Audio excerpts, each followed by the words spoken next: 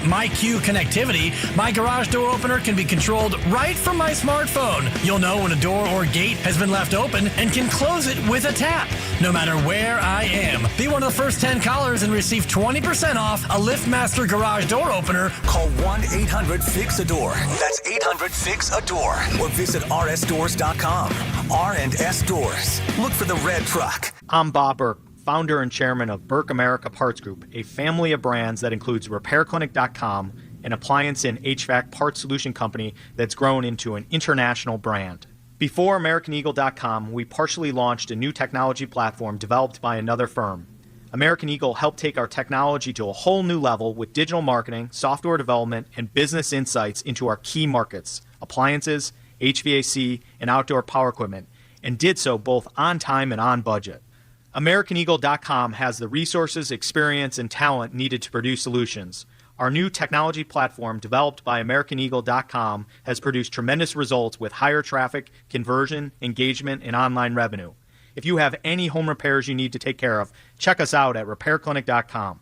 If you need a world-class website or technology project, then I would highly recommend AmericanEagle.com. Call AmericanEagle.com at 773-NETWORK. That's AmericanEagle.com, 773-NETWORK. Came to Buddy for the first time after the shooting. It was crippling, but it had to be preserved. In response to the Pulse nightclub shooting that affected the LGBTQ community, Barbara Poma, owner of Pulse, founded the One Pulse Foundation to honor Pulse victims and survivors. If you're an ally of this community, speak out. There are more of us together than apart. It is the power of love in its rawest form. Join the fight for LGBTQ acceptance. Learn how at lovehasnolabels.com. Brought to you by Love Has No Labels and the Ad Council.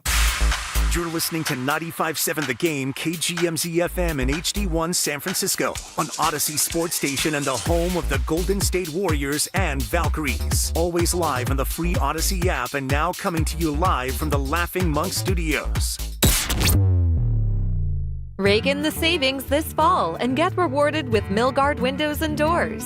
For a limited time, receive up to $135 back per qualifying windows and patio doors when you buy from Dolan Lumber Windows and Doors. But hurry, this offer ends December 8th. Upgrade your home with energy-efficient windows and patio doors designed for lasting comfort and style.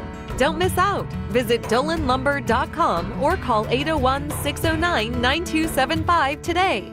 Hey, this is Joe Shasky from 95.7 The Game. Want to hear something super? Well, Merit America wants to get you on the path to a super new high-paying career with free coaching and training. And the first step is a super job working at the super big game. Go to meritamerica.org/super and see how you can sign up for super career training in HR, logistics, data analysis, and much more for free. So go to meritamerica.org/super. This is a super opportunity, and it's brought to you by Merit America. Hi, I'm John Ray, your friend and jeweler at Shane Company. When you buy an engagement ring or fine jewelry gift from Shane Company, you get more than what you paid for. Our jewelry comes with our all-inclusive free lifetime warranty. It covers everything. There's no fine print. You'll get unlimited cleanings, resizings, and repairs. Plus, it even protects your engagement ring's center stone. We stand behind the quality of our jewelry, and that's our gift to you this holiday. Peace of mind. Because a friend knows the best things in life are free. Shane Company, your friend and jeweler. Hi, it's Bonte, here to talk about River Islands, the most successful lifestyle community in Northern California. Speaking from experience, I know that it only takes one visit to see why. The schools are top scoring and built right into the community. There are more than a dozen parks, open spaces, and playing fields, and another dozen lakes for kayaking and paddleboarding. Who doesn't like that? The town center is getting started, so you'll be able to shop, stroll, dine, and attend events, all right in your own community's backyard. It's the good life. Come to life. Currently, there are 15 unique neighborhoods, each offering a different take on the Delta lifestyle. The choices are yours in home size, style, bedroom count, and location. 2 bedrooms to 6 bedrooms, 1 story or 2, even multi-generational suites. What's more, the pricing is as varied as the homes, with prices ranging from the $600,000s to well over $1 million. Start your tour today at riverislands.com. That's riverislands.com. Isn't it time for you to discover the islands? What's your financial future look like? At Pettinelli Financial Partners, we help you shape it. Whether you're planning for retirement, buying a home, or saving for something special, our professionals are here to provide clear guidance and smart strategies. Visit PettinelliFP.com today and take the first step toward a more secure financial future. The financial consultants at Pettinelli Financial Partners are registered representatives with and securities offered through LPL Financial, member FINRA SIPC. Investment advice offered through Stratos Wealth Partners, a registered investment advisor. Stratos and Pettinelli are separate entities from LPL Financial. Prescription products require completion of an online medication consultation with an independent healthcare provider through the LifeMD platform and are only available if prescribed. Subscription required. Individual results may vary. Additional restrictions apply at lifemd.com. Read all warnings before using GLP-1s. Side effects may include a risk of thyroid C-cell tumors. Do not use GLP-1s if you or your family have a history of thyroid cancer. Confused on where to start with weight loss medication? 95% of LifeMD patients said starting their weight loss journey was simple. Go to trylifemd.com now and see the best options with or without insurance for Wegovy, Zepbound, and more. Brian was approved for insurance coverage and lost 100 pounds. I love the fact that insurance covered almost everything because pharmaceutical prices are going through the roof. The first time I realized that LifeMD was working for me was when the hunger started going away. I never thought losing weight would be this easy. It's given me more energy. I would recommend LifeMD to anybody. Nearly 96% of patients said they would recommend the LifeMD program to anyone who wants to lose weight. Get started right now at trylifemd.com. That's TRYLIFEMD.com. Hey, it's your boy Guru. Every time we put a rat on the table during our show, it's brought to you by Atco Pest Control. Atco Pest Control is a family-owned local business proud to provide pest control in the Bay Area for over 35 years. Atco uses natural methods to give you a peace of mind and keep your family out of harm's way. Quality pest control doesn't have to empty your savings either. Don't wait. Go to AtcoPestControl.com for all your pest control needs. They got you covered. This is the story of the one. As a maintenance supervisor at a manufacturing facility, he knows keeping the line up and running is a top priority. That's why he chooses Grainger. Because when a drive belt gets damaged, Grainger makes it easy to find the exact specs for the replacement product he needs. And next day delivery helps ensure he'll have everything in place and running like clockwork. Call 1-800-GRAINGER, click Grainger.com, or just stop by. Grainger, for the ones who get it done. Some people just know you can save money on car insurance by checking Allstate first. Like you know to check the weather first, before wearing face paint to the game. Bro, your Go Cats is dripping into your nachos. Oh, and now paint is in my eyes. Interception! Did you see that? No! Yeah, checking first is smart. So check Allstate first and see what you could save. You're in good hands with Allstate. Potential savings vary, including based on how you buy, subject to terms, conditions, and availability. Allstate North American Insurance Company and affiliates, Northbrook, Illinois. In San Francisco today, partly sunny with a high of 75 degrees. Weather brought to you by Robert Half. Our recruiters' expertise and award-winning AI will find you the skilled candidates you want. At Robert Half, we know talent. Visit roberthalf.com/talent today. It's time to wake on up. Wake up, wake up. With a nice cup of Joe. What's up, Joe, bro? Featuring Joe Spadoni. He's an Italian. And Joe, the Butcher Boy Shasky. I am slippery. Oh! The best part of waking up is morning roast in your cup. It is the Morning Roast, man, on 95.7.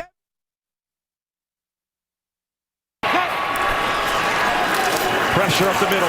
Jones in deep trouble. Knocked away. Picked off by Emmanuel Forbes. The Rams pick it off and take over. Yes, they did. Kevin Burkhardt, Fox Sports on the call yesterday with Tom Brady. 42-26 the final, and that was the nail in the coffin. No, it wasn't, though. That wasn't even that. Like, they had to go for it on fourth down. Yeah. I have no problem with him throwing that ball right there. I know it got intercepted, but, like, Carter. Who's mad about it? I don't know. I didn't like that was the play call that was chosen as the start of the show. You have a bone to pick with Carter, of all people. We don't have a final cut, so. We don't have a final. Well, in fairness, that was the final cut. Well, here's the final cut. When the trade deadline came and passed, this front office basically told this team, like, we don't believe in you. Well, do you believe in Mac Jones? We didn't have that cut, so. You didn't have that cut. Hey, you got to, listen, like, were you surprised about the outcome yesterday? Were you surprised deep down? No, it's not about being surprised. No, but were you? Like, I fully expected that game to happen that took place yesterday at Levi's. You expected them to get 45 dropped on their heads. Yes, I expected that. I thought the Rams would play like they were pissed off that they lost the game earlier to the Niners. I thought everything that was shaping up for this defense or not shaping up for this defense with all the injuries. Then you got Alfred Collins out. I thought it was a recipe for disaster yesterday. Yeah, no, you and I just aren't going to say it. So, look, here's what I would say to you is yesterday was not about the trade deadline. Like, I'll be real with you. No. It's not about just the trade deadline. It's about an organizational philosophy on team building. And I think that yesterday there were two ways to build teams, right? When you pay a quarterback a lot of money, like the Rams have, you have to hit in the draft. The only way that the 49ers were going to be able to make this year be a great one for this team, regardless of all the injuries, was you're going to have to hit these last couple of years of the draft. And I thought yesterday, obviously Matt Stafford was excellent, and he's an excellent player. Yeah. But they've surrounded him with plug-and-play players in the draft. And, Joe, as I watch our first-rounder not suit up for 2 months, Enrique Pearsall from last year, what's their first-rounder been doing? Jared Verse has been incredible. Their second rounder was Braden Fisk. Our second rounder was Renardo Green. Now, in the first half, he was targeted 7 times. 7 times. 7 times your second rounder, your cornerback, was targeted yesterday. What's Sean McVay telling you when he's targeting you 7 times in the first half? Means you stink. It means you're the duck. Yeah. You're the duck that we're going to isolate. And then I look at the third rounder for them. That was Blake Corum. Blake Corum played yesterday. Not sure if you saw him. He was returning kicks for the Rams. He was also really good in the run game yesterday. Your third rounder, Dominic Pooney's been up and down. He's probably been one of your better picks the last couple of years. The last 2 weeks he's been pretty solid, though. The Giants game probably his best game, and then I thought yesterday he was fine. And then let's talk about this year's draft, as we discuss how to surround your $50 million quarterback with talent. This year's draft, the Rams traded out of the first round. Do you know what they get next year? The Atlanta Falcons first-round pick. Which will probably be a top 10 pick. Falcons currently 3-6. All right. They took a second-rounder who made a couple of really nice passes on Luke Gifford. I'll get to that in a second. A tight end, Ferguson. He made a couple of really nice plays yesterday in the fourth quarter with kind of the game still in the balance. He was the guy in these 3 tight end sets that they were like, oh, yeah, we're going to isolate your garbage 30-year-old former Titan practice squad player, Luke Gifford. We're going to isolate him over and over and over again on this one particular drive. Their third-round pick is a defensive lineman. Their third-round pick has more tackles and sacks than Alfred Collins, Mykel Williams, and C.J. West combined. Oh, yeah, and also, your first-round pick is on the IR. He's a run-stuffing D-end who's kind of a tweener, who wasn't very good this year. Again, he has half as many impact plays as the guy that the Rams took in the third round. Your second-rounder, Alfred Collins, didn't even suit up yesterday. That sucks. I actually like Alfred Collins. And then your third-round pick, Upton Stout, he was targeted 3 different times, 2 on third downs on pivot routes where they created first downs. And then tough matchup. Tough matchup. The Rams have maybe one of the best wide receiver core and offensive and your skill 75th overall pick, your 75th overall pick, your third rounder who can't get on the field because Luke Gifford has to play. Okay. So, again, we could talk a lot about who's out and who's injured. But I truly believe that this game was a big case study in drafting and developing the right players and how the Rams have nailed those picks to surround a Hall of Fame quarterback and players around that quarterback. They have surrounded him with plug-and-play players on both sides of the ball. And the Niners draft picks have been MIA. We're on 1 and 2 year red shirts. I mean, Isaac Guerendo was a 4th rounder. He's done nothing for you. Jordan Watkins, 4th rounder, nothing. Cowens, 4th rounder, nothing. So I'm. So you don't want to hear about the injuries? Of course the injuries are real. Devontae Adams left that game with an injury. He did. Every team in the league is dealing with injuries. But to offset those high bloated salaries of the 7 guys you chose to pay, Purdy on down, Bosa and Kittle and all that, you needed to have good drafts the last couple of years. And I think that the jury is out is an understatement on their draft picks the last few years. 888-957-9570 is the number. Niners fall to 6-4, 42-26 the final yesterday at Levi's Stadium. Rams improved to 7-2, and it was a tale of 2 NFC West matchups yesterday. It looked like those are the 2 teams that won yesterday that are going to be, either 1A or 1B in the division. You saw the Seahawks, what they were doing. If you were just following along, it was 30-0 in the span of 5 minutes, it felt like, against the Arizona Cardinals, and that game was over after the first quarter. It felt like the Rams game might have been over after the first quarter, but they showed fight yesterday. And I get it. We're not handing out pom-poms. We're not handing out orange slices, Capri Suns. We're not doing that this morning. But the fight and the mental fortitude that this team has shown this season, and yeah, the final score is going to look like they got blown out, and you know what?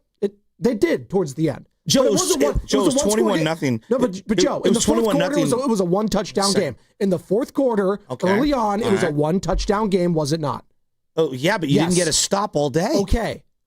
They could have easily closed up shop and just rolled over. No, look, you don't on want one to hear level, about that. That's fine. No, I think on one level, I get being happy with like effort. 39 for Mac Jones, 319 yards, 3 touchdowns. Is not a problem. I thought the offense showed up yesterday. The defense, I'm not surprised they got dropped 42. Maybe you are. I'm not. They just.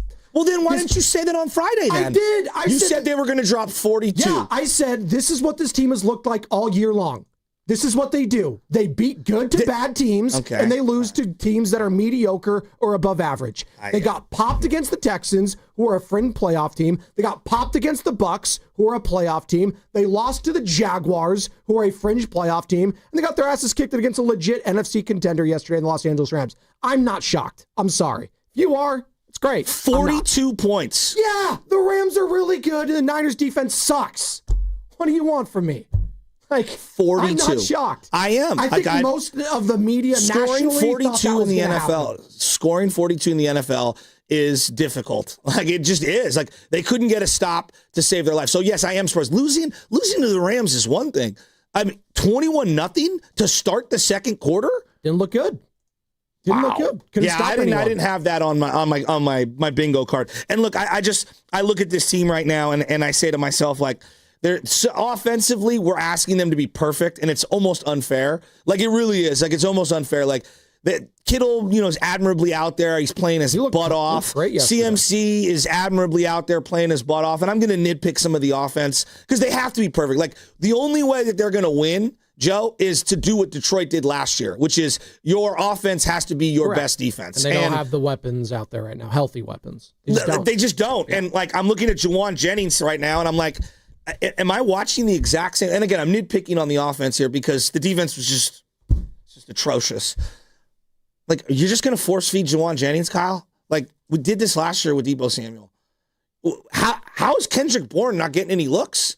Kendrick Bourne has been better than Juwan Jennings this year. What are we trying to accomplish with force feeding Juwan Jennings over and over and over again? He had a false start that totally ruined a drive. He had a huge drop, and he had a huge fumble.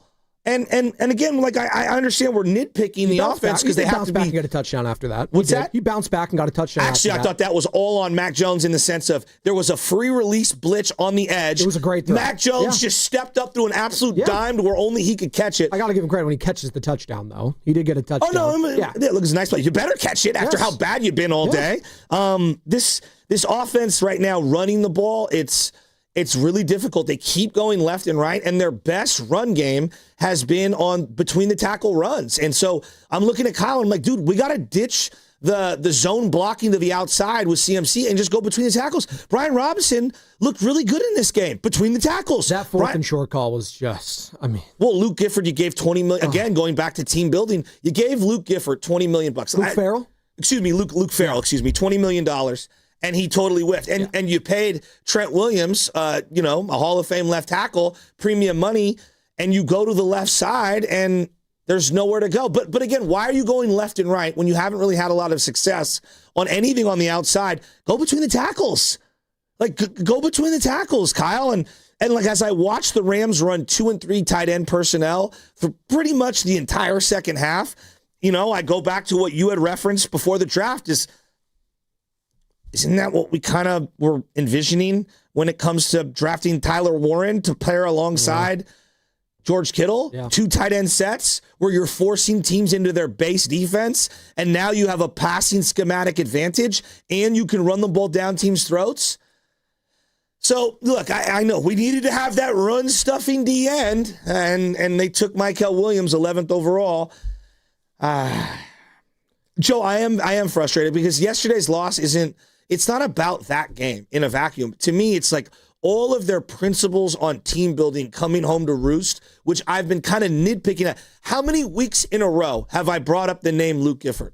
Yeah, far too often I've heard the name Luke Gifford. Both in the games and on this show. But didn't it also feel like the rest of Niner Nation was like, why is Luke Gifford out there? Well, finally, I think this was the game where he played way more. Like, you heard his name called way more than any other game prior. You just did, because McVay realized, I have a mismatch and I'm going to isolate it. Sure. Something that the teams prior probably just didn't pick up on because they just didn't have the weapons or the offensive mind of a Sean McVay.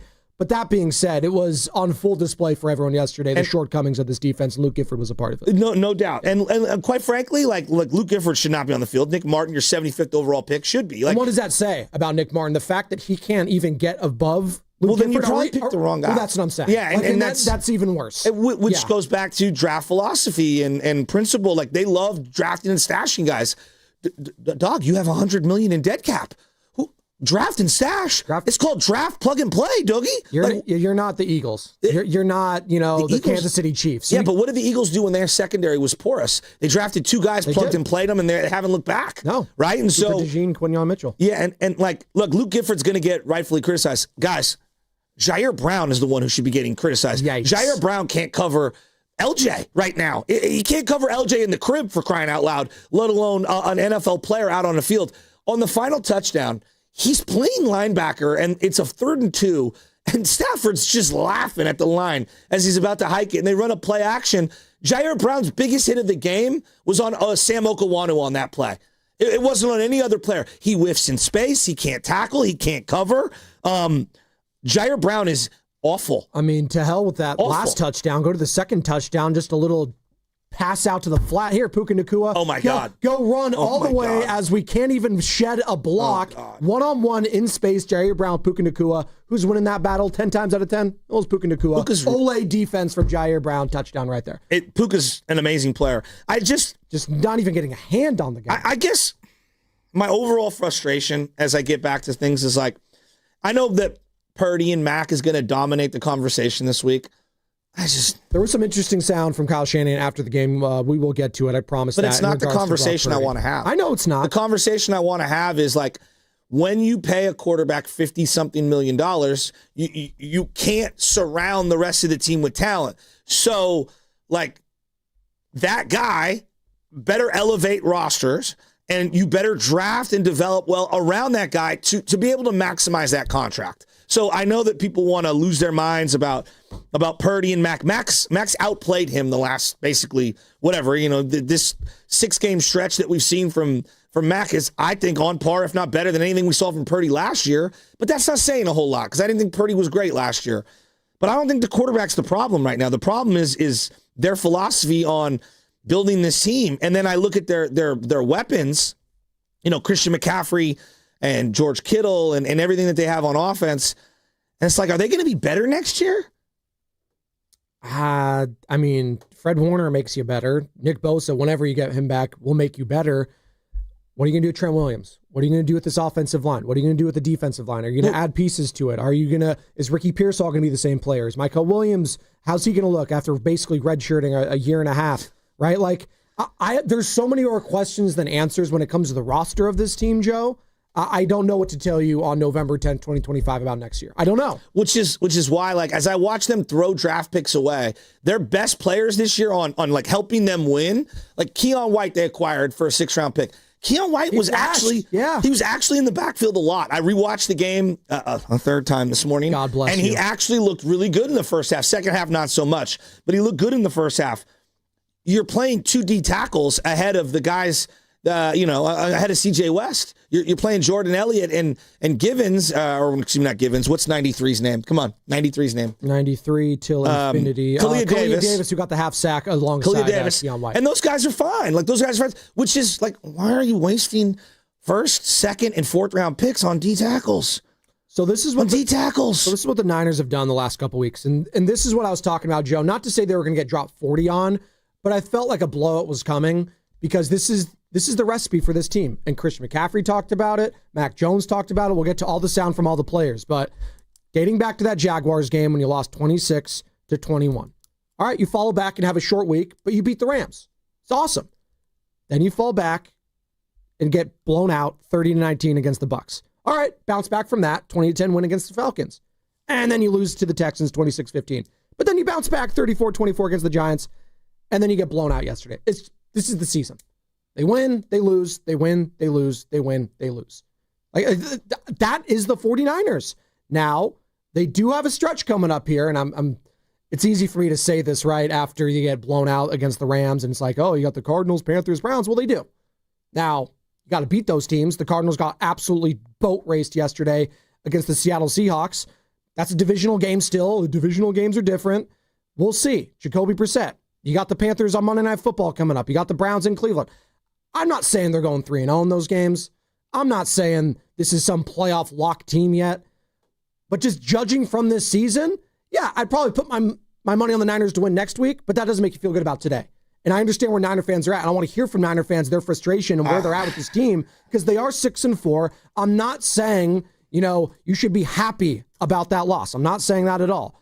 I'm saying I saw the loss coming a mile away, and I think a lot of Niner fans did. Well, yeah, losing is one thing, but I think getting blown out and not getting a stop to save your life is another. And I think that's where it's like, wow, they played, quite frankly, defensively, they played like a team that knew their front office gave up on them. And that sucks, but I also understand where they're coming from. 888-957-9570. It is a Monster Monday presented by Merit America. Visit them at meritamerica.org/super. And as always, you can not only hit us up via call or text, the Boxer and Gerson Work Injury Attorneys text line, but also on YouTube, where we are streaming. You can see these bright, beautiful faces brought to you by First NorCal Credit Union. For a low-rate auto loan, apply online or just ask for First NorCal financing at the dealer. Dave in South San Francisco, John, Sally, we'll get to all of you on the other side. It's going to be brought to you by Alameda County. Ready to shoot your shot? Join the Alameda County team and make a real impact. With strong support, expert training, and flexible schedules, this is your chance to lead and grow. Don't sit on the sidelines. Apply now at acjobs.org. Alameda County, our community, your purpose. Hey, it's Willard, and I'm just going to say it. We need your help. Right now, 1 in 3 people in the Bay Area don't know where their next meal is coming from. Parents skipping dinner so their kids can eat. Seniors choosing between medicine and groceries. In a place this strong, this connected, that shouldn't happen. It can't happen. That's why our friends at Habas Law are teaming up with Martha's Kitchen. Martha's Kitchen provides more than 200,000 meals every month to our neighbors in need. So let's do what the Bay Area does best. Let's show up together. Visit marthas-kitchen.org and donate today. Habas Law, always fighting to make it right. This is Larry Flick, owner of the Floor Store. The holidays are coming, but so is our pre-holiday sale. And that means everything in the store is 30% off. Not just some things, 30% off everything. Go to floorstores.com for directions. The Floor Store, your Bay Area flooring authority. In sports, success is about team effort, and the same is true for your hair. At Great Clips, we save your haircut details in clip notes, so every member of the highly skilled team knows exactly how to create your signature look. And with our easy-to-use app, you can check in from anywhere and get a ready next text when you're up next for a cut. It's the confidence of a great haircut delivered by a team you trust. Download our app today. Great Clips. It's gonna be great. When selecting a financial institution, how do you know you're making the right choice? As Bay Area bank customers find themselves at a crossroads, maybe it's good to consider if you want your bank to be community-oriented or corporate-minded. Fremont Bank has grown by providing stable, consistent service to the region, its families, and its businesses for 60 years, all without a single merger. And we intend for more of the same for the next 60. Fremont Bank, here for you, here for good.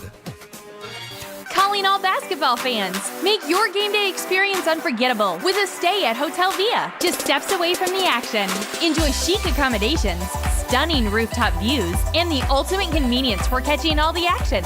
Skip the traffic and relax in style before and after the game. Whether you're celebrating a big win or just want a perfect night out in San Francisco, Hotel Via is your MVP choice. Book now at hotelviasf.com and make your game day a slam dunk at Hotel Via. Tune in for the Ghost Report on Fridays during the Morning Roast with Spadoni and Jasky. Brought to you by Ghostwood Kitchen, your neighborhood brew pub on Main Street in Redwood City, where we are talking about who's scaring the competition this week.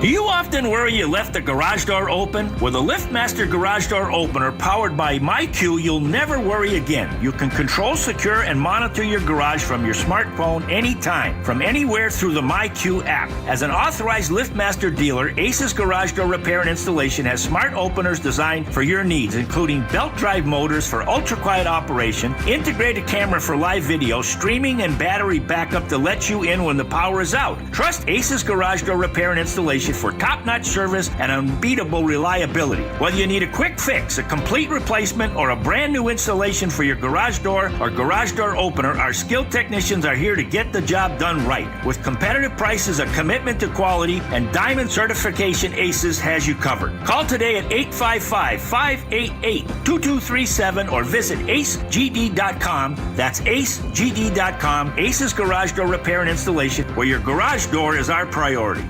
Hey, Dan Dibley here for Golden State Lumber and Showroom. Consider their Stockton Yard as the go-to resource for building professionals in San Joaquin County. With over 40 acres of premium building materials available to the public for bigger jobs, you can count on Golden State's large fleet of trucks for timely delivery. It's their goal to keep your project on time and on budget, building a better Bay Area for over 70 years. Golden State Lumber and Showroom. When you succeed, we succeed. Every morning, we rise and shine, make breakfast, and brush away the night's rest.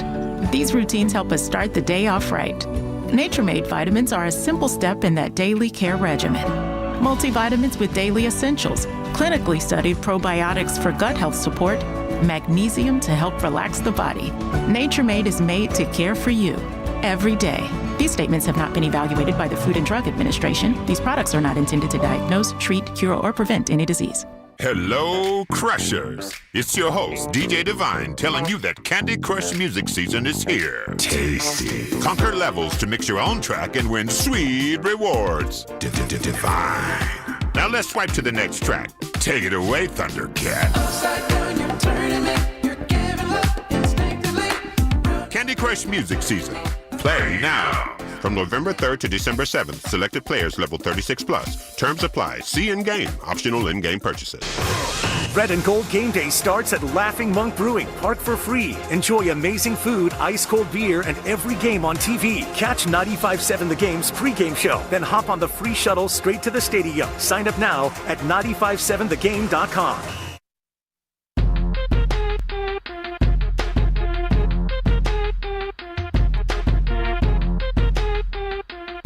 Play of the drive. Robinson breaks the tackle and he's in. Touchdown, San Francisco. Wow, one-on-one with Landman in the hole. And Robinson says, no, I'm not going down. Hey, it's Willard from Willard and Dibs coming up at 2 o'clock. But now back to the Joes on the Morning Roast. Hey, Joe, I totally think you're winning the debates today. There's nothing to debate. We're both in agreement. It was a bad loss for the 49ers yesterday, Mark Willard. Tom Brady, Kevin Burkhardt on the call, Fox Sports, 42-26 the final. Rams now 7-2. 49ers fall to 6-4. And now for the first time, Joe, on the outside looking in the playoff picture through 10 games, the Niners, the 8th spot in the NFC. The Chicago Bears have overtaken them at 6-3. Big win for the Bears yesterday over the Giants as Jackson Dart had to leave with a concussion. And Russell Wilson gets sacked immediately, third down there, because that's what he does at this stage. Mr. Unlimited is actually Mr. Limited, and Caleb Williams scampers into the end zone. So, yeah, the Niners are out on the outside looking in. But don't worry, you'll play the Chicago Bears coming up. You'll play some of these teams right behind you, the Carolina Panthers coming up here. So it's still out in front of them, but we got to talk about the debacle yesterday. Just falling down 21-0 the way they did, it doesn't make you feel very confident heading out of Levi's if you were at the game yesterday, especially the heat. Oh, my God, it was hot. It was hot in Oakland. I can only imagine how hot it was at Levi's Stadium. I know you didn't go. You auctioned off the tickets. That was very nice of you to do that. I'm sure you don't regret doing that because of the heat, though, huh? And the loss. Well, and the fact it was 21-0 before the second quarter. That's what I said, the loss. Yes. Look, you can lose to the Rams. The Rams are a good team. Like, you can lose to them, but, like, losing in the way that they did was It was just sad. But I liked the way they came back and made it a game, even in that fourth quarter, when it felt like they had no business making it a game. I can be encouraged with effort. Over from it, and I am slightly encouraged in that regard. Just because of the offense's fortitude, the mental toughness of this team, they don't quit. They don't. And that is something I saw a lot last season that I'm not taking for granted with this team. This team has all the reasons to quit, and they haven't yet. That being said, you got popped. You got to lick your wounds and bounce back next week against the Arizona team that got equally, if not more, embarrassed against the Seahawks. Look, it's professional sports. This whole thing of like, hey, they didn't quit. It's like, yeah, I kind of expect you to do that, especially when the prices are what they are and guys are getting paid what they're getting paid. So I hear you on that. But again, like, I don't feel good about the development of some of these guys right now. And I think that's the problem. And look, we're in the development business. Basketball is different than the NFL. NFL, you're looking for plug and play. Like that's the first 3 rounds of the NFL are plug and play. That's what made 2019 so special. You plugged in Nick Bosa, you plugged in Deebo Samuel. That was your starting wide receiver 1 to start the year, and your starting defensive end. Those are plug and play spots. And then you found a linebacker later on in that draft in the 5th round who ended up being a basically plug and play for Quan Alexander, who got injured. And he stepped up admirably and was excellent for you. And just these last few drafts, the guys that they plug in there aren't ready to play, and they're not good. And I guess when everyone's losing their mind over Luke Gifford, I've been here for about a month. And my argument has been very simple. It's like, all right, if we are in the business of simply developing the young players, I get it. Get the 75th pick out on the field, Nick Martin. He's a 3rd-round pick. Get him out on the field. Have him join Renardo Green, the 2nd rounder from last year, and Upton Stout, the 3rd rounder from this year. Have them all play. That's fine. Don't play Jason Pinnock. Play Marquise Siegel, the rookie, then. Okay? But if you're going to, hey, we're playing the best overall, well, then you're going to get Pinnock playing more than Marquise Siegel. You're going to get Jair Brown playing more than Marquise Siegel. You're going to get Gifford playing over Nick Martin. Well, then why isn't Chase Lucas out there then? You can't tell me Chase Lucas is your 4th best corner. I watched the preseason. He was awesome. I've watched him when he came into the second half of that Rams game when Stout got injured. He was awesome. So, like, they're all over the map on what they want to do, and that's where I get frustrated, okay? You want to play the young guys? Stop playing DeMarcus Robinson. Let me see Jordan Watkins, right? Like, I feel like they've treated it like a buffet cart where they're picking and choosing which young guys they're willing to live through mistakes and which ones they aren't. And that's where I'm like, all right, well, like, what is it? Are we competing or are we developing? Well, you guys pick the lane. I'll buy in. They're trying to compete for a playoff spot still. They're right in the midst of a playoff picture. Okay, then I ask you this. As Renardo Green is getting targeted 8 times in the first half and can't guard cannot stop a nosebleed. It was a bad game. It was a really bad game from Renardo Green. He's been bad for all year. He hasn't been good. All right? So then why not throw in Chase Lucas? That's a question for Robert Saleh. All right? If it's about playing the best player, you're telling me Jair Brown's the best we got at safety? Might be. Wow. Well, if he is, you have missed on so many draft picks. What does that say about Marquise Siegel? What does that say about Malik Mustafa and Jason Pinnock, who you brought in? Wow. Really? Yikes. Like, so this is where I don't know what we're doing. And they're 6-4, so shouldn't we be encouraged that they've been doing this in spite of all that? Look, the fact that they're 6-4 is a nice, I guess, severance package for all the misery that I'm going through regarding the overall arc of the team. I mean, if I told you before the season that this team would be 6-4 through 10 games, you'd absolutely take that. You would. You thought they were going to be like 8-9 kind of win team. Okay, so what fan this morning is waking up feeling great about a 6-4 Niner team? Other than the record, other than the part of the record, who's feeling like great this morning? I don't think they're feeling great, but I think they're saying, okay, we're still in the midst of it. That was a bad loss to the Rams that we probably expected. And we have 4 games against teams that either stink or below you in the standings, against the Cardinals, against I don't think the Niners can scoff at anyone at this point. No. I don't think to play the game because that's how the game is played. And that's how 49er fans and fans look. Okay, we got the Cardinals, we got the Panthers, we got the Browns, we got the Titans. The Browns and the Titans stink. Panthers, they're kind of, I don't know what they are. The Cardinals stink. I don't even know who's playing quarterback on Sunday.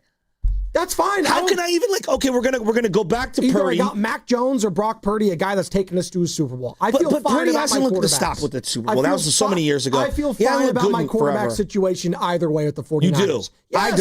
I don't. The only thing I feel bad about is the defense, which stinks. The last time we saw Brock Purdy, he did not look right, and he hasn't played for a long time. I don't know how you can feel really confident about Brock Purdy right now, given that they're practicing him, they're not suiting him up, they're here, they're there. I feel good about Mac. I do think Mac's played really well, but I'm fearful that he's going to get sat down for Purdy because of how much money you've invested in Purdy, which I get.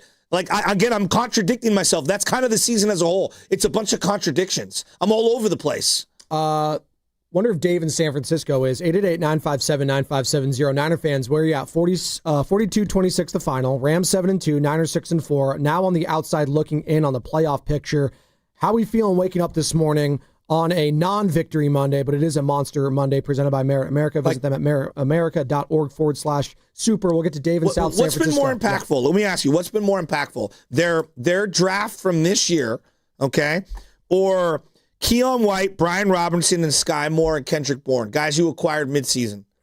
Yes, Kendrick Bourne, right? I mean, Alfred Collins was good. Which collection has been more impactful for winning? Sky Moore, I don't think he's great at all. Sky Moore's been a really good returner. He's been solid, I guess. He was awful the first couple of games. Horrible. I think he's been, as a long-time Niner observer, he's been one of our best kick and punt returners in years. It was not a high bar to clear with that. So Sure, yeah. but I'll take it. Okay, Sure. Brian Robinson's been good when he's been playing. The last two games has been the best of Brian Robinson I've seen. But he's had some big runs. Yes. Keon White looked good yesterday. Kendrick Bourne, you could make the argument he helped win them multiple games. So I guess what I'm saying is I'm deflated because this team has actually done a better job assessing NFL talent that's available and moving draft picks to get guys who can help them now than they have been assessing college players to come in and contribute right away.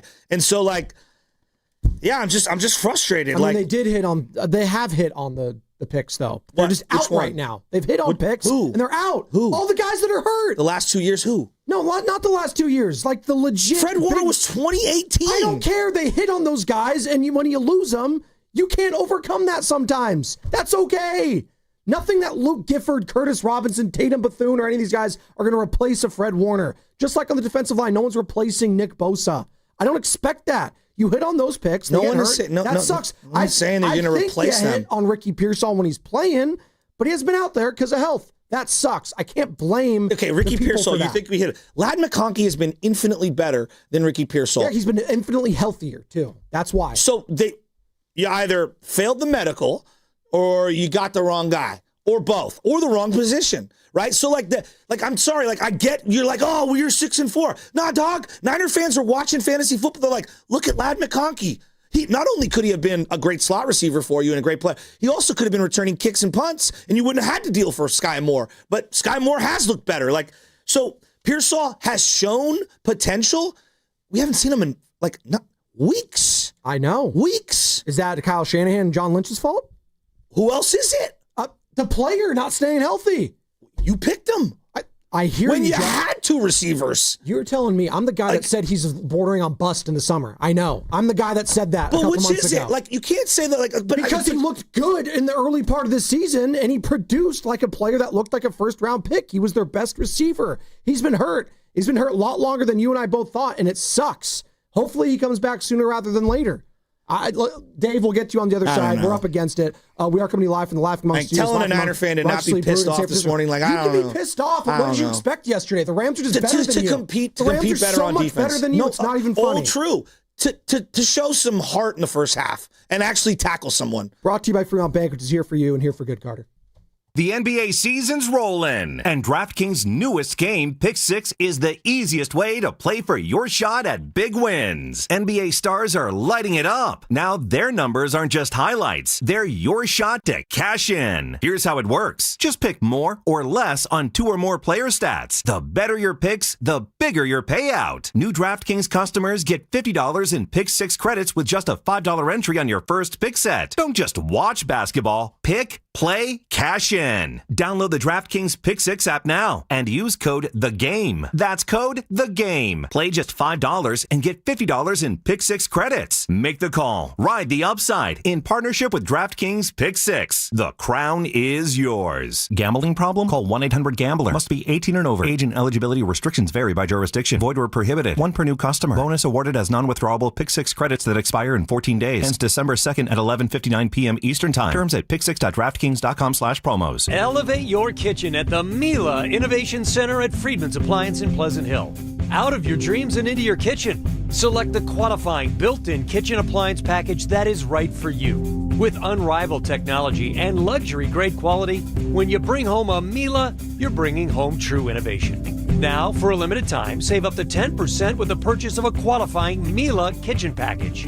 Visit the Miele Innovation Center at Friedman's Appliance in Pleasant Hill or at friedmansappliance.com. Hi, I'm John with Jack's Restaurant and Bar. My brothers and I recorded our first commercial a while back. It got a little chaotic, so I'm here today. What's going on here, bro? Are you recording a commercial without us? Guys, no, I'm just trying to what? Take all the credit for our half-pound all-natural burgers? Or the best fish and chips or around? 7 mac and cheeses and 14 sandwiches, including a French dip that will change your life? Or homemade meatloaf, pot roast, and next-level lamb chops? Or that people can order takeout and delivery by visiting ilovejacks.com? Guys, no, I'm just went behind our backs. I knew he would. Wait till we tell Mom. Oh, please don't tell Mom. Real family, great food, ilovejacks.com. Boxer & Gerson, Northern California's premier workers' compensation law firm, helping injured workers get their lives back for over 40 years.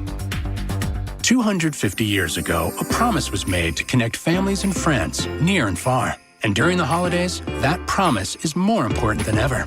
That's why USPS is building a better network to meet your needs with timely deliveries, easy and affordable ways to ship, and everything you need to make your season full of holiday cheer.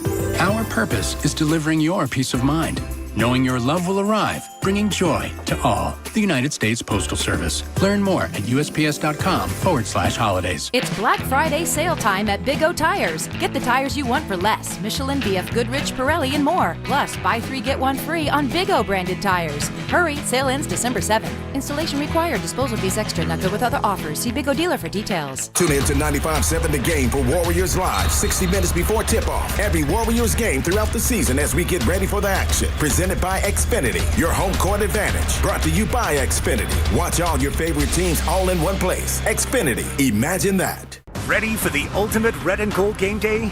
Laughing Monk Brewing is the place to park, party, and ride. Skip the traffic. Forget the expensive parking. Park for free and dive into an epic tailgate with mouth-watering food, ice-cold Laughing Monk beer, and every game on TV. Catch 95.7 The Game's pregame show with Lorenzo Neal and Evan Giddings. Then hop on the free shuttle minutes away from the stadium. Shuttles are first come, first served. So head to 957thegame.com to sign up and join the party.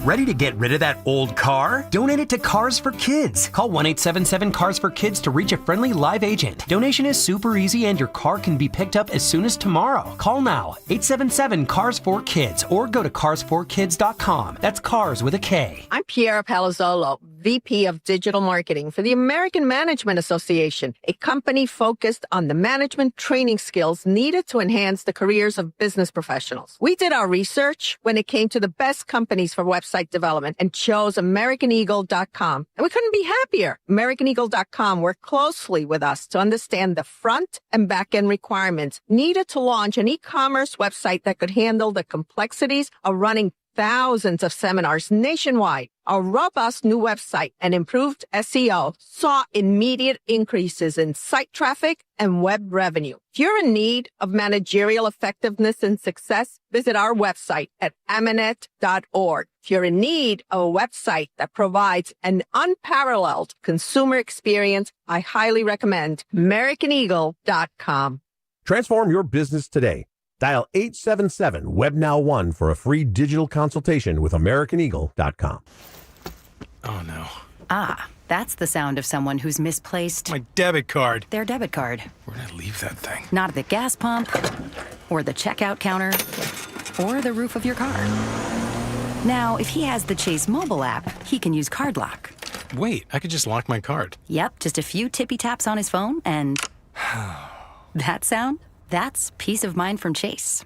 Chase mobile app is available for select mobile devices. Message and data rates may apply. JP Morgan Chase Bank N.A., member FDIC. Pros don't just show up. They prove how it's done. with precision and without shortcuts. Makita tools are built the same way, with a dedication to lasting quality, trusted performance, and results that reward your effort year after year. When the job calls for the best, call on Makita. Built to be the best. Available at the Home Depot.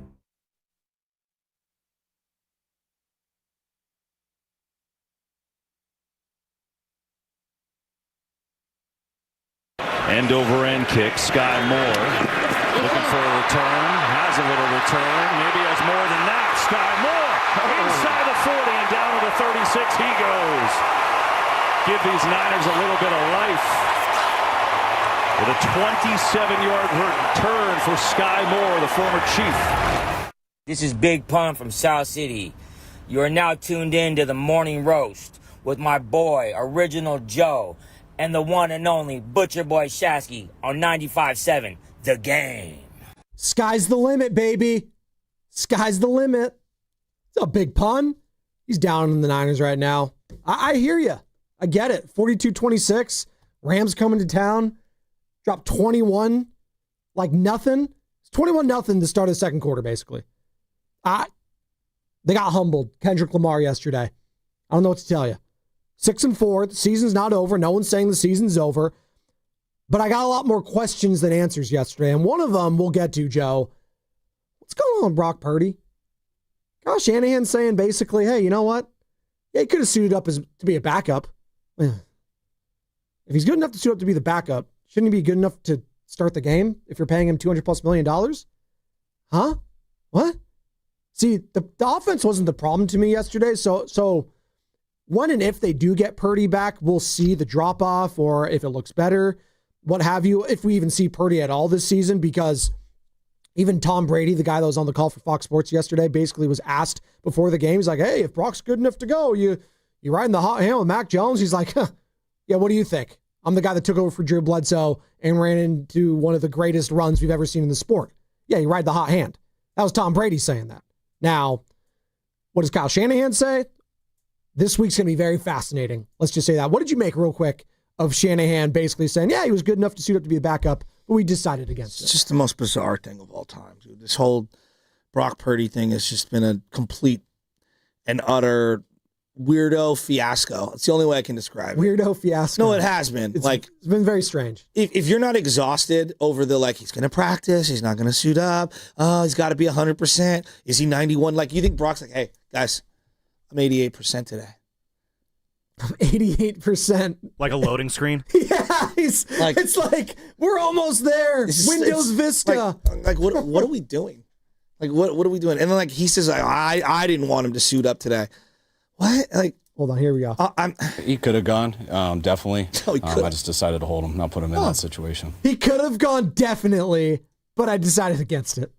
Like, what? Is there, honest to God, I'm asking out loud, is there a quarterback in the history of franchise-tagged or franchise-paid quarterbacks who was healthy enough to go and the coach said, yeah, on second thought?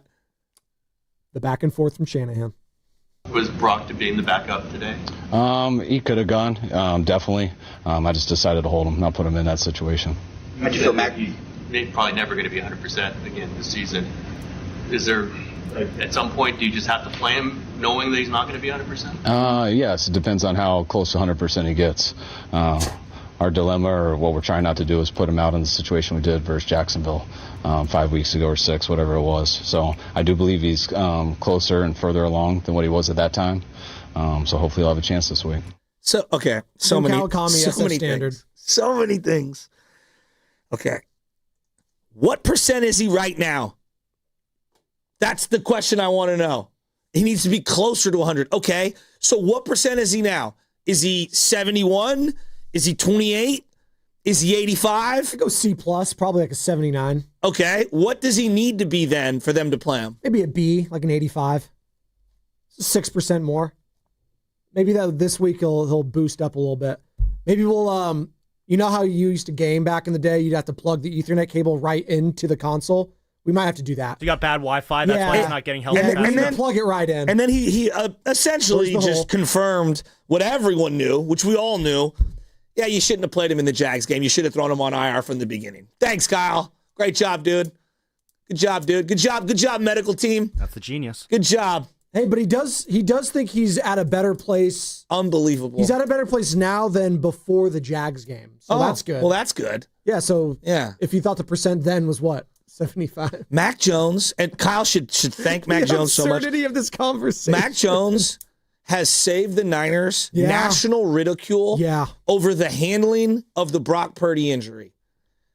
Where would this team be without Mac Jones? No, seriously. It's a crazy statement to say on November 10th, halfway through the season. Mac Jones has been awesome. And even yesterday, he was really good. And honestly, 6 incompletions. I would tell everyone out there, just temper your expectations for Purdy. Whether it's him coming back or him looking amazing, he's missed so much time. He's barely played this year. To think that he's going to come in and hit the ground running, I will guarantee you this, Joe. I'll guarantee this. I am more outraged over their draft philosophy over a multi-year period than I will be over any individual start from Purdy this year. Okay. Now, like, big picture, they pay the right guy the right amount of money and blah, blah, blah, blah, blah. The only reason that will even come into play for me this year is just big picture about how they're going to have to draft moving forward, right? But, like, I'm not going to lose. I promise you, I won't lose my mind over because I have a feeling if he does come back, whether it's this week or a month from now, he's not going to look right. Like, I'm preparing myself for that. And if he looks good, that'll be awesome. I'll be really happy, and that's good. But I'm not expecting much. Mac has been amazing. He's been so good. I have a hard time sitting him down because of how well he's played, but I understand it. You paid the guy a lot of money. I'm not going to treat the janitor at Odyssey the same way I'm going to treat the CFO, and I'm not trying to knock anyone, but like that's reality. I treat everyone equally. You're fake hustling if you don't think that money factors into and draft status factors into some of these decisions. Like it does. It's real. We all do it, and I treat my wife different than I treat the person at the liquor store. Sam Lubman. And so. But, God, this whole quarterback thing, I mean, mismanagement doesn't even begin to explain what they've done. OSHA would have a field day with the 49ers this year. Immunized. By the way, brought to you by Golden State, serving the Bay Area for 3 generations. When you succeed, we succeed. Visit GoldenStateLumber.com. Let's get to Dave in South San Francisco because he's been waiting very patiently. Dave, what's up, man? You're on the roast. Hey, good morning. Well, the game is...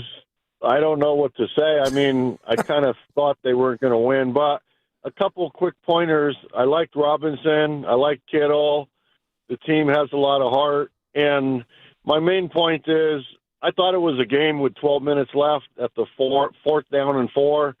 How come Shanahan couldn't pull a special trick play where in the backfield they hand it off to like 2-3 players and somebody just runs up the right side while the entire Rams side is on the left side, something like that? Because I thought after that 4-4, it kind of went downhill.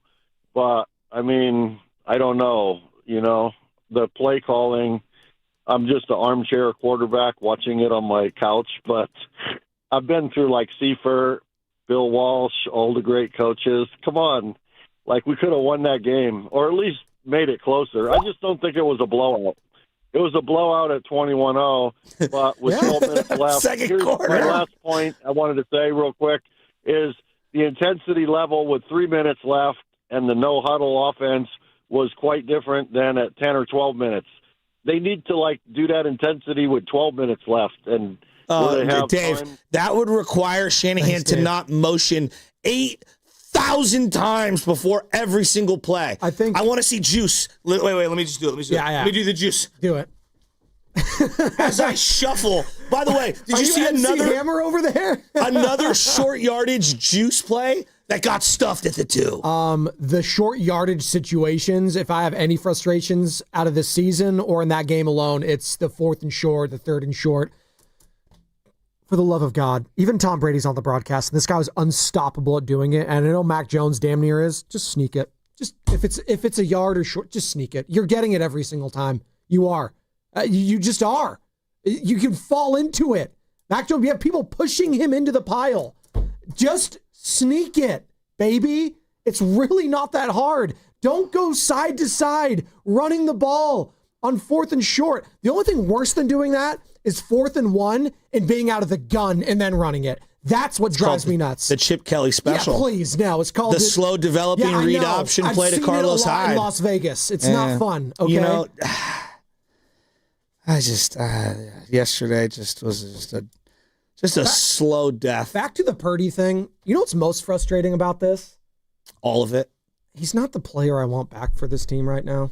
What do you mean? He's the starting quarterback that's making $200+ million.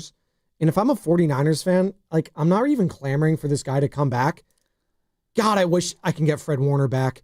God, I wish I could get Nick. But no, I'm just saying, of all the injuries and the situations of like what this team needs, I don't think they need Brock Purdy to come back. I don't think the offense in the quarterback position is the problem with this team right now. They can't stop a nosebleed is the problem. They can't do that. Every time they shove tissue paper in the nostril to stop it, it just turns into a dam. Just gushing like Daniel Jones's teeth yesterday. You know what they Blood need? everywhere. It's a hell of a win, by the way. They need Ricky Pearsall back. Obviously, they need defensive players, but like those guys aren't coming back. Ricky Pearsall, like, where are you? What is going? Like, honest gosh, let's just for a second. Like, when he's played, he has been good. Yes. I agree. How many total games has he started as a Niner through 2 years? Ooh, 6. Started 8. 8, damn. Okay. That's close. He left one of those 8 after like the first quarter. That was after that catch where he fell down, and he hasn't been seen since. Yeah. Ladd McConkey, okay, taken in the same draft, right after him. I loved him out of Georgia. How many games has he started? A lot. I'm saying damn near every single one. 22. Yeah, okay. All right. Now, look, I'm granting Ricky some leniency. He did join a team that had Ayuk to start the year and had Deebo Samuel to start the year. He did join a team, got hurt before training camp because of the shoulder, and then did get shot. He got shot. So I am granting this some leniency. So let's just say this year, okay? I'm just going to go this year. Because last year, Ladd McConkey, 82 catches, targeted 112 times, almost 1,200 yards, 7 touchdowns. All right, what's he done this year, Ladd McConkey? He's played in 10 games, started 8 of them, 80 targets, 51 catches, 631 yards, 4 touchdowns. Good. Ricky Pearsall, on the other hand, Ricky Pearsall, 4 games, 29 targets, 20 catches, 327 yards, 0 touchdowns. If you're going to pick guys, they have to be the right guys. They have to stay healthy, and they have to have impact. And they're just not doing it. Jason's in Concord. We'll get to you as you're listening to 95.7 The Game. KGMZ FM and HD1 San Francisco and Odyssey Sports Station. And the home of the Golden State Warriors and Valkyries, always live on the Free Odyssey app, coming to you live from the Laughing Monk Studios. And it is a Monster Monday presented by Merit America. Visit them at meritamerica.org/super. Yes, the Warriors did play basketball last night after the Niners game. The offense was sputtering, but they got it done. 114-83. They had a 39-18 fourth quarter at Chase Center against the Pacers, who their only win of the season, the Pacers. Yes, that Indiana Pacers team that started guys named Jay Huff, and you got, the Jeremiah Robinson Earl, guys like that. Yeah, they have one win on the season. It was against the Warriors just the other week. But the Warriors get back in the win column, 6-5 on the season, and they won't be back at Chase Center till the 21st, so 11 days on the road. We're talking Niners right now, and who better to do it with than Jason in Concord? What's up, Jace? Hey, good morning, guys, and thank you for taking my call. Guys, as a fan, I'm really frustrated at college fans. How's he dealing with the Brock injury? I mean, come on, dude. If he's 80%, why are you saying I could have put him out there? 90%, I don't need him out there. It's not Max Jones' problem right now. Max Jones is winning us some ball games, guys. It's not this quarterback situation. It's the defense. Yes, I get it. We got injuries and all that, but everyone's dealing with injuries. Figure it out. You know what? You had a chance at the trade line to get us a pass rusher.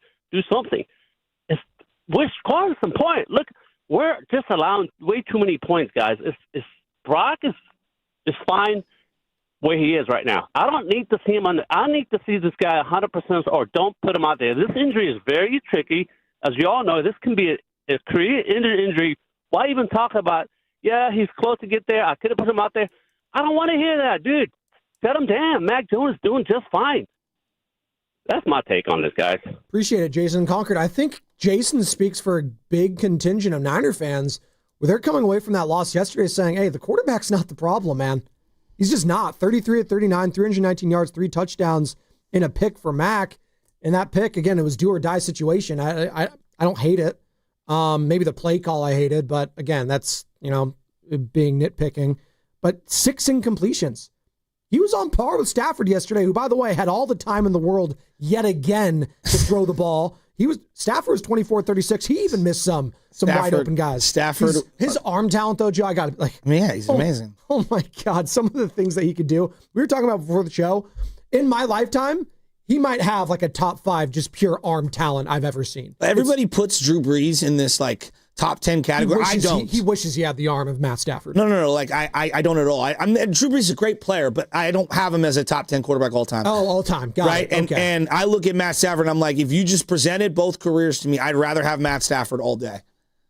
I'm just one guy. Just giving you one guy. That's interesting. Because Brees left pretty early in his Chargers tenure to the Saints, and so we like to think of him as a one-team guy, but he played on 2 teams, just like Stafford did. And the fact that Stafford was able to get to not 1, 2, but 3 different playoff berths with the Detroit freaking Lions, I mean, that might as well be a Super Bowl. That was their high water mark until the NFC Championship game a couple of years ago. Yeah, it's he's an absolute stud, and the way that he runs play action on that team when they had 2 and 3 tight ends, they were throwing. I don't know if you saw this.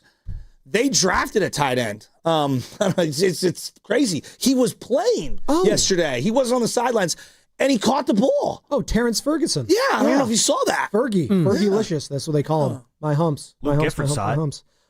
They drafted him out of Oregon, 2nd round pick, 46th overall, and they didn't play not 1, not 2. But 3 tight end sets. Parkinson's making plays. You got Parkinson there. You got Davis Allen, who, by the way, can we stick with our man? Like who's that? Mustafa? And no, it wasn't Mustafa. It was D. Winters and Lenore. Just completely giving up on the play. Newsflash, Matt Stafford's not scrambling anywhere. He's rolling to the sideline and running out of bounds. And you let go of him? That was what was frustrating. The defense and the missed assignments and the blown assignments from guys that have been reliable, even Lenore, even Winters. That was bad. That's indefensible. The Ole defense at times from Jerry Brown, Luke Gifford. Listen, you're not playing the Rams the rest of the season, but you are still playing some offenses that can put up points like the Rams did yesterday. You're playing the Seahawks. They are a great team. They are one of the best. 2 things in the can NFC. be true. And by the way, Matt Stafford, I think if you go to DraftKings or whatever, FanDuel, whatever Chauncey Billups like to go on, he's probably the leader in the clubhouse for MVP right now. He's playing that well. Matt Stafford, it's him or Jonathan Taylor, and we know they don't give it to running backs, so they'll find an excuse to give it to a quarterback. It might be Stafford. But you got Jacoby Brissett, Bryce Young, whoever's going to be starting for the Browns, and Cam Ward the next 4 weeks. Chances are you're going to have the better quarterback if it is Mac Jones in those matchups. How about at the goal line? When I don't know how this happens. There's 2 receivers out there, and they've been running pick plays on short yardage against you with these 2 guys in both games over and over. How does it happen where Malik Mustafa gets put onto Devontae Adams at the goal line? It's I don't understand it. Robert Saleh is a great coach. Clearly, they're down personnel. I acknowledge all that. Explain to me how Malik Mustafa gets isolated on Devontae Adams at the goal line. I mean, they had a lot of missed assignments yesterday. They had 12 men on the field at one point. They panned to the sideline. No, they panned to the sideline. Did you see Robert Saleh just put his head down and just what do you want me to do? Almost kind of a thing. It was awful. Horrendous, quite frankly. Ferocious, one might say. It's 3rd and 11. I'm glad you brought this up. At this point in the game, it's 21-0. It's 21-0. I don't know why. Sorry, I don't know why that made me laugh. The face you just gave me. It's 21-0. And this is after you got stuffed on the 4th and 1. Okay, so it's 21-0. It's 3rd and 11, and they go no huddle into the shotgun. Oh, it's a penalty. Too many men on the field, 5 yards. And then they go to 3rd and 6. You ended up getting out of that situation But the look on Matt Stafford when they ran the no huddle, he was like, you guys running onto the field. We had you the whole way. And Kyle just did the... Yeah, right. And it just spoke volumes to where this team's at right now. They're 6-4. They have a great opportunity with the bounce back next week, but it's something that Christian McCaffrey, I guess, spoke about yesterday that reverberated in the locker room with guys like Kendrick Bourne, guys like Mac Jones, because CMC has been the leader of this team on and off the field this season. He's kind of had to be. I mean, when you lose guys like Fred Warner, when Kittle misses time, when you don't have Brock Purdy out there suited up, someone's got to step up. And he has been the team's best overall player this season. That being Christian McCaffrey, by the way, as a receiver again yesterday, 8 receptions, 66 yards. He only had 30 yards on the ground. Brian Robinson was actually a better running back. And why yesterday. is that? Like I straight up the gut, baby. Just pounding the landman. What was the best running game for CMC this year? By far. The Falcons game. Okay. What did they do in the Falcon game? They ditched the tosses and the sweeps. They did what the Rams did yesterday, right up the gut. Right up the gut. And they went in between the tackles. It's the most yards he's had between the tackle forever. Why have they pivoted from that? I don't know. It worked so well in that one. And what was the similarity between the Atlanta game and this one? Is that they have familiarity with what you want to do. Yeah. What the Rams know every little trick you want to do. It's a division opponent. Raheem Morris obviously coached for the Rams for a long time. Why they got away from going between the tackles against a familiar opponent was beyond me. Now, they did it with Brian Robinson yesterday, and he had tremendous success. He finally ran someone over a couple times. It's like, good, use your body, lean on someone. Landman, who was the Nate guy, who I guess from Danville, he's a Concord native, he's a Bay Area guy, undrafted with the Falcons a couple years ago, and it looks like they got found money in L.A. with this guy. He makes plays after plays. But Ryan Robinson, he trucked him. He looked good. And CMC on a handful of good runs were between the tackles. Why they keep throwing it to the outside is it's not working. It's not working with this offense right now. It's not working with this offensive line. The running back has no room and no windows to cut back, and teams are all over that. Now, look, I acknowledge Atlanta, just in general, I think that they're, even though yesterday they had a really good defensive line performance, both Jalen Walker and Pierce, 2 DNs, actually had good games yesterday for Atlanta that you took. Taylor, oh my God. You took a run-stuffing DN. He's on the sidelines. I think that the Rams defense is better than the Falcon defense. But still, your best success yesterday was between the tackles, and you were just hell-bent on running that same zone cutback stuff, and it wasn't working. Yeah, I think it was team-specific there when you bring up the Falcons, because I was watching that game too. 32 carries for Jonathan Taylor for 244 yards, 3 touchdowns. Gashed them up the middle. I think that's just the team that can't stop the run once you start establishing it. And yesterday, maybe they just saw something for the Rams that didn't allow them to do it. I don't know what to tell you, Joe, but you're right. There was something there with Brian Robinson and just the straight line up and down runs that were working. We're up against it. We're going to take a quick break. I just think CMC's been good this year, and he's been most productive as a pass catcher. The running game, ditch the tosses. They're not for him. They're not working. 888-957-9570 is the number. 42-26 the final. Niner fans, where are we at with this team? What are the takeaways from a performance like that yesterday? Are you wanting Brock Purdy? Kyle Shanahan's kind of saying that he might be back sooner rather than later. I'm kind of saying why? Why does this team need Brock right now? Stay on the sidelines. Get healthy. Get 100%. If you're not going to be 100% the rest of the season, I'm saying shut it down. But that's not what they're saying outside of San Francisco. 888-957-9570. That's what's coming up, brought to you by the Inn at the Tides in Bodega Bay. Savor the season at the Inn at the Tides Winemaker Dinner Series. Join them Friday, November 14th with St. Francis Winery, or Friday, December 5th with Ferrari Carano. Exceptional wines, gourmet cuisine, and coastal charm await. Reserve your table today at inatthetides.com. Rake in the savings this fall and get rewarded with Milgard Windows and Doors. For a limited time, receive up to $135 back per qualifying windows and patio doors when you buy from Dolan Lumber Windows and Doors. But hurry, this offer ends December 8th. Upgrade your home with energy-efficient windows and patio doors designed for lasting comfort and style. Don't miss out. Visit DolanLumber.com or call 801-609-9275 today. Kohl's has 20% off gifts that are so good, your family might think you read their minds. Check off your list now with cozy, thoughtful, and stylish gifts that will make them say, "How did you know?" Yep, with these presents from Kohl's, you're gonna leave them feeling impressed and convinced that you're a psychic. Shop Kohl's for an extra 20% off gifts that are the perfect fit.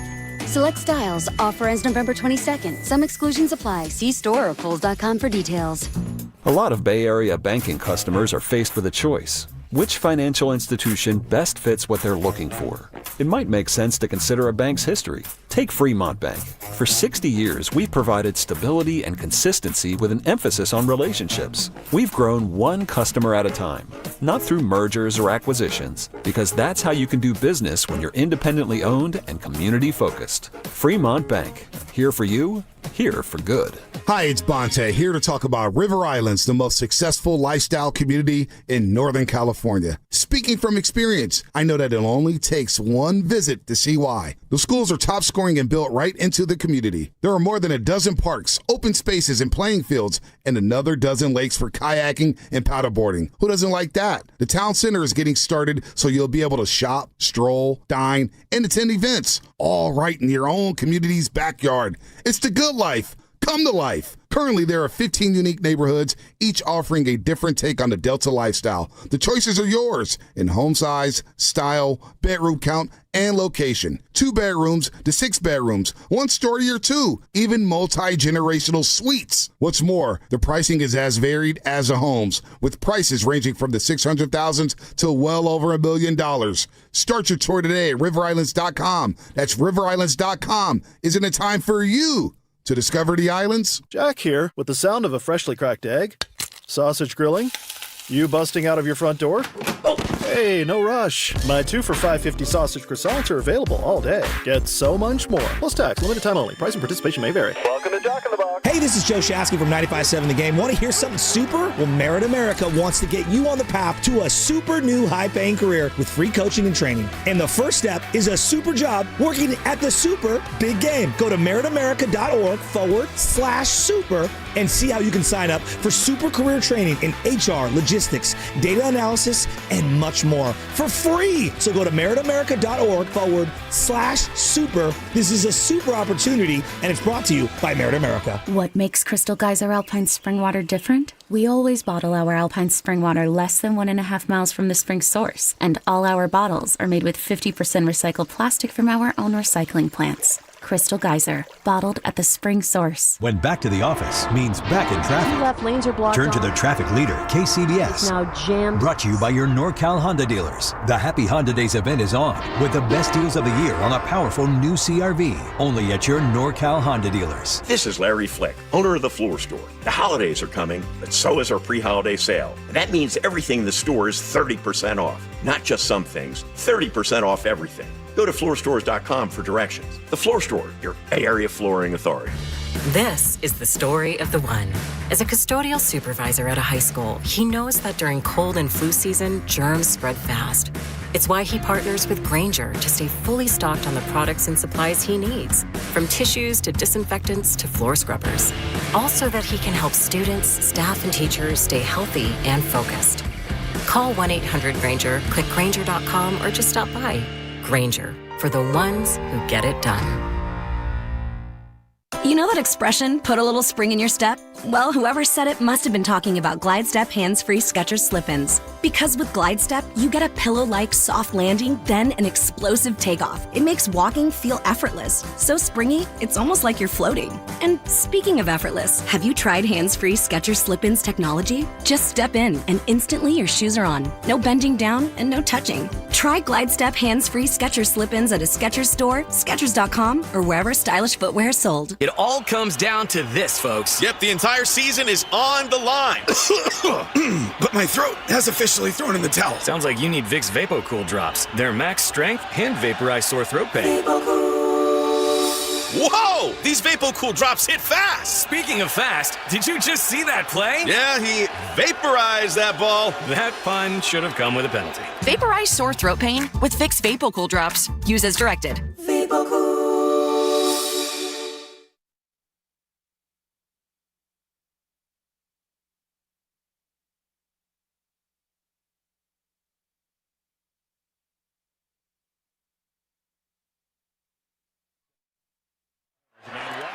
3rd and 7.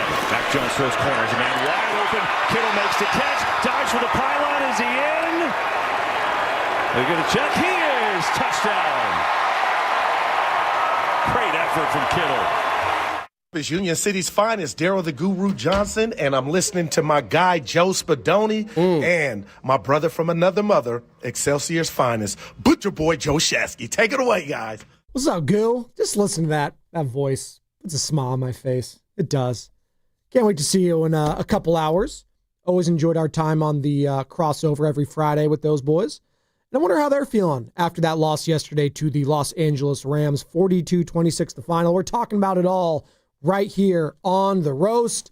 And I want to get into what Christian McCaffrey had to say yesterday. I don't know if you saw it, Joe. I don't think there's audio of this. It sounds like this was spoken to the team. But CMC yesterday, doing what he does, which is everything. 12 carries, 30 yards, 6 receptions. Check that, 8 receptions, 66 yards. No touchdowns for CMC, but he's getting on the guys in the locker room. Did you know that? He's been like one of the vocal leaders this season. I was wearing the CMC jersey yesterday. You were? Was it the throwback? Was it the white? I went to Target, and Target had these they're very inexpensive jerseys. Do you guys know which ones I'm talking about? Yeah, I know exactly what you're talking about. I was like, you know what? For $25, I'm going to buy me a white Christian McCaffrey jersey. So I bought one of them. They're not even knockoffs. They're just I don't even know what they are. I got one for me and one for LJ. I got the white one. He got the red one. I think they're legit NFL products. Oh, it's an NFLPA. That's what it says. NFLPA on it. But it feels like you're getting it on the streets. Bro, somewhere. It was great though. I was wearing it. Oh, before you read exactly what CMC did, I do have to give a shout out here. It is my little cousin's birthday today. He's 13. Tanner Manning. Wow. Happy birthday. Him and Sawyer, they won 2 soccer championships on Saturday. I don't know if you know this, but in CYO, as I stare into the glass looking at a St. Vincent de Paul alum. I go to St. Vincent de Paul sometimes. St. Cecilia's clean sweep all soccer championships. They won every single one of them. Shout out Boogie Ramirez. Boogie Ramirez, Jason Jr. What do they call him that? This is Dad's cheese. He's Boogie. I actually wanted to call him string cheese. There wasn't anything. I thought there was a there. DeMarcus Cousins reference. Yeah, that's his name. We would call him Boogie. Okay. They were at church yesterday. I ran into him, and he's like, I had a game-winning goal. So he had a game-winning goal and penalty kicks back-to-back games. So that's cool. Shout out to St. Cecilia's Irish winning all the soccer championships. I will argue that there is not 5, not 6. Thank you. No more nerve-wracking, shot or attempt in sports than the penalty shot. It is you and the goalie and millions of people watching you. Don't screw up. Hockey's this way too. Don't mess up. And we're going to see a lot of people mess up in the World Cup next summer at Levi Stadium, by the way, where the Niners took the loss yesterday. But I think we won in 8th grade in the rain. Penalties? In the rain. I don't know if it was in penalty kicks or an extra against St. John's. Young Guido, I know you're listening to me right now. We beat you at Boxer Stadium. Yeah, which is right near Balboa. Yeah. They play rugby games and soccer games there. Do you guys know where Boxer Stadium is? Right near Balboa? I know Boxer and Gerson, work injury attorneys X-Line. That's the only Boxer I know, baby. Let's go. We beat the St. Johnnies. Nice. This team is DTF, Jim. What? No, Romo did not say that. Was that yesterday? This team is DTF, Jim. Wait. Hey. What is that in reference to? I think it was on the Patriots broadcast. Tony Romo said that. I'll tell you who, I don't know if they're DTF, but there are 2 teams that deserve praise this morning. Arthur Shepardon going into Sarah and knocking them off and winning the WCAL championship, going 8-0. Let's go. I think they're the number 1 seed in the open division, but I could be wrong, or Division 1 or whatever. And then St. Ignatius winning the Bruce Mahoney battle on Friday night against Sacred Heart. Nice. Yeah, they were up early and they hung on to win. Okay, I'll go with my alma mater, shout out Palma High School, beating Hollister to wrap up that. Yeah. I saw the Palma running back is going Eli to Cal. Dukes, he's got an offer. Yeah, he's a junior there right now. Pretty cool. He's still got a senior year to go, I believe. But yeah, he's got an offer. That's really cool. Shout out Eli Dukes, baby. He's been balling the last couple of years. And DTF, according to Tony Romo, details, toughness, and they finish. DTF. I don't think that's what it means. Does Jessica Simpson think that's what it stands for? This team is DTF, Jim. Oscar in Fresno, DTF. What's up, Oscar? You're on the roast. Hey, good morning, guys. How you doing, man? Love your show. Listen to you guys every morning. Thank you. I'm a truck driver. Thank you. So I just want to say, first of all, look, I love Brock Purdy. I love him since he was a rookie in training camp and in preseason. So I'm a big Brock Purdy supporter. But we do not need to see Brock Purdy right now. Mac Jones is playing his ass off. There's nothing Brock Purdy is not going to do any much better than what Mac Jones is doing. Mac Jones needs to be the quarterback for the rest of the season, and that's me. I'm a diehard Niner fan. Second of all, can we stop with this Jair Brown? He cannot tackle his own grandma if he tried to. We need to see Chase Lucas. We need to see all these damn rookies. Let them out there and let's see what they got, man. Brock Purdy, what if he comes in and he sucks? What is he going to say? He doesn't have his Avengers. Look what Mike Jones is doing without any Avengers. He's making his teammates better. And second of all, like, why are we trying to target every single play Jawan Jennings? Yes, I like him, but Kendrick Bourne is our best receiver right now, and you're telling me he only gets one catch the whole game? One catch when he was catching like 10 catches the last game versus the Rams, and you're telling me he only gets one target? Come on, Kyle. Like, we need to stop this targeting Jennings because he's mad. No. Like, Kendrick Bourne is our best receiver right now, and he deserves more than one target in this game. That's all I got to say, guys. And I love you guys' show, and I listen to you guys all the time, man. We love you too, Oscar. We appreciate the call. 888-957-9570. Same number to call or text the Boxer and Group and Work Injury Attorneys text line. I don't think Niner fans, I think a lot of them are like Oscar, actually. They're like, I don't need Brock Purdy back right now. I need someone on defense to make a play. I need someone to get... How many almost interceptions do the 49ers have this season? Oh, they got to lead the league. Renardo Green. Almost getting an interception. I've almost got it. Renardo Green. Like, and that ball was between his, like, they would have had the ball at the 40 some odd yard line going the other way. That's just Renardo Green. He got targeted. I counted in the first half at least 7 specific targets. One of them, it was him and Stout. Like, they were like, yeah, we're going at you. There was a couple pivot routes on Stout in the slot. Like, their secondary is not good. I don't think their pass rush is great either, but their secondary is not good. And Jair Brown he's terrible. Did he really? I know you haven't even played the CMC sound. Why don't you? Oh, I have the quote that you're looking for. Yeah, give me that Brown one, and then we'll get into Jair Brown. So this was back on September 18th. This is September 18th. So during the season, this is via Eric Branch, San Francisco Chronicle. This is where the quote came from with Jair Brown. Quote, I know for sure I'm one of the best safeties in the league. Top 5, if anything, in the league. End quote. This is Jair Brown. It's back on September 18th. Top 5 at what? It's not coverage. Of whiffing on tackles. It's not coverage. It's like of diving at wide receivers' ankles and not wrapping his up. Biggest hit of the day was on the 3rd and 2 play action. He hit Sam Okawano. That was his biggest impact play all day. He was terrible. This team is DTF, Jim. Jair Brown. And again, what's Jair Brown? 3rd round pick. I actually said something that's actually not insane, and I actually believe it, but it's not a good thing. I think Steve Wilkes knew what to do with Jair Brown because he played his best under him as a rookie. And since then, he's had 2 defensive coordinators, and I think Robert Saleh is a better defensive coordinator, by the way, than Steve Wilkes. But clearly Sorensen and Saleh are like, I got nothing to do with this guy. What do you want from me? His highest moment was that Super Bowl where he picked off Mahomes, and everything since then has been downhill. So think about this. Jair Brown was the 3rd round pick. And Baldy was really high on him too. Mustafa was was he a 5th, 6th, 7th last year? 6th, maybe? Last year? He got the ACL injury. He's been okay. He was 4th round. 124th Mustafa was 4th round? Yeah. Wow. 2024. Okay, let me walk that back. And then you took Marquise Siegel in the 5th round again this year. Do all 3 just suck? No, that's kind of what I'm feeling. If I'm not seeing any of these guys, what does that say about them? And I'm just going to read the names, Joe. Again, just to read the names on the defense. I can't believe he said I am one of the top 5. I know it in my heart. I'm Your one of the top. Starters, He's garbage. Let's just go from the line all the way to the secondary. You got Bryce Huff, Keon White. I actually really liked Keon White's effort yesterday. 56 was playing hard. Did you see anything from Bryce Huff? Yeah, he was out there.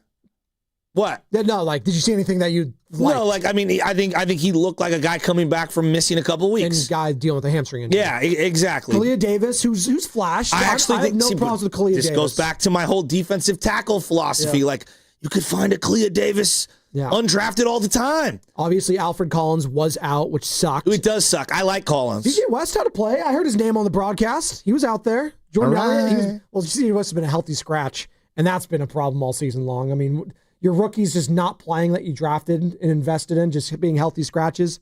Yikes, but he played yesterday. Sambo Kawanu, who I have no problems with because for most of the season, he has been their guy that's made plays. Which is, again, very telling. Clay Furl, who lined up in the neutral zone, and you had Chris Kasarik yelling at him. I did my John Boy yesterday with Chris Kasarik and him on the sideline because they pulled him out immediately. He's like, you were lined up offsides the whole effing time. And then he went back to what he was doing. Hey, but Chris Kasarik, man, he's such a great D-line coach. Hey. He's unlocked the great Sam Okawanu, that's for sure. D. Winters, Nick Martin, Tatum Bethune, Luke Gifford, Curtis Robinson, Renardo Green. What are you reading right now? I'm naming the names of the players. I was like, what are we doing? Because I think most people are like, yeah, this isn't good enough. Jair Brown, Jason Pinnock, Malik Mustafa, Yalmer Lenore, who's good, Daryl Luter, Upton Stout, Chase Lucas. In the history of the Shanahan era, the only third-round pick that they've really nailed has been Fred Warner. There you go. It's a great pick. Like all the Okello Witherspoon. And Cameron Latu. Davis Price, Danny Gray. Give me every third-round pick. Give it to me. I want them all. This team is DTF, Jim. Year one was Okello, right? C.J. Beathard? So Okello Witherspoon and C.J. Beathard in 17. In 2018, we have Fred and, of course, Tarvarius Moore. Who could forget him? Who could forget Tarvarius Moore? 2019, you had the great Jalen Hurd, who will always have that Cowboy game. Oh, yeah. 2020, they didn't have a third-round pick. Of course not. 2021, we have, of course, Ambry Thomas. He had that one-time thing. And, of course, Trey Sermon, who did a whole lot of nothing. 2022, you had the great Danny Gray and TDP. And TDP. Just throw him in there, too. 2023, you had Cam Latu, Jair Brown, and, of course, everyone's favorite third-round pick. Jake Moody. Of course. Who was drafted 2 rounds before Puka Nacua. Fun fact. It's not a very fun fact. And, of course, you had Dominic Pooney last year who, No, Pooney's the second best of all the guys you named. By the way, I looked in 8 years. Sam missed one, 9 but years. it's the second-round pick, Dante Pettis. That was 2018. Dante Pettis is before Fred Warner. Dante Pettis. This team is DTF, Jim. Dude, it's just their draft history. Jacob Cowing, by the way, a 4th-round pick last year. This was 24. Can I just ask you guys? Hold on, this is 24 days ago. Head coach Kyle Shanahan said Friday that Cowing is getting close to returning from injured reserve. Since selecting Ayuk 24 days ago. Since selecting Ayuk in 2020, the 2020 season. That would be the 2021 draft, 22, 23, 24, and 25. That's 5 full drafts. 5. Is there one guy everyone in the league would want? Ronnie Bell. No, well, Pooney, because offensive linemen are in short supply. Deommodore Lenoir? I think Deommodore Lenoir would start on a lot of teams. Yes. So 5 years of drafting. We're just having the conversation. And I know the Trey Lance is a big part of this because you surrendered a lot of picks. 5 years of drafting. There's one corner. Who else? I think Pooney would have some value around the league. Just because finding good interior offensive linemen isn't the easiest thing in the world. I would agree. And then D. Winters. Okay, D. Winters. All right, I'll give you D. Winters. Yeah. That's 3.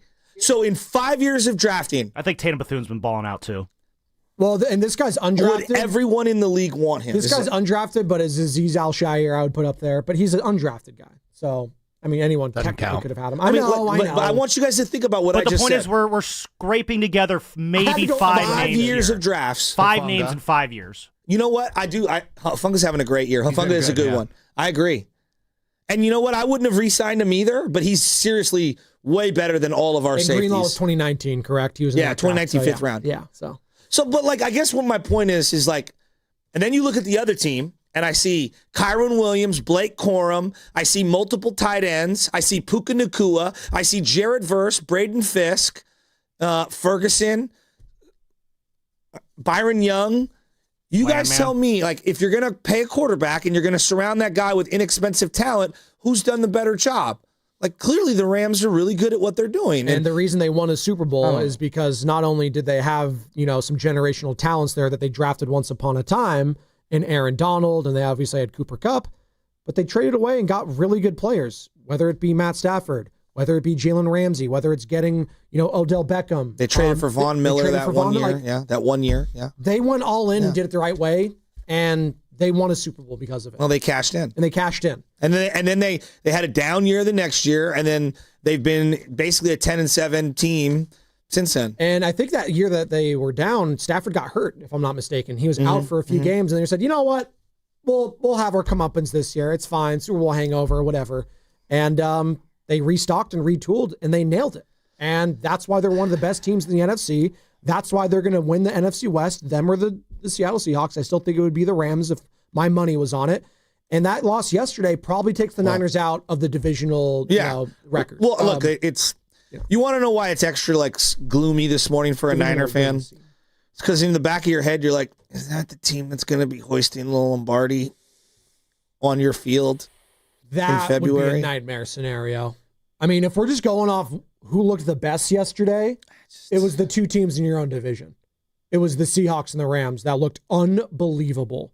Now, is that because the Niners and Cardinals defense is just cheeks? Maybe. And it's a divisional game. But I'll say this. I mean, anytime you do that to a divisional opponent that knows you inside and out, that does make it more impressive to me. I don't care that it's, a team that doesn't have Fred Warner or Nick Bosa, or it's a Cardinals team that might be blowing it up and firing their head coach and moving off their quarterback. Like, those things still matter. They're playing for their jobs too. Like we just saw on Thursday Night Football, who had the Raiders covering against the Broncos on Thursday Night Football. Everyone thought it was going to be a blowout. Like, you blow teams out in the division, that means something to me still. Let's go to Dave in Fresno before we get to Javier in Vacaville. What's up, Dave? You're on the roast. Hey, guys. Good morning.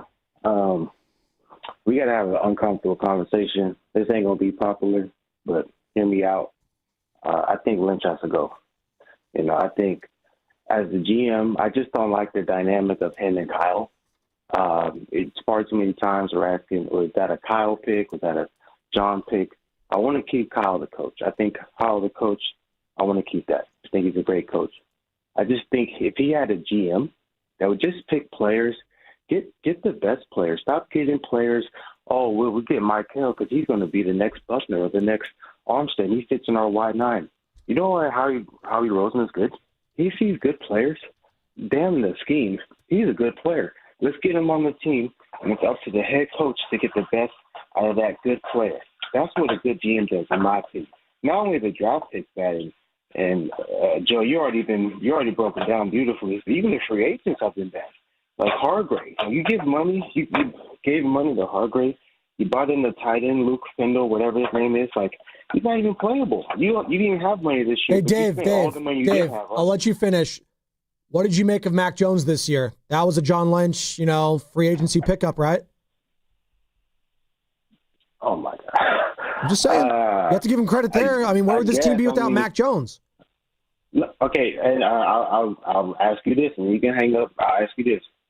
Because this season's probably not looking good. What do you have to look forward to next season outside of your Asian veterans? And that's the frustration with the Niners. Because you can say this season might be over. What do you have to look forward to next season? You know what, Dave? That's a fair question. And that's going to be a question for the offseason because this team is 6-4 right now. And I don't know what to tell them when it comes to the young guys. Like, what do you have to look forward to when it comes to the young players? You said something interesting, though. That's interesting. No, you said something, so you were like, hey, does John Lynch get credit for Mac Jones?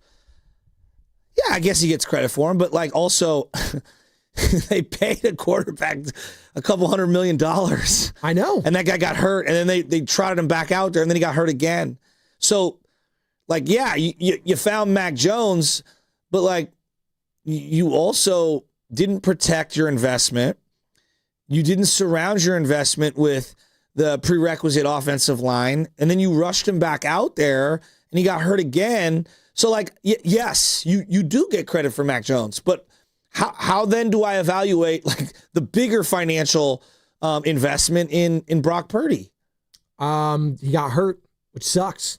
Well, what about you then running him back out there on short rest and then him getting hurt again? John, I'm not putting that on Lynch. I'm putting that on the staff, the head coach. Wait a minute. What? You're saying John Lynch pushed Purdy to get back out there? What? Since when does he have say when it comes to that? Kyle Shanahan said that he didn't want to play him on Sunday because it was his decision. What do you mean these guys don't have influence? No, Kyle Shanahan does. John Lynch isn't going to dictate whether Kyle starts Mac or Brock Purdy. I disagree with that. I think Lynch and Shanahan are making decisions together. So I don't know because we all like to say Shanahan has the final say in everything. So does John Lynch really have that much of power in all of this? I don't know. I don't know. I think that's where they're. Who's Dave in Fresno? Is that who it's called? I'm not coming away from this season saying they need to get rid of John Lynch. I'm not, because Kyle Shanahan's the guy that has the final say. I am. No. See, I would disagree with you. So forget I'm getting rid of John Lynch. No, John Lynch is fine as a president of the team.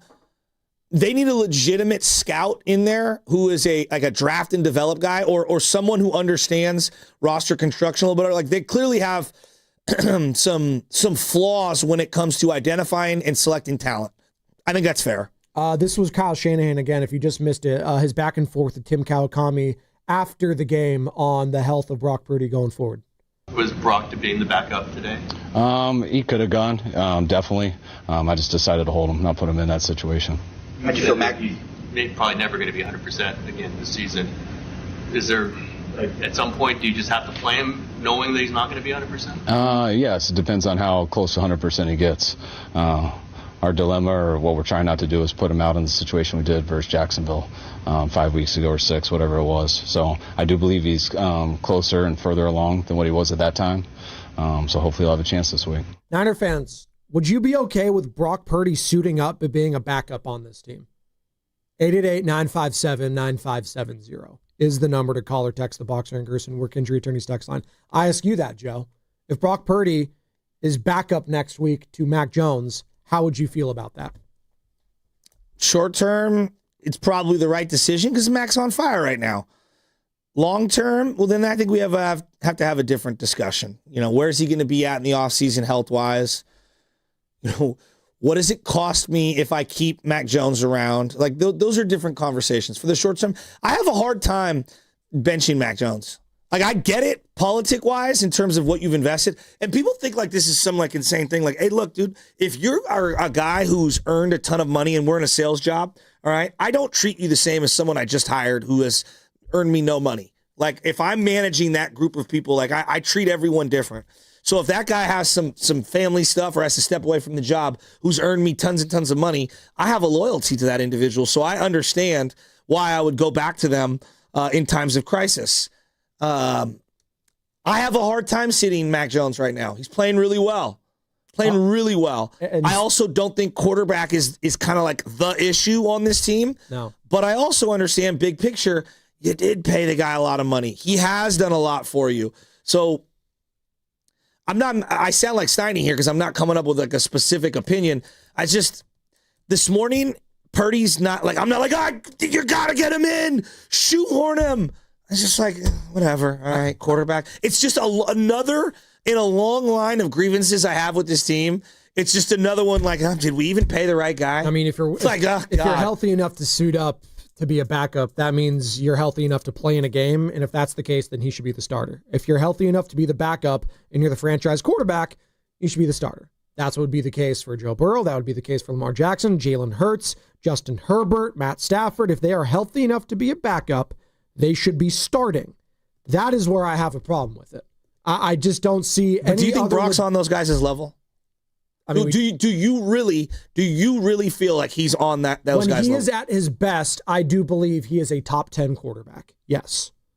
So, and I think Herbert and Hurts would be closer to him than I think Stafford, Lamar, Burrow. He's just such a wild card with his health at this point. But when he's playing, he's a top 5 guy. With Brock, we talked about him, and the production-wise, he was a top 10 player at one point. But now, are we so far removed from that we even have to recalibrate where his hierarchy is here in the NFL? I don't know. That's what's concerning me, Joe, is if the head coach does put him out there as a backup, what does that signal to the fan base and to the team? Because I know what CMC and Kittle and the head coach are saying about Mac Jones. They're saying he's a baller. This is Christian McCaffrey's words.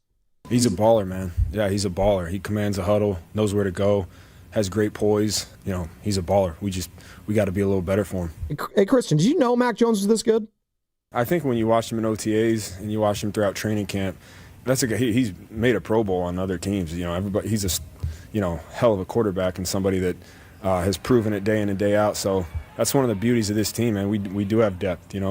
Brock's an unbelievable player, and when he goes down, to have somebody like that come up is huge for us. Kittle, did you know Mac Jones would be this good? Nope, I did not. It's awesome. What a hell of a football player. You get why he was a first-round draft pick. 33 of 39, wherever the statistic was, that's a hell of a football game. Like, he is playing really well.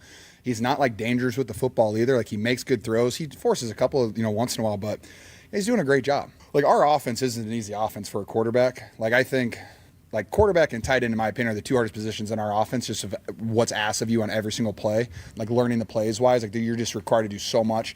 And Christian's up there, too, because he does so much, too. But for Mac to come in and just, take control of the offense and play at a high level consistently, it's awesome, and it makes me really happy because I'm a huge fan of Mac Jones. He's hilarious, and I love playing football with him because you can tell he really loves the game. I love Mac Jones, too, just for the podium game. He is a funny guy to listen to, and he's very personable, and I appreciate the honesty from George there. Not saying that CMC wasn't being honest, but he's like, I didn't know. How am I supposed to know? I didn't play with the guy before. I didn't know, it's great. You can win a couple games here and there as a backup, but to be 6-4 and to have the game he had yesterday, I know in a loss, but 33 of 39, 319 yards, 3 touchdowns and a pick, Joe.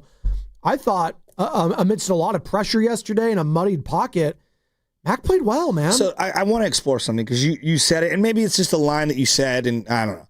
You said that you think that Brock's top 10 quarterback? I said at his best, he has played like a top 10 quarterback. Yes. Okay, at his best. And then I said, I don't know if he's at his best anymore. Okay. I don't know if he can get back Where to is that. he right now? Right now, he's a hurt quarterback. No, okay. Right now, he's at his best. Is Sam Darnold better than him? At his best, I think they are comparable. Yes. I think at both of their best, at their peaks, I think Brock Purdy's peak has been higher than Sam Darnold, but Sam Darnold's playing well right now. Yeah. So we're just okay. I'm trying to figure out where are we right now? Where are we today? Where are we today? That's the problem, Joe. Because the last 2 years, Sam Darnold has been infinitely better than Brock Purdy. Because he's also been healthier. Yes. Well, that's a part of that factors into it. Because imagine if I said to you, at his peak, Jimmy Garoppolo is better than Baker Mayfield. Here's how I would answer it. It's an absurd sentence. If you were to tell me right now that Brock Purdy was starting in a playoff game, and I had the choice of Brock Purdy or Sam Darnold, I'm sticking with Brock Purdy in a playoff game to win it for me than Sam Darnold. Right now? Right now, yes. Still. Darnold's playing really well. He is. I don't until know. he doesn't. Until he wets the bed. So you're just going to fade Darnold. That's fine. Yes, until he shows me otherwise. But we do this thing he's a top, and I'm not ripping you. I just think we throw these lines out. Top 10. He's we'll go around the league. All right, well, he's not better than Mahomes. All right, he's clearly not. Yes. Sure, he's definitely not better than Matt Stafford. No, he's not better than Josh Allen. He's not better than Lamar Jackson. No, he's not. But all not right? a lot of quarterbacks are. Is he better than Jared Goff? I say no. I would trust Brock Purdy in a playoff game more so than Jared Goff. Yes. I'm taking Brock Purdy over Jared Goff. No, that's not what I'm asking you. Who's a better player right now? That's how it comes down for me. A game to win your life, am I taking? I'm taking Brock Purdy over Jared Goff or Sam Darnold. Yeah, I'm probably not. I'm taking Jared Goff. I'm giving Jared Goff a little more benefit of the doubt. What? Jared Goff's been awesome the last 2 years. With a lead against the Niners at Levi Stadium in an NFC Championship game, and Brock Purdy brought him back. It was 2023 season. Yes. It's a long time ago. Jared Goff's been awesome the last 2 years. He has. Justin Herbert or Brock Purdy. I'm probably taking Herbert right now. I think we need to be a little more. We're going off of a couple years ago, and I used Jimmy Garoppolo as a litmus test because at one time I felt a certain way about Jimmy Garoppolo. Then time went on, and I didn't feel the same way. But Purdy showed so much more than Jimmy when his best year, right? The team was way better. Of course it was. He had an all-pro tight end, all-pro running back, all-pro receivers at 2 positions.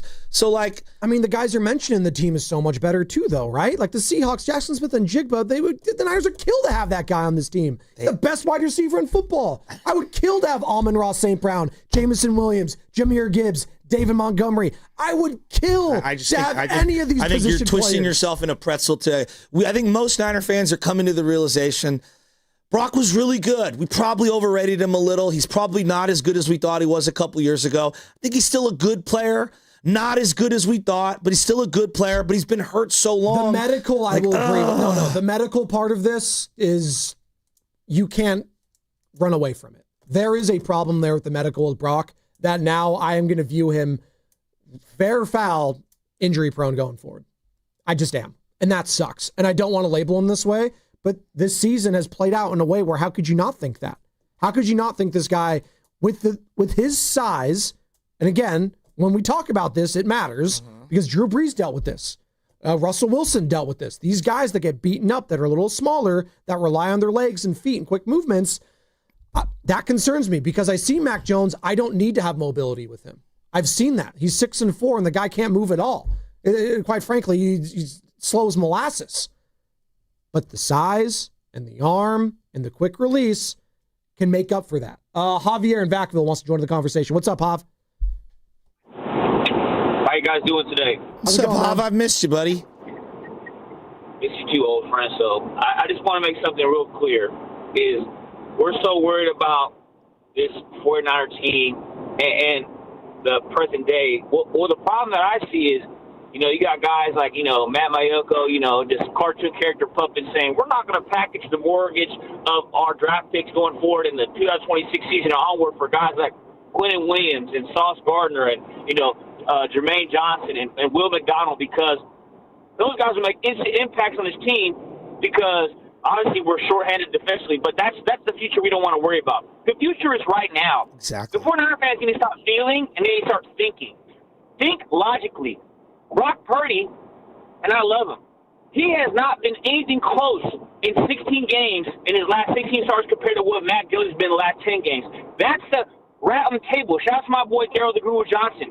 Mac Jones at $3.5 million a year is the future of this team, and if you want to put Brock Purdy as the future, you're not going to win any football games consistently the way you did before you got that contract, because you got guys like Quentin Williams and Sauce Gardner. They didn't want to trade for them, not because of the draft capital, because they didn't want to pay them. Yep.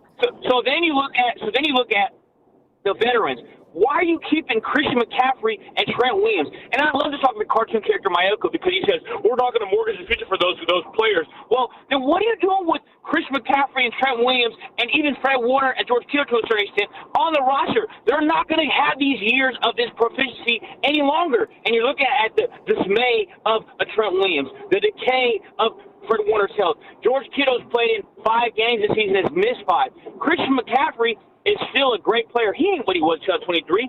Why even have him on the roster then? Trade all of them. Because at the end of the day, unless you're going to go supplant their roster around a quarterback like Mac Jones, who unfortunately, wrong, right, or different, has played better than Brock Purdy this 10-game stretch, than Purdy played his last 16, you're just wasting time, money, effort, energy. And the sad part about it is, shout out to my boy Larry Kruger, is the Niners are going to play this season with the Super Bowl in San Francisco, and you're not going to even conversation about it because you didn't want to spend some draft picks on players and picks you don't even know how to hit on. Because Quentin Williams wouldn't make a difference. You're out of your mind if him and Sauce Gardner and Jermaine Johnson wouldn't have made a difference. Will McDonald made a difference. Oh, well, we were going to trade for Jermaine Johnson, but they wanted a second. We wanted to give him a fourth, and we could. Who cares about that draft pick? Because at the end of the day, when you see a team like the Rams and the Seahawks, they're dominating the team defensively. The Niners obviously had the problem. It's they didn't want to supplant what they needed, which was defense. And you're going to sit there and tell me Brock Purdy's going to come in and do what?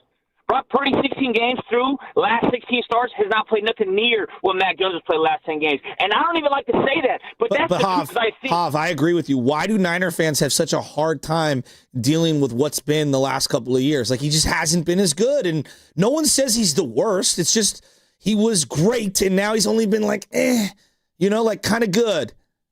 Why are they afraid to say it? Because there's 3 things. People don't like to admit they're wrong. People don't like to admit that the Super Bowl run that they had, Shanahan blew it again, and the window closed after that game. And number 3, that they said, yeah, we're going to overpay him by $10 million a year and pay him $53 million a year instead of what he's worth, about $43. And then we're going to have a quarterback come in at $7 million, $3.5 per season that plays better than him. They don't want to like what? Shanahan signed Mac Jones and said, yeah, I got a solid backup. Dog, he looks better than Brock Purdy. And I'm a Purdy. I signed on to bringing Brock Purdy back to that extension. Not that number, about 43. But when they paid him to there, I said, yeah, they overpaid about $10 million. Hav, real quick. No, I want to get his response, and then we'll get to some of these other callers. Would you have Brock Purdy back up Mac Jones, or would you just shut him down? I would put him on IR, let him get healthy, and I'll trade to the New York Jets in the offseason to get some real defenders in the offseason. That's what I would do. Well, Hav, I think where you're going at is kind of, this is the thudding reality of what I felt yesterday. Hey, that was level-headed Hav, by the way. We're closer to a full-on rebuild than we are a full-on Super Bowl run, which sucks. After that loss and how things are playing out, it's hard to argue with that, but do I sound like I have like pie in the sky, my head in the clouds? They're 6-4.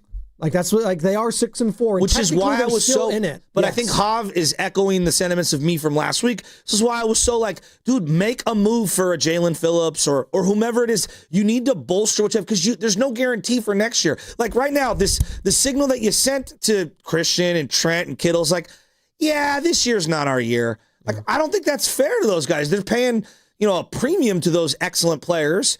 And those guys, there's no guarantee they'll be healthy. I watched Kittle make that really nice toe-tapping touchdown. And you know what I noticed? Maybe no one else picked up on this. He dropped on the ground after they called it a touchdown, and he looked up into the sky. And I was like, that's the guy that spent half the year on the sideline realizing how fragile these careers are and these moments.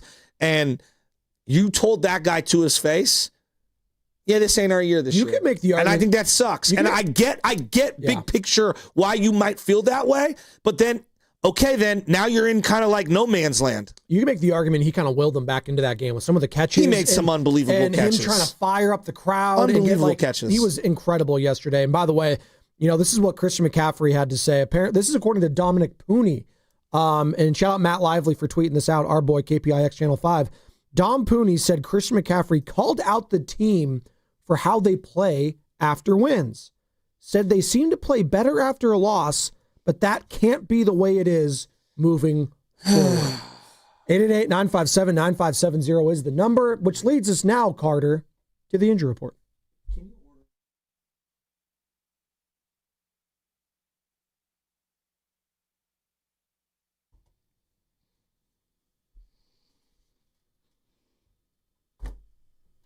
Wow.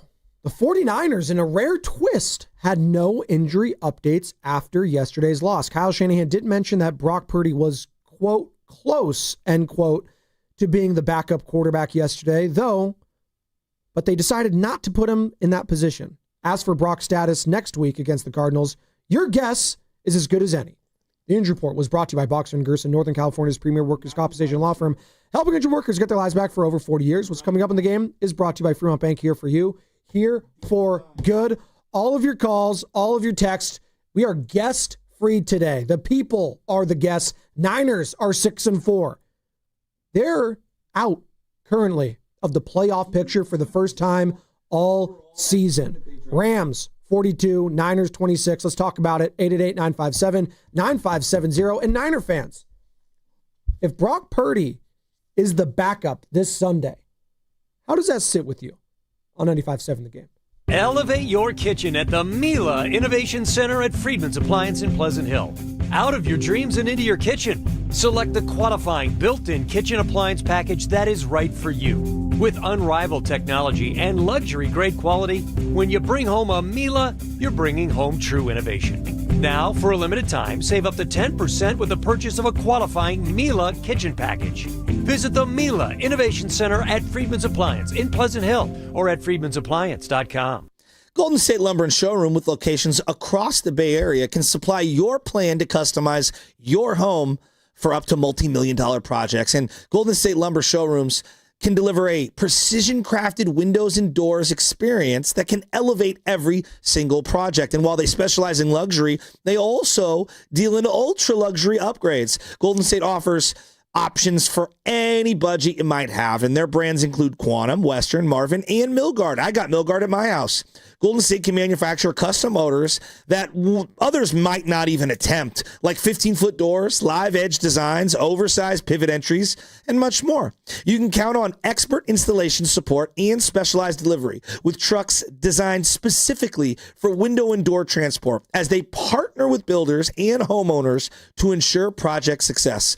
You'll also find options that can increase energy efficiency as well as fireproof options for your home or your business.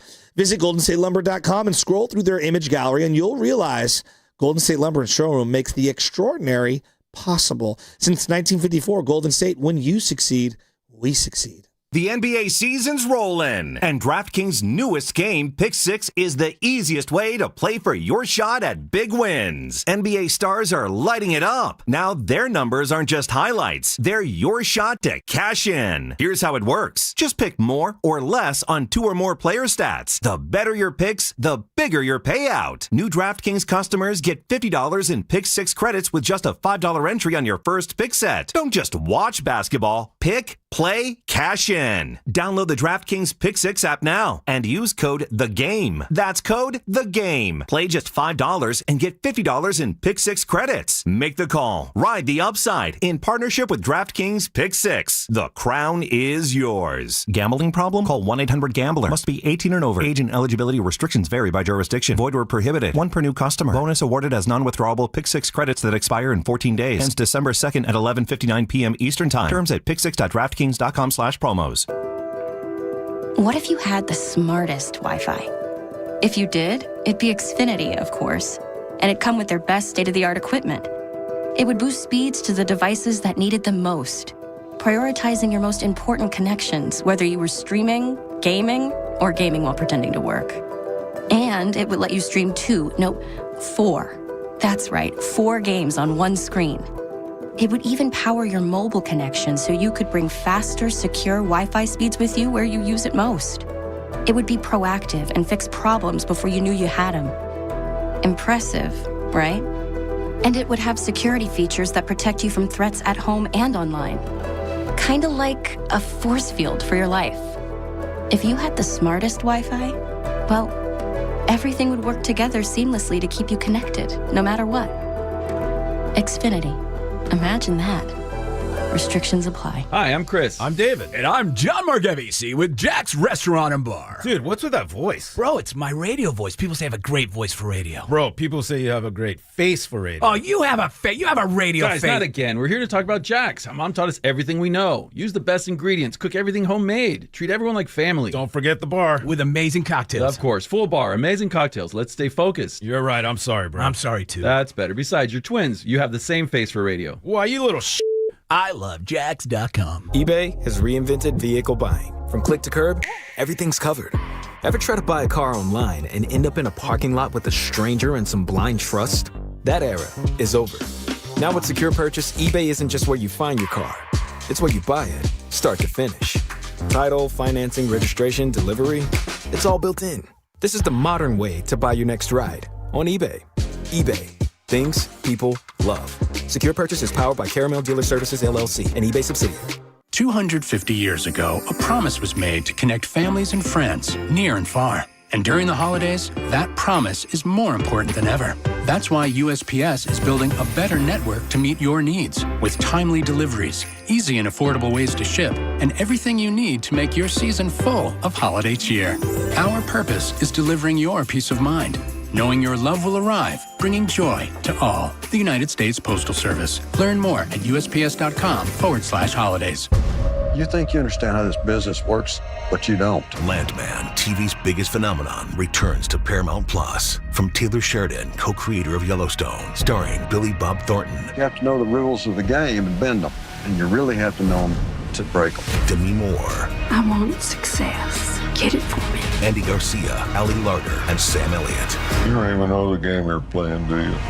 Landman, new season, streaming November 16th, only on Paramount Plus. This is the story of the one. As a maintenance supervisor at a manufacturing facility, he knows keeping the line up and running is a top priority. That's why he chooses Grainger. Because when a drive belt gets damaged, Grainger makes it easy to find the exact specs for the replacement product he needs. And next day delivery helps ensure he'll have everything in place and running like clockwork. Call 1-800-GRANGER, click Grainger.com, or just stop by. Grainger, for the ones who get it done. You're listening to 95.7 The Game, KGMZ FM and HD1 San Francisco on Odyssey Sports Station and the home of the Golden State Warriors and Valkyries. Always live on the free Odyssey app and now coming to you live from the Laughing Monk Studios.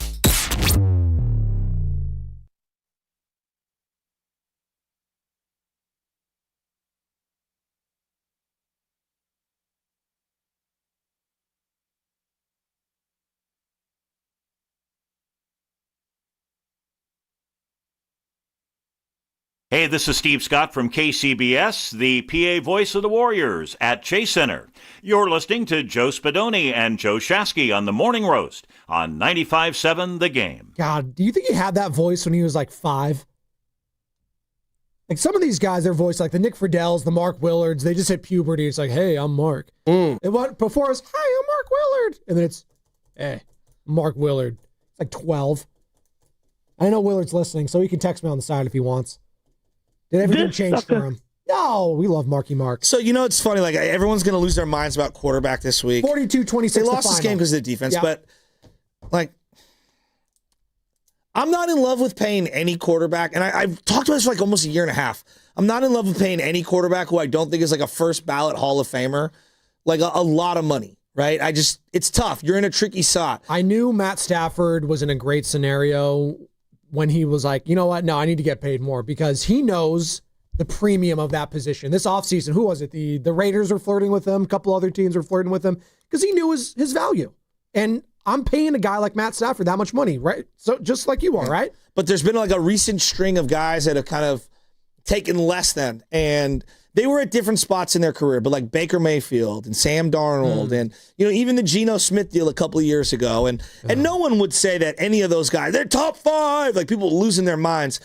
Everyone wants to believe they have a top 5 quarterback. And I always do these types of evaluations. Like, for example, you can overpay Nick Bosa. You know why? Because there were probably, 15 to 25 other teams in the league that wanted to overpay him, right? Yeah. Okay. How many people in the league were giving the exact same contract for Brock Purdy and trading for him? Because that's what would have happened. Not many. So, like, when you do those exercises, I think you realize what the true value is of a player. And I think about Brandon Ayuk and why the Niners instantly regretted the deal. He's a good player. How many teams in the league were lining up to trade draft picks and give him the contract he wanted? The Steelers, the Patriots, there are a couple. Yeah. Right? There are a couple. So, like, I like Brock. I do think he's a good player. When he's healthy, I do think he's better than Mac Jones. But the number that they gave him, they were kind of competing with themselves, which he deserved a pay raise. I just don't know who was knocking their door down to give him that exact deal. 42-26 the final yesterday at Levi Stadium. Rams improved to 7-2. Niners fall to 6-4. 888-957-9570 is the number. We're halfway home here on a non-victory Monday, but it is a Monster Monday nonetheless, brought to you by Merit America. Visit them at meritamerica.org/super. Right, and then I think about, like, the other contracts on their books right now. I think everyone in the league, for the most part, would have traded for Kittle and given him a contract extension. Yes. He was coming off a monster year. Tight end is a position you can't overpay because the top of the market is like 17 or 18 million. It's great money, in terms of money spent. Sure. It's a position that we just salary cap wise devalue. And so I'm more inclined to pay top dollar for. Correct. Because I can have 2 of those guys making nothing, and it's the fraction of one wide receiver. I think about Trent Williams. For as frustrated as I've been about the Trent Williams conversation and him needing guaranteed money, there were a lot of teams in the league that would have paid him and traded for him, right? Wouldn't you agree? Yes. Yeah, I think so too. I think like legit contenders would be trading for him immediately. Right? Yes. How many teams today are probably kicking themselves about Sam Darnold? A couple. Yeah, I think so. I think there's a team in Las Vegas and a guy on the broadcast yesterday who said he basically didn't want Sam Darnold, and they took Geno Smith instead, and they look foolish. And I think that's why wow, Seattle got a good deal, right? Because there's a bunch of teams like feeling regret today. And I just think overall the sentiment now is Mac Jones. How many teams in the league are like, dang it, we should have gone after Mac Jones? I bet there's a handful. Yeah. Just on a prove-it deal. Exactly. Yeah. Exactly. And look, if he wants more money, we're going to have the same conversation. Who's knocking you down and how much? And I wonder how much more money he could have gotten elsewhere and decided to Mac Jones. Maybe he chose to go with a lesser number and go with better stability it's a good the 49ers because he spoke about it yesterday. It's actually a really good point. He talked about it yesterday. I hadn't even Joe. considered that. Yeah, He might have had, $9 or $10 million per year from someone else, but this was a better situation. That's a good point. Yeah, he talked about it yesterday because someone asked him about, hey, why did you sign a 2-year deal? It's kind of a random question, but I think it was what was presented to me, and I wanted to get back to having fun playing football, and I think I've done that. And today wasn't as fun, obviously, but I still believe that we have the right guys in this locker room, and I wanted to get around a good organization that believes in the players, and that's coaches that believe in the players and players that believe in the players. So I feel like we have the right guys. I've just been really fortunate to be here this year, and I want to just try and find ways to win games for us, and that's all I'm here to do, and the future will take care of itself. I think most times we do this thing in our head, well, you just have to pay him the most amount of money. I think Mac showed a lot of maturity after having failed at a couple stops. He realized, wherever I go next is, really important.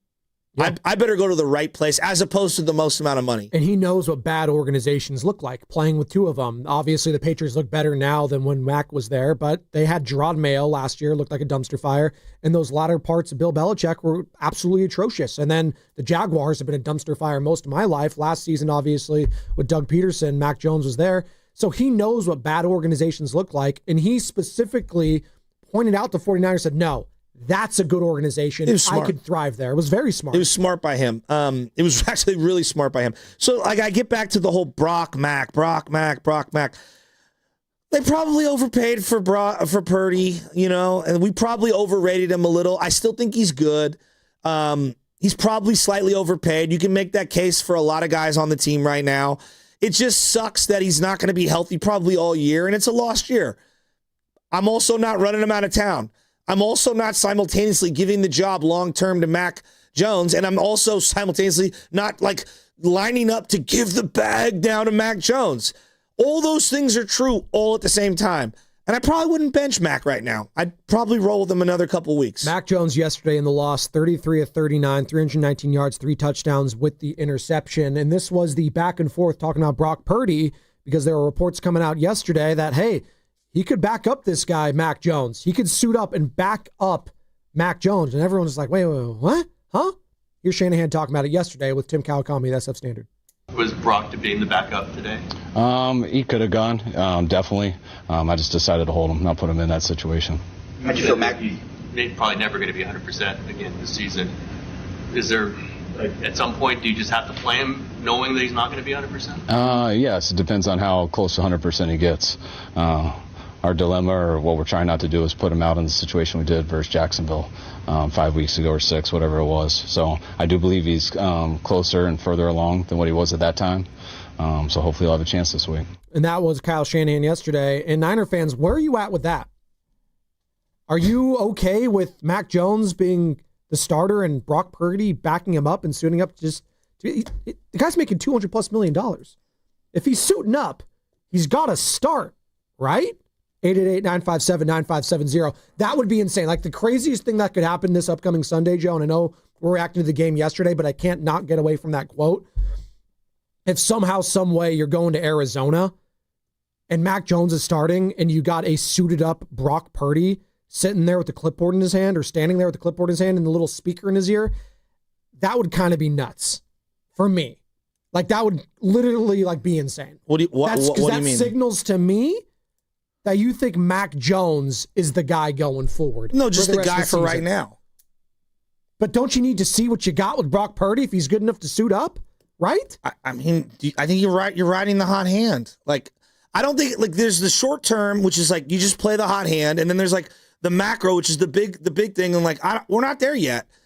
I'm just not there. I'm not there making decisions on what's going to happen next year. If that does happen, we officially do have a quarterback controversy. I'll tell you that right now. Joe, we already do. What are we talking about? Not yet. I think we got the injury. Joe, why did they not suit him up? Why did they not suit him up this weekend?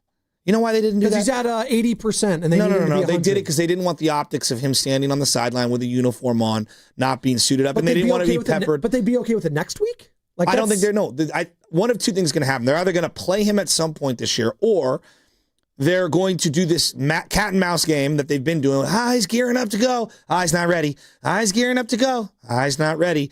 And by the way, if he has surgery at the very end of the year after doing this cat and mouse game, that'd be a joke. No, that would be a horrible look. Like you're avoiding the inevitable landslide of criticism which is coming your way. That would be a horrible look. If they could have elected to have surgery early on, they chose not to. Yikes. Shout out to those watching on YouTube. Brought to you by First NorCal Credit Union. For a low rate auto loan, apply online or just ask for First NorCal financing at the dealer. We got full phone lines, Joey. Let's go to them. Let's start with TC and Sack. What's up, TC?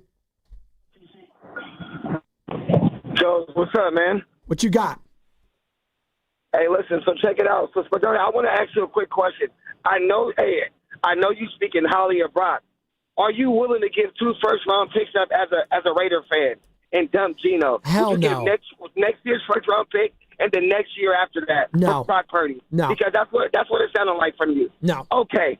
So now that we got that situated, the hard part for Niner fans, what I've been saying this whole time is the realization, Joe. The Joes. The truth hurts. Truth, it does. That saying, that's the truth. The truth hurts. Nobody wants to hear the truth. Everybody's like, I want to hear the truth. Tell me the truth. And then when you tell them the truth, it hurts them. Or people, whether you blow BS up their butt, right? The realization is a lot of Niner fans are realizing Kyle's becoming not the guy, right? They're understanding we have to move on from this head coach, right? Also, the realization, wait a minute, Brock Purdy isn't the guy that we truly thought he was. He's just a cool quarterback. Jimmy 2.0, what I said from day one, but everybody wants to laugh. TC, come on, hold on. I'll let you finish, TC, but come on. Brock was an MVP candidate. Jimmy never was an MVP candidate. He was, bro. They both went to the Super Bowl and did the same thing. Listen, they both throw medicine balls. The only thing that Brock Purdy does different than Jimmy Garoppolo is he can move. They both throw anticipation balls that get him in trouble. They also throw the 1 or 2 picks a game. What's different about those guys? What's different about Mac is he's a baller. What's different about Mac is I didn't want him in the draft. I thought the draft pick should have been Justin Fields or Trey Lance. Everybody on this meeting, even here, 95 cents, everybody. No, Mac Jones isn't the pick. You talking about trading up from 3 to 3 to get this guy? No, get another quarterback. We were all wrong, Niner fans. We were all wrong about Mac Jones, starting with me. Dude's a good quarterback, bro. That's why I said, Kyle, I would have respected you more, brother, if you would have just picked that guy instead of blowing BS up everybody's butt and drafting a kid that you didn't want, bro. That's what's the realization. Niner fans, they're realizing it, but everybody wants to run from the truth because it hurts. Hey, TC, hold on, TC. How would it sit with you if Brock was suited up to be the backup next week? Bro, I don't really care about the situation because, in my opinion, Mac Jones should be the starter. So if they say breaking news, Brock Purdy's coming back, it wouldn't move me a bit, bro. It wouldn't. Okay. That's all I got, dog. That's TC and Sack. He's passionate, and we appreciate it. We have a murderer's row on, by the way, with our calls. 888-957-9570 is the number. Niner fans, how would we be feeling if Brock Purdy was suited up to be the backup? Well, I know why you're doing it, but I have to. No. Like we do this thing like he was an MVP candidate. Okay, he was. Okay. Do you know what Matt Ryan did the very next year after his MVP? After he lost Kyle Shanahan as his OC? Do you know what he did? What did he do? He went on to have his final winning season, and then after that, it was 1, 2, 3, 4, 5 straight years of 7 or less wins. Yeah. So coaching matters. Steve Sarkisian, not as good as Kyle Shanahan as an OC, it turns out. I'm just telling you, that's who ended up getting. No, I understand, but like he was also 32 years old. You know, I've seen a lot of great quarterbacks carry certain coordinators for a long time. I guess what I'm saying is like, because you're an MVP candidate, like last year, Sam Darnold was a finisher, I think top 5 or top 8 finisher in MVP candidacy. We don't talk about him that way for a reason. It thudded at the end. Yes. He's also an MVP candidate again this year. He is. You know, and so like we have to go off what we've seen the last couple of years. And to keep bringing up 2023, like that year was great. It happened. It's awesome. It's amazing. Like what has he been the last couple of years? Well, he's been okay, and he's also been hurt. So like, I don't know. I'm just asking how much longer are we going to keep talking about that top 5 finish in the MVP? Well, out of sight, out of mind becomes a thing, is what I will say. So that I agree with. If he does stay on the bench or not suited up, then you are at risk if you're Brock Purdy of being forgotten. And if Mac Jones continues to ball out and they do play in a playoff game and he does do well in a playoff game, I do think there will need to be conversations. We know that Kyle Shanahan said, Joe, that he's not going to be 100% the rest of the season. That much we do know. So if he's not going to be 100% the rest of the season and you're still going to suit him up, I just question how many other quarterbacks, as we were talking about this, how many other quarterbacks are we doing that with where they're good enough to suit up and getting paid $200+ million and they're not going to start? I can think of one at the top of my head, and this guy is probably going to get fired at the end of the season. That's why he's doing it, is Jonathan Gannon in Arizona with Jacoby Brissett over Kyler Murray. So this Sunday, I'm just going to throw this at you. It is let's say it's a hypothetical. You got to win. Who you going with this Sunday? If this was a must-win playoff game. Ooh, must-win. Like it's Mac Jones. You're going with Mac Jones probably. I mean, come on. You don't have to overthink it. It's yeah. And it doesn't mean you hate Purdy and want to run him out of town. It's just like, I'm going with who's hot right now. If it's this Sunday, then yes, because I'm going with the guy that's been playing. I don't think that's a crazy opinion. I think you're just going off in the 90s with Steve Berline over Troy Aikman. Exactly. And I'm not saying Brock Purdy's Troy Aikman, by the way, who is a Hall of Famer. Well, and Troy wasn't Troy at that point. No. So. And he's, what is it? He had shredded his knee early on in the season. So we got full phone lines. Let's get to him. Lucas, Vice President of Hate in San Francisco, wants to join the conversation. What's up, Luke? Good morning, guys. What's going on? What's up? Hello? Yeah, what's up? We got you, Luke. Go. Oh, yep. Pretty much, Kyle and John are too stubborn for me. I think this problem started long ago when they chose Armstead over Buckner. And now just coming out, Kyle said that he wanted Mac instead of Trey Lance. So it kind of shows, what kind of operation are they running? They can't choose the right people. They're putting the wrong people out on the field, I believe. Our O-line is terrible, and Kyle Shanahan has not done a single thing, or John Lynch, to try to build the O-line. You look at the Eagles, you look at the Lions, you look at the Rams, you look at the Packers. One thing that they all have in common is their O-line. And I know that Mac Jones didn't get sacked. He only got hit once in the game yesterday. But I don't think it's good enough to be able to give him a rightful chance to try to make a playoff push. And same with Brock Purdy. I don't feel that they both had a good line to where they could be able to perform at the right spot. What's crazy is I agree with you big picture, but yesterday they did a pretty good job, I thought, offensive line-wise. And I thought that Mac did a great job recognizing blitzes. And he moved around. He made 2 or 3 plays that were, scramble plays, if you will. It's that's not bad. No, Max played really well. He didn't get happy feet in the pocket. I thought he was poised in there when it got muddied at times, but he got sacked 0 times. He got Zach Taylor. Thank you. 888-957-9570. People are fired up about this Brock Purdy and Mac Jones conversation. Again, right. Mac Jones yesterday, 33 of 39, 319 yards, 3 touchdowns and a pick. He hasn't been the problem. And I think a lot of Niner fans, when they saw the news of Brock Purdy that he's going to be out, initially it was 2 to 5, 2 to 6 weeks. Yeah. Ian Rappaport, NFL Network, when we first heard of the toe injury after game 1 and that win against Seattle, a lot of people were like, oh no, well, the season might be over. Hey, Mac, can you be 500 for us? Can you just play 500 ball? Well, he's started a majority of the games and they're 6-4. And they're in the thick of it in the NFC playoff race. This is the first time all season, Joe, that they're on the outside looking in the playoff picture in the NFC. But they'll have a chance to rectify it. It starts next week, but we're reacting to the game yesterday. 888-957-9570. Let's go to our guy. Brian, Palo Alto. I'm sure he has many a thought. What's up, Brian? Morning. How you doing?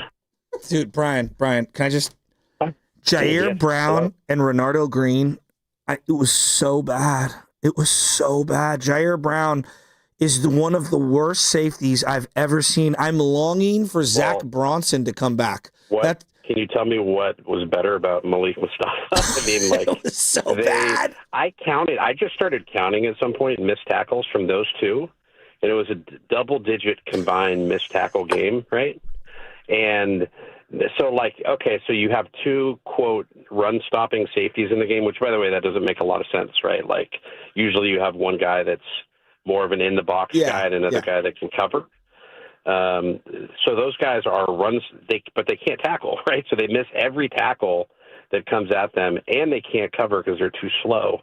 And they make a ton of mental mistakes. I thought yesterday was probably the worst game I've ever seen a safety duo have, ever. Wow. In the history of the league. And it's like, why are they on the field, right? Like, we had Siegel and Pinnock early in the year who are, it's not like Lott and Williamson or anything, No, but like, it's not. but they're so much better as a duo than Mustafa and Jair Brown. And by the way, those guys just looked like they were like not into the game at some point. Did you see Brown blitzing and like getting absolutely stoned by the running back? Like, I saw that. And then he jumped up and tried to volleyball one of Stafford's average passes. Renardo Green got targeted a total of 9 times that I charted. 7 in the first 3 drives.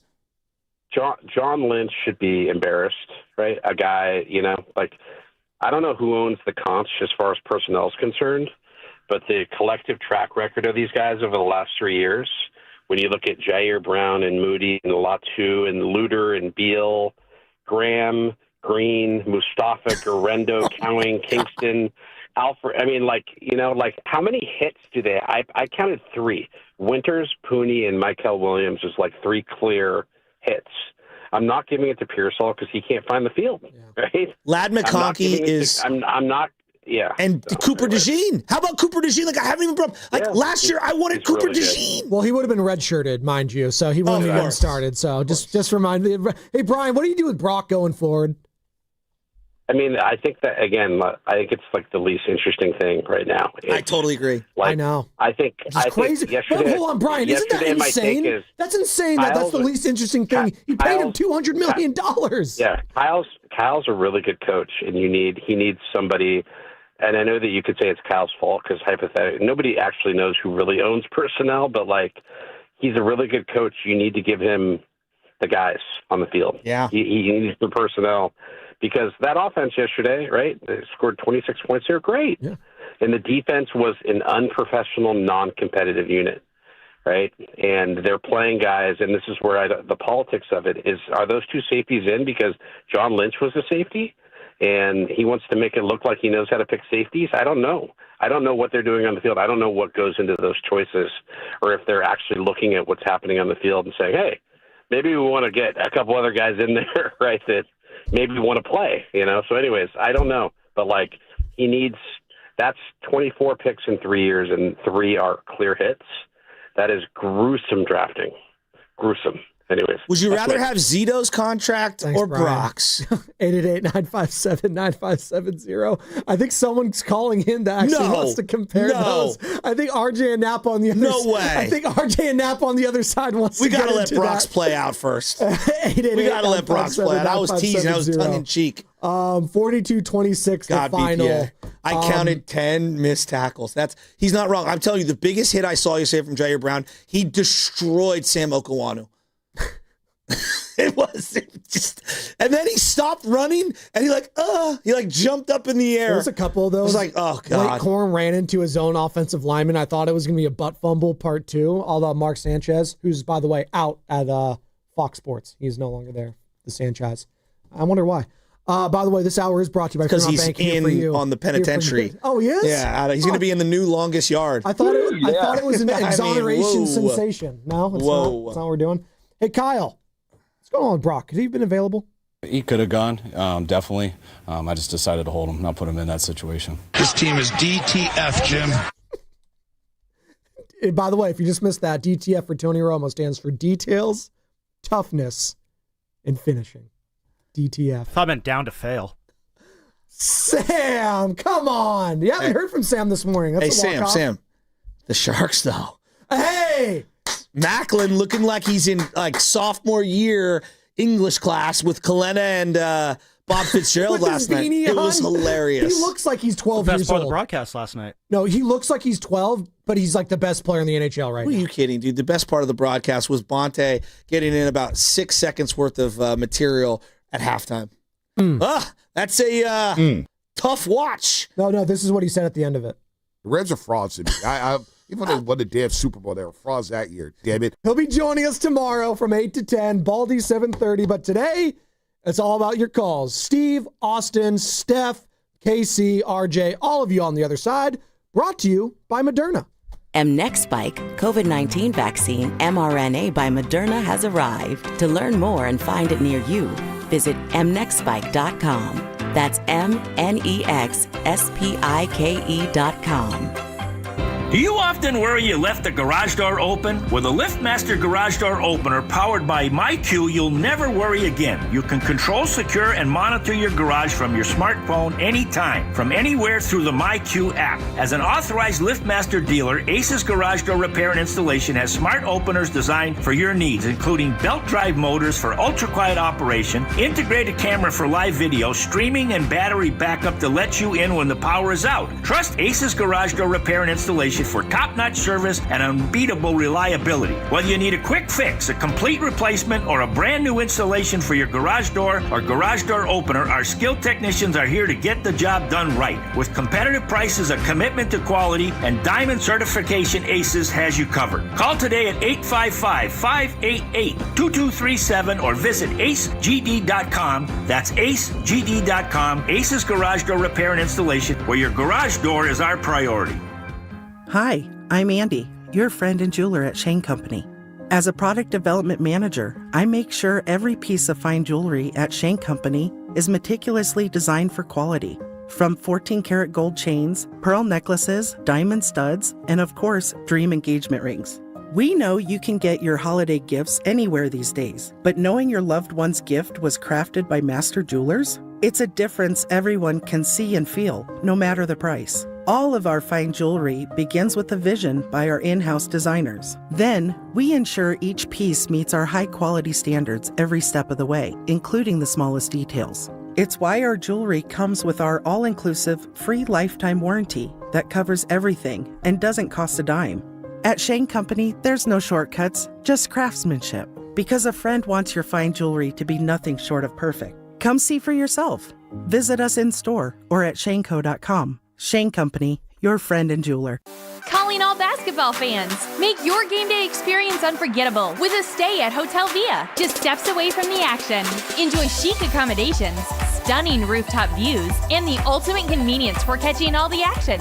Skip the traffic and relax in style before and after the game. Whether you're celebrating a big win or just want a perfect night out in San Francisco, Hotel Via is your MVP choice. Book now at hotelviasf.com and make your game day a slam dunk at Hotel Via. Want to interact with the hosts but can't call? Text the Boxer and Gerson Work Injury Attorneys text line at 888-957-9570. Boxer and Gerson, Northern California's premier workers' compensation law firm, helping injured workers get their lives back for over 40 years. Prescription products require completion of an online medication consultation with an independent healthcare provider through the LifeMD platform and are only available if prescribed. Subscription required. Individual results may vary. Additional restrictions apply at lifemd.com. Read all warnings before using GLP-1s. Side effects may include a risk of thyroid C-cell tumors. Do not use GLP-1s if you or your family have a history of thyroid cancer. Confused on where to start with weight loss medication? 95% of LifeMD patients said starting their weight loss journey was simple. Go to trylifemd.com now and see the best options with or without insurance for Wegovy, Zepbound, and more.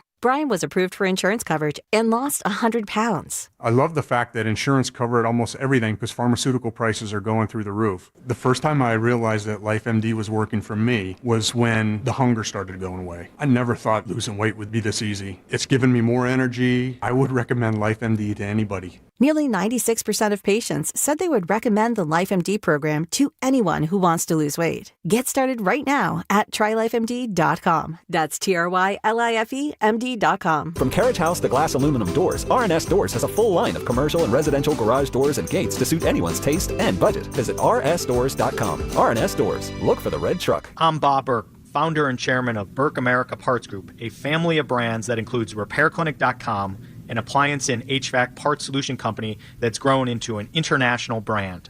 Before AmericanEagle.com, we partially launched a new technology platform developed by another firm. American Eagle helped take our technology to a whole new level with digital marketing, software development, and business insights into our key markets, appliances, HVAC, and outdoor power equipment, and did so both on time and on budget. AmericanEagle.com has the resources, experience, and talent needed to produce solutions.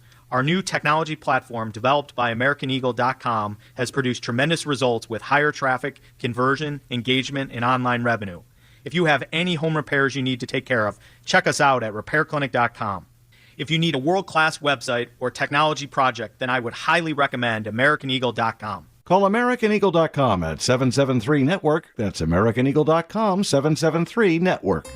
What if you could have reliable and intelligent Wi-Fi at the same price for 5 years? That's the Xfinity 5-year price guarantee. No annual contracts, no hidden fees, and our best equipment included. Just 5 years of Wi-Fi that boosts speeds to the devices that need them most, that finds and fixes problems before you even notice them, and that keeps you gaming in the fast lane. Lock in your price and unlock the possibilities. Xfinity. Imagine that. Select plans only. Restrictions apply. Red and Gold Game Day starts at Laughing Monk Brewing. Park for free. Enjoy amazing food, ice-cold beer, and every game on TV. Catch 95.7 The Game's pregame show. Then hop on the free shuttle straight to the stadium. Sign up now at 957thegame.com.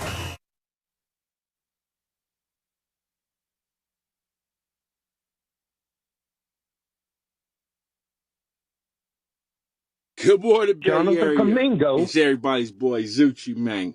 And you're listening to the Noon Improved Morning Roast with everybody's boy, Joe Shasky, and my boy, Joe Spadoni.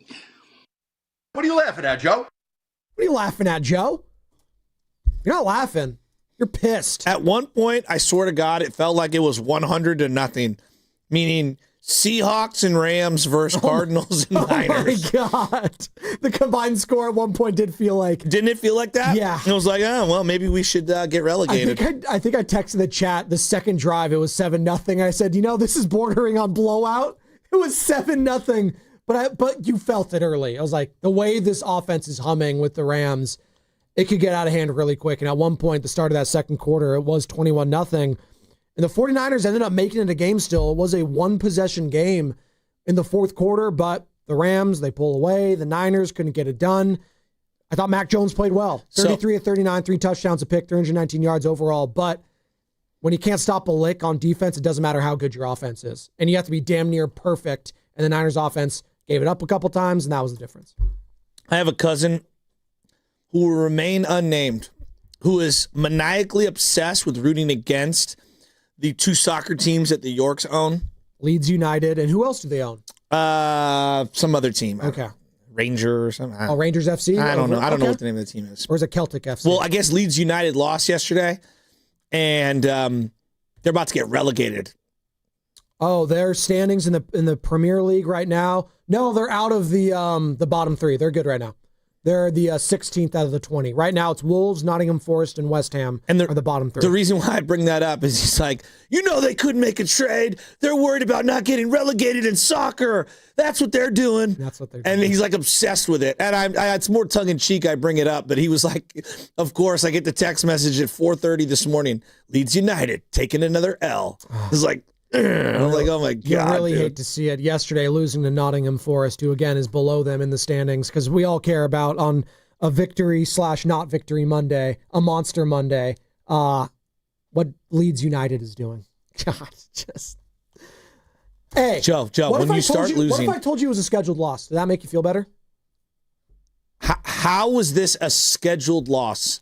Because they don't have anyone on defense. I mean, come on. How's that? We all knew this team wasn't winning yesterday. Come on. How is that on schedule? Okay, you do this thing now where you're like, how come you never said that once last week with your chest? I said this team is going to lose this week because this is what they've been doing all season long. They have a really nice win, followed by a bad loss. Really nice win, followed by a bad loss. And next week, guess what's going to happen against the Cardinals in Arizona? They're going to have a good win because that's what this team does. It's a roller coaster. You got to ride the roller coaster, Joey. It's the demon. So you thought it'd be 21-0 to start the second quarter? Giant dipper. Is that what you thought? I thought they were going to get handled yesterday, and that's what happened. Yes. Why didn't you bet all your money on it then? I don't have that kind of money to bet, Joe. I don't bet. Well, I mean, if it was such a lock, like Right, look at Carter. Carter's nodding his head. I bet everything. Carter knew it was a lock. I mean, we all knew it was a lock. It was obvious. The only person that didn't know it was a lock was Matt Nahagian. The thing I despise the most is I told you so guy who didn't put his you-know-whats on the table. Bro, I got two kids. I don't have money, that kind of money to do Not once last week did this guy come in here with the bravado. They're getting smoked. They won't punt once, the Rams. Like, stop. I mean, Just stop. That's not good. I don't want to hear that today. That's not good radio if I told you all week long they're going to get destroyed. Well, if you feel it and you believe it, then say it. If you don't, I don't want to hear I told you so. Fine, I'll tell you this on Monday. The Niners are beating the Cardinals this Sunday. Does that make you feel better? Great. Like, I don't know how you could say that. Having watched the Niners lose games to the Cardinals that matter for 3 decades. Because the Cardinals were worse yesterday. Which than the means they'll be Niners. ready for this one. Oh, please. I don't think how you could think that you know this Niner team is beyond me. It's actually pretty easy to know what this Niners team is. They beat bad teams that are below average, and they lose to the slightly above average teams. That's what they do. It is what it is. Yeah. That's what this team So does. this was a scheduled loss because it happened to coincide after a loss. Or after a win. Yep. Okay. Yeah, that makes no sense. They don't beat teams other than on Thursday Night Football and on the first week of the season. They don't beat good teams. They just don't. Okay. So when they play another good team, which comes around December 22nd against the Colts, they're going to lose that one. Then they have a game against the Bears. We'll see where the Bears are at then. And then you got the Seahawks in the last game of the schedule. And maybe you lose that one at Levi's. But the next 4 weeks, you're playing teams that are mediocre or bad. Cardinals are bad. Panthers are mediocre. Browns stink, and the Titans stink. So chances are you'll come out of that probably 3-1. 2-2 at worst. Does that make you feel better? I don't understand how anyone could have any feel for what this team is when they're playing people most of us have never heard of. What number yesterday was Keon White? What number was he? Definitely in the 90s, right? No, he was 56. Hence my point. How anyone could be like, I knew this was going to happen. It's like, come on, I'm dude. not a number guy, in Come fairness. on, man. Come on. When we got tight ends wearing number, who was that for the, who was that? Ferguson is wearing 18? When we got tight ends wearing the number 18, we've gone too far. I know, Carter. Kyle It's Pitts wears disgusting. number 8. It's gross. That's why he sucks. Because he chose number 8. That's why he's a bust. Hey, Austin, Redwood City. What you got, Austin? Good morning. Hey, how you doing? We're doing. How you doing, man? What you got? Hey, I want to say, I think Brock Purdy, I think he peaked too early with the Super Bowl ready team already, going to the Super Bowl. He peaked already, so it's over with. Wait a minute. Austin, I want to make sure I understand this. He peaked too early in his career? He's never going to peak again. No, he's done for. He's done. We already had our chance with him. He got injured, and now he's getting replaced again with Matt Jones. And Matt Jones is, thriving with no starters. Has now Mac Jones peaked yet? No, he's still showing he got it. I love it. Keep going, Austin. I'm sorry. I'm derailing your great opinion. Oh, y'all playing with me? No, I'm not. No, we're not. I'm dead serious. I want to hear this. You're not alone. I got plenty of friends that think this way. I just feel like Matt Jones is a better quarterback because he can show you what he can do with non-starting people like Kendrick Bourne and Robinson and whoever else he's throwing the ball to. Now that Kittle back, I hate to see that him not getting a chance to have a chance with his full starters and see what he can do with the starters too. But now, Brock Purdy could have been a backup number 2. Now that he's about to come back next week, probably. So what would you do next week? Yeah. Let's say Brock's fully healthy. What are you doing? You're going with Mac. I'm still going with Mac. I want to see Mac play with, the full starting squad to see what we can do with that. If he can't do it with them, then then we go to Brock Purdy and have your keys back and show us what you can do. I'm mad at that. Little injury. I'm not mad at that. Enough. That's Austin Redwood City. 888-957-9570 is the number. Niner fans, are we suiting Brock Purdy up to be a backup? Or if he's suiting up, does he need to start? 888-957-9570. I agree with him there. It'd be one thing if Mac Jones stunk yesterday, threw a couple pick sixes, and it's just looked awful. But he really hasn't done that in any of the games. He hasn't looked like the guy that's been bad the last couple seasons. He just hasn't. Tampa Bay, he looked a little out of sync. He wasn't good in that game. No, I think that wasn't a good game. No, but I don't think it was a stinker. He hasn't had a game where he's just awful and where it's okay, maybe you win that game with Brock Purdy. Yeah. There was some moments where I felt like, I think it was the Houston game, was like, okay, maybe Brock with his legs could have done some more in that game against the Texans, because I was watching it yesterday. They didn't have a spy on Trevor Lawrence, and he almost brought them back with his legs. And that one, by the way, they have a 19-point lead heading into the fourth quarter yesterday. Yikes. Jaguars with a horrible loss. Oh, my God. Jaguars team that beat the Niners, by the way. So, Mac was really good yesterday. The guy that's just, and I know he put up numbers in this one, Juwan Jennings is having just a terrible year. Terrible? Yeah. Isn't he been the only wide receiver to get a touchdown for this team? Joe, that might be the case. They're force feeding him at the expense of other guys on the team. Well, maybe that's by the Rams' design. Maybe they wanted Juwan Jennings to be the focal point. They're taking away the Kendrick Bournes of the world, because I keep hearing callers say, "Hey, Kendrick Bourne." Maybe they're taking him away.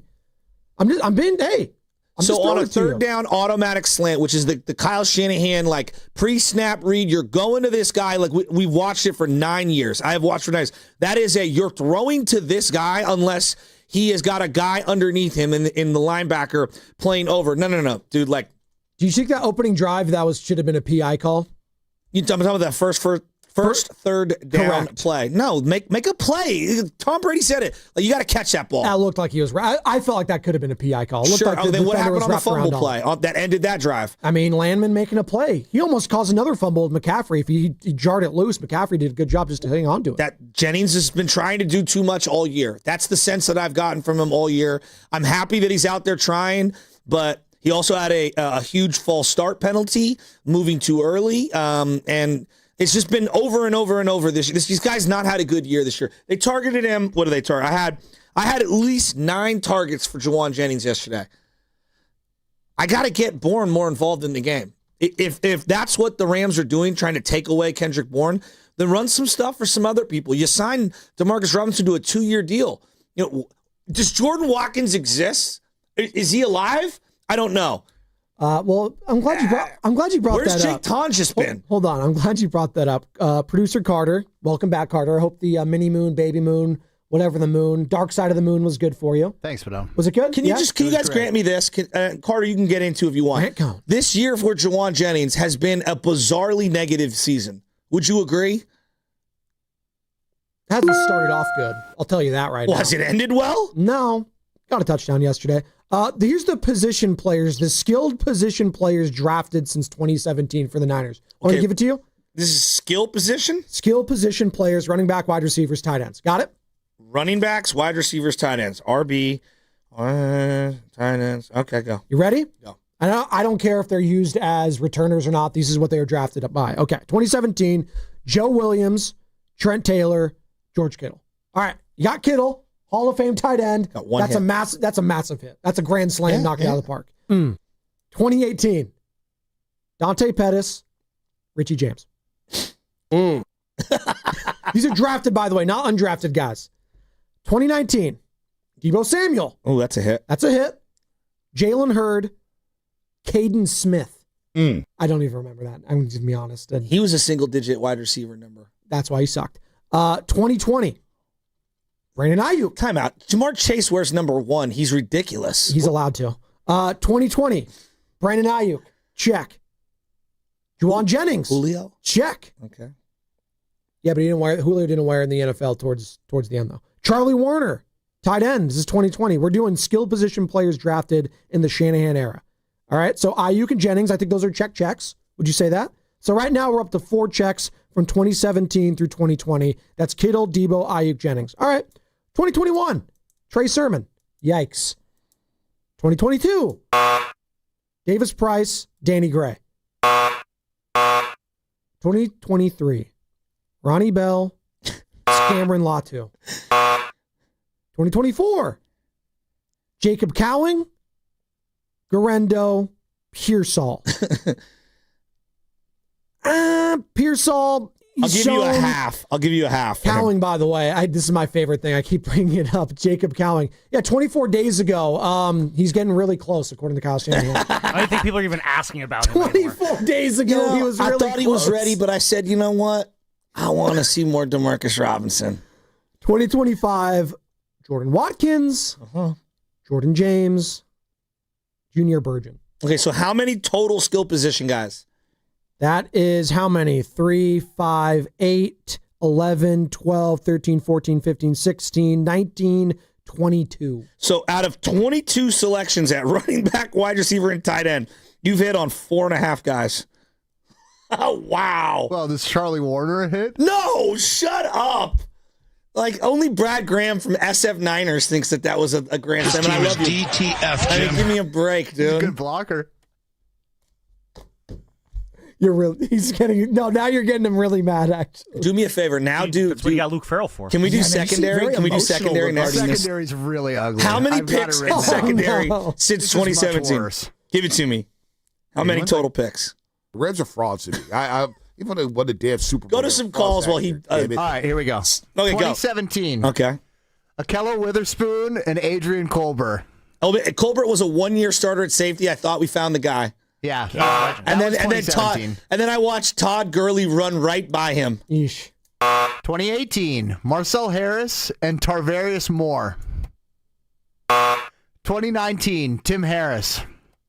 2021. Not number 99 with 6-shooter Tim Harris, the defensive end. Yeah. Okay, 2020. 2020, they didn't draft anyone in the secondary. Yeah, they had no picks. That's an L. 2021, Ambry Thomas, Demo, and Hufanga. Demo and Hufanga. I'll give you 2 hits there. Fargo was an all-pro for you. Yeah. 2022, Sammy Womack and Tariq Castro Fields. Keep going. 2023, Jalen Graham, Darrell Luter, Jair Brown. And then 2024, Mustafa and Renardo Green. And then Siegel and Upton Stout, 2025. All right, so I'm going to give Stout a Right half. now, it's... So 2.5 out of how many total picks? I think it's 18. 18. So out of 40 combined picks at running back, wide receiver, and tight end, and then I throw in cornerback, they've hit on 7 out of 40. No, straight up, 17, thank God this team can identify linebacking talent. 7 out of 40. Because if they didn't, if they couldn't, they'd be screwed. Legitimately. Thank God they can at least do something right on the defense when it comes to evaluating linebackers. By the way, you know what the key number there was on all those? 0 running backs. 0. You can make the argument. By the way, Eli Mitchell, I don't know. I think it was a hit, but you can make an argument. No, I thought Mitchell is a hit too. Yeah. You can make a simple argument that their best 2 running backs that they've ever found were undrafted free agents in Jordan Mason and Matt Breida, outside of the CMC trade. Here's the top leaders right now when it comes to running backs. It's insane. And you can correlate it to where they are drafted for most of these guys. Jonathan Taylor, James Cook, then you got Dowdle, Achane. You have some names where it's like, okay, J.K. Dobbins, baller at Ohio State, Derrick Henry, Jahmyr Gibbs, 2nd round, Bijan Robinson, and you got Kyron Williams, Travis Etienne, Breece Hall. And then you got McCaffrey, 626. So, yes, there is something to identifying talent early in drafts for running backs. I know it's become in vogue to say, we'll find that guy in the 5th, 6th round. Well, when you do that, sometimes you crap out, like you're seeing this year with who? Jordan James? Can that guy even get on the field? Can he even? Why? Isaac Orlando? Jordan James wasn't good at Oregon. Like, I don't know why. Like what? Who? You're clamoring for someone that I know in my head is not good. Well, they told us he should be good if they drafted him. Yeah, they clearly felt that way. Let's go to Stefan in Seaside. He's been hanging on. What's up, Stefan? You're on the morning roast. Oh, what's up, Joe? What's up? What you got, man? I just wanted to elaborate on the game, man. Yeah.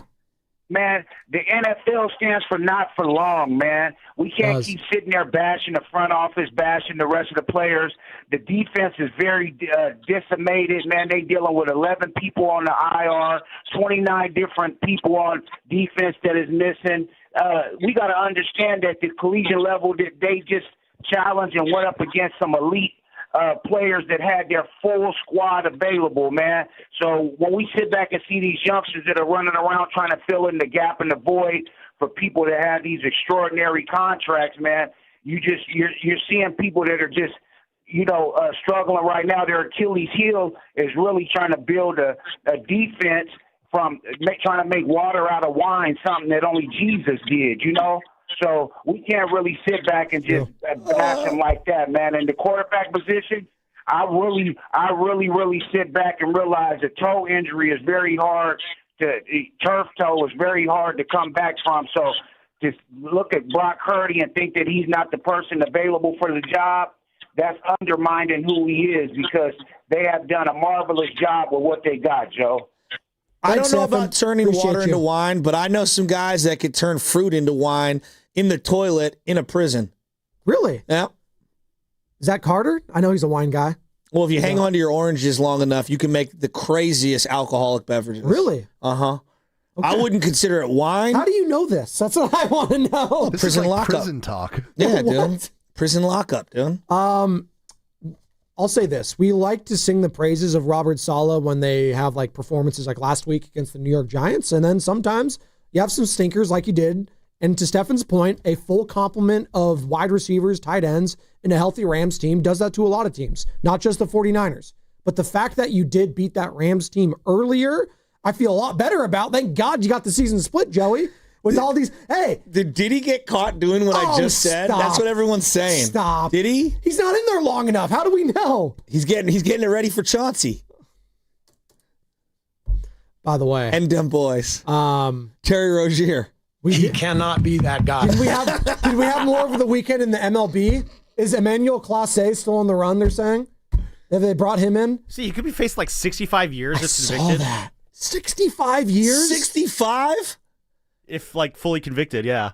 That's how. Is that for running or for? That's how Cleveland Guardians fans feel already about watching their team. They've been in prison for 65 years. Is that too mean? Is that a bridge too Didn't far? they make the playoffs? They don't do anything there though. They have like the longest drought of any World Series team, right? Of winning one. Exactly.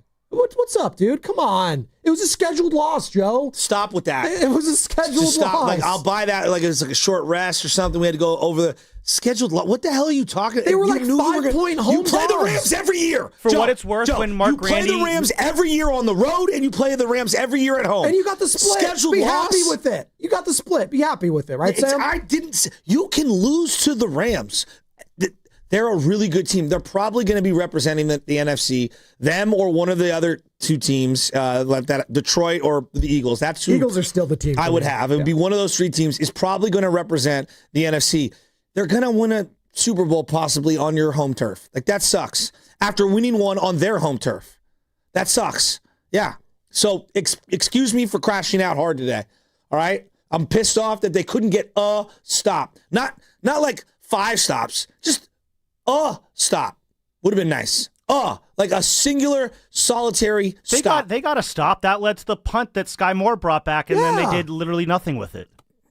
Sky Moore. Sky's the limit, Sammy, right? What do you want to chime He in is with? the best Niner punt returner since Ted Ginn Jr. Oh, my God. It's like factually Great correct. list to be on. Dude. No, just we're talking about scheduled losses here. You know, Mark Grandy has his preseason Niner predictions here in the studio, and he thought that they were going to win yesterday's game. So I don't know how scheduled that loss would have been in Mark Grandy's eyes, but that's just what Mark Grandy has to say. Shout out overtime.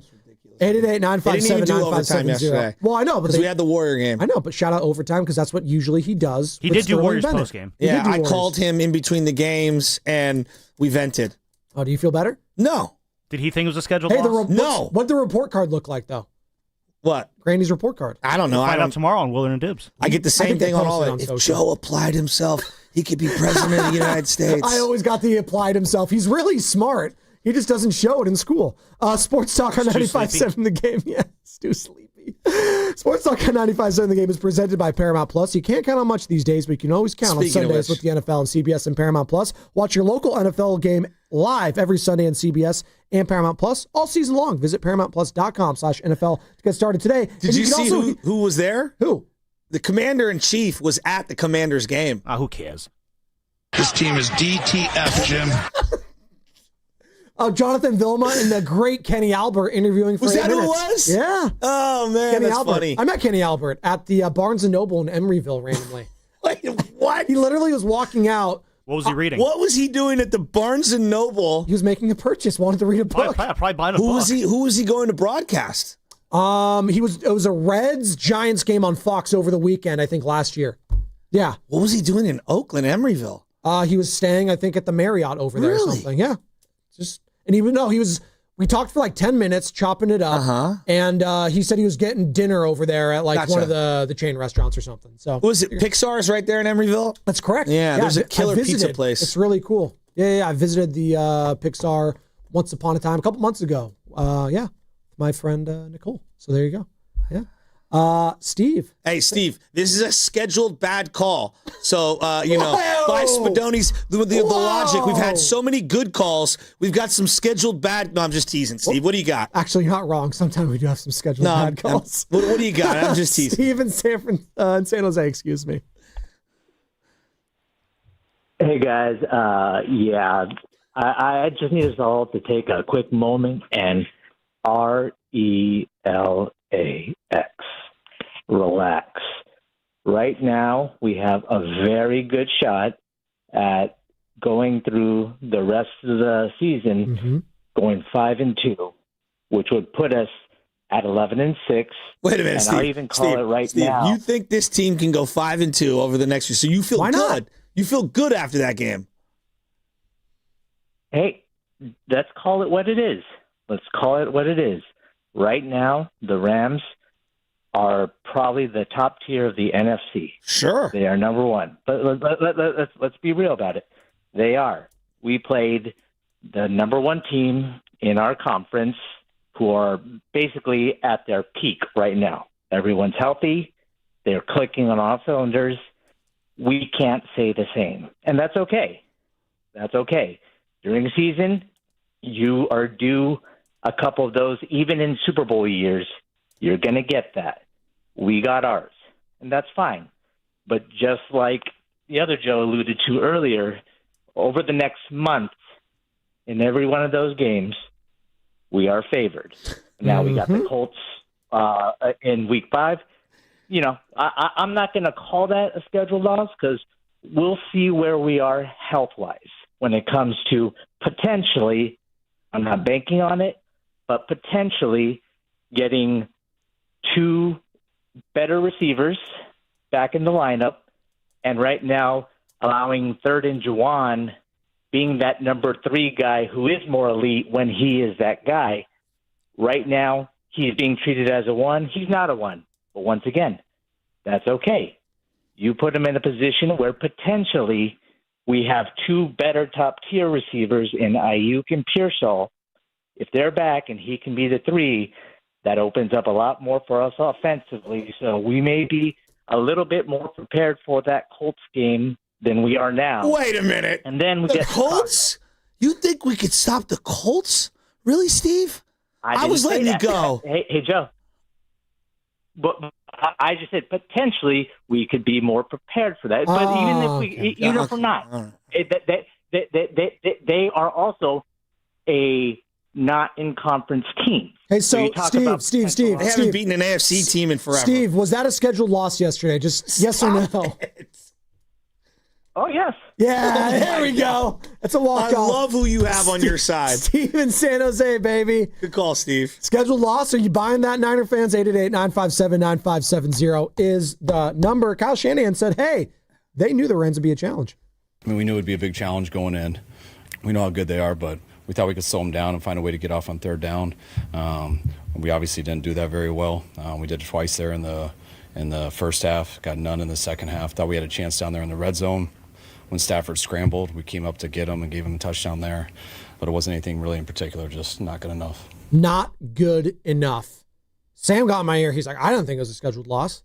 What did you guys think was going to happen yesterday? No, I said Kyle thought. Kyle thought and it was. this whole thing about Aaron Rodgers, when he told everyone RELAX, you haven't won anything since then. Oh, y'all playing with me? No, I didn't do that. I love Austin and San Jose. Redwood City. My bad, Redwood City. Oh, there's multiple Austins. Okay. Hey, nothing much. Yeah. So when he said RELAX, relax, like all he's done is, I don't know, lose every big game he's ever had. Oh, talking about Aaron Rodgers. You want to talk about something that has not aged well? We use it like all the time. And I'm like, Aaron Rodgers' best playoff runs were his first couple. He ain't won diddly poo since then. He's a Hall of Famer, though.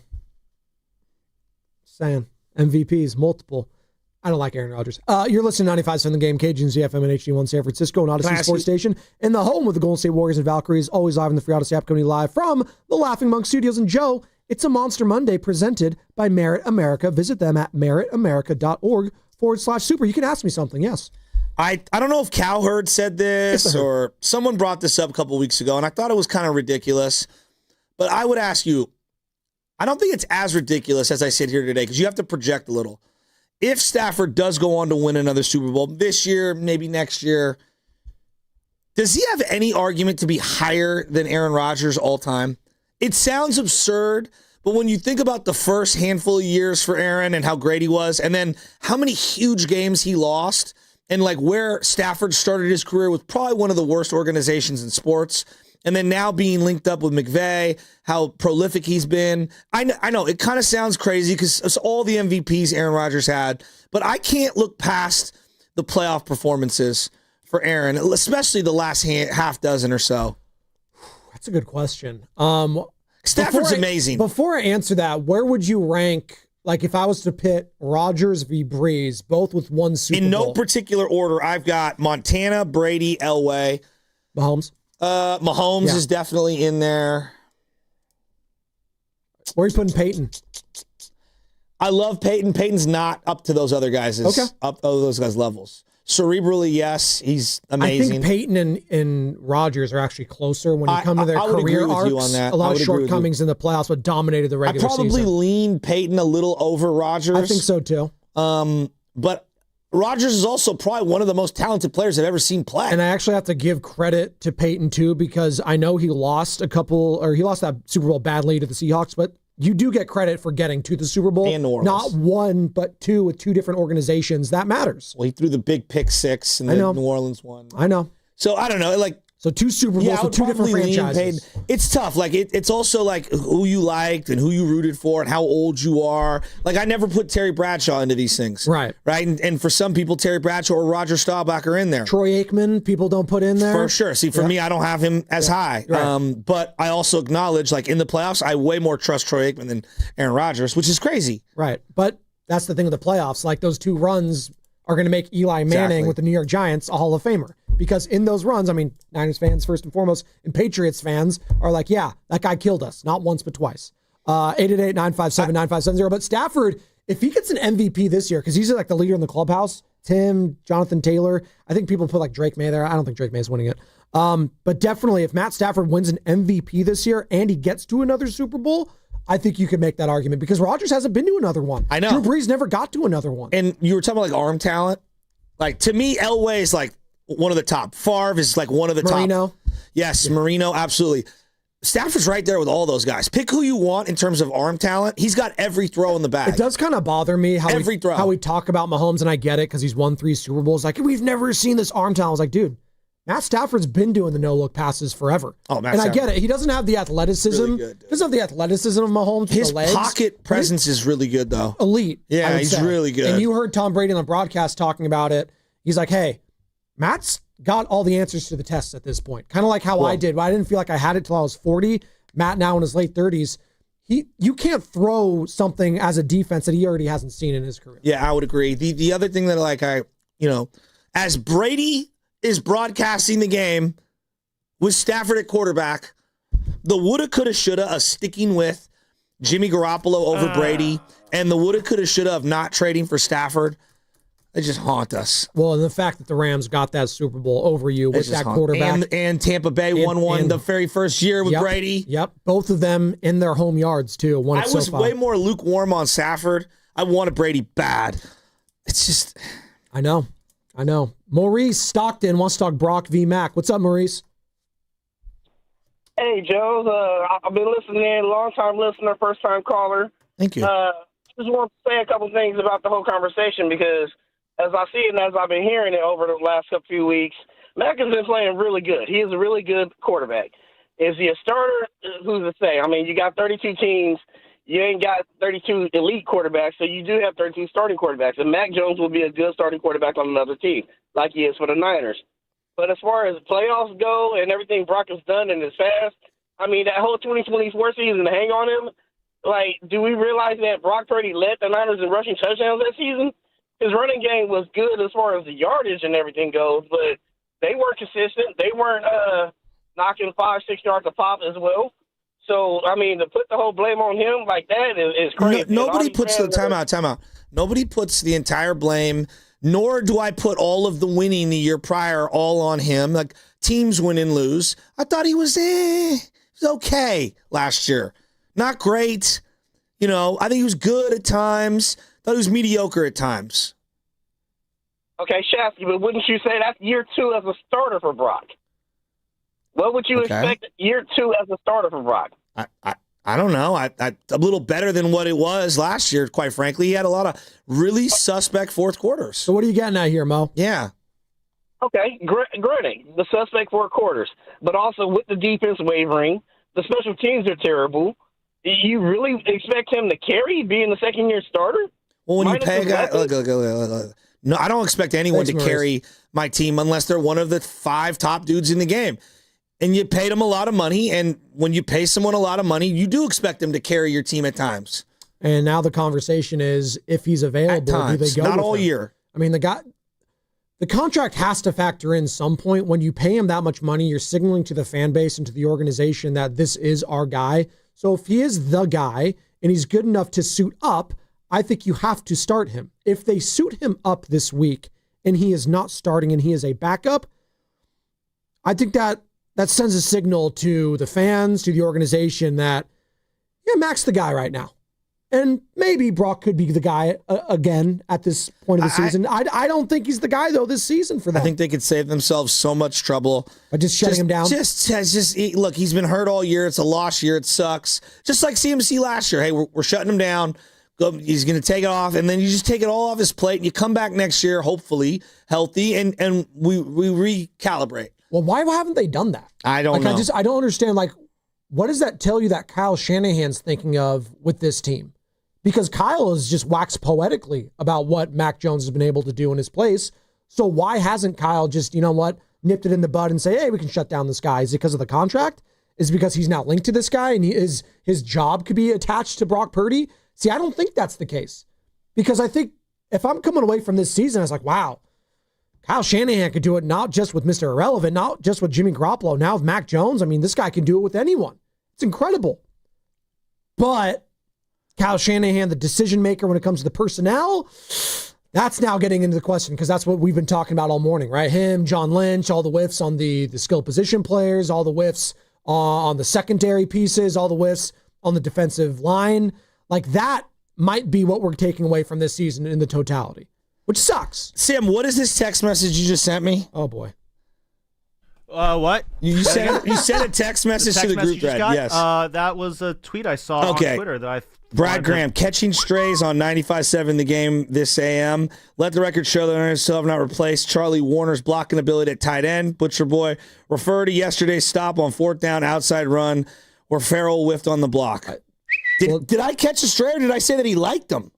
I thought you mentioned Brad. I bet you mentioned Brad Graham about some point earlier. He likes Charlie Warner. There you go. I think that's probably what it was. All right. Well, then if he felt that I was taking a shot at him, then I apologize. Well, you didn't defend Luke Farrell either. Like you said, I think Luke Farrell sucks. Yeah, well, I was going to say, I think we can both agree. Yeah, the blocking has not been good from the tight end position. I guess outside of George maybe Kittle. Brad felt like I took a shot at him. That was not my intention. I was just saying that Brad Graham thought that draft pick was a hit, and that's fine. He liked that player. Charlie Warner. Oh, okay. I'm not sure how many other sophisticated unsophisticated Niner fans, who don't watch film like he does, are going to be that into it. You say the name Charlie Warner, they're not going to know. He will because he does a lot of film study. Brad, if you felt like I took a shot, I apologize. You did say I wasn't trying to. I meant more your affinity for the player. There you go. You did say you kind of miss Jake Tonjes out there a little bit, and I actually kind of agree with you. I watched 2 tight end sets. Can I get Tonjes out there instead? Juice catching a ball in the flat, getting stuffed at the 2-yard line. It's just like, how many short yardage Juice plays are they going to run? I mean, not one of them has been a successful one. As we see a guy named Davis Allen, a tight end that they spent a 5th-round pick, the Rams did a couple years ago. As we see Terrence Ferguson, who they invested a 2nd-round pick. As we see Colby Parkinson, another guy that they invested a 4th-round pick in, as we've seen from Stanford. They invest in that position, and they had 3 of those tight ends suited up yesterday, and they all made either a touchdown or a game-sealing play, and the game-sealing one, obviously, to Ferguson, who he had Luke Gifford on in coverage. So, yikes. Number 18, Terrence Ferguson. It was so interesting watching everyone find out that Luke Gifford plays ahead of Nick Martin, like in real time. It was like I've only come in every single week and brought up that specific talking point. It just drives me nuts. I don't get it. What do you think they should do next week with Brock Purdy? The Warriors or the Niners? Well, they got a date with Oklahoma City Thunder tomorrow, and hope to God that Stephen Curry is available. That might have been the worst basketball game that the Warriors won, and I can't remember how long. That game was so bad. We got a minute on it. So why was Steph on the sideline if he's sick?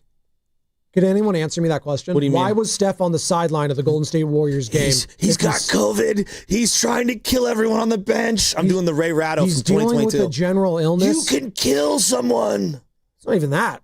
Like, where's your mask? You can get sick. You can get the other player sick, and if he's well enough to be on the bench and yelling and clapping and jumping down, he couldn't play in that game yesterday. They won it. Your point, Joe. They won it without. Well, what if he's got like a tummy thing and not a?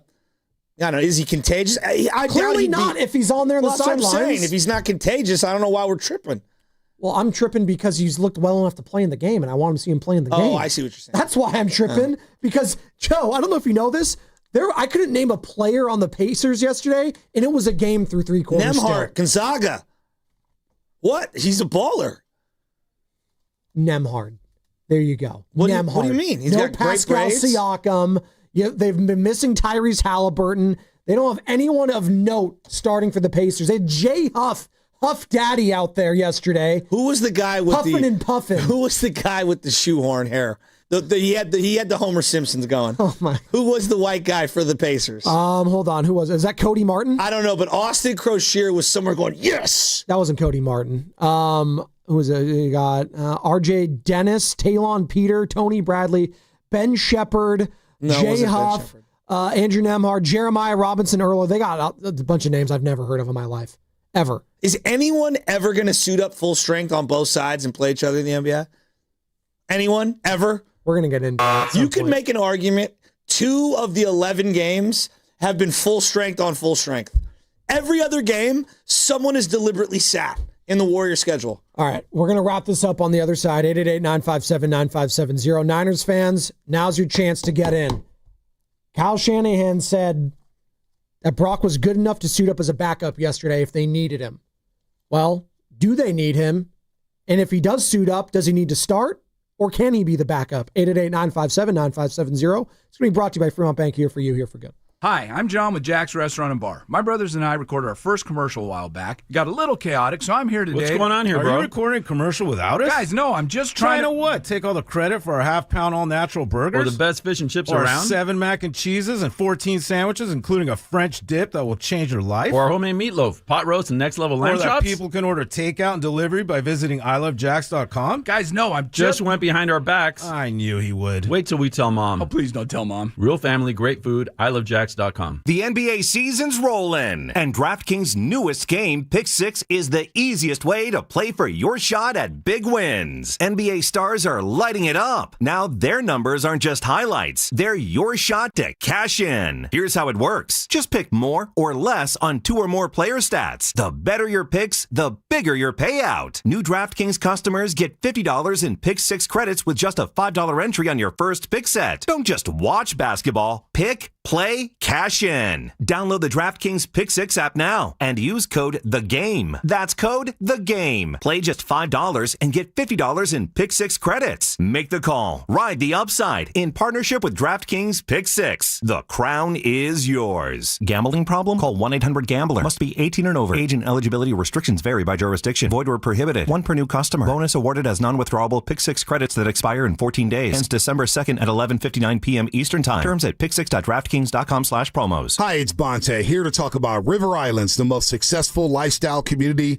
in Northern California. Speaking from experience, I know that it only takes one visit to see why. The schools are top scoring and built right into the community. There are more than a dozen parks, open spaces, and playing fields, and another dozen lakes for kayaking and paddleboarding. Who doesn't like that? The town center is getting started, so you'll be able to shop, stroll, dine, and attend events, all right in your own community's backyard. It's the good life. come to life. Currently, there are 15 unique neighborhoods, each offering a different take on the Delta lifestyle. The choices are yours in home size, style, bedroom count, and location. 2 bedrooms to 6 bedrooms, 1 story or 2, even multi-generational suites. What's more, the pricing is as varied as the homes, with prices ranging from the $600,000s to well over $1 million. Start your tour today at riverislands.com. That's riverislands.com. Isn't it time for you to discover the islands? Ready to shoot your shot? Join the Alameda County team and make a real impact. With strong support, expert training, and flexible schedules, this is your chance to lead and grow. Don't sit on the sidelines. Apply now at acjobs.org. Alameda County, our community, your purpose. Hey, it's your boy Guru. Every time we put a rat on the table during our show, it's brought to you by Atco Pest Control. Atco Pest Control is a family-owned local business proud to provide pest control in the Bay Area for over 35 years. Atco uses natural methods to give you a peace of mind and keep your family out of harm's way. Quality pest control doesn't have to empty your savings either. Don't wait. Go to AtcoPestControl.com for all your pest control needs. They got you covered.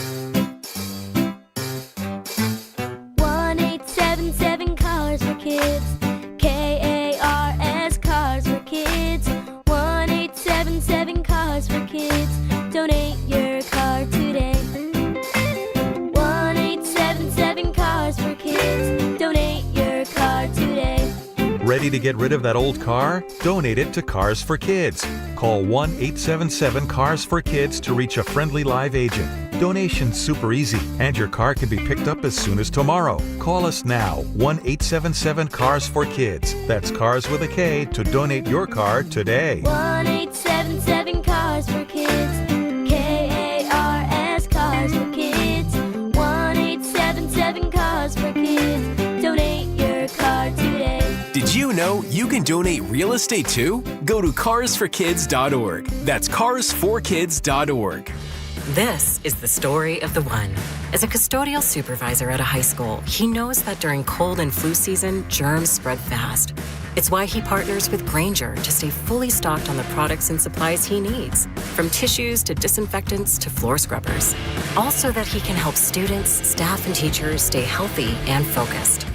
Call 1-800-GRAINGER, click Grainger.com, or just stop by. Grainger, for the ones who get it done. Hi, I'm Maria, salon owner. You know the jingle. Now discover the facts about Ozempic, a GLP-1. There's only one FDA-approved Ozempic made by Novo Nordisk. Learn about the real thing. Talk to your healthcare professional today. Call 1-833-OZEMPIC or visit Ozempic.com to view the medication guide and to learn more about Ozempic. Semaglutide injection 0.5, 1, and 2 milligrams.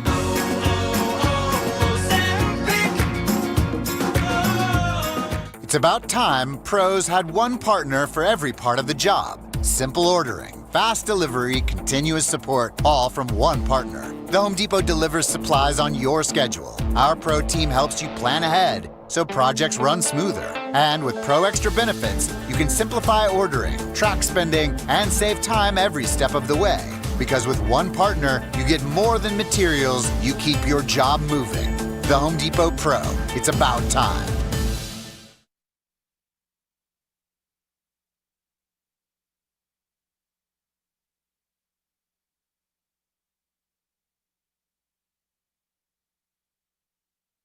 Yo, what's up? This is Javon from San Francisco. I want to shout out my favorite morning roast, my favorite radio station in the whole Bay Area, in the whole country. 95.7 The Game. Oh, y'all playing with me. Are we playing? 42-26 the final yesterday at Levi Stadium. Niners now 6-4 on the outside looking in the playoff landscape in the NFC. They're the 8th seed currently. The Chicago Bears have overtaken them. They will see the Bears in a few weeks, next month, and also see the Carolina Panthers, who are right below them as well in the standings at 5-5. Bad loss for the Panthers yesterday against the Saints. Tyler Shuck. More like yuck. Division games are different. Yeah, they certainly are, especially yesterday at Levi Stadium, all right? 21-0. But you know what? The Niners didn't fold. They could have just turtled up, crawled away, and just said, you know what? It's not our day, guys. But they fought. They got it to a one-score game in the fourth quarter, and then the wheels came off. And, 42 points is 42 points. I don't care how you get there. Defense was just not good enough, not enough bodies at the end of the day. It was a tough loss, and we're talking about it all. 888-957-9570 is the number. And this hour is brought to you by Fremont Bank, which is here for you, here for good. We'll go to the phones here in a second, Joe, but I got a bone to pick with you. I walked into the studio coming back from our break. You know what I saw in our trash can? I saw not one, not two, but 3 slices of kiwi in there. What do you got against kiwi? I'm out. Why? I'm out. That's a hot take. I ate a bite of one of them. I'm like 50-50 on them. It depends on how they taste. And I did not know that they could get a bad kiwi. Well, they were too crunchy. They you don't like crunch? Well, it's got to have the right soft to crunch ratio. Interesting. Yeah. But you're not usually a kiwi fan overall, it sounds like. It's kind of a hot take from you. I'm not going to lie. 40%. But you're a big acai guy, right? Acai, correct? You going to pronounce it? No? Sipping the coffee, just dodging that one. Hey. Acai? Thanks. You know what Richard Sherman had to say? What did Richard Sherman have to say? What? What do you think, real quick? Cam Newton's outfit this week? No, Cam did say just the recently. Warriors mailing in another game? No, Cam Newton said, I think, on Get Up or whatever it is this morning, that there's going to be a lot of tush pushing on and off the field in Philadelphia against Green Bay tonight. There's a Christian Watkins joke in there somewhere. Richard Sherman. Is there a 49ers quarterback controversy? I think there is a little bit of a quarterback controversy, and I'm not even trying to be controversial. I love Brock Purdy. I think Brock Purdy is the guy in San Francisco, but there is something about a hot hand and guys playing, you know what I mean, and knocking off the rust. And there aren't many games where you feel comfortable saying, hey, this is a game we feel like we can knock the rust off. You know, this is a game we put somebody in and knock the rust off. So that's Richard Sherman saying it. We've had Tom Brady say it. I mean, how many more people need to say it before it becomes a reality of a quarterback controversy? Are we there yet? Quarterback controversy? See?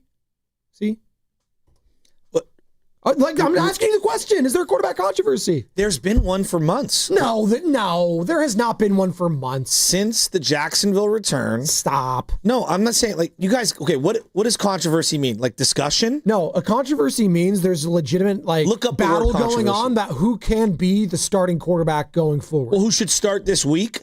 There's always these controversies. Like, there is a controversy. Like, it's literally, it's called a debate between everyone involved. Like, are you healthy? Okay, are you not? Okay, are you 80%? All right. Well, at 80%, are you better than that guy at 95%? I don't know. Like these happen amongst fans, training staffs, coaching staffs.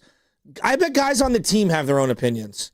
You know this. Like, I can't tell you how many teams I played on where we're like, yeah, we shouldn't have put that guy in that spot right there. It happens all the time. Bobby in Los Altos wants to join in the conversation. 888-957-9570 is the number. Bobby, you're on the roast. What's up, man? Hey, good morning, fellas. Listen, look, Mac is the starter for the foreseeable future, and as you guys were discussing right before you went to commercial break, the only reason, in my opinion, that Purdy is not on IR is because if Mac gets hurt, we need him. If we were 3-7, Brock would be having the Joe Burrow surgery. So let's stop wondering when Brock will start. He isn't going to start. He's only going to start if Mac is hurt. Brock is the backup. He is the Mac-up because a 50% Brock is better than the third option, Adrian Martinez. And let's look at the records. Look, I don't believe in Carolina. Look, 2 teams are going to come from either the West or from the North, right? So I think probably one of the most important games is that game against Chicago because to me that probably signals who the 7th team will be. And, you know, it's football. It's one game. Once you're in the playoffs, anything can happen because there's no home and away. It's just 60 minutes, a winner take all. So, again, while we are still in contention, Mac will be the starter for the foreseeable future. And the only reason, like I said, that Brock is not on IR is because we need him as a backup. I don't think there should be any confusion about when he is, quote-unquote, 100% healthy, whatever the heck that means, that he will start. He will not. Mac, if he gets injured, Brock will come in and play the backup. So that's my opinion. Thank you. Bobby, are you still there? Yeah. Okay. If they suit him up as backup this Sunday, then you have no problem with it. When you say him, you're talking about Brock, right? Correct. Yeah, that's what I expect. I will have a problem with it if Brock is starting. I'll be honest with you. Ooh. Like I said, this is Mac's team right now. No shade on Brock. It's Mac's team right now. But Brock knows he's just one injury away from, having to fill in and play on his 50% toe or 70% toe or whatever it is. But no, absolutely not. Mac should be starting. Brock is the Mac-up. But Bobby, what does that signal to you as a 49ers fan? They're not doing this on any other team. Like if Justin Herbert is 75%, he's starting. If Jalen Hurts is 75% and suiting up and good enough to go as a backup, he's starting. What other team is doing that? Okay, so first of all, I don't even know who the backups are for those two respective teams. Trey Lance. And whoever they are. They don't have a record of 7 games that I can look at to determine whether or not I think they're credible. So if whoever backup is for the Eagles, if he had played 7 games and he had won 5 of them, then Jalen Hurts, rest up, bro. We'll get you in the playoffs if you get 100% healthy. Otherwise, sit down, boy. It's no big deal. It's a long career. No big deal. I disagree. Isn't there another team that's already doing that? The Arizona Cardinals? They're desperation mode times 1,000, though. I think I've told you all season. I think the Niners aren't desperate though for this year. Jonathan Gannon is much more desperate than Kyle Shanahan. You're talking about for his job. Yes, but isn't the Niners season in a more desperate spot currently than Arizona's? No. I think Arizona, if they just got blown out, and if they get blown out again this week, Jonathan Gannon might not even make it back to the airplane. Okay. Or they're at home, so I guess it's But you're asking for like a situation. Like they paid Kyler a lot of money. They built everything around Kyler, and now they're hitting the eject button from that. They are. And Jonathan Gannon is realizing very quickly that he can't tie himself to Kyler Murray. So he's saying, Kyler, I'm good off you. I think Jacoby Brissett gives us the best chance to win going forward. I need to win in order to save my job, so we're doing that. Do I think Mac Jones, as currently constituted, gives them the best chance to win? Yeah, I do, because of the medical. I do think that is a part of it. I would just argue, and I disagree with Bobby, that if Justin Herbert or any of these other guys had a Mac Jones as the backup, they're sticking with Mac. They're just not.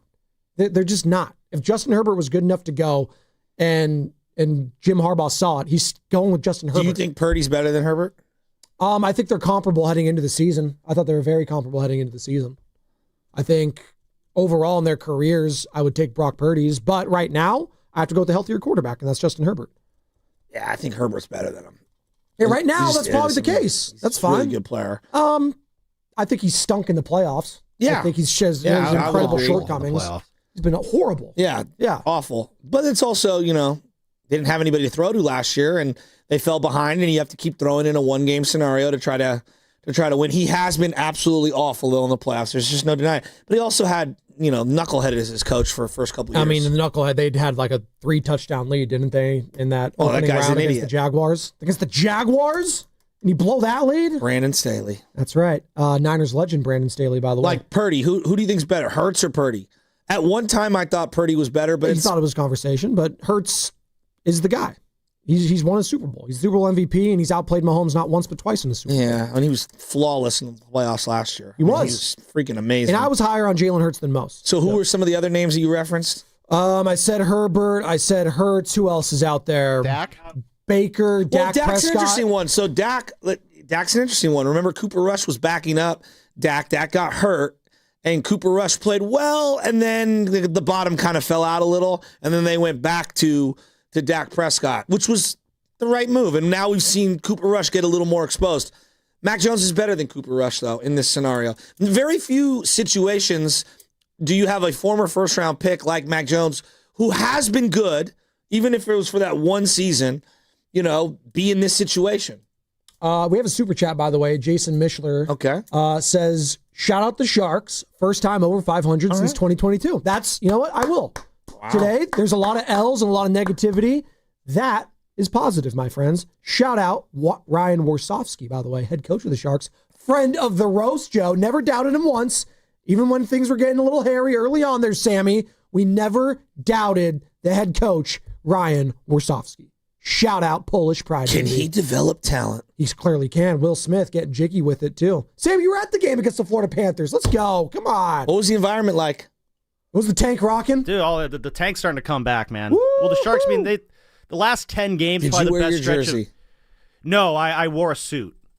Oh, you were covering the game? No, I went as a fan. I wore He my didn't jersey. ask that. I don't think was just playing with you. Okay. Oh, so okay. What's I was the treating you like playing Boston with me San and just Jose. give me the real. What is the jersey? No, I got my Sharks jersey. Generic Sharks okay, Is jersey. it a custom Lubman? Okay. No, I don't have a name Instead on of the back. Landman, it says Lubman. No, it's blank on the back. Standard San Jose Sharks jersey. And, yeah, that was a good one. Macklin had a couple filthy goals over the weekend. You guys see the one he had on Friday night? No. Oh, it was... Well, after getting his teeth knocked out and getting a goal right after it, that's pretty legendary stuff. I was watching Nuggets Warriors. Talk about a game. Yeah, Macklin was a little bit more fun How than that. about that dunk Aaron from Gordon? Aaron Gordon? Oh, my You God. hear Jokic after the game saying, yeah, he could have passed it to me. So I was wide open. You know that Trey Lance video me and Bonte did? I did the oh my good, just the beginning. Debbie! This was me watching that dunk with LJ because he was sleeping in the bed with me, and I said, "Oh my God, LJ." Oh, y'all playing with me? No, That was Austin. that I'm was sorry. Did Aaron Austin think Gordon. I was playing with him? I feel bad. I like y'all Austin. playing with me? No, we were being We were all just having fun. It's all good. Yeah, we were all having fun. Tom Brady, by the way, is loving this quarterback controversy stuff. Even when Brock Purdy comes back, if he's healthy, if they're still winning, do you think they keep Mac Jones? Gee, wonder why you asked me this question. Yeah, baby, because we put you on the spot. Yeah, listen, you got to go with the hot hand. Yes, you stay with them. I got to believe that's why I'm still sitting here today, because they went with the hot hand about 25 years ago. What do you guys expect me to say? That's Tom Brady on the broadcast saying, like, yeah, man, you go with the guy that's winning you games. I mean, I made my whole career off taking over for Drew Bledsoe, who we had on, Joe, on our show last month. Really good interview if you guys missed any of that, because we talked all about this stuff. Brady, with the one Drew that got Bledsoe, away. The one that you could have had. Who's the bigger one that got away? Brady or Stafford? It's Brady. He's the GOAT. He's from the area. I know, but he wanted to come. Both of them won Super Bowls when you were flirting with both of them. Allegedly. One was a free agent. I know. Well, they were pretty close to acquiring Stafford in the trade, right? Like, weren't they just like an hour or two behind the Rams and getting that done or something like Somehow, that? some way, McVay and Stafford were hanging out in Cabo, I guess. I'm at a also resort. not convinced that they were going to take Jimmy G as compensation. I think they were higher on Jared Goff than we all thought. And I do think, I know it's not all trades work out for both parties kind of thing, because the Rams won the Super Bowl, so they won the trade. Jared Goff's been really good for the Lions. He's been amazing. He's taken them to NFC Championship, and that's their high water mark as a franchise. And those two picks that they ended up trading down and moving around, like they've created their entire, like we were talking about draft picks, right? I want you to think about this. Detroit, for the Jared Goff trade, with that trade, their own picks and the picks they got from that, they traded down, got Jahmyr Gibbs and Sam Laporta, got Aiden Hutchinson, and drafted Jamison Williams, and also brought in Amon-Ra St. Brown in the 4th round, I believe. Yep. You hit on a handful of guys, and then Branch. And then making the free agent David Montgomery has been a nice 1-2 punch there. The year that you traded for Goff, you drafted number 4 overall, I believe, or 5 overall, Penei Sewell. Yeah.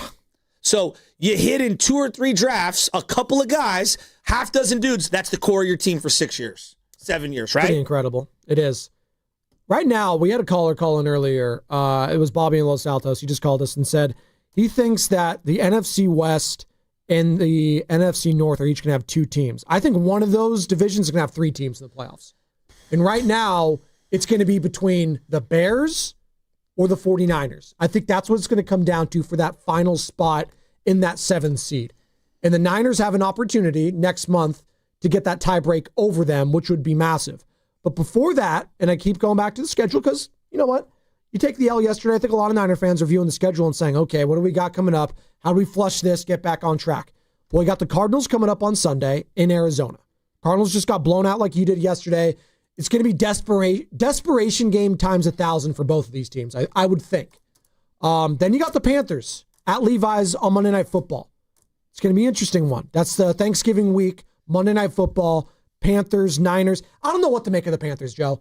Like 1 week they beat the Packers, then the next week they lose to the Saints. Who That's how are I they? feel about the Niners. It's very similar, right? Then they got a rookie quarterback, Tyler Shuck. And then you got the Browns. And as we know with Cleveland and the Browns, and Jim Schwartz is still the defensive coordinator, he owns Kyle Shanahan head-to-head in the regular season when he's the DC. He just does. Did they end up losing to the Jets? That one was, I floated. I think they I did, saw actually. Jets running around all over the place. What ended up happening there? 27-20, the finals. They're both teams are 2-7 now. Throw the record books out when those two teams Can play I each for other. just say we haven't had a chance to? I respect everything the Jets are doing. Tearing it down to the studs. It's smart. It's the smart move. You weren't winning with Quinnen Williams and Sauce Gardner. Move them. Get the picks. I love what they're doing. There's clarity. Conversely, shout out Troy Clarity. Conversely, what's going on with the Browns? Dude, I tuned into the last. Okay, I was driving in the car. No, come on. I was just come on. No, He's just on let the me do call, this. right? I grew up on Lon Simmons. I grew up on Joe Starkey, and I'm listening to Troy Clarity and Tim Ryan do the post game show. 95-7 the game legend Troy Clarity. Yeah, it was a rough listen. Honest to God, it sounded like Tim Ryan was like emotional, very emotional. It was a rough game. I feel him on that. I think he felt like it's a bigger one than just one game. Do you feel like that? Yeah, that felt like a bigger. That felt like a big. The way it went down, it signaled a bigger loss than just one game. But yeah, man, you seem very emotional regarding this. It takes one to know one. But if they, me and T Rock, football hour. T Rock and I. Hey, Steiny, that's 10-2. No, that's all right? Stannis Baratheon. Relax. And like, if you're gonna go all like English major vocabulary on me, I'll give you just a little. Here's a little.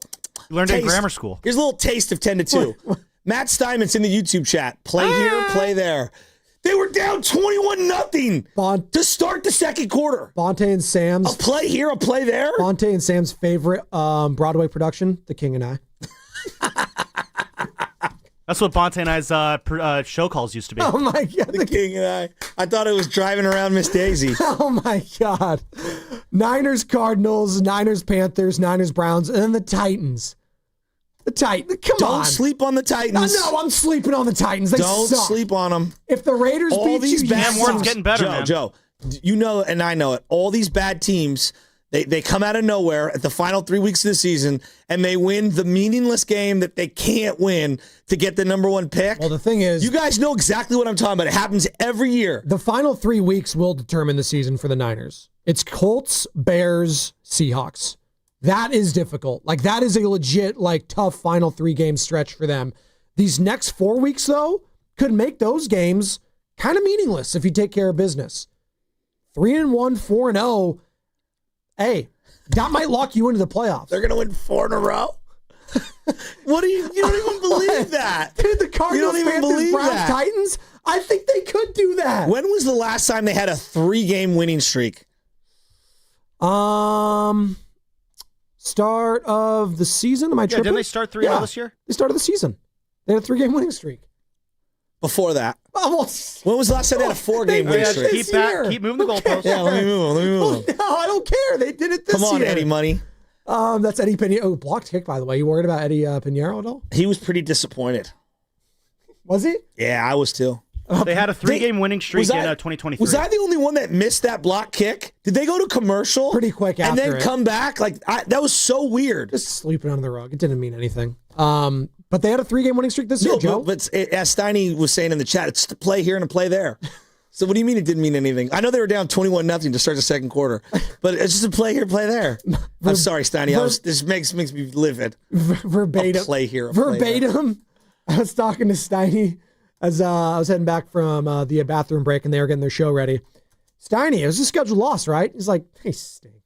That's just all he said. Hey, Steiny says that about every team. Was he talking about the Warriors or? That's all he said. What was the Warriors one on Friday a scheduled loss to the Nuggets? Kind of felt like that. A little bit. No Steph. It's going to be a tough one. We got to stop blaming the schedule for everything.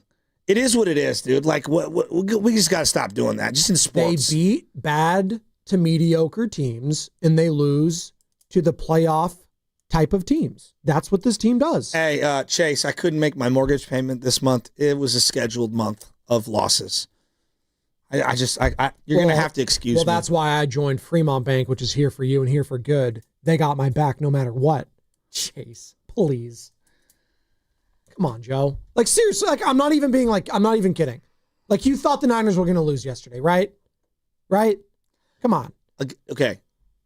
You could think that they might be losing the game. To lose the way they did was very eye-opening. I don't know what opened your eyes more. They couldn't stop anyone. They weren't in position. The Rams might have the best offense in football. Sure. They Sure. might.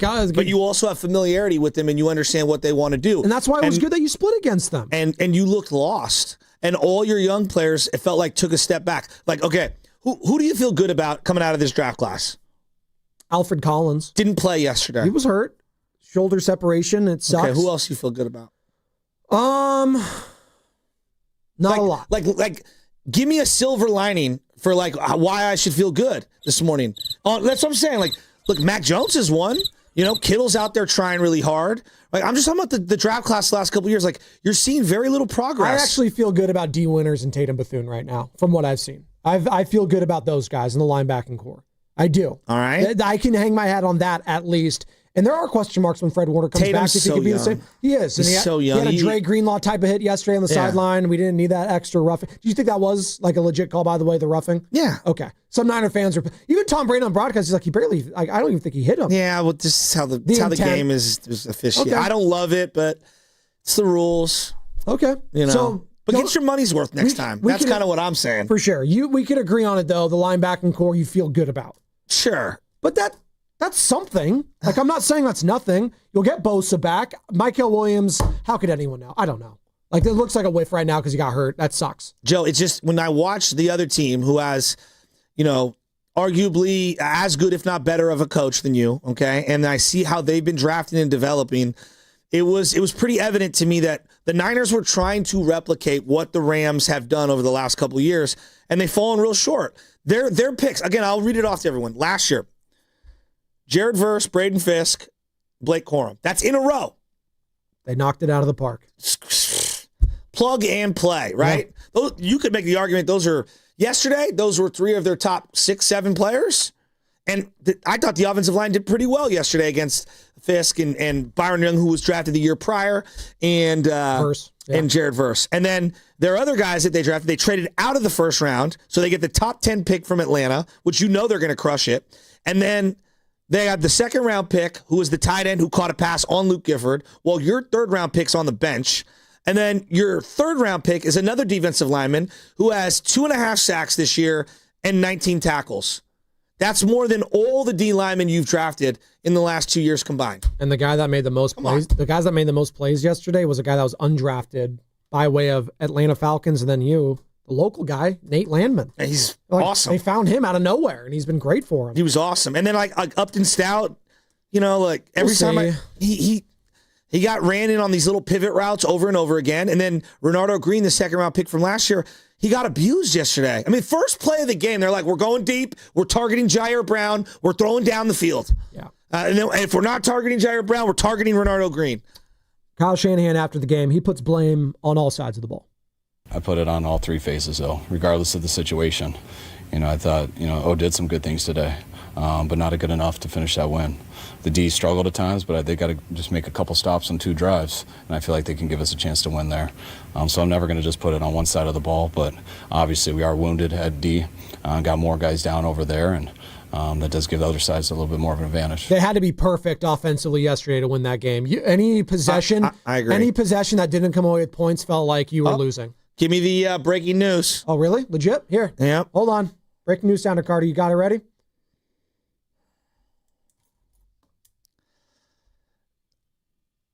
Per Adam Schefter, ESPN, sources, Brian Daboll is out as New York Giants head coach. You hate to see it. That's two head coaches fired. Does this face not represent I just been fired? Well, yeah, he thought Jackson Dart was going to save his job, and it didn't. It didn't happen. If Cam doesn't get hurt, I actually think he's still employed. Well, they had some bad losses, like the collapse against the Broncos. Neighbors falling and tearing his ACL on the turf. That's not his fault. No, but losing that game to the Broncos when they had 20 plus unanswered points in the fourth quarter, and then that loss against the Bears yesterday, just indefensible. Some of the losses they've had is awful. Solid to the New York Giants? No chance. Can I give you a sneaky name that if I was them, they did really well with Tom Coughlin, and he was a retread. If Mike Tomlin's available, they should be all over Mike Tomlin. Ooh. That's who they should be all over. I'll give you another one. I know we don't love him. You could do a lot worse than Mike McCarthy. Oh, They need some stability. He'll get you to the playoffs. That's what I'm saying. Yeah, he'll get you there. For them, they need that. Yeah. So Callahan fired, Dayball fired. I think there's a good chance Jonathan Gannon could be next from the Cardinals. And it could be as soon as next week if you beat that team. Just think about it. If you get blown out against the Seahawks and then back-to-back you lose to the Niners on top of it, not saying the Niners are going to blow them out because the Niners can't really do that. I mean, how could you stick with that guy? They just got to do a full rebuild. Just tear it all down. They're kidding themselves. The little Kyler Murray thing. I don't know what team he's going to be on next year. Good though. Well, yesterday wasn't. But No. Like, I mean, Josh Sweat and that. Like, I like their, or is it Montez? I always get them confused. Honestly, the Giants might be a really attractive job. Like, Well, you that's what I'm kinda saying. have a lot there. I like Jackson Dart. He's making nothing for the next couple of years. That D-line. You get Neighbors coming back from the ACL injury. Scatterbo. Their D-line, they have weapons. They've got all their picks. Well, I guess they traded back into the first round to get Jackson Dart, no? But Dart looks like a guy. I mean, he No, looks he ready does to look like a go. guy. Like, But sadly, he's going to have another coach. well, and now he's in missing What about Lane time. Kiffin? Lane's coming back? Lane's going to LSU. Going back to USC again? Actually, Lincoln Well, LSU. Riley is now the guy that everyone's kind of saying is going to make the jump from SC. Lincoln Riley. I'm out on Lincoln Riley. Is he so out on Are the him. Cardinals going to go Kingsbury then Riley? Are they going to just go unproven OCs?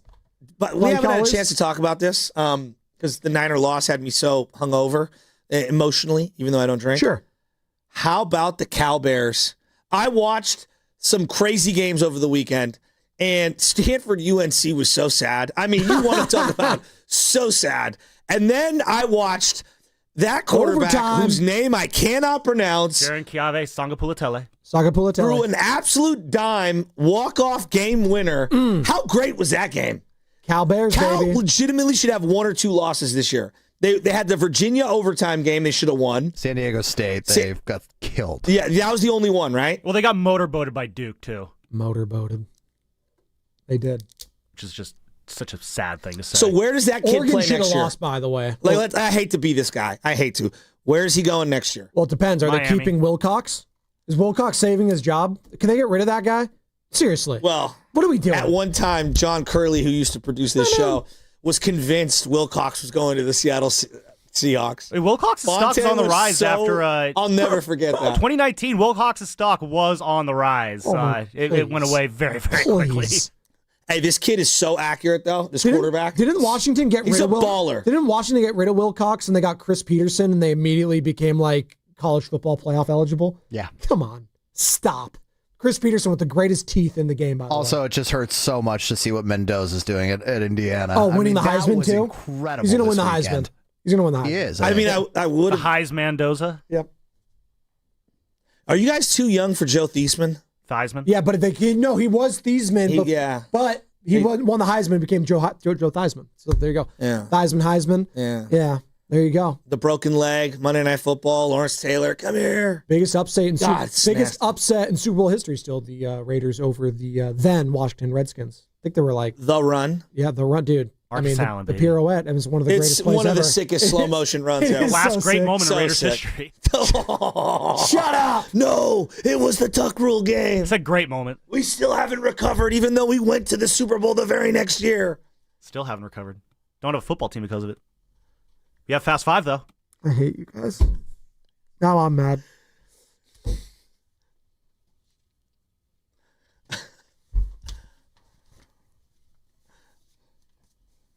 This team is DTF, Jim. That's my final thought of the weekend. DTF does not stand for down to freak around. Oh, y'all playing with me. It stands for details, toughness, and finishing. This team is DTF, They're Jim. just missing the finishing part, the Niners. But they're DTF, especially this Sunday in Arizona. Absolutely DTF. You know, I have a quick thought here. Major League Baseball, you are just... It's the writers. It's the writers. what's It's going the on? writers. Well, I'm going to get to it. The baseball writers need to just get over themselves. And then now the veterans community needs to do the right thing.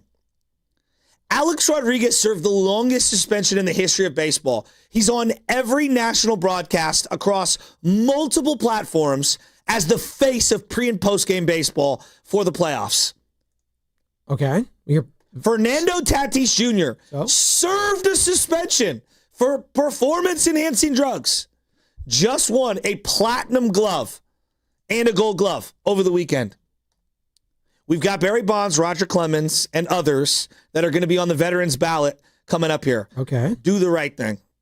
Put them in the Hall of Fame.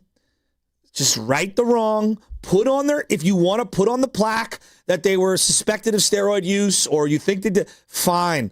Just put them in, put their bust in. They deserve to be in, as we just saw with Pete Rose and his passing. I know you want to hold a grudge against someone for the entirety of their life, but as I found out another friend passed away yesterday. Oh, I'm sorry. I'm too much. Tell people while they're alive, let them have just a little glimmer of light. All right? Just let them. We have murderers that are let out of jail and have the ability to maybe have a second or third or fourth chance at life. Let's move beyond this area. These guys we know what they did. Put it on the plaque. Let's move on. Baseball is allowing guys who actually were convicted and suspended by the league plenty of times to have a second and third rehabilitation.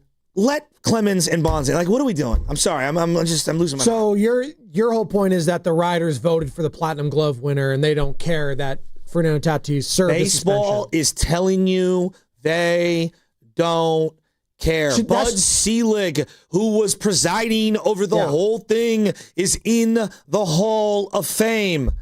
So that means it should be good for their chances of getting in, right? The Veterans Committee needs to just get them in. Like, what are we doing? Put it on the plaque. Let's move on. It's long overdue. Sam Lubman, what you got? My final thought is, I don't know, it was nice to see Miami get the revenge win over Syracuse, or I guess I had to listen to it because I have a certain streaming service that doesn't have ESPN, so I had to listen to it old-fashioned style on the free Odyssey app. You know what you should do, though, Sam? You should get Xfinity and get their streaming service so next time you can watch the game. So just buy a whole new thing? Okay, yes, because cool. Xfinity has good prices, and you should be doing that in the Xfinity Fast 5. Oh, okay. Yes. That's a good point there. I'll just buy more stuff. But, you guys asked a fun question. Where's Songo going to be playing next year? It's obvious. Miami, got to bring JKS down to South Beach. It's just, I'm sorry to do this, Cal fans. It hurts me to say this, but it's for the betterment of college football. It doesn't hurt you at all. Let's send JK. It does. It'll make me feel really good. And then that way, when we fail next year, it'll be even more fun. Again. And Carson Beck to Cal? Carson Beck could go to Taco Bell for all I care. Hey, I like Taco Bell. It's great. He'll be your cashier there next week. Hey, there is nothing wrong with working at Taco Bell. Shout out to the hardworking men and women that work at fast food restaurants. I appreciate you. Shout out the farmer's market at Stonestown when I got the killer tamales. Ooh, I was hustling out there. It's tamale season. I bought $60 worth of them, yeah. It's tamale season. That's so fire. I love a good tamale. Pork, beef, chicken, it's all good. Hell, vegetarian. Well, they had a bean and cheese, too. Oh, yeah. He even threw in an extra Frijoles. one. Yeah, it's the good stuff. What you got? My final thought of the day is pretty simple. Eventually, with injuries and everything, the chickens are going to come home to roost. And yesterday, they came home to roost. You need players out there to compete with elite teams in the NFL, period.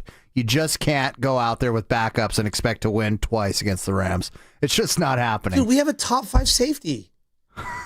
Okay. According to him. Yeah, great. According to no one else except for, hey, strive to have the confidence in yourself that Jair Brown clearly has. And one more thing, honestly, is, yeah, I'm with you, Shasky. Honestly, we're all laughing at you, Baseball Hall of Fame. We are laughing at you. Big Poppy's in there, but Barry Bonds isn't in there.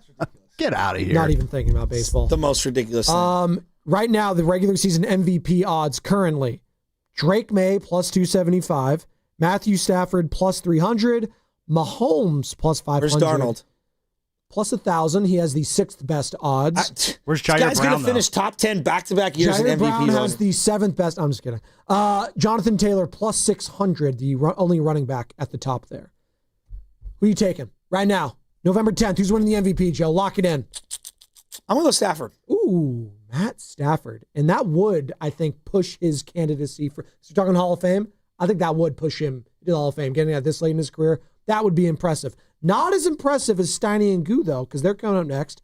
That was Fast 5, brought to you by Xfinity, introducing the 5-year price guarantee. One consistent internet price for the next 5 years, guaranteed. Steiny and Goo, Fremont Bank, here for you, here for good. Don't watch the game alone on your tiny screen. Ghostwood Kitchen is the ultimate destination for every major sporting event. They have huge screens, energetic atmosphere, and ice-cold craft beer. Their bar is ready to pour your favorite drink, and the menu is packed. with delicious game day food perfect for sharing. Bring your team spirit, rally your friends, and catch every single moment with us at Ghostwood Kitchen, where the game is always on. And when the game is not on, we have the arcade to keep you going. Ghostwood Kitchen, 911 Main Street in Redwood City. This is the story of the one. As a custodial supervisor at a high school, he knows that during cold and flu season, germs spread fast. It's why he partners with Grainger to stay fully stocked on the products and supplies he needs, from tissues to disinfectants to floor scrubbers. All so that he can help students, staff, and teachers stay healthy and focused.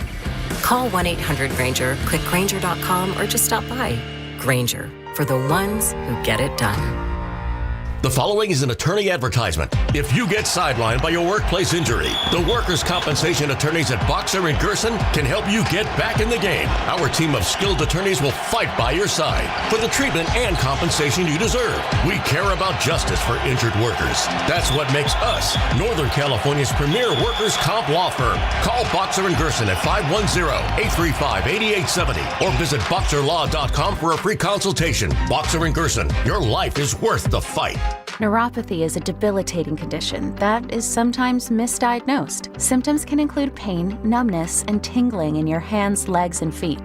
Neuropathy is a progressive condition that only worsens unless you get effective treatment. SF Bay Wellness is a leader in neuropathy reversal and uses FDA-cleared, non-invasive electric cell therapy to restore nerve function with no injections, no drugs, and no surgery. The treatments have a 95% success rate. If distance is a factor, ask about our virtual consultation option. Call SF Bay Wellness at 844-94-NERVE for the $99 neuropathy evaluation and receive a personal treatment plan that is tailored to your needs. Don't wait another day. Call 844-94-NERVE. That's 844-94-NERVE. Why keep suffering with the painful symptoms of neuropathy? You deserve to live a pain-free life. Start getting the treatment you need for your neuropathy symptoms. Call today. Want your ad dollars to work harder? With Odyssey Digital Services, you get more than just reach. You get results you can measure. From streaming audio and podcasts to social and display, we target your ideal customers and show you exactly how your campaign performs. Imagine knowing when someone hears your ad, visits your website, and makes a purchase, or even walks into your store.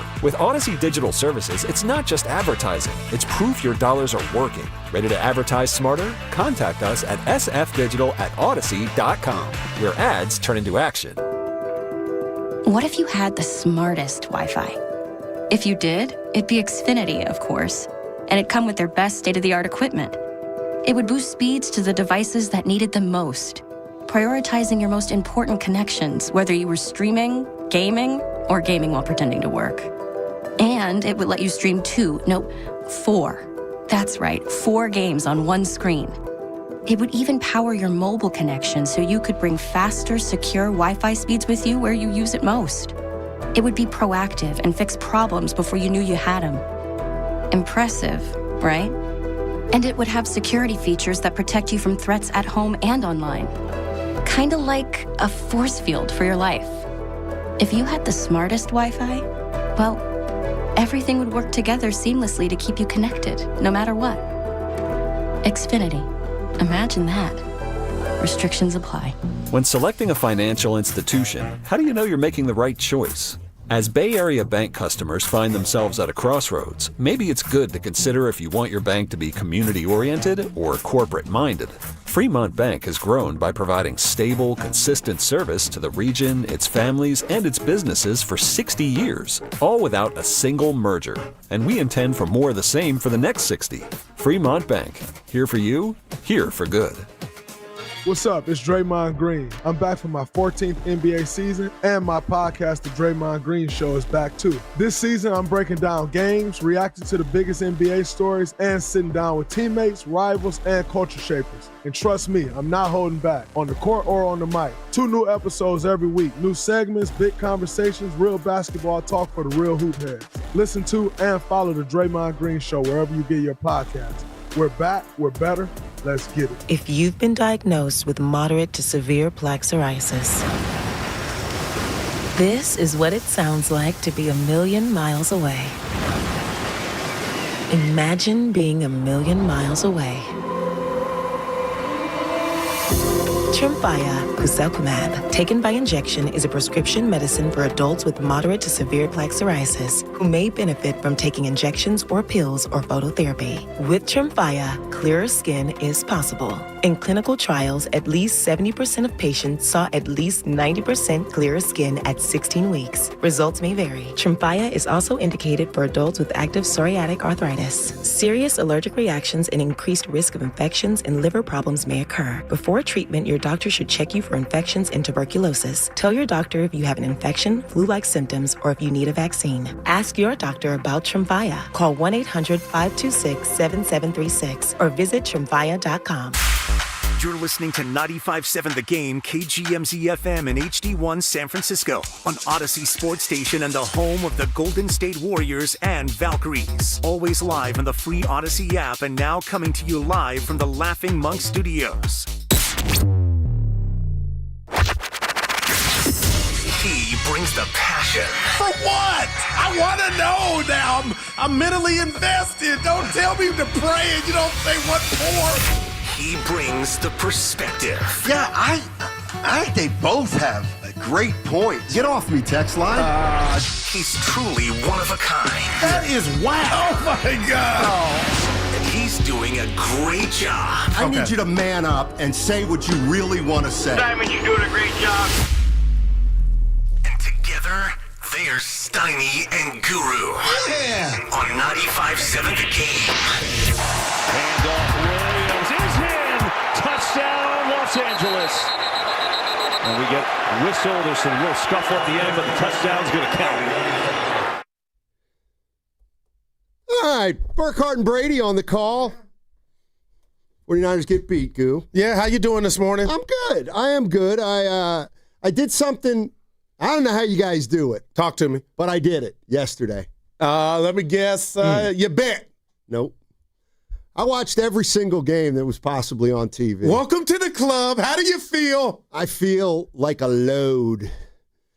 Yeah, I feel like a load. And the Yoon, I don't know, that could mean a couple of different things. Like I feel like a load. I didn't get off the couch. Oh, couch potato. Watched the second half of the Colts game from Berlin. Yeah. Watch the 6:30 action. Watch the Buccaneers Patriots. That was a great game. Yeah. Watch the Niners. Watch the Chargers. Then watch the Warriors. So I didn't really get a lot of exercise yesterday. Yeah. But what you do, Steiny, is you do what I do. And Evan. And I'll get into coach, and Vallejo gave Evan the ultimate radio compliment over the weekend. I'll get to it in a bit here. But Steiny, you go work out first. Yeah. So I got up at 7 a.m. like I was getting ready for work, went to 24-hour. Then you feel better and not guilty about staying in the casino, as I call it, all day. Yeah. Anyway, fun day of watching football. Well, the afternoon game. Well, Niners got beat 42-26. They hung 40 on you, huh? Let's you be know, honest. it's funny. We go into a game like this, and we know it's going to be tough, and then it is tough, and we're kind of surprised that it was tough or about the result. This was going to be a really hard game for the Niners to win, obviously. You know what? I'm not mad at you. Shout out Tupac. But I heard Shasky and Spadoni this morning, and Shasky's just blaming everything under the sun, the misses in the draft. But that's not what this was about. This was about, I believe, ownership thinking defensively, Steiny, we're not going to make a move or use capital on something that's bigger than just a guy or two.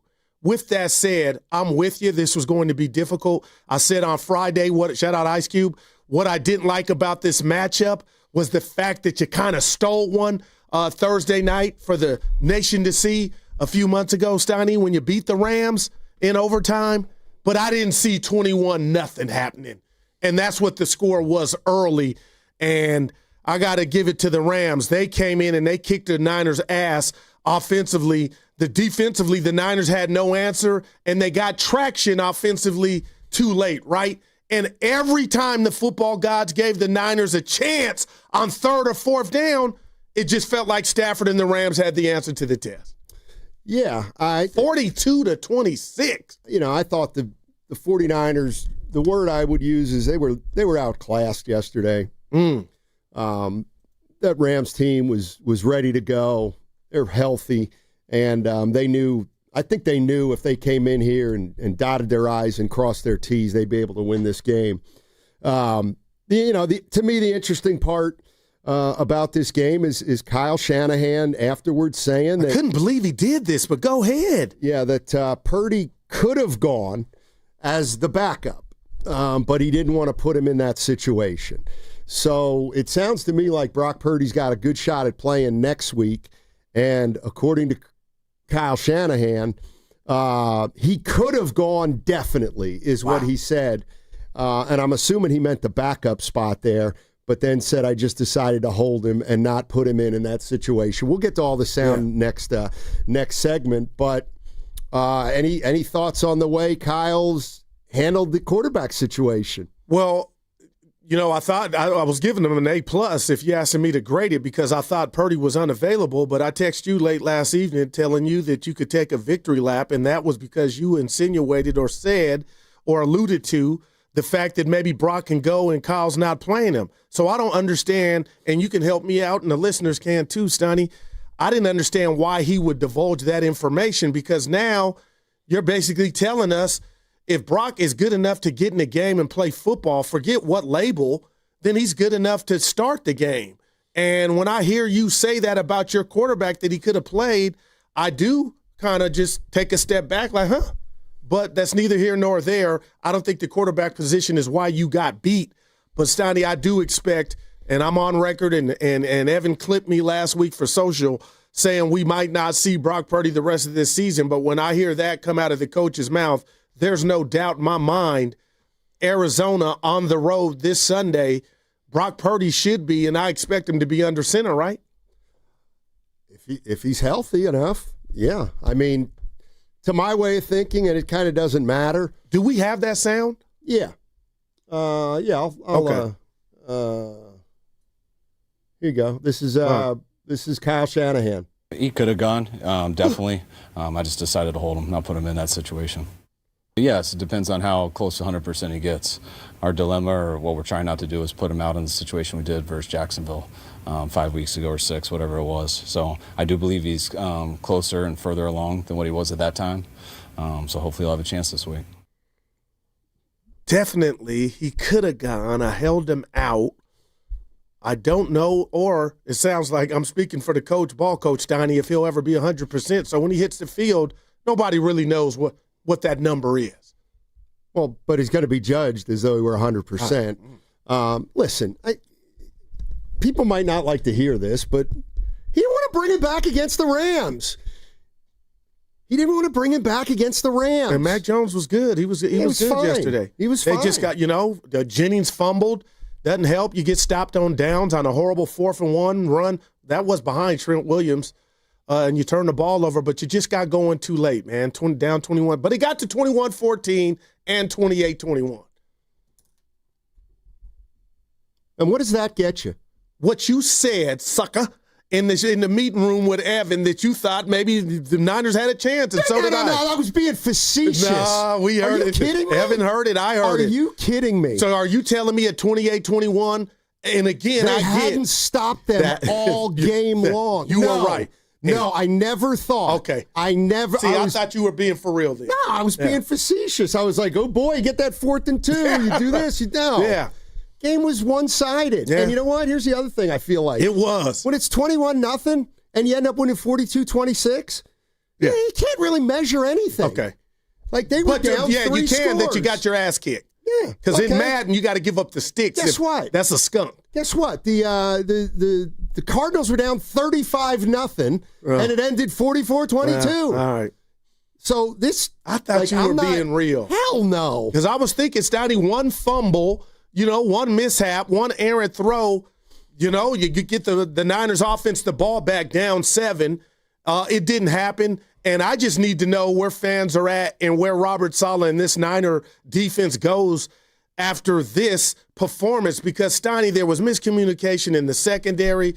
They threw at Renardo Green early and often 7 to 8 times, and they had success. They did whatever they wanted offensively. Yeah. So do you just chalk this up as it was just the Rams? And what I hate, Niner fans, is just the guru computer thinking. You got Arizona who got embarrassed, and you play them next.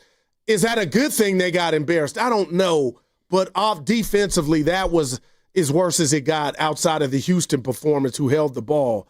But yeah, Miss Steiny, now you're the 8th seed if you're into the standings. If the season ended today, they're not in. They're 8th. Yep. 42-26, they get beat by the L.A. Rams. And, they're 6-4.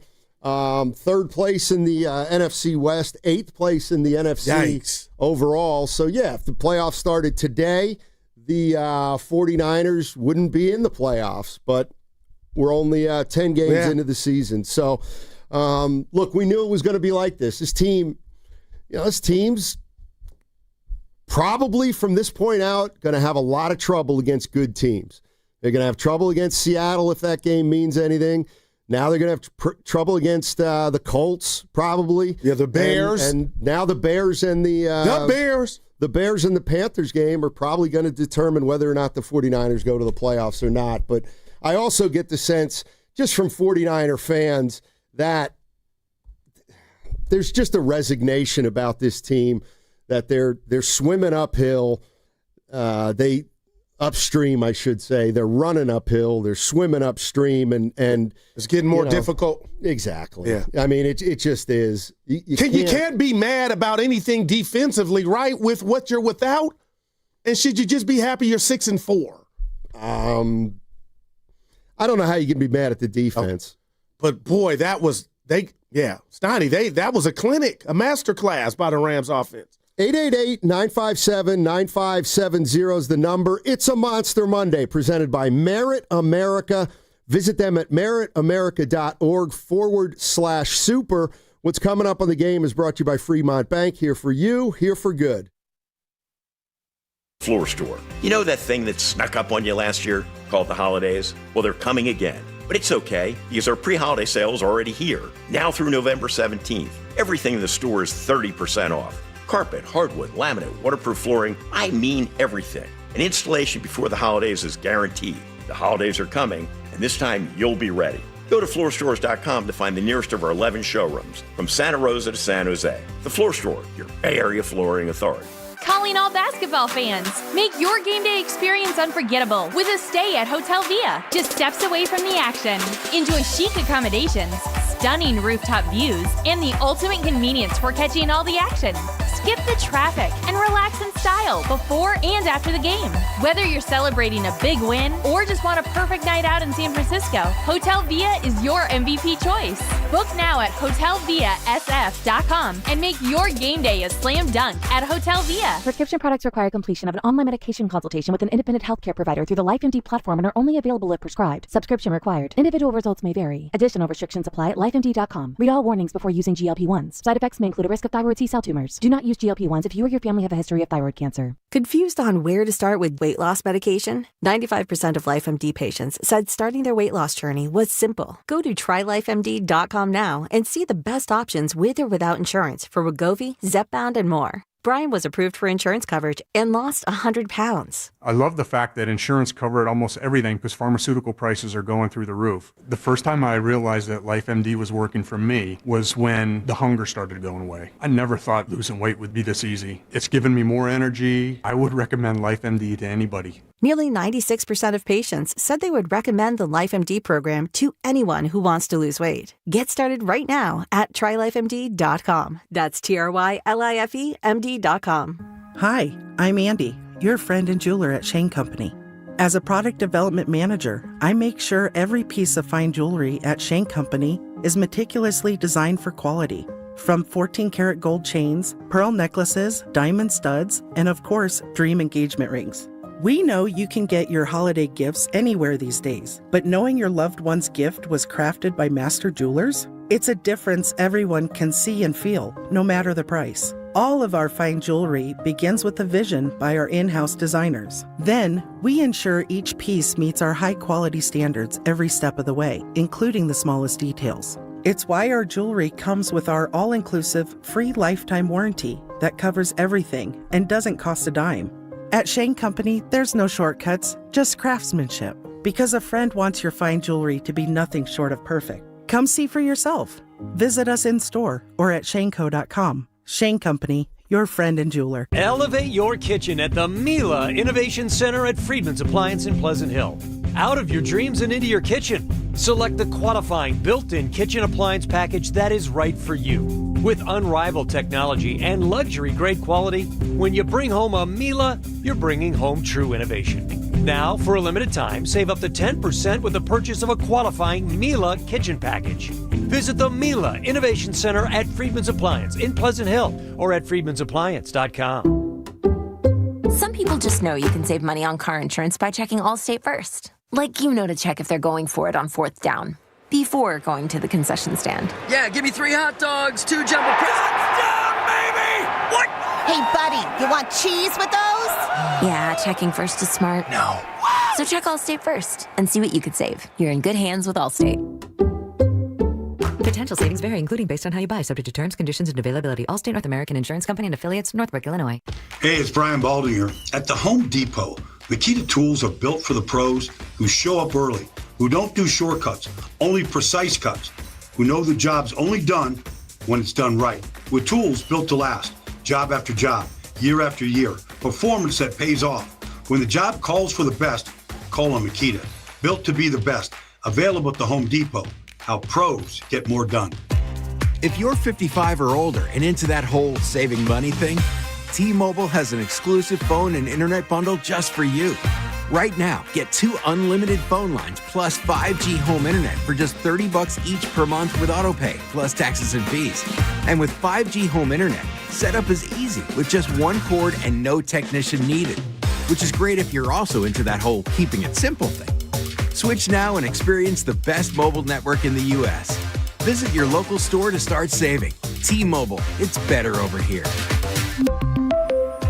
Based on analysis by Ookla of speed test intelligence data Q4 2024 to Q1 2025, Ookla trademarks used under license. Unlimited on our network. Customers on voice plan may notice speeds lower than other customers and further reduction if using more than 50 gigs a month due to data prioritization. Video streams and SD on this plan. Home internet pricing after $20 a monthly bill credit plus $5 per line without autopay. Debit or bank account required. See 5G device coverage and access details at T-Mobile.com.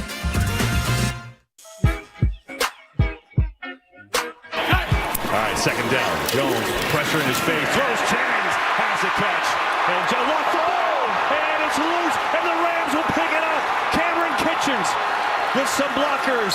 Turnover, and the Rams have it after what would have been a big play. Cam Curl punched it out. Oh. Now, back to Steiny and Guru on 95.7 The Game.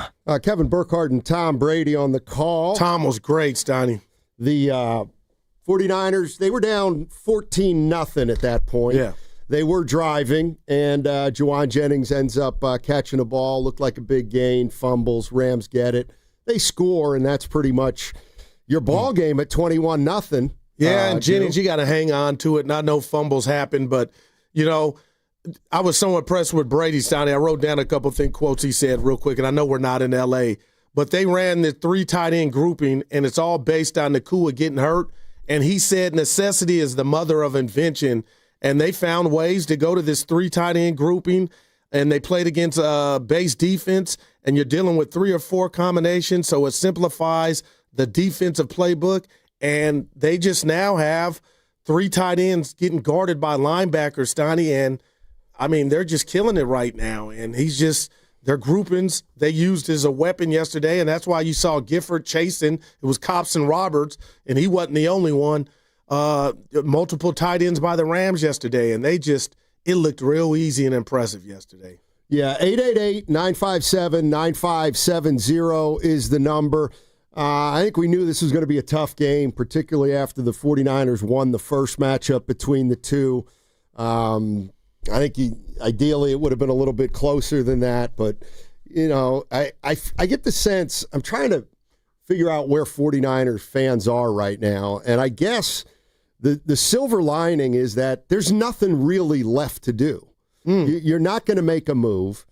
You have only one thing left to do, and that's put the best team you can out there with the healthiest players you can out there and play the next 7 games and see if you can win 4 of them, and then see if that's good enough. Yeah, and the Rams got – oh, go ahead. Yeah, but there's really nothing to do here except possibly waiting for a couple guys to get healthy. Yeah, but that's it. And by my accounts, Donnie, that's on the offensive end, because to me, what it looks like the rest of the 7 games that the Niners play, and for them, and I talked about it, throw a parade if this team, with all its injuries as a whole, was able to get to the playoffs. Now you're on the outside looking in, you still got time. But, Steiny, you need this team to have its offense be perfect. And I'm asking you, is it because the Rams put on this clinic? Have you lost any confidence in the defense? Because the defense is just your man, Steiny. But there were breakdowns, and this was a team. But you had Warner when you went up and beat them last.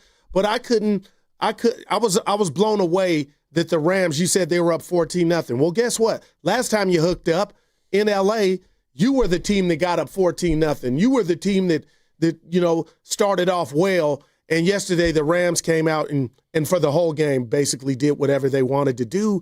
I'm just wondering, Steiny, okay, this wasn't good enough to beat the Rams, and I've given Saleh his flowers for what he's made up for, but I guess now I'm thinking, in the NFL is a week-to-week league, in my opinion, all right, can you do something against Arizona and Brissett? Was it just the Rams, And you're kind of hoping that's the case. I think I don't think I'm telling 49er fans anything they don't know, but it's going to be virtually impossible to make a run in the postseason because you're going to have to play 2 or 3 good teams, and they can't beat a good team, I don't believe.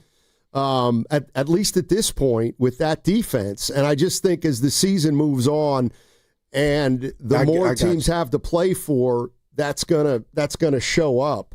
But you still got to play the games, and you still got to put that defense out there. And I don't know. The one thing that seems apparent to me is it doesn't feel like a lot of fans out there even have the thought of, well, if Brock comes back, we get the offense humming, and we can right. There seems to be a resignation about this team that it's just not our year. But we enjoy how gritty you're playing, but we don't believe you're going anywhere. And maybe that's why Lynch did what he did, which was nothing at the deadline, right? Yeah, I don't think one player would have made a difference here. Now, if he could have gotten 2 or 3, maybe that's a different story, but it's clear they didn't want to give up any draft capital. Yeah, and what hurts, if I'm a Niner fan too, Steiny, because you know how I watch games with my heart, but as ugly as this got, and it was 21-0, 21-7 at half, you score right out of the half. George Kittle's just reminding everybody how spectacular he is, just did his job. And you get within 7, so it's one thing to kind of accept defeat and say we can't stop them, but you got to stop or 2. And then the defense is put in a position to where if we can get one stop or even a turnover to help us out, it would have felt like a football lottery ticket. Steiny, it's just kind of you die of many deaths because you couldn't get that stop. Yeah, I thought you were being so for real in the room when you were saying you got within 7 twice. The bottom line is the way I look at football, especially a game like this, unless you have the ball and down a score or less, you're not in it. Sure, you can make a play and turn a game around, but the 49ers cut it to 7, and in both times they cut it to 7, the Rams Allen Iverson, they answered. They just ran up the field and scored. So even when they got it to 21-14, they hadn't really had a lot of success on defense. So, but you're saying, a fumble, anything. Look at the defense. This is where we got to be honest. And we are. Okay, well, look, Stafford, Williams, Nakua, Corum, Adams, go ahead. Higbee, Corum. You're not going to stop that team if you're the 49ers defense. Yeah, Higbee. That's too good of an offense. They'll exploit that the 49er defense, and I don't care how good a coach Robert Saleh is. If you're playing second-rate type players and you're playing a team like that, you're going to get hammered. All right. I need your help, though. Stafford did that to the previous 2 opponents. Yeah. He's had 3 straight games now with 4 touchdowns. Listen to how on picks. Fire their offense was, Steiny. They came into the game, the Rams that is, scoring touchdowns on their 9 last visits or trips to the red zone. And they come in here and get 4 touchdowns. So it just speaks to how good they are. and how incredible it was for the Niners to steal that game, because that's what they did, a couple months back when they won on Thursday night. But I truly need your help. I don't need you to fight me. I just need your help. So we saw the Niners have a turnover on downs. They ran a 4th and 1, didn't get it, and McCaffrey had the ball. And I know McCaffrey's been everything to this team. But, Stoney, my takeaway is, how do you think that Kyle Shanahan could implement Brian Robinson Jr., who had only 8 carries, 41 yards, but you could just tell 5 yards a pop there was a more physical component when he ran the ball? And I was just thinking to myself, and I'm going Monday morning quarterback, maybe if he would have had the rock on 4th and 1 and you're not running to the outside and you're running up the gut, maybe Robinson Jr. could have had the rock, in that situation, and maybe you get it. Or am I saying, come on, Goo, you can't take away your best player? But yesterday, I think it was apparent to the naked eye that Robinson's, he's different than McCaffrey, but how can you implement him a bit more? I mean, I'm not saying that's why you lost, partner, but maybe on short yardage situation, you give it to him. Okay. So just a thought I had watching that game yesterday. But this is kind of where, so all season through 9 games, we're just going to rave about how great McCaffrey is. He should be in the MVP consideration. Nobody's gutsier, nobody's tougher, nobody blah, blah, blah. But a lot of that's in the passing game. No shade at McCaffrey. Okay. Well, I'm sorry. He got 8 carries. You're down 21-0. There weren't going to be a lot of carries in that game. How many times did McCaffrey carry yesterday? I don't even know. 12. Okay, so for you're 30 yards, 2.5 a pop. Robinson had 5.1 yards. I don't believe Robinson's a better runner than McCaffrey. He's tough, no doubt about it. I'm not saying that. I'm just saying. I'm sure Robinson benefits from getting the ball. If I don't know, is McCaffrey not even in the game? A lot of times he's not in the game, so maybe you do want to use Robinson more. But this game was it was about the defense. Yeah, Greg's in San Ramon. Hey, Greg, how you doing? Hey, how you guys doing? Hey. To me, the game's broken out. There's some good news and some bad news. And what the bad news first is, it's bad for the 49ers, is I think the Rams are probably, and have been all year, the best team in football. I mean, if you look back, they could be undefeated. I mean, they probably should have beat the 49ers, and they definitely should have beat the Eagles. And with Devontae Adams, is just ridiculous. But what I noticed yesterday was they were just killing the 49ers on that little screen pass. The blocking was just perfection.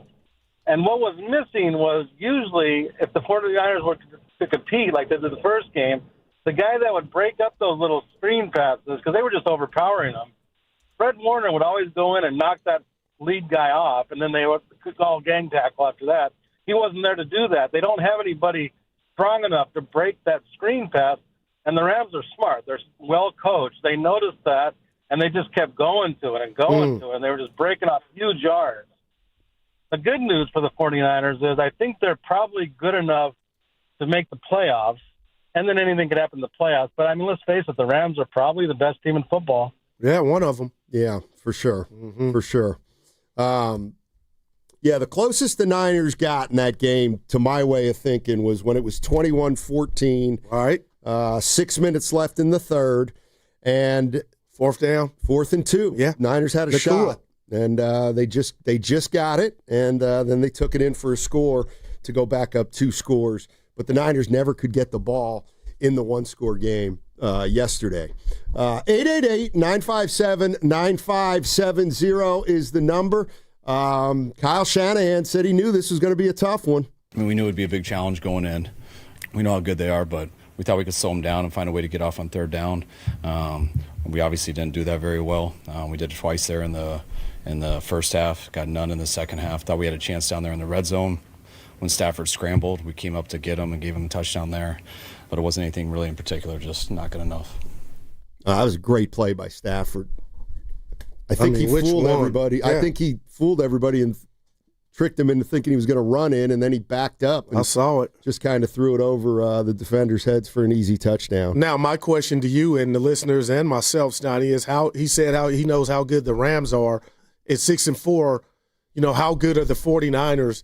And I know Brissett's not Stafford, and they, got Harrison Jr., but he's no Adams or Nakua.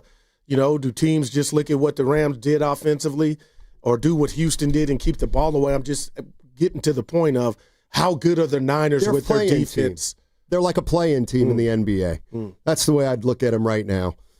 They're a play-in team.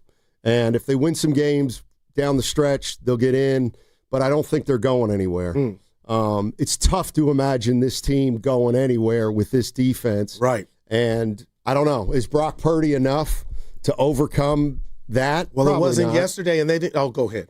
Yeah. Just I was thinking you were saying enough. Mac Jones, and the bottom line, as great as the offense was, or if you think the Niners offense wasn't the reason you got beat, well, then the standard is you got to be perfect. And the Niners offense in the first half wasn't. And I know fumbles happen, but that's why that Jennings fumble was a killer, Steiny. Like, you just can't afford that.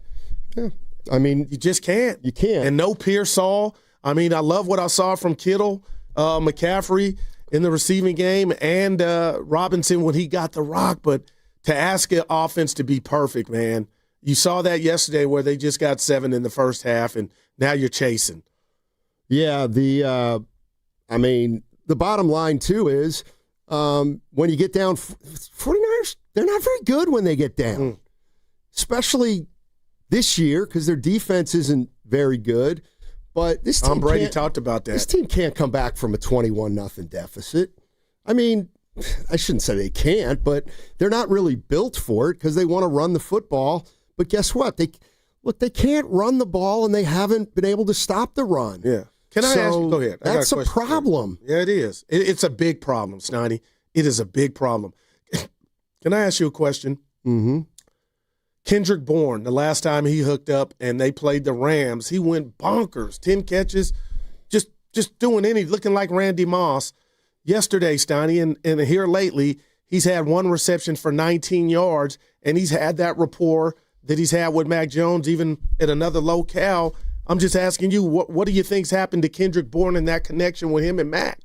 They're probably game planning more for him. Yeah. I mean, a guy has 200-yard receiving games, and he's not a superstar. You can probably take that away if you want, if a good defense wants to take it away. Let's go to Mike. Mike's in Santa Clara. Hey, Mike. How you doing, man? What's up, guys? Hey, how you doing? Doing well, thank you. Yeah, good. Yeah, I mean, I just want to say, we kind of just showed, in a way, we're kind of a middle-of-the-pack kind of team. I mean, look, and going off of what Greg was saying, too, Rams are one of the best teams in the NFL.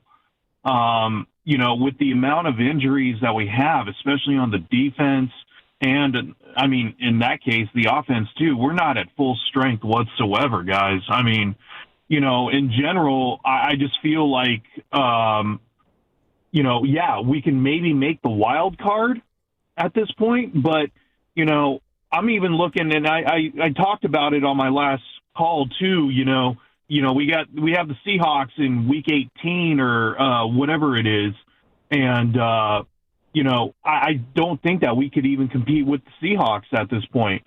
I just feel like, we're just, again, middle pack of kind of the team, just kind of lick our wounds at this point and just kind of get ready for the next season in a way, because we don't have the weapons that are healthy enough.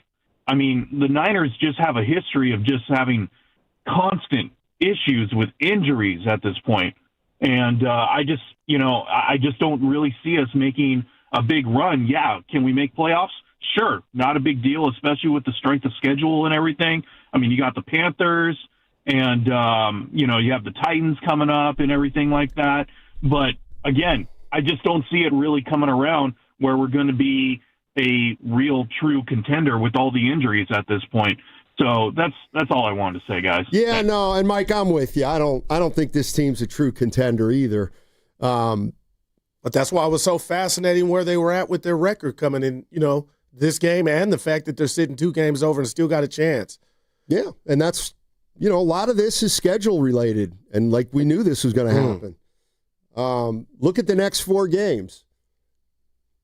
They can go 2-2 in those games. But if you look at the NFC, Steiny, you kept saying and banging that drum, 10 can get you in. 10 might not get you in now. If you get to 8-6, you're going to control your own destiny because you'll have the Bears.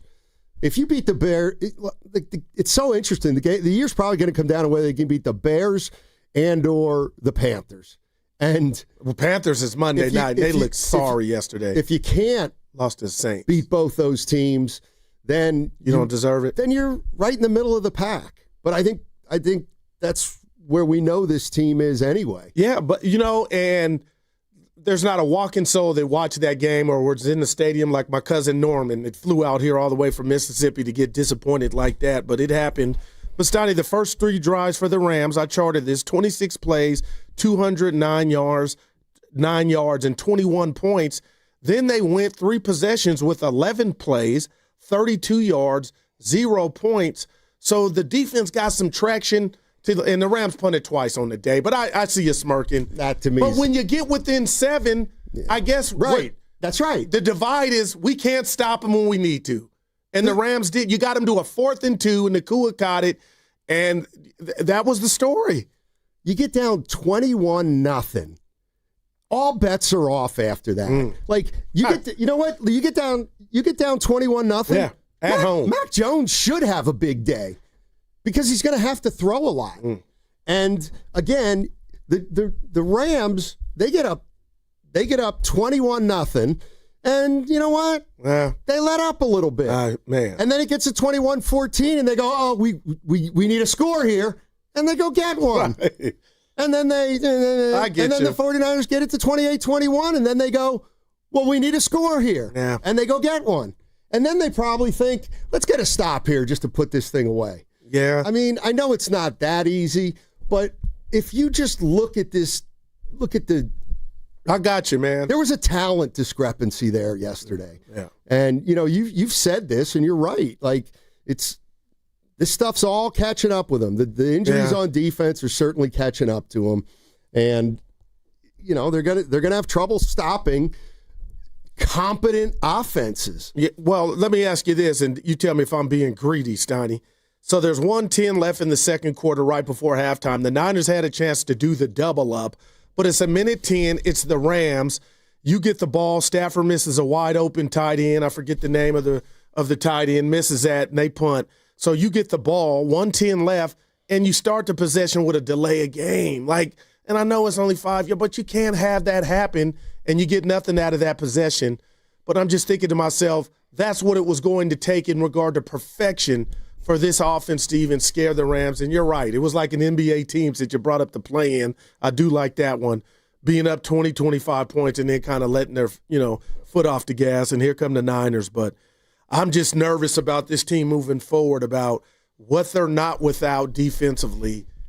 Can you expect them to really, stop a good offense or a mediocre offense? Because Houston, the Texans were mediocre, and they kept you on the field forever and a day.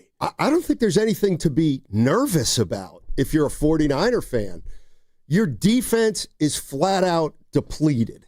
It's not a playoff defense. You've got bit by the injury bug. You've got a lot of young players. So now they just got to go out and play. There's nothing to be nervous about. You're not Super Bowl contenders reeling and you got to get it back together. So you're just a middle of the pack team at 6-4 who won a couple big games early. Now we find out that they're 3-4 since their 3-0 start, and there's nothing to do other than try to scrounge out some more wins and go ahead and make the playoffs, if for no other reason than to give the young guys their first crack at it. Do you think I'm being too tough? Because I've said this saying, and I took it from John Madden, the great John Madden, rest in peace, Donnie. A cornerback's best friend is a pass rush. And it's apparent the Niners just can't get home at all. And Stafford was back there with his Norelco. If he wanted to shave, make a sandwich, whatever he wanted to do, he had an answer. But Jair Brown, Mustafa, Renardo Green, all these young guys getting experience, Donnie, they're Upton Stout, they're getting picked on. Right. Do you think I'm being overly critical on them because there is no pass rush? Or is it fair to be like, no, that's not good enough, what you put out there yesterday? Because there's miscommunications going on left and right to me in the secondary. And you got All youngsters back there. Right. So all those guys in the secondary are young. And you're playing a team with a quarterback who's been in the league 17 years and can put the ball on the money. Man. You've got two of the top receivers in the NFL. You don't have much of a pass rush. Like, to me, it was, what did we really expect? And you got tight end university over there with, he was using all three of them. Stafford was. What you needed was for Matt Stafford to make some mistakes, and he was not going to make mistakes yesterday. I think he had one ball that I thought could have been picked. Yeah. Other than that, I mean, he was just laying it in there. 4 TDs. And, they weren't able to be stopped yesterday. And they averaged 4.2 yards on the ground between Williams and Corum, and they didn't put it on the carpet like they did last time these two teams played. So that was another component that the Niners, the takeaways. They got them last time they played. They didn't get them this game. Yeah. All right. 888-957-9570 is the number. Anything surprise you yesterday? If you're a San Francisco 49er fan, as disappointing as it was there anything that just wasn't acceptable, even though this is a young team and this team is still trying to figure out a lot of, I should say it's a young defense. I shouldn't say it's a young team because it's the offense obviously has some players. Also, on the other side, I want to bring up something, Kyle Shanahan thing that, I don't know. He's got this. It's bothering me. He's got this pattern, and I want to know if it should be something he should just automatically do every game. I'll talk about that on the other side. 888-957-9570 is the number. 49ers get beat yesterday, but they're still 6-4 with a little action. 49ers in a shambles. All guests on 95.7 The Game appear on the River Islands guest line. Dub Nation, this is Jimmy Butler, and you never know when I'll be on the River Islands guest line. Dub Nation, this is Stephen Curry, and you never know when I'll be on the River Islands guest line. So make sure to keep it locked on 95.7 The Game. River Islands in Lathrop is the best-selling master plan community in all of Northern California, with its lakes, parks, trails, and collection of new home neighborhoods. The good life can be your life. Isn't it time for you to discover the islands? What if you had the smartest Wi-Fi?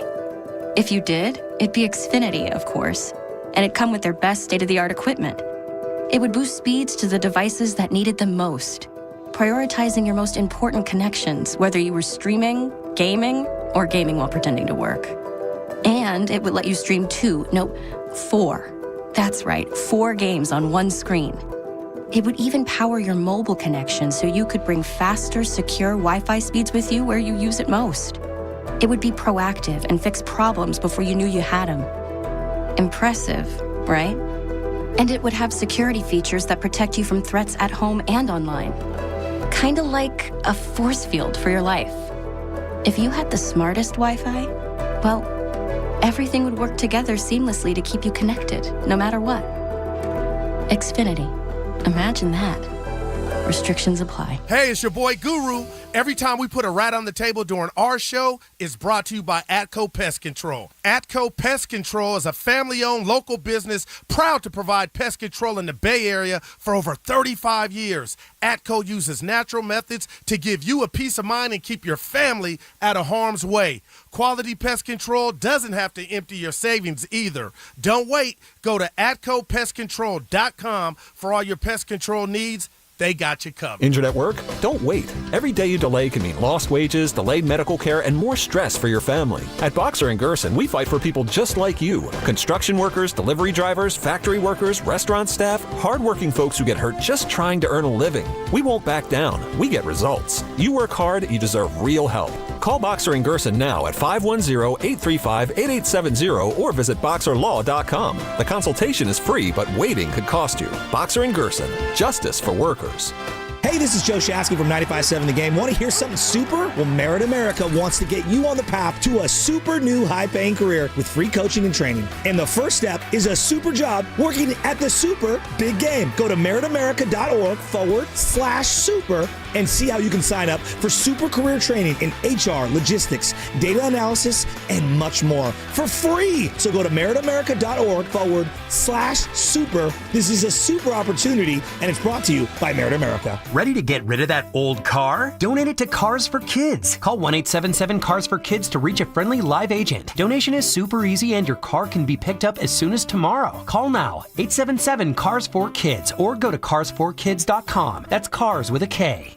95.7 The Game and Great Clips have teamed up for the new basketball season. We want our listeners to look fresh with a great haircut from Great Clips. Each week, we'll pick a lucky winner to score a gift card. For a chance to win, courtesy of Great Clips, enter online at 957thegame.com. Looking for lifelong financial guidance? Look no further than Pettinelli Financial Partners, your dedicated financial coaches for every stage of life's journey. Whether you're planning for retirement, starting a family, or buying a home, we're here for you every step of the way. Visit PettinelliFP.com. The financial consultants at Pettinelli Financial Partners are registered representatives with and securities offered through LPL Financial. Member FINRA SIPC. Investment advice offered through Stratos Wealth Partners, a registered investment advisor. Stratos and Pettinelli are separate entities from LPL Financial.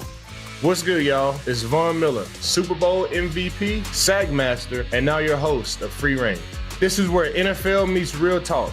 Every week, I'm bringing you inside the game, from locker room stories to league-wide headlines. You want football IQ, locker room insight, and real conversations with the people shaping the league? Welcome to Free Range with Von Miller, where nothing is off limits and every down counts. New episodes every Wednesday. Listen and follow Free Range with me, Von Miller, wherever you get your podcast.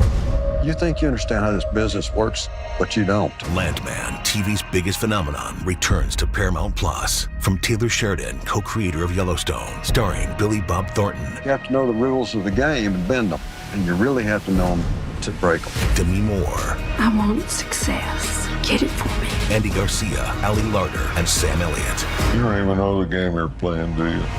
Landman, new season, streaming November 16th, only on Paramount Plus.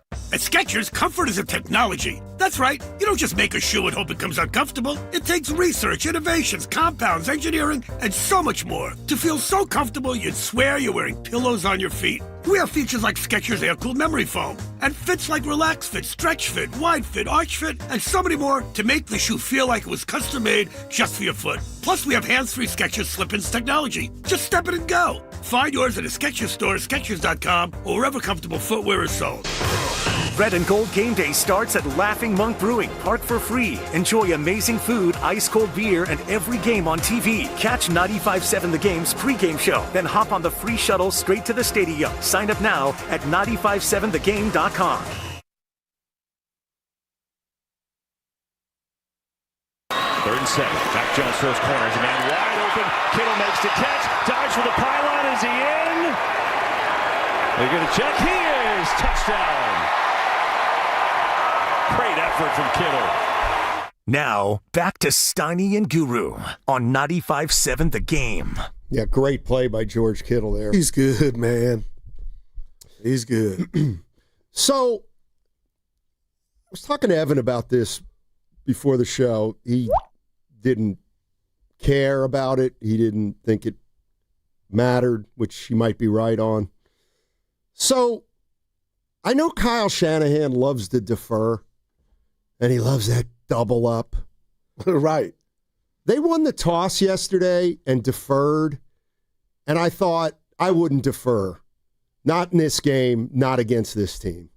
I just wouldn't have. Why? Because your defense stinks. You know your defense is undermanned. So I would have preferred. Would it have made a difference? Probably not.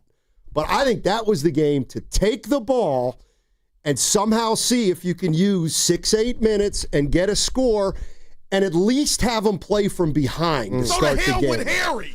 But instead, you give up the ball. They go 80 yards. It's 7-0, and now all of a sudden the offense has pressure on it because now the offense has to use up some time. But if you're going to win the game, you got to do that anyway. And you got the double up. You had the opportunity, and you scored after halftime. I don't understand why you would put their best unit on the field first and your worst unit on the field because first. You got to face the monster. And you're going to face it after the second half when you had to kick the ball off when they would get it. I understand that, Goo. But my point is their offense is prolific. So I would have liked to have seen if the 49ers could have gotten a field goal or touchdown first so that they would have had to play with the deficit. Okay. But your offense is not prolific. And what if you did that and you didn't score? What if you didn't score? You only had 7 in that first half. I get all that. Right. I get all that. What I'm saying is your offense is way better than your defense. And look how Mac Jones played. What if you go 80 yards and you're up 7-0? Yeah. Maybe the tenor of the game changes. Well, I just know you scored 7 points in the first half. So you're acting like they had Joe Montana there's two. I get what you're saying. Right. Okay, well then just say that. But they scored, but I'm not saying you're right. What if the 49ers got the ball and scored first? I'm not saying it cost them the game. I'm saying that's one of the best offenses in football. That's a guy who's thrown 4 touchdown passes in each of the last 2 games. You're going to give him the ball first. And good. You're down 7-0 to that team. But it's That's all I'm saying. Yeah, but I feel like you're acting like it's high school football to where if the Rams are down 7-0, all hell breaks loose mentally and they're just going to roll over or fall down. I always love defer. I'm just a guy that likes to defer and get the ball because it feels like a turnover after halftime. Well, did it feel like one this time? Well, you got it and you scored. Right, but you gave up 7 points right away. And you didn't score on your first drive. Exactly. And I would have, in theory, I would have liked to have seen the Rams get the ball down, and then what if you hold them on the first drive? Well, the way the game, I'm not mad at you, but the way the game played out, that meant a diddly squat. What if your offense goes 3 and out? Well, then you got to asked him that. Listen, guys, like seriously, I understand what if anything happens. All I'm saying is against that particular team, I might have not deferred just to get the ball first and to keep it away from Stafford, who, their offense was prolific to start. And if you want to play mind games, what if you did do that and go 3 and out, and then now you don't get the ball at half, and then I don't know, maybe you lose 42-25 or 23. I'm just a guy that likes the ball after half. Yeah, I just don't think it's something like I would not. Like, I'm not married to making a certain decision on the coin toss every single time. I do think it's a fair sometimes point. the games are different. And this game, you knew that their offense was prolific. Again, would it have mattered? Probably not. Well, you can't assume your defense is just going to get walked down for 80 yards on the first drive of the game. I know you can't assume it, but are you going to they're scripted and you're banged up? I mean, I don't know. Well, but, okay, so they get the ball out of half and they score, and it's a 1-score game. Like, you were looking for that one stop the entire game. You just never got. They're down by a touchdown with 12 minutes left to go in the game. They punted. The Rams punted 1 time. Right. I'm just saying. It's like, again, I would have taken the ball yesterday to see if I could when you gave up the ball there, you allowed their offense to create whatever momentum was going to be in that game. Because, you couldn't assume your defense was going to create the momentum. Yeah. Rams punted twice. Not that neither here nor there, but they punted twice. Let's go to Leroy in Vallejo. Hey, Leroy, how you doing? How about the show, Sonny Goo? Hey. Hey, Goo. What's up, baby? You my guy. Sonny, you keep it real. I love you. But I'm going to say this, and I'm going to just keep it real. I took my wife to the game yesterday for her birthday, and just the out routes was killing the Niners. The whole game. The out routes were just eating them alive. And I was just like, babe, they can't stop the out routes. He was like, just stop them. I got you.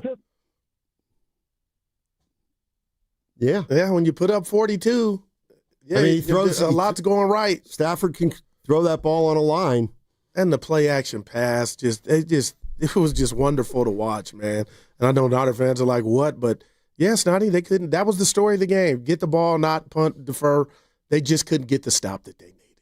That's the bottom line. And you hope it's a one-off. But you couldn't get the stop in Houston. But one stop was not going to change that game. But it would have gave you the ball with a chance to go in and tie. And to Evan's point, they got it within, and they drove down. You asked the listeners before break what was positive, Snotty, or what shocked you. What shocked me was the play of the Niners O-line. I got to give them some respect because I've been killing them every week we come in here. Man, they didn't get after Mac Jones at 33 of 39, and they kind of, had the Jennings fumble, the turnover on downs. Was it perfect? No, but for the most part, they did what they wanted offensively. My question is, why did it take you so long to get it going? They get the ball at half, down 21-7, they score, and you're thinking, man, a fumble on the kickoff, special teams, none of that manifested. But the Rams, you're right. That was, and I said it, a 25-point lead in the NBA, and they kind of took their foot off the gas. And the defense that's what made it worse, or a reminder of how bad the Niners were defensively, because you felt like if you could get something, even fluke or lucky in regard to a turnover, you couldn't get it. I think it was the third quarter, Bethune got a 15-yard late hit. And I know things happen, but I'm like, man, with the way this defense is not playing, you can't afford to give up them 15 yards. Maybe they didn't run the ball because they were down all game, but they couldn't run the ball. Like, I feel like it got to be 21-0. Yeah. They knew, the Rams knew that the 49ers couldn't stay attached to the run, and so they just played, soft. Yeah. I got you. But, Stoddy, no matter what you think, it got to a 7-point game twice. Never with possession. They never had a chance to tie the game. I got you. And that's a problem. Let's go to Scott in Marin. What's up, Scott? How you doing, man? Hey, guys. Yeah, I was exactly channeling what you were just saying yesterday about taking the ball first. It's always good to defer, but you just outlined why yesterday I would have taken it. It wouldn't have made any difference in the end. The Rams are a better team. That's just the way it is. But I would have taken the ball first myself yesterday, knowing what the Rams have been doing anyway with their first possession and so much firepower, and maybe control the clock a little bit. Maybe you could run the ball against them a little bit. I don't know. I mean, that's not how it turned out, but I think you're right, spot on about the prospects for this team. I mean, there's just too many holes. You can only cover for so long against certain teams, and then when you get to play the big boys, it's lights out. They're just not good enough. But I am really happy about the way that offensive line played. I was actually shocked how well they did. There's some positives to take away. It's just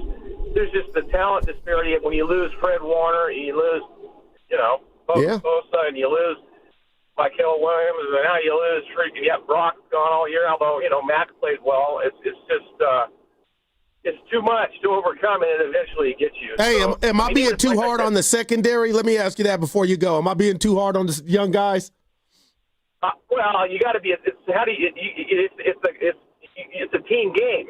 If you put pressure on the quarterback, all of a sudden your guys in the back are a lot better.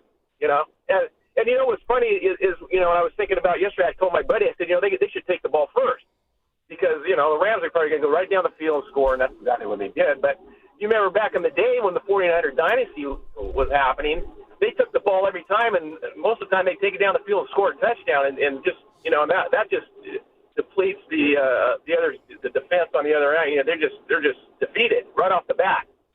That's why they beat the Rams the last time. They went down the field and scored and got ahead. And got a little momentum, but anyway, so this is about where you get. I think playing. I think the way Steiny said, playing. That's what these guys are basically. Are playing, and whatever happens, happens. Yeah. Thanks, Scott. Appreciate the call. You're listening to 95.7 The Game, KGMZ FM and HD1 San Francisco, an Odyssey sports station, always live on the free Odyssey app. Now broadcasting from the Laughing Monk Studios. Yeah, you got me thinking. But the last time they played in L.A., they went up 14-0. They had the ball, held the ball, punched it in. But, even then, Stein, I'm just one of those dudes. I always like the ball after halftime. But, I mean, man, I ain't mad at you. I mean, I know he likes to double up. I know he likes to defer. My question is that just the rule? Every single game that you win the toss, you defer. Because to my way of thinking, I wouldn't automatically defer with the defense that I was coaching or that I had yesterday. Maybe we got Bosa, we got Warner, and we got a full, a healthy defense. Then I could see it. You kick and you shut them down right away. But again, you're right. It wouldn't have been the difference of the game. But you got me thinking about the last time they played. They scored first. They got up 14. But that defense is Swiss cheese, and there's all kind of reasons. Now, what do you do? Like, again, I want to say so much of yesterday to Niner fans, don't keep your head up, is because it was the Rams. But then, Steiny, what happened in Texas when they played the Texans? They held the ball forever and a day. So it's like now you're just feeling the pain and the brunt of what you've lost. Exactly. And I don't know if you can overcome that. You probably can't. But to what degree? Does the 6-4 go to 6-5? Does it go to 6-6? Are you 7-4? We'll find out. But man, they had the answers to the test. The Rams did yesterday. This is Kyle Shanahan on the quarterback situation. Was Brock to being the backup today? He could have gone, definitely. I just decided to hold him, not put him in that situation. How'd you feel, Mac? He's probably never going to be 100% again this season. Is there, at some point, do you just have to play him knowing that he's not going to be 100%? Yes, it depends on how close to 100% he gets. Our dilemma, or what we're trying not to do, is put him out in the situation we did versus Jacksonville 5 weeks ago or 6, whatever it was. So I do believe he's closer and further along than what he was at that time. So hopefully he'll have a chance this week. Forget Pandora's box. He opened up Purdy's box. Like, why would you? You just admitted he could have went, but you called it off. But if you, Steiny, I get that. But you're one play as a backup of going out on the field and getting hit upside the head. Yeah, so when I hear backup, I don't just say that means he can go. And if my $50 million quarterback can go, you got to go out there. And then when you follow up with, well, it's about him being 100%. Well, no, obviously it's not, because you said he could have played backup. And he would have been at 80, 85, whatever that number is. Mm-hmm. I think that's going to be a soundbite played all week. Maybe, but I almost want to give you your victory lap. Well, there's nothing he said that he set it up last week, so that to me that answer isn't a blockbuster. I feel like he said, yes, like Brock was 85%. But he's still not as good as Mac, but he's better than Martinez, right. So I'm going to use him as a backup. And then he thought, you know what? I don't want to use him as a backup because I don't want to put him in a position where he's not taking all the reps the week before and now we throw him out there. But what I'm fixated on, and I understand, so he's telling us Mac Jones is playing better right now than Brock Purdy with a bad touch. So he gives the team a better chance. Yeah, he thought he did last week or yesterday. I guarantee you Purdy's going to play Sunday, I think. Well, I guarantee you, I think. Well, how would you, about personally taking that news if you're Brock and you want to be the backup and he's telling you don't even do it? I get it.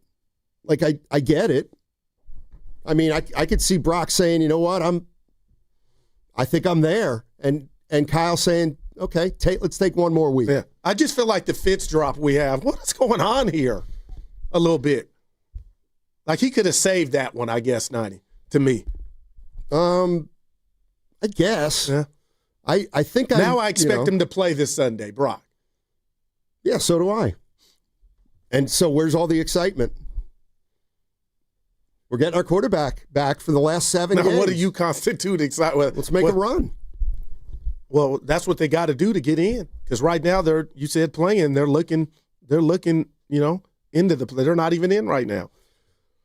They're not. Half game behind Chicago. Yeah, and look, everything's right. If everything's you said right they control their destiny. Of course they do, with the Cardinals, Panthers, Browns, Titans. And here's where you go, well, nothing's going to be easy, Steiny. Right. I know. But would you rather have Buffalo, Kansas City, Philly, and the Packers? I got this. I'm down on Buffalo. But, yeah, I hear you. So, but who's quarterbacking? For who? The Niners. Who cares? They're the same. Well, we don't know that. There's not a discernible difference. Well, we'll find out once we see what Brock's about. Did Brock look better than him this year?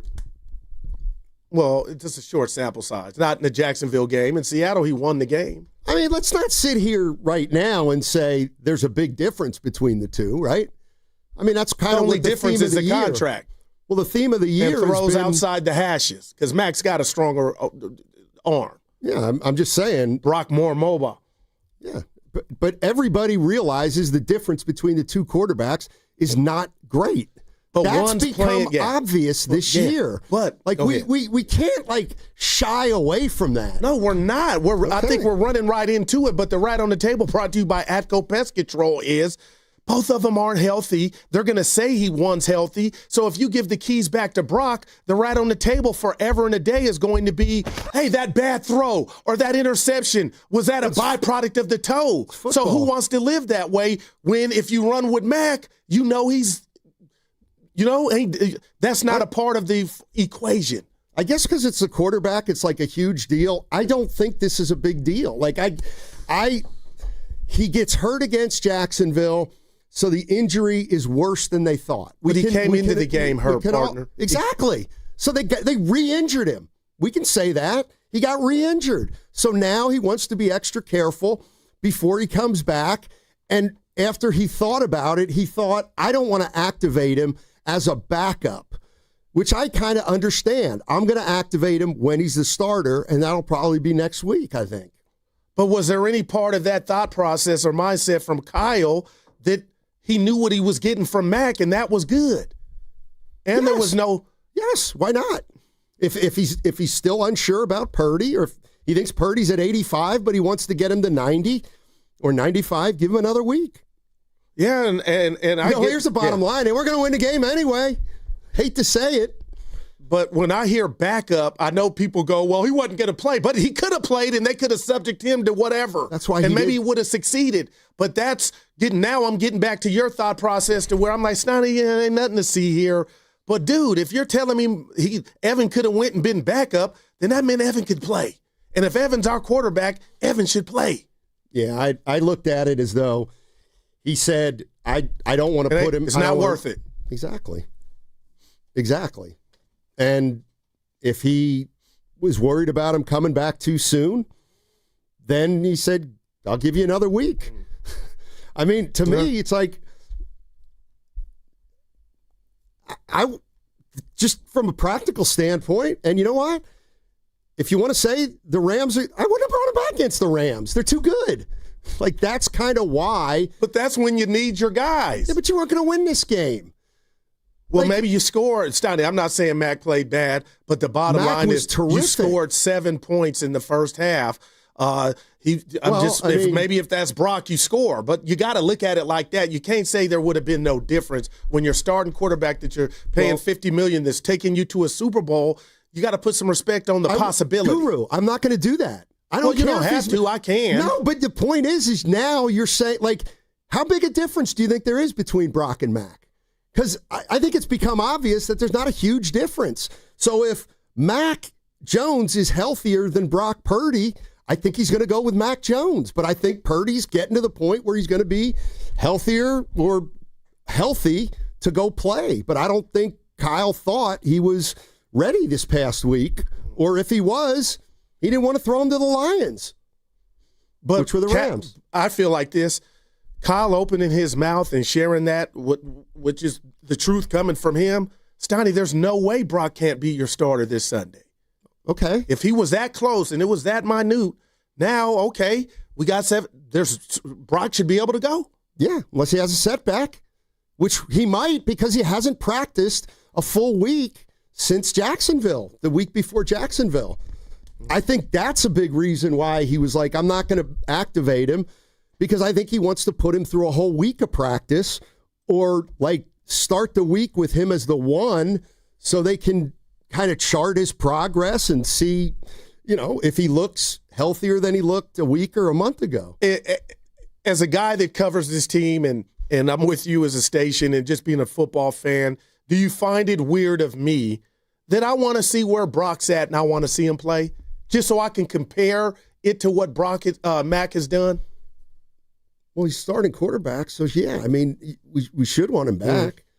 But again, like the reason that nobody, like 49er fans are clamoring, are smart enough to know that like Brock Purdy doesn't. Stoney, he's taking you to a bowl. I mean, that means squat right now. It doesn't matter right now, does it? That he took you to a Super Bowl 2 years ago? I don't like I guess what I'm saying, partner, is I hear you. He's your lead singer.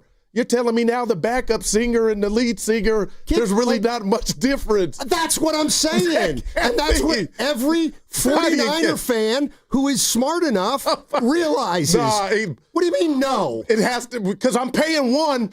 Well, get over it. You paid Brock Purdy. He's really good. And you got Mac Jones, and he's almost as good.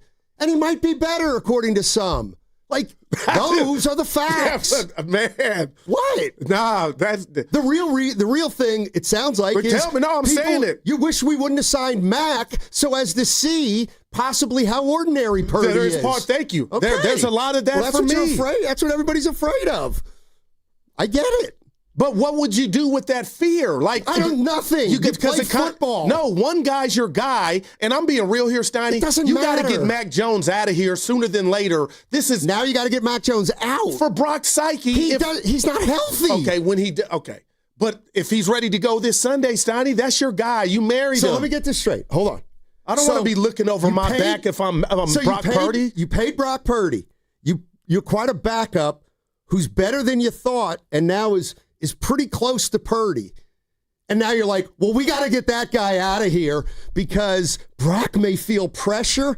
That's where I'm out on all that. Like, really? I'm out on that. Like, Brock Purdy's got to be able to handle competition. I mean, damn, how did he get the job? Okay, but hey, I love that word. But what competition is there when you got the contract that they've given him, Stoney? The politics of that contract, and I hear what you're putting down. Fine. But he's your guy. There is no competition. It's about health. Okay, well, if you say that, a lot of other people aren't at this point. It's Monster Monday presented by Merit America. Visit them at meritamerica.org/super. What's coming up on the game is brought to you by Fremont Bank. Here for you, here for good. Joe Shasky here for Golden State Lumber and Showroom. Consider their Stockton Yard as the go-to resource for building professionals in San Joaquin County, with over 40 acres of premium building materials available to the public. For bigger jobs, you can count on Golden State's large fleet of trucks for timely delivery. It's their goal to keep your project on time and on budget. Building a better Bay Area for over 70 years. Golden State Lumber and Showroom. When you succeed, we succeed.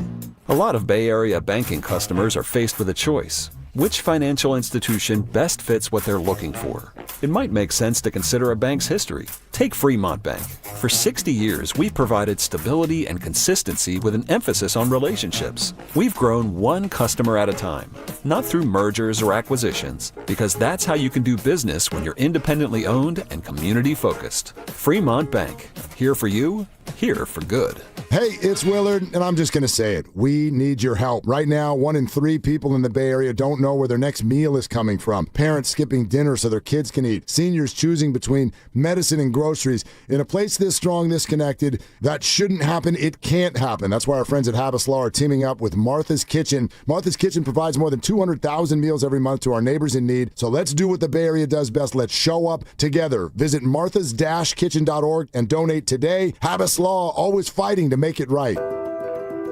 What if you had the smartest Wi-Fi? If you did, it'd be Xfinity, of course, and it'd come with their best state-of-the-art equipment. It would boost speeds to the devices that needed them most, prioritizing your most important connections, whether you were streaming, gaming, or gaming while pretending to work. And it would let you stream 4. That's right, 4 games on one screen.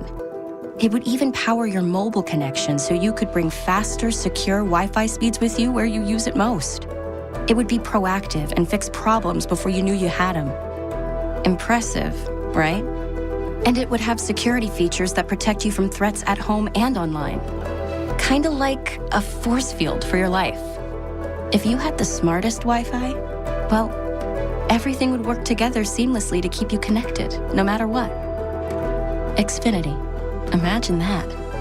Restrictions apply. Hi, I'm Lexi, your friend and jeweler at Shane Company. If you're planning to propose this holiday, we're ready to make creating your engagement ring a warm, welcoming experience. At Shane Company, we're all about your style, your budget, your dream engagement ring. Explore the widest selection of diamonds and ring settings ready for you to see in person, or visit us at shaneco.com. You'll have your ring in days, not weeks. Our friendly jewelry consultants don't work on commission. There's never any pressure, just perfect proposals. Shane Company, your friend and jeweler. Prescription products require completion of an online medication consultation with an independent healthcare provider through the LifeMD platform and are only available if prescribed. Subscription required. Individual results may vary. Additional restrictions apply at lifemd.com. Read all warnings before using GLP-1s. Side effects may include a risk of thyroid C-cell tumors. Do not use GLP-1s if you or your family have a history of thyroid cancer. Confused on where to start with weight loss medication? 95% of LifeMD patients said starting their weight loss journey was simple. Go to trylifemd.com now and see the best options with or without insurance for Wegovy, Zepbound, and more. Brian was approved for insurance coverage and lost 100 pounds. I love the fact that insurance covered almost everything because pharmaceutical prices are going through the roof. The first time I realized that LifeMD was working for me was when the hunger started going away. I never thought losing weight would be this easy. It's given me more energy. I would recommend LifeMD to anybody. Nearly 96% of patients said they would recommend the LifeMD program to anyone who wants to lose weight. Get started right now at trylifemd.com. That's TRYLIFEMD.com. Jack here with the sound of a freshly cracked egg,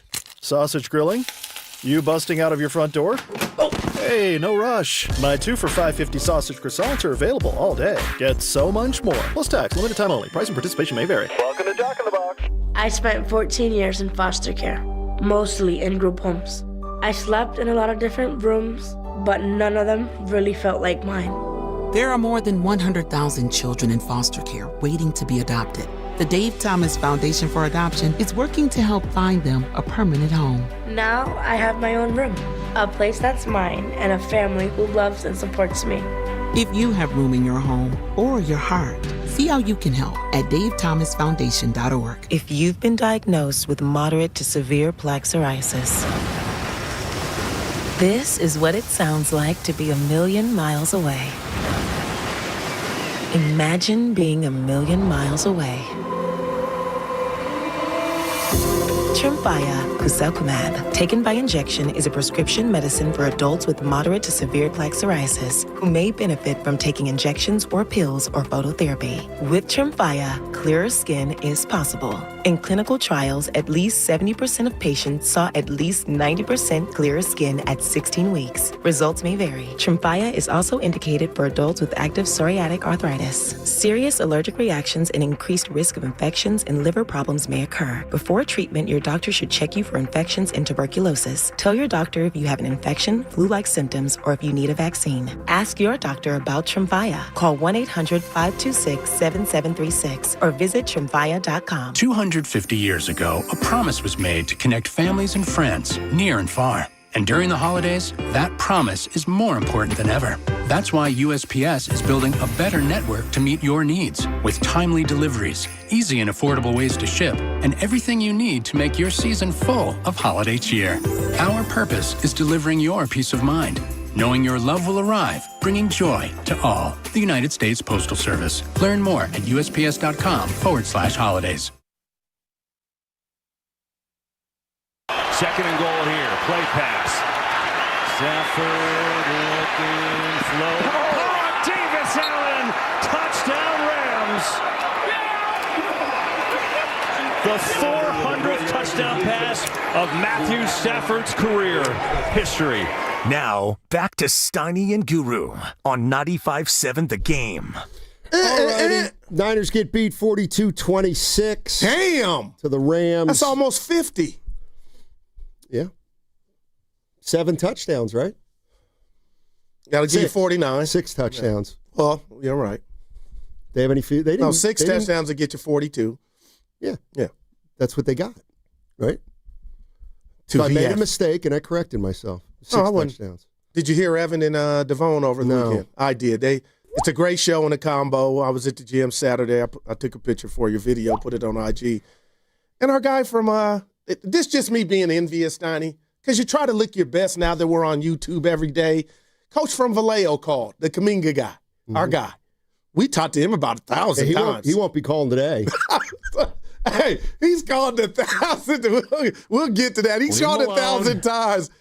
It's Steiny. I'm on the elliptical, just minding my business. Coach from Vallejo, and I'm like, okay, it's going to start with Kaminga. They had lost to Denver the night before. And he tells Evan, and I'm not jealous, I'm old. Hey, Evan, you've been hitting that iron. You're looking good in that shirt. Shut up, Evan. So I'm thinking Evan's rocking a medium, showing off his guns, the pythons. So I'm at the gym. I go to YouTube, Steiny. The compliment was so great. Evan's got a long sleeve shirt on. So it's no medium, but I guess the pythons were popping through, and I stayed about 30 extra minutes at the gym just because he ain't said that about you and I. I don't lift weights. Right. Evan, he said, you looking good pumping that iron. I stayed in the gym about 30 more minutes. Good on you, baby. You know, one thing I like about working on this show is we motivate each other in different ways. It doesn't have to be purely physical. But I'm like, damn, Coach, that's a hell of a compliment. Anyway, Steiny, you needed to know that. You always get mad when Evan or I get complimented and you get left out. That dude should return his muscles. Oh, it's envy. It ain't hate. Congratulations, Steiny, but I stayed extra 30. Thanks, Coach. And why would you say he wouldn't call today? Kaminga's not why they've lost in Denver Friday. I love Kaminga. I do love Kaminga. He stunk last night. He's thinking too much. Uh-oh. Yeah, we'll get to it. Uh-oh. And he ain't their problem. Why? First of all, they're 6-5. They're fine. How nasty is that? They didn't have an 11-game stretch like that when Jimmy came here. 6-5. Mm-hmm. Miss me. Yeah, they did in the postseason. Yeah. You got it. Back to Mac. Can I explain something to you about the quarterback situation for the Niners? Let's say Brock Purdy's 80% and Mac Jones is 90%. Okay? Kyle Shanahan believes in that situation that Mac Jones is a better quarterback. That's why he's been playing. Gotcha. Now, the minute Brock gets to 90% or wherever Mac Jones is, then I believe Brock will be the quarterback because he is the number one.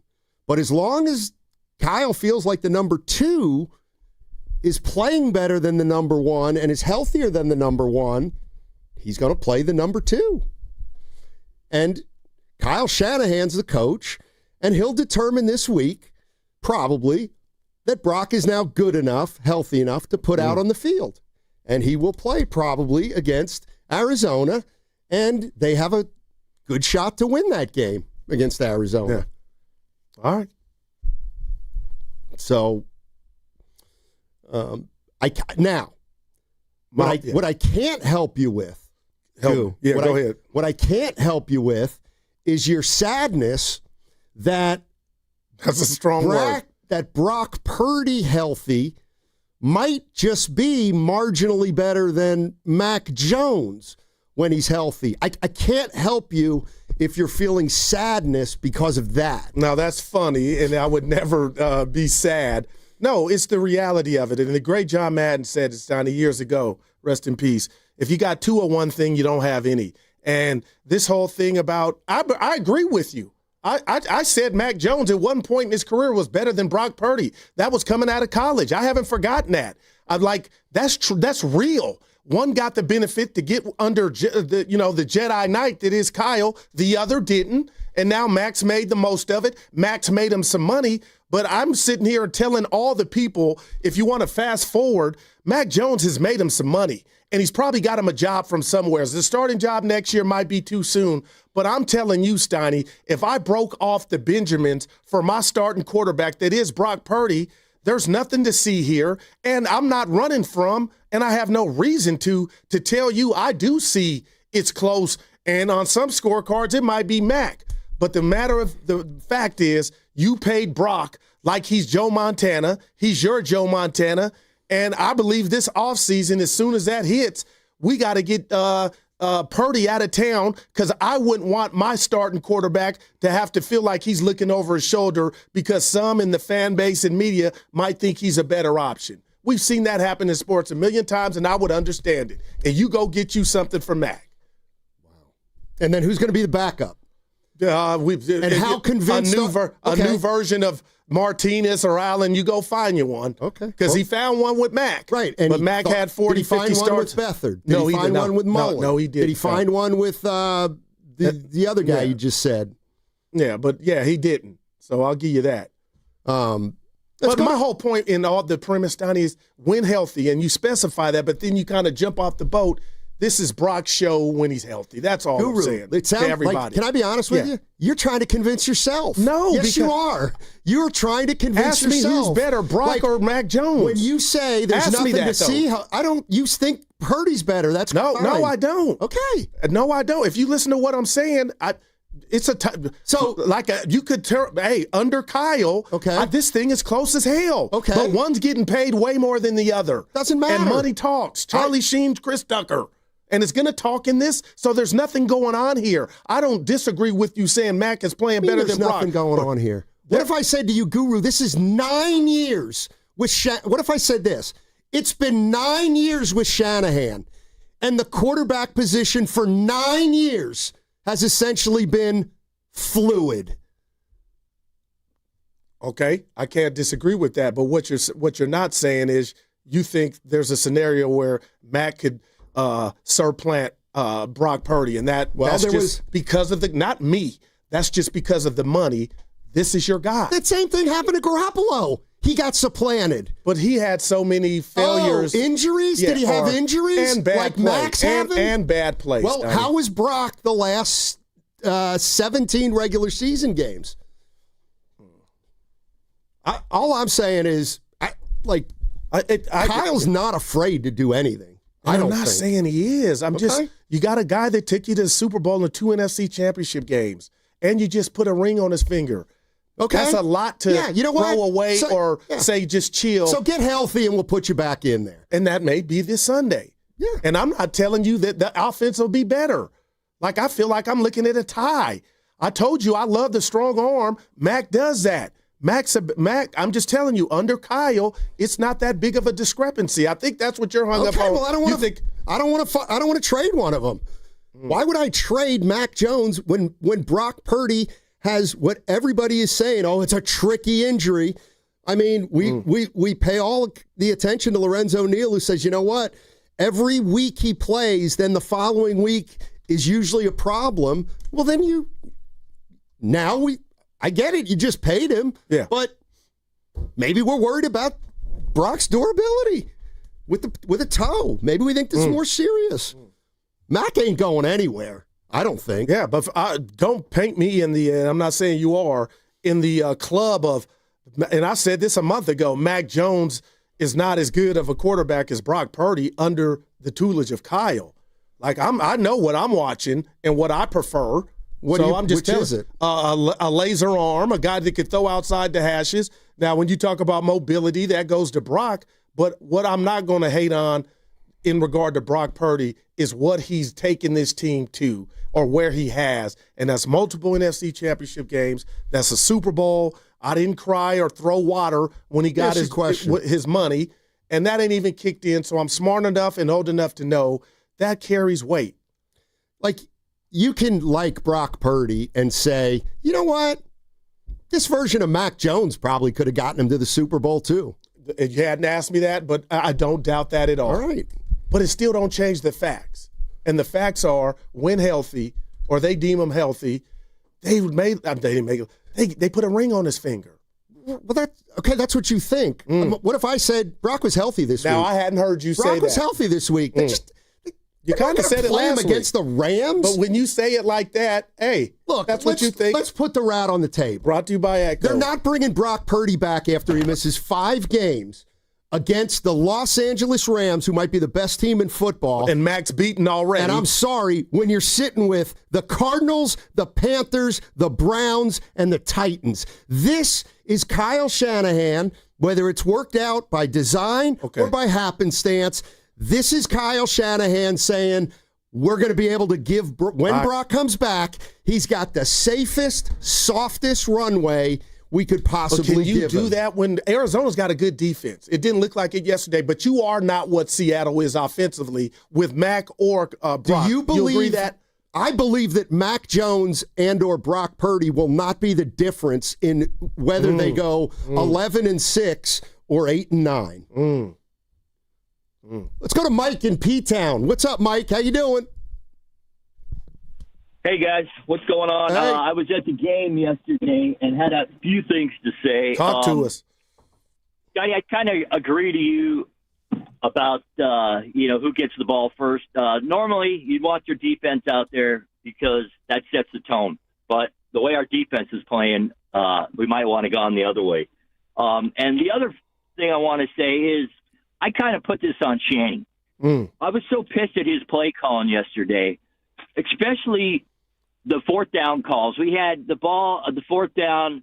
He decides to run it twice in a row when Mac Jones is throwing, 33 out of 38. He lets the clock run out at the end of the second quarter. It must have been 2 minutes and 50 seconds left, and we had the 2-minute timeout that was going to come at the end of the 2 minutes.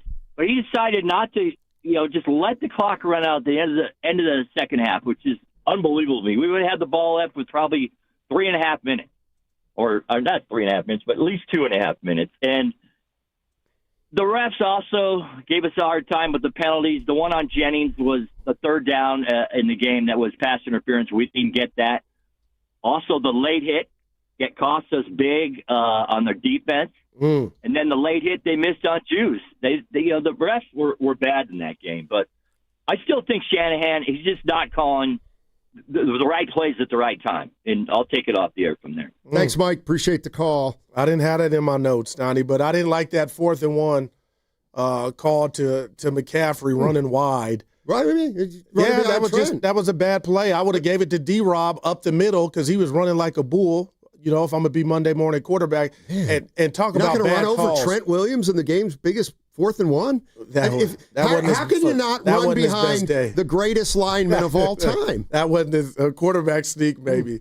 But they called a penalty on Kittle, Stoney. That he wasn't set. He was set. That was bad, but it was offsetting. They scored, and they scored. And the Rams didn't, with that, commit a penalty all game. That's in a way, that tells me they didn't have to commit a penalty. I didn't see a bomb all day from Mac. They didn't even test it. Go deep, get a flag. Early on, as you're doing nothing and you turn the ball over where you only culminate 7 points in the first half, you got a dude that can throw it. Watch the NFL. Even if 33 for 39. Yeah, I got you. I'm just for saying. 300 plus. Yeah, I'm trying to get greedy. I'm trying to score more than 7 in the first half.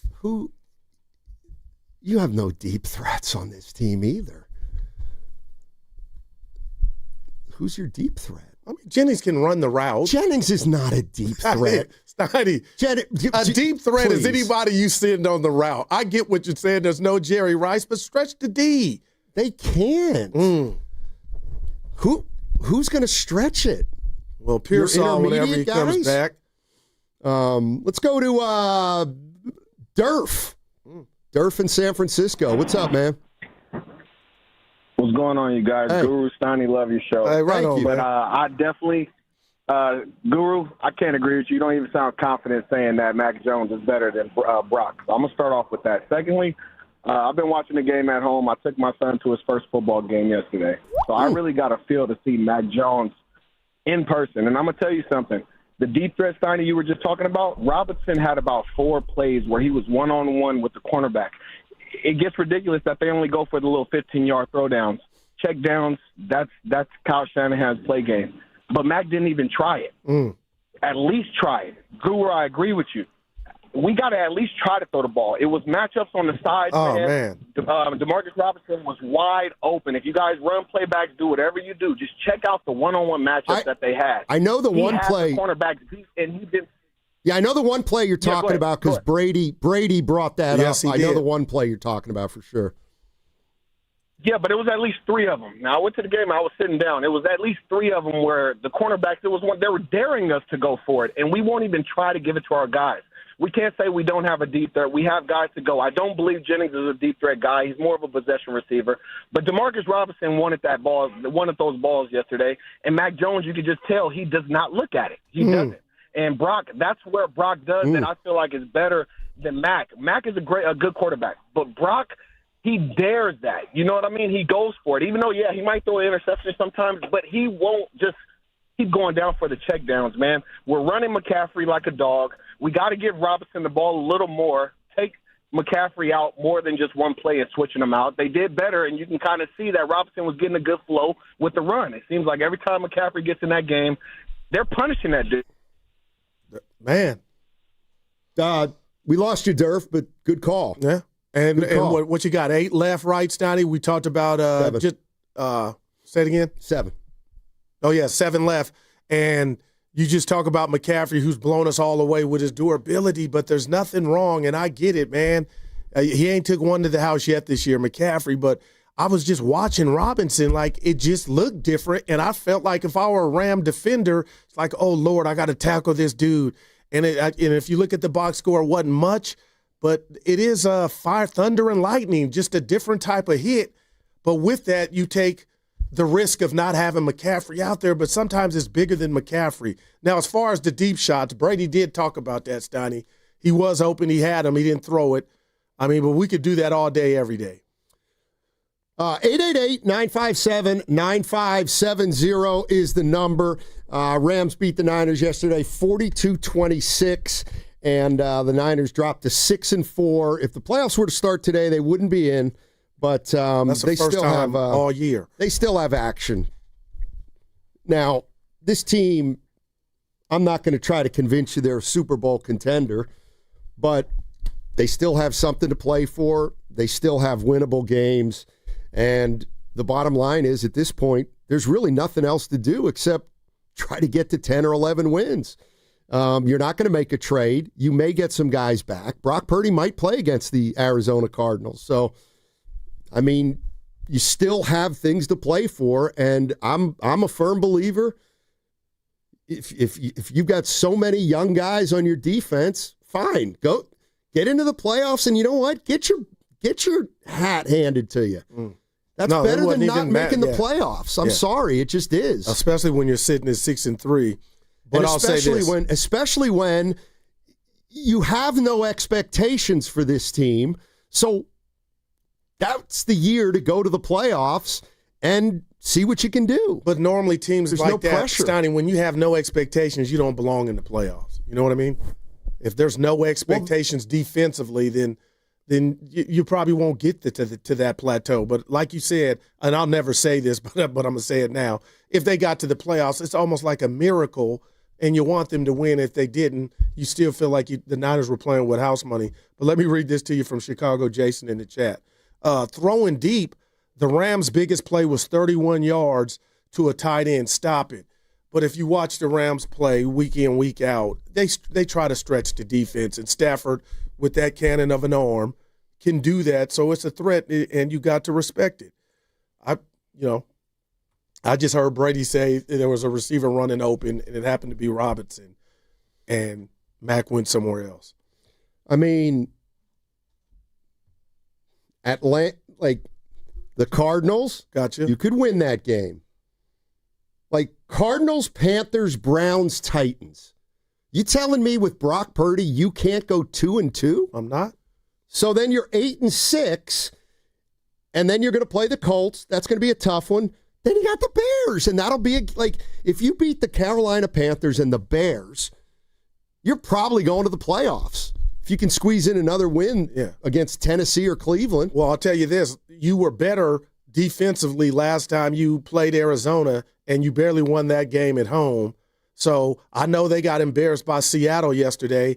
I'm just focused on that one because it's a nightmare defensively for you because you can't generate pressure. And that was Kyler Murray, who can't pass a quarterback IQ test. Now you got Brissett, who's better at distributing the ball. So I get you on you saying it's going to come down maybe to Indy or Chicago, but Arizona's defense can play. They shown that the last time. They should have beat you. They didn't. So I'm just saying to you and all Niner fans out there, and they probably agree, Arizona's not going to be easy, especially if it's Brock's first game back.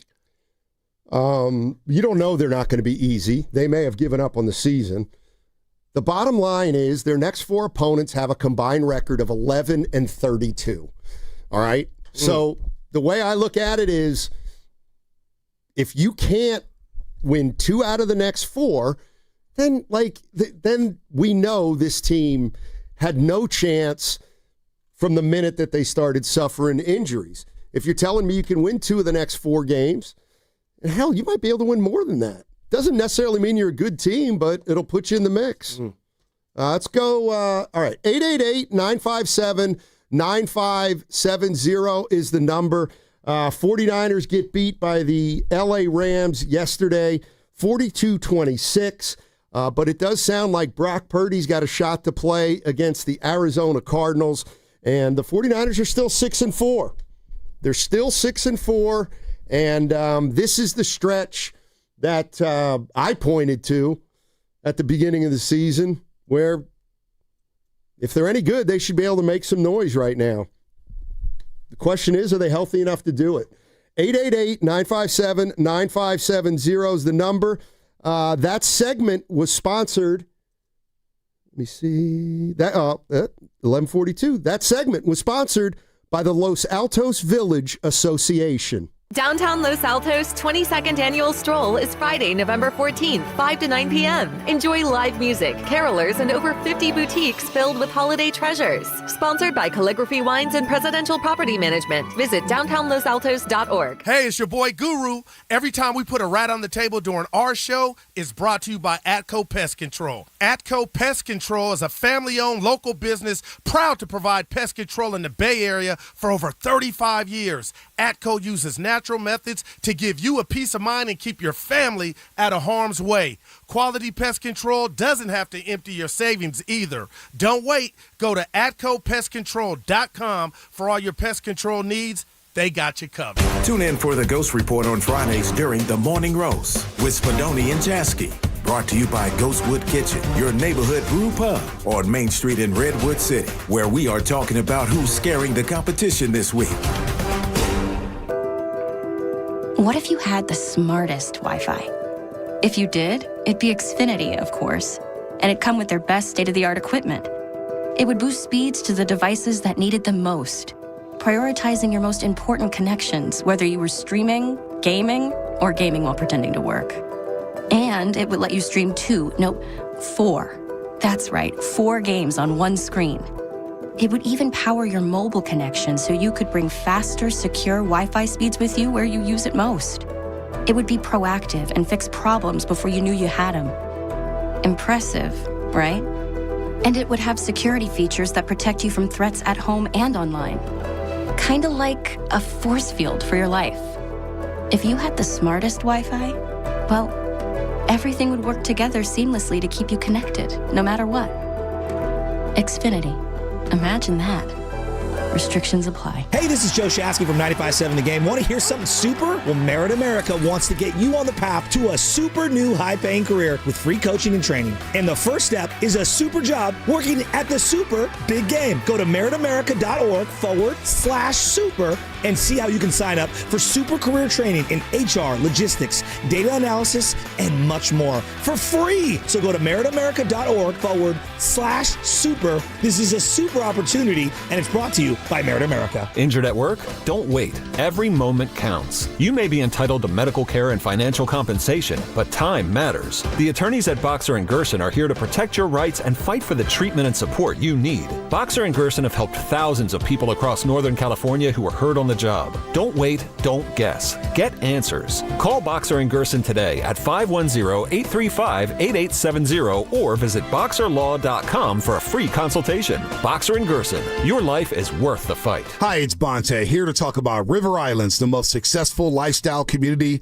in Northern California. Speaking from experience, I know that it only takes one visit to see why. The schools are top scoring and built right into the community. There are more than a dozen parks, open spaces, and playing fields, and another dozen lakes for kayaking and paddleboarding. Who doesn't like that? The town center is getting started, so you'll be able to shop, stroll, dine, and attend events, all right in your own community's backyard. It's the good life. Come to life. Currently, there are 15 unique neighborhoods, each offering a different take on the Delta lifestyle. The choices are yours in home size, style, bedroom count, and location. 2 bedrooms to 6 bedrooms, 1 story or 2, even multi-generational suites. What's more, the pricing is as varied as the homes, with prices ranging from the $600,000s to well over $1 million.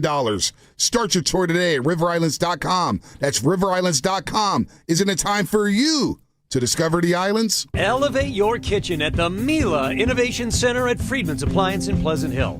Out of your dreams and into your kitchen. Select the qualifying built-in kitchen appliance package that is right for you. With unrivaled technology and luxury-grade quality, when you bring home a Mila, you're bringing home true innovation. Now, for a limited time, save up to 10% with the purchase of a qualifying Mila kitchen package. Visit the Mila Innovation Center at Friedman's Appliance in Pleasant Hill or at friedmansappliance.com. Hi, I'm Nick. And I'm Adam. We started Legacy Box so that family memories would be safe and could always be enjoyed together. And starting now, we're offering listeners early access to our best deal of the year during our $9 tape sale. 1 million families and counting have trusted Legacy Box to convert their aging media because Legacy Box is safe, simple, and affordable. From fading over time to risks like fire and water damage, your videotapes, film reels, and photos aren't protected unless they're on a digital format. With the holidays approaching, don't wait. Simply fill your Legacy Box. We'll take care of the rest. It's the most meaningful thing you can do this holiday season and the perfect time during our best sale of the year. Visit legacybox.com/value to get early access to our Black Friday sale and digitize your memories for only $9 a tape. Visit legacybox.com/value. legacybox.com/value. In Oakland today, partly sunny with a high of 79 degrees. Weather brought to you by Robert Half. Our recruiters' expertise and award-winning AI will find you the skilled candidates you want. At Robert Half, we know talent. Visit roberthalf.com/talent today.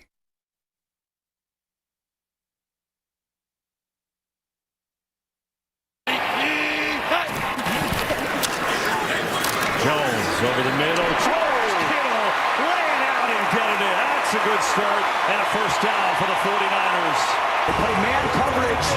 Cam Curl one-on-one with Kittle. Finds a little separation. Oh, look at that. Lay out, big fella. Now, back to Steiny and Guru on 95.7 The Game. All right, Kevin Burkhardt and Tom Brady on the call. 49ers get beat 42-26. And, you know, are we assuming that the Niners had a shot at Stafford at one point? They did. Remember, we did shows like, do you want Stafford? Of course, I was in. A lot of people weren't. He was an old fossil. But, man, they've gotten him a Super Bowl. And you're smiling, man. That dude, man, Steiny, there's not a quarterback right now would take over Stafford in the league. No. That's just – oh, so you see it. I don't got to tell you. Oh, no, you remember – I don't know if you guys remember this, but Stafford – ostensibly, people thought he was hurt in the preseason, remember? Oh, yeah. And I said he's fine. Richard Sherman, too. Remember when I said he's fine? My sources in L.A., he is fine. He is healthy.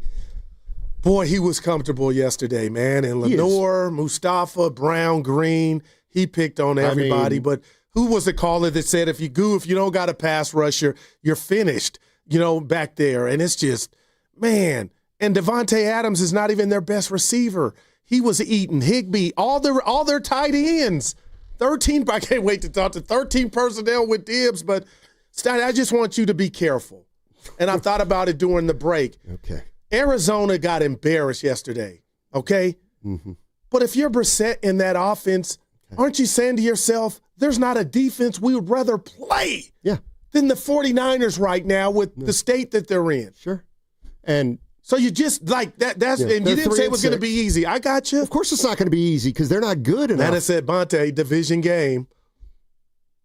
They're tough or different. Stop. Now you can you can do a sugarcoat job. I don't do that. Okay. Well, the Cardinals are 3-6. Oh, you're saying Tennessee? They quit. They're 1-8. Cleveland's 2-7. So, as much as you think the 49ers, people may think they're lousy.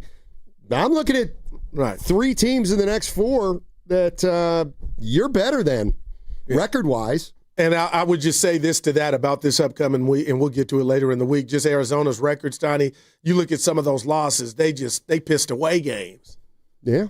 Let's go to Jafar in San Jose. Hey, Jafar, how you doing? Oh, we lose him. How about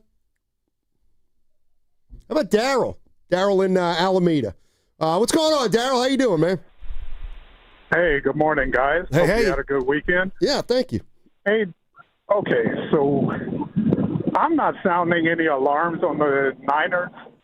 They are, depleted defensively. I mean, they're just hurt. All their stars are hurt. And talent wins, period. Plain and simple. But I wanted to talk about, I don't know, I guess it's going to be the issue for the next week or so. Purdy and Jones. Right. I think, and this isn't because he's the new shiny object or anything like that.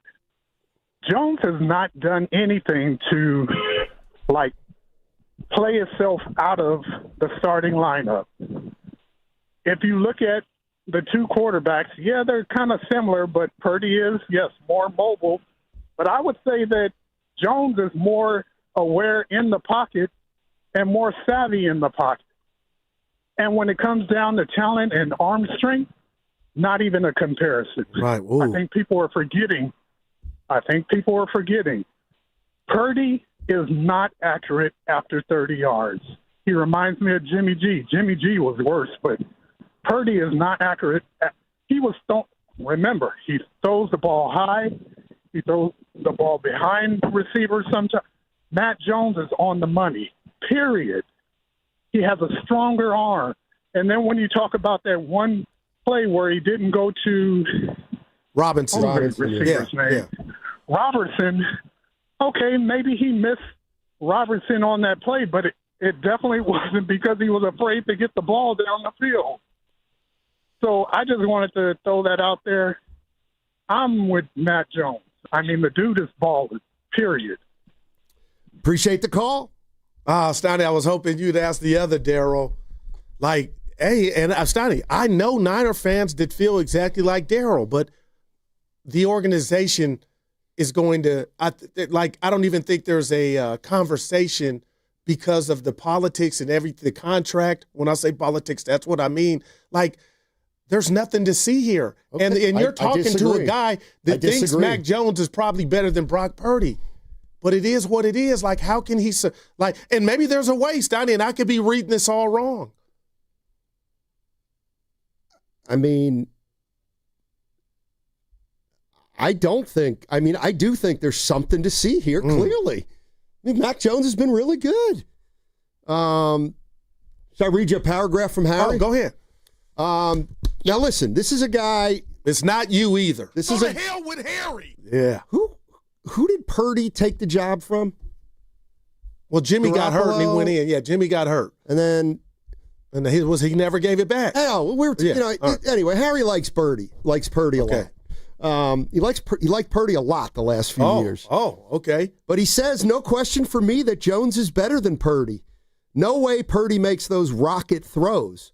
What was Jones? Something like 90% completions? Purdy was better than Jimmy, and I defended him then, but I have to say now, Jones is better on this team than Purdy with this coach and this scheme. And maybe people don't feel as strongly as that, but we have to acknowledge that like Mac Jones has been a breath of fresh air. And maybe that's all he's been, just a breath of fresh air as a backup. And Purdy will come back Sunday and they'll beat the Cardinals 35-14. And then we head to the other horse bleep team we're playing after that. I'm not sure who it is. This is not fair to you, Stoney, but let's just act like this was a scenario in the NBA. And I know that's a big stretch. You know the guy that gets paid the most, they win out. Like, Brock is more, his mobility is better. And to Mac's credit, he's getting rid of the damn ball so fast. It's like, I don't need to be mobile. Matt Stafford is actually not Michael Vick. Hello, Tom Brady wasn't either. When you read it, process it, and fire it, you don't even need to have wheels. And that's what we're watching with Brock. But what scenario in your mind or anybody's mind, to Daryl's point or call, where the Niners would give the keys to Mac? That's why I just shut it down. Well, that's no, I know it's above my pay grade. They're not looking at it like that. There we go. Like the front office isn't scared. You know, like they're not like, oh my God. Like in fairness, how could they have? They paid Brock Purdy. They feel good about him. He got hurt. He played 2 games. Like, why would they be like, oh, my God, what's going on here? Because maybe we didn't have to pay 50 M's for something we're getting for $3.5 or $4 million. That's like being in foul trouble. You're not in foul trouble after you foul out. They paid him. That's done. That is done. They made that. They're paying Brock Purdy. And if they believe Mac Jones is better at some point, then they've got to figure that out. But have we ever seen a guy getting so much money just sit, be like, hey, you lost it. This is our starter. Kirk Cousins? But not Steiny. We haven't seen bad Brock. They went 6-11 last year. He didn't have his best year, but it wasn't all on him. When you bring up Cousins, I'm just thinking of the million times and places to where you saw it get stale. It hadn't got stale on Brock's watch. And last year was, to me. Well, I mean, they went 6-11 last year. But if you look at his, was he so bad to where it was like, oh boy, you know, everybody had a part of it. Okay, I mean, I feel like sometimes what you do is you say we got to play him because he got us to the Super Bowl. We got to play him because he got us to the NFC Championship, and then we just gloss over last year. Well, what I'm doing now, Steiny, is what I'm saying is you got to play him now. You paid him. And that's the most important thing. You don't unless you do what anything. You say and be like, hey, we made not a mistake or this dude's better. You just sit over here. We know it doesn't work like that. I mean, what if Purdy's Monte Ellis and Mac Jones is Curry? What are you going to do? Keep Monte? Well, you've crippled you. I'm just saying. Like what I'm saying is this happens all the time in sports. A guy beat Draymond Green making squat. David Lee paid a lot. It was time. They moved on. But Dre didn't get paid first. Purdy got paid to be the next. And wouldn't that cripple you if you gave the quarterback job to somebody else? Wouldn't that cripple you just with that contract as an organization? They paid Purdy. They have him on their roster. Tell me what's the scariest thing for you? I don't understand. That I'm paying so much money and I'm not using something. That's bad business. He's hurt. I mean, forward, like Daryl and other fans are insinuating, like, make the switch to Mac. So I'm looking at the bigger picture. All right, so you have buyer's remorse on Brock Purdy. I don't know how you can have that thought with what you're seeing from Mac Jones. Well, what I'm telling you is they're not having buyer's remorse, and that's all that matters. Well, I'll tell you this. The organization. Like the way... Like, you can also look at it, the way Mac Jones has played has nothing to do with Brock Purdy. He's just the backup who's gone 5-3. You know what I mean? Yeah, but it has everything to do with it because the notes that are coming out of his mouth obviously are sounding better or as good as what Brock Purdy's notes were. So that's a problem. And I don't think they're like. Why couldn't it be a good problem? Because I'm not, Steiny, you never win in business when you invest something and you don't use it. That would be horrendous. Well, first of all, he's not getting paid this year. All right? He's not making the big money this year. But you know what? I say it all the time. You want to? You think you made a mistake? Yeah. And you paid Brock Purdy too much, and now Mac Jones is better? You want to make a bigger mistake? Stay with Brock Purdy then, if that's really what you believe. Because I'm a firm believer in that. If you think you made a mistake, you better try to fix it ASAP. And I'm not saying that's where they are. And all hell would pop off for that to happen, but boy, yeah. All hell has popped off at the quarterback spot for 9 years. Well, I'll tell you this. I think Kyle had some lighter fluid. If he don't care or even know, just with that comment yesterday about he could have went, but I didn't want him to go. Was Brock to being the backup today? He could have gone, definitely. I just decided to hold him, not put him in that situation. How'd you feel, Mac? He's probably never going to be 100% again this season. Is there, at some point, do you just have to play him knowing that he's not going to be 100%? Yes, it depends on how close to 100% he gets. Our dilemma, or what we're trying not to do, is put him out in the situation we did versus Jacksonville 5 weeks ago or 6, whatever it was. So I do believe he's closer and further along than what he was at that time. So hopefully he'll have a chance this week. So you didn't ask, but I'm going to share, and I'm going to go Perry Mason, my favorite detective, Steiny. It sounded like he didn't want him. He could have went. I didn't want him to go. You got your reasons, but the way that it sounded was like you wanted to go with Mac Jones, and you did. Right.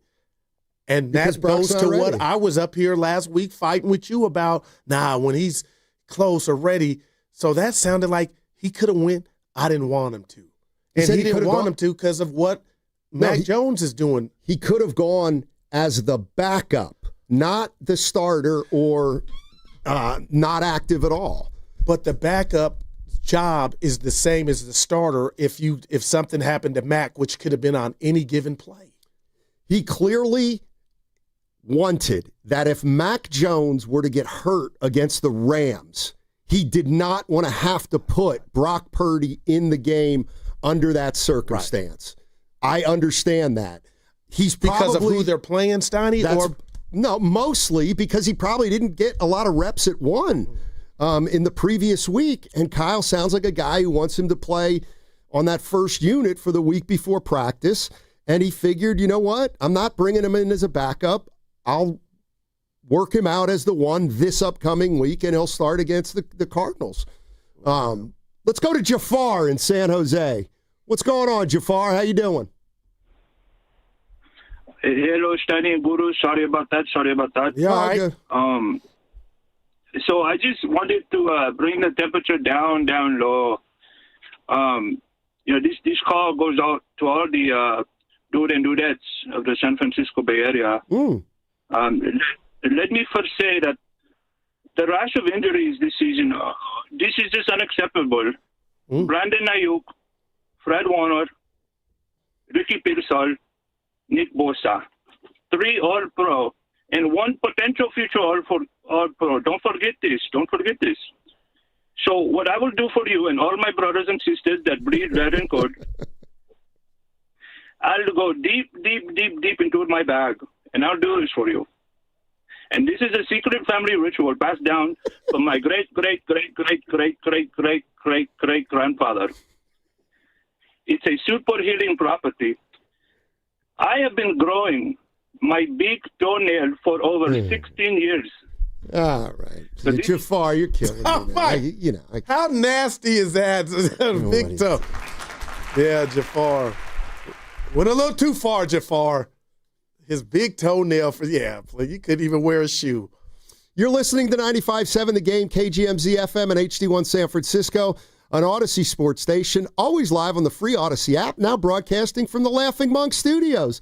Yeah, nothing to see here. Our head coach is still in the evaluation stage of the quarterback situation. Trying to figure out who's better. Mac Jones is giving him something to think about. It's healthier, not new who's better. Yeah. I'm just going to die on that hill of everything that's behind it. But let me ask you this. Purdy plays in that game yesterday. Do they win? No. And that's where No chance. No chance. Well, if you would have got off to a better start, I'm not saying it was Mac's fault. Then take the ball and score. What'd you do with your first possession after they scored? Well, no, you needed it from anything. You know why? Why? Because they were demoralized down 7-0 already. If that was only it. Well, it probably was. Man, Stoney, Like if I asked you their best defender now. Were they demoralized yesterday because Lynch didn't make a trade and the defense was like, we need help, and because we didn't get help, we didn't play as hard? No, you need Jesus to help this defense, man. Let's go to Jerry in Vallejo. What's up, Jerry? How you doing? Hey, guys. First of all, is my radio too loud? No, we just hear the cops. We hope you ain't on no high speed. Yeah, no, they're going. No, I'm sitting out the air. Let me tell you, first of all, just want to say God bless you guys. I listen to you all the time. Hey, thank you. From noon to day, all the time. And I love your show. So now I'm an old 49er fan. So injuries happen. And if you want to say this, remember, Mr. Irrelevant was the last pick. And then before they picked Trey, they wanted Mac Jones. Mac Jones is a better quarterback. He's a precision passer. He can read the defenses, and he's more mobile. And plus, he can throw the deep ball. Now, our defense, they rookies. They need help. Yes, injuries are going to happen. You're not going to stop injuries because you never know when they're going to happen. So let's go back just a little bit further. When Kaepernick was playing, he replaced Alex Smith. Alex Smith got hurt, and Kaepernick took him all the way to the Super Bowl. So right now, Shanahan needs to just tell the truth, stop lying. Mac Jones is the man. He needs to stay there. We got to pay Brock. There's nothing we can do about that. He signed the contract. But let's just go on and play because the season is not lost. We're only in third place. We're 3-1 within the division, so we still got a chance, guys. Okay? Keep up the good work. I listen to you all the time, and I appreciate you. Back God at bless you. Thank you, Jerry. Appreciate the call. That's perspective. Look, man, I just don't like if this were James Logan, shout out football team varsity beat Berkeley over the weekend, Stoney. But if this were James Logan and your offense has to be perfect because your defense, for whatever reason, injuries, is just, Swiss cheese, that's pressure, Stoney. But you said that's pressure you would have liked Kyle to kind of give them the ball to score and get a lead. But, at the end of the day, I still think the Rams would have scored 42. That's neither here nor there. That's what we're looking at for the rest of the slate here. The 7 games left. They got to be perfect, man. And have they been perfect? No. Offensively. Now, maybe if Pearsall gives you another threat, but, Stoney, that's what this was about yesterday. You weren't perfect. The Rams were. That was perfection offensively yesterday. Yeah. I mean, the O-line was pretty damn good for the Niners. Let Mac, throw 39 times, complete 33, no sacks. Get up 21 at the end of the first quarter and end up winning by 16. Let's go to Raul in Concord. Hey, Raul, how you doing, man?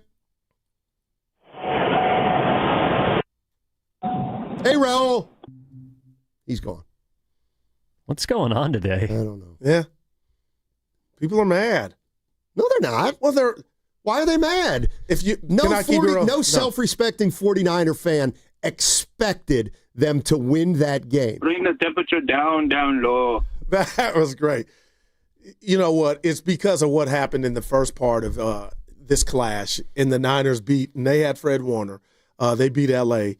But, Stoney, also, too, if you look at the standings, maybe now it's really starting to hit that, okay, how many weeks were you like, ooh, they're in? And I was saying the same thing. Now that's kind of, it can change this weekend. Sure. But that, 8th? Like I was shocked when I went down, like, oh, they don't even got that. Yeah, no, not yet, but they got 4 games coming up. They sure got 4 games coming up. Yeah. I mean, if they go 1-3 in the next 4 games, then they might be one of the worst teams in football. No, it's not that. They got too much. Seriously, I ask you this, and I'm going to do it every week. They were started 3-0. They're 3-4 without an impressive win, and they don't have any more impressive wins for the next 4 weeks. So, you know what I mean? They're going to – they better win at least 2 of these. If I asked you the best player on the Niners defense right now that was on that field yesterday, just real quick, how would you answer that? Did D. Winters play? Yeah. Not him. Had 5 solo tackles. Hey, did Bryce Huff play yesterday? I saw him running toward the quarterback one time. Evan, what is who's their the best? way you just insinuate stuff, did he? I guess it's Diamador Lenore. I guess. No, I'd probably say deep. That's my point. That's the point of that. That's about Bethune. He had a bad 15-yard late hit, Donnie. You can't, with the defense like that, you can't give up 15, bro. Yeah. When you're frustrated, why not? I mean, seriously. No, my whole point of that exercise was anyway. Take a shot. You got to be perfect. You got to be the team scoring 42 to win moving forward. Now, against Carolina, no. But that's what you got to do. I don't know what you guys are so sad about. Nobody got hurt yesterday. You know what? The first thing Kyle Shanahan said that caught my eye. Or ear. It's true. That's a first. Hey, Shanny, how'd Mac play? It seemed like he played really well. I thought he got rid of the ball, didn't get caught with it too much, got the ball to the right spots, and definitely gave us a chance to win. Yeah. Didn't? What do you have? Oh, he had one turnover. But Brady said, I don't count that. I heard that. I didn't like that. I didn't like a pick, and he almost threw one earlier, and the dude dropped please. it. Come on now. He's certainly not the turnover machine that Brady Brock is. caping up for a mistake. I didn't like it, Steiny. They were in a desperate situation, 35-20. They had to make something happen. He tried to squeeze something into a tight window. Can't blame him. He also hit a guy in the chest who dropped the ball, so probably had one pick coming. Which one? I forget the Ram defender, but he dropped it, Steiny. He was right there. It was. Come on. It was that. That ball's got spin on it. Hey, you and I look at sports different. You ain't. I almost said the S word. Oh my! Be careful. Whoa. And the bottom line is, I know the Niners' offense is not predicated on going vertical, but Steiny, I could put on pads, and so could Evan. And if we can run, it don't matter who you are. You can run down the field, and somebody has to account for you. So I hate when you say they don't have a. Jawan Jennings can run and catch a. He's an intermediate route runner. Put in what Watkins. What are you talking about? Put in Watkins. I'm just saying, stretch to do. Send McCaffrey down there, Steiny. It don't. It's just because you're not Randy Moss or T.O. don't mean you can't run a stretch go route. Let's throw a long bomb to make sure we get 2nd and 10. Or a first down and a flag. Yeah. They're not going to get a flag. The other thing is, Jennings runs a fly pattern. Even if the guy's surprised, the defensive back is like, oh, my God, he's running a fly. Guess what? I'll catch up to him. Kendrick Bourne, Steiny, stop. I do wonder where he's at, man, where he's gone, that connection. You can make a case that without Pearsall, they're athletes at wide receiver. Yikes. Oh, there's nothing to get excited about at all. Thank you. I like what I Kittle was special. Stop expecting him to put up a lot of points then. Kittle was special. All right. Yeah, he was so special, they got beat by over 2 touchdowns. He blocked the hell out of it. Yeah, where was his running game blocking yesterday? When Robinson was working. Kittle was great yesterday. He was. But it doesn't matter because they lost. Just like Kuminga, for example, Kuminga stunk last night for the Warriors. No, he stunk Friday. But they won. He stunk Friday. He stunk worse yesterday. Way worse. But 65, you know what? 65 they won. in the third. They won, so you know what? Pacers JV didn't hurt us. It's Monster Monday presented by Merit America. Visit them at meritamerica.org/super. What's coming up on the game is brought to you by Fremont Bank. Here for you, here for good. I'll go deep into my bag. This is Larry Flick, owner of The Floor Store. The holidays are coming, but so is our pre-holiday sale. And that means everything in the store is 30% off. Not just some things, 30% off everything. Go to floorstores.com for directions. The Floor Store, your Bay Area flooring authority. What's your financial future look like? At Pettinelli Financial Partners, we help you shape it. Whether you're planning for retirement, buying a home, or saving for something special, our professionals are here to provide clear guidance and smart strategies. Visit PettinelliFP.com today and take the first step toward a more secure financial future. The financial consultants at Pettinelli Financial Partners are registered representatives with and securities offered through LPL Financial. Member FINRA SIPC. Investment advice offered through Stratos Wealth Partners, a registered investment advisor. Stratos and Pettinelli are separate entities from LPL Financial. Hey, it's Willard, and I'm just going to say it. We need your help. Right now, 1 in 3 people in the Bay Area don't know where their next meal is coming from. Parents skipping dinner so their kids can eat. Seniors choosing between medicine and groceries. In a place this strong, this connected, that shouldn't happen. It can't happen. That's why our friends at Habas Law are teaming up with Martha's Kitchen. Martha's Kitchen provides more than 200,000 meals every month to our neighbors in need. So let's do what the Bay Area does best. Let's show up together. Visit marthas-kitchen.org and donate today. Habas Law, always fighting to make it right. Neuropathy is a debilitating condition that is sometimes misdiagnosed. Symptoms can include pain, numbness, and tingling in your hands, legs, and feet.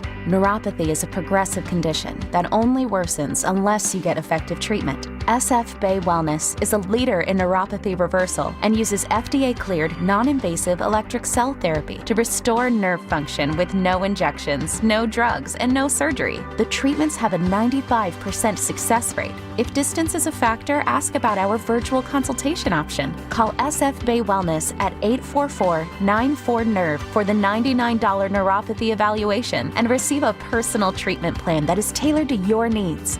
Don't wait another day. Call 844-94-NERVE. That's 844-94-NERVE. Why keep suffering with the painful symptoms of neuropathy? You deserve to live a pain-free life. Start getting the treatment you need for your neuropathy symptoms. Call today. Ready for the ultimate red and gold game day? Laughing Monk Brewing is the place to park, party, and ride. Skip the traffic. Forget the expensive parking. Park for free and dive into an epic tailgate with mouth-watering food, ice-cold Laughing Monk beer, and every game on TV. Catch 95.7 The Game's pregame show with Lorenzo Neal and Evan Giddings. Then hop on the free shuttle minutes away from the stadium. Shuttles are first come, first served. So head to 957thegame.com to sign up and join the party. When selecting a financial institution, how do you know you're making the right choice? As Bay Area bank customers find themselves at a crossroads, maybe it's good to consider if you want your bank to be community-oriented or corporate-minded. Fremont Bank has grown by providing stable, consistent service to the region, its families, and its businesses for 60 years, all without a single merger. And we intend for more of the same for the next 60. Fremont Bank, here for you, here for good. 1-877 Cards for Kids. KARS Cards for Kids.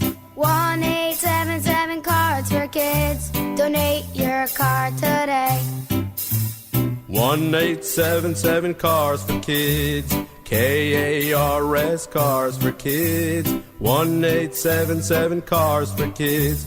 Donate your car today. Ready to get rid of that old car? Donate it to Cars for Kids. Call 1-877-CARS-FOR-KIDS to reach a friendly live agent. Donation's super easy, and your car can be picked up as soon as tomorrow. Call us now, 1-877-CARS-FOR-KIDS. That's Cars with a K to donate your car today. 1-877 Cars for Kids. Donate your car today. Did you know you can donate real estate too? Go to carsforkids.org. That's carsforkids.org. This is the story of the one. As a maintenance supervisor at a manufacturing facility, he knows keeping the line up and running is a top priority. That's why he chooses Grainger. Because when a drive belt gets damaged, Grainger makes it easy to find the exact specs for the replacement product he needs. And next day delivery helps ensure he'll have everything in place and running like clockwork. Call 1-800-GRAINGER, click Grainger.com, or just stop by. Grainger, for the ones who get it done. Hi, I'm Michael from the War and Treaty. You know the jingle. Now discover the facts about Ozempic, a GLP-1. Only Novo Nordisk makes FDA-approved Ozempic. Learn about the real thing. Talk to your healthcare professional today. Call 1-833-OZEMPIC or visit Ozempic.com to view the medication guide and to learn more about Ozempic. Semaglutide injection 0.5 milligram, 1 milligram, and 2 milligrams.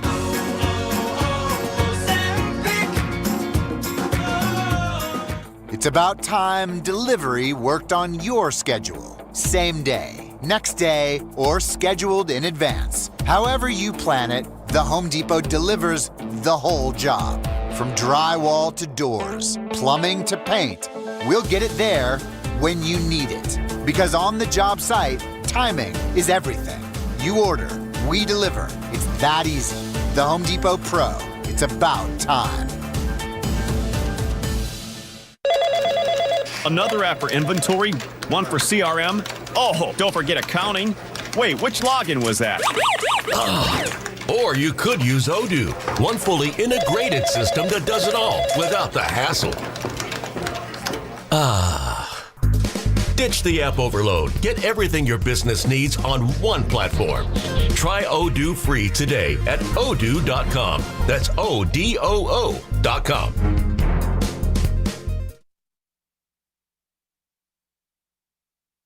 10th play of the drive.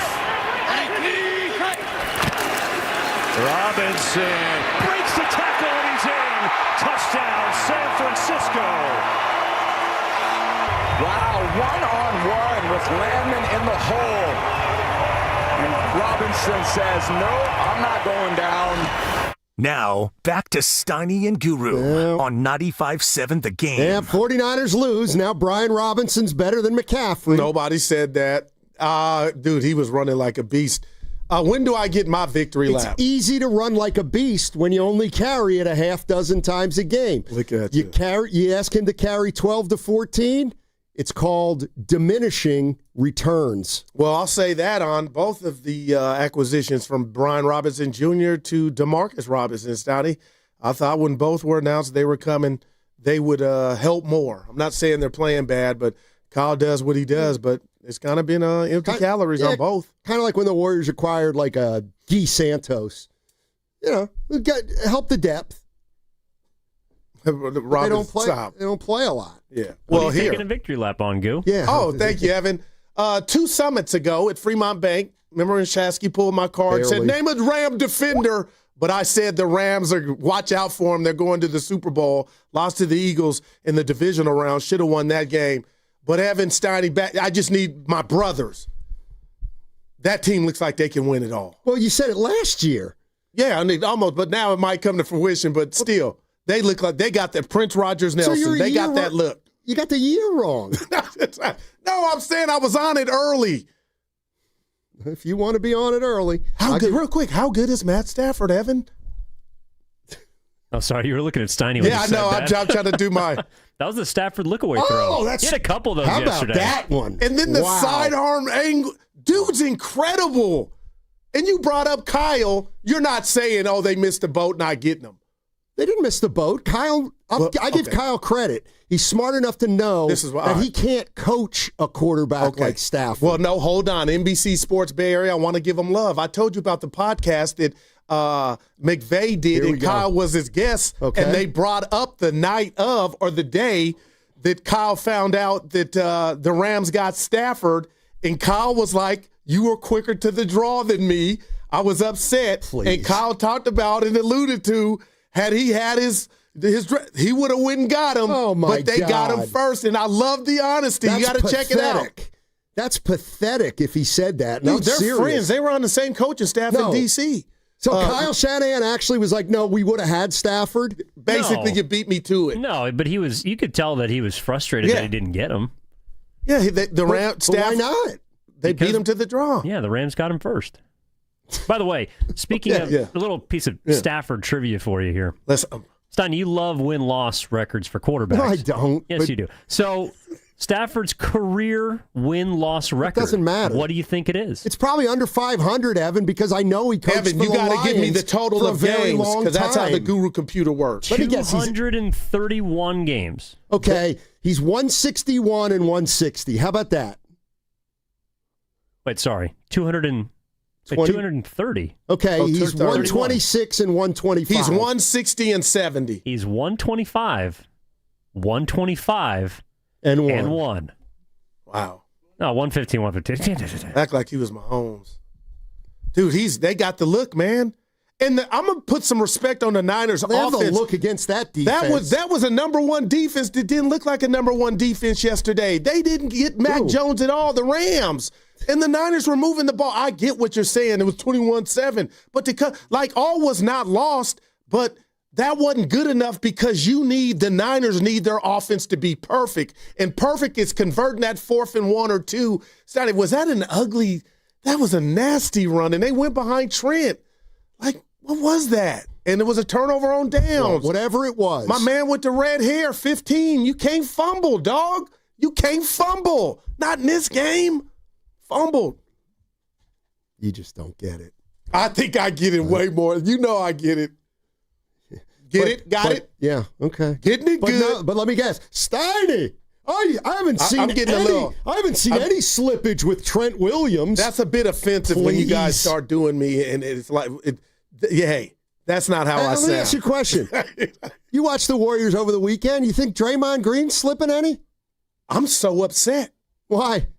Because you think Draymond Green's slipping? I'm starting to notice just because you make threes, we got that, dog. We need to do what you used to master. They actually don't have that. Well, he's shooting 45% from three, Steiny. But how about the defense? I said they actually do need that. No, I'm talking about I don't want that improvement. I want the improvement on snuffing these dudes out on the defensive end. You wanted him in the lab for the last 7 years. He finally got into the lab. Now you don't want him shooting it. I love Day-Day, but Steiny, I need you to get back to what you used to do. The junkyard dog stuff. Yeah, okay. And finishing. He's a puppy right now. Steiny. Seriously. So when I see the threes go in, I'm just like, man, okay, I ain't mad at you. But what are you doing on that defensive end and the finishing? Boy, 6-5. What's wrong with that? We never had an 11-game stretch with Jimmy last year like this. No, in fairness, they've never had an 11-game stretch with this kind of travel. 49ers in a shambles. Let's go to Pete in San Ramon. Pete. Hey, Pete, how you doing, man?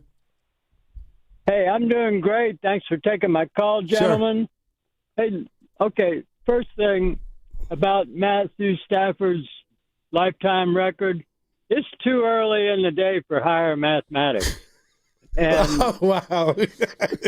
I got you. and the most positive thing, Steiny, that happened in the whole weekend for Bay Area sports was Guy Santos hit a 3 last night. Don't be dissing my boy. Oh, Pete, bringing the heat.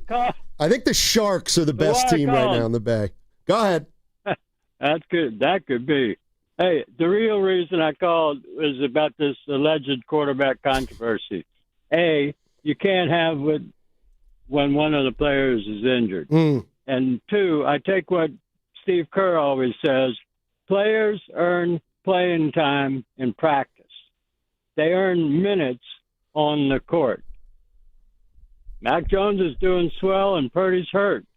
So there you have it for the foreseeable future.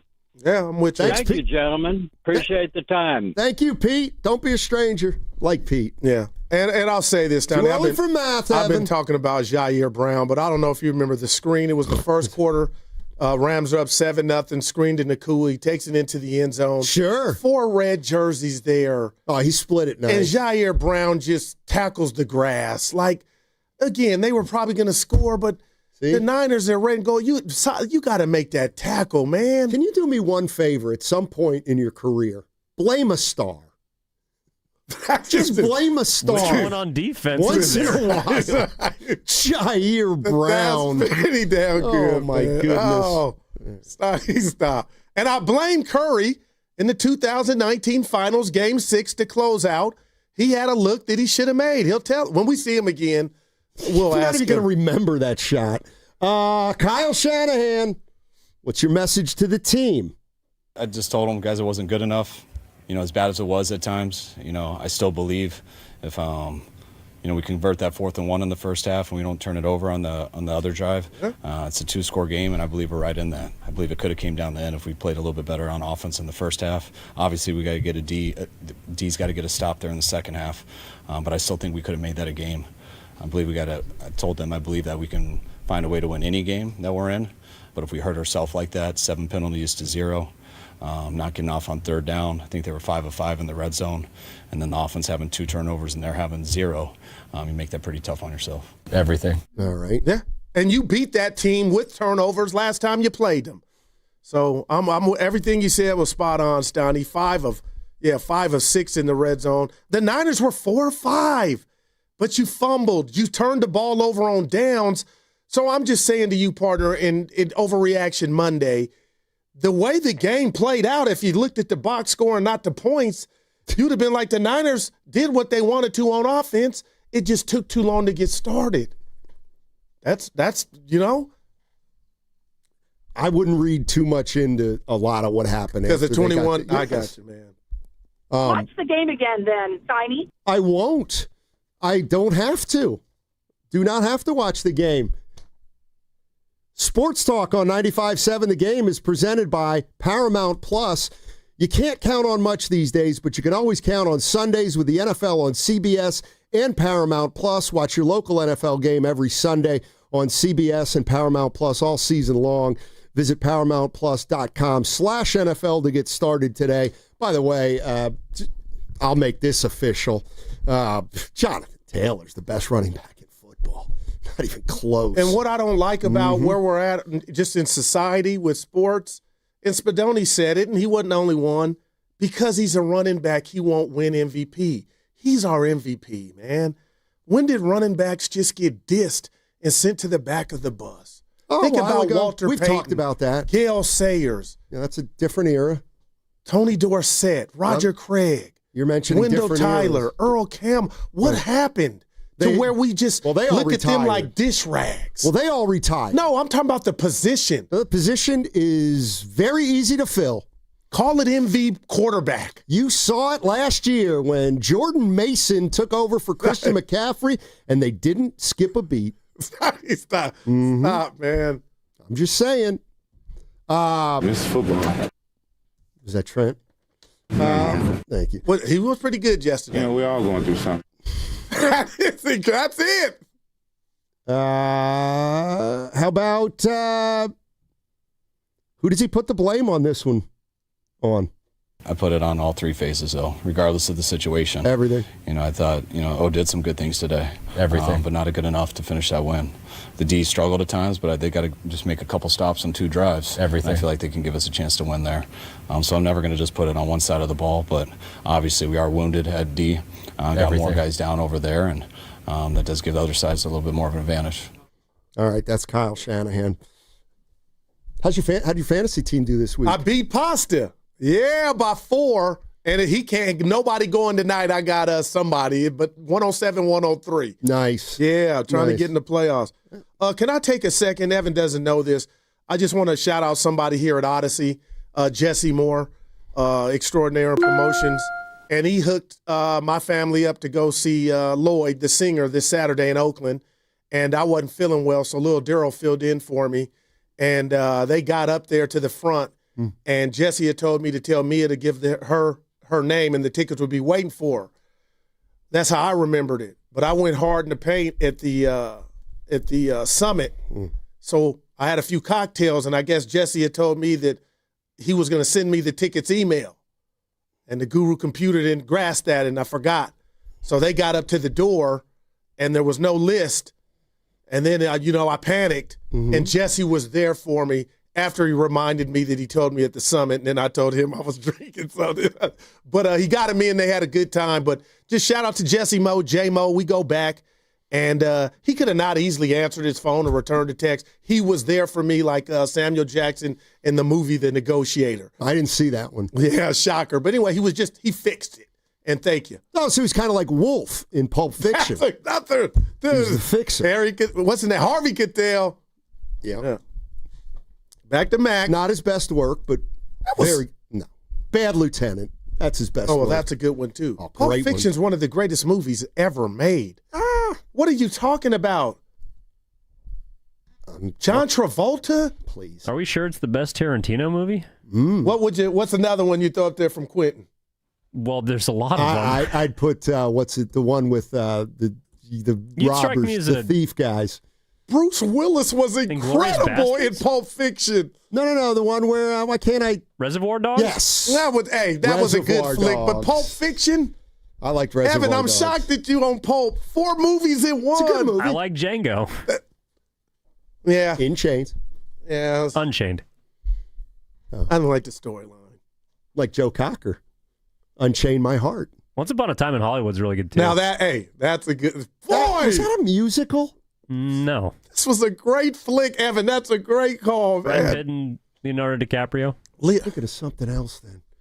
Let's go go to La La Land. That is what I'm thinking of. Let's go to Raul in Concord. Raul. Hey, Raul, how you doing? Oh, I'm watching the good. Hey, Raul, how you doing? What's up, guys? Good morning. How you doing? All right, talk to us now. So I just wanted to say, first off, I'm a season ticket holder and also run the Hayward Booster Club for the 49ers. Oh, wow. Mac Jones is not better than Brock Purdy, okay? Mac Jones is doing well. He's doing well as a backup, but he's not going to replace Purdy. We need to get our starting offense back in there. Right now it's our second-string offense. We need to get Pearsall. We need to get Ayuk. We need to get Purdy back in there, and we'll start scoring some more points.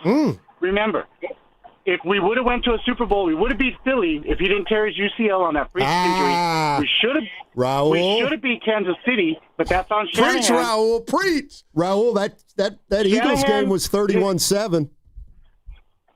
Because we didn't have a quarterback the whole game. Oh, come on. I'm with you, Raul. And the Kansas City Chiefs twice. Don't forget that, twice. Yes, and that's on Shanahan also. I blame Shanahan. Our defense, our whole team's been hurt since Shanahan came into our league. We can't stay healthy. Also, his play calling. He does these screen passes with no blockers out there. How are we going to get any yards? You throw it to McCaffrey on the outside with no blockers. He's going to get tackled right away. And he plays gutless too. So he punted on fourth down. On fourth down, we were at like the 40-yard line. We should have went for it. It was 4th and 1, and we punted right before the half. 19 seconds to go. Raul, real quick. So can I take it the Hayward Boosters are not happy right now? I can't say my whole club, but I particularly think we should be playing better. All right. Thanks, Raul. You got to keep in mind that defense is really banged up. This is how I should have graduated magna cum laude, Steiny.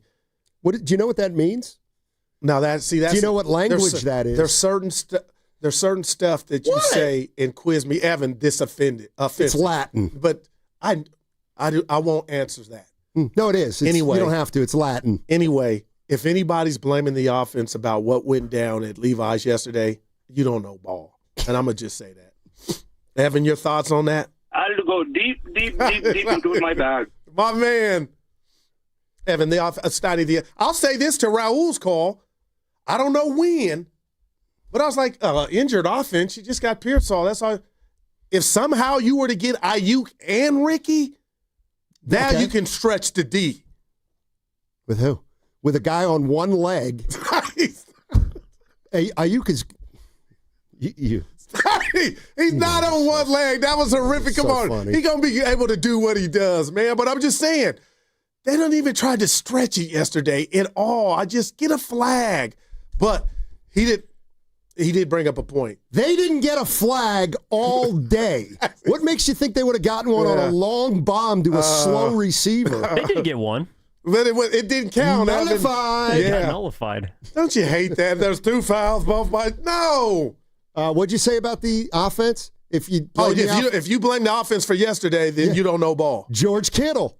I mean, we started the game off with a punt, a fumble, 4th down turnover, a touchdown, and a punt. And I'm pretty sure, like I said, since I've been back, is that our team is going to have to rely on our really good veteran offense to score a lot of points and not turn the ball over. And we didn't really do that today. And so I think that's going to be the case moving forward. Our offense has to play at an incredibly high level. We have to score a lot of points. We have to not turn the ball over. And I think our defense is going to get better and better throughout the week because we still have a lot of young guys. We have a lot of guys missing. But we have to help out our defense. That's the way the season's going to go. Our offense has to play at a high level, efficient, not turn the ball over, score points, score in the red zone, and then we'll win a lot of games. But if we're not doing that, that's going to happen.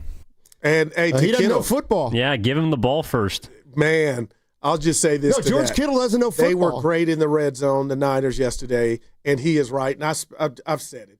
But what he's describing the offense to be, I don't know if they could get to those heights. He's saying they got to be perfect. Goose said the offense, if you criticize the offense, you don't know football. Listen to George Kittle's first 5 possessions. I mean, we started the game off with a punt, a fumble, 4th down turnover. Yikes. A touchdown and a punt. And I'm pretty sure, like I said, since I've been back. That's the team you want to give the ball to first, Steiny?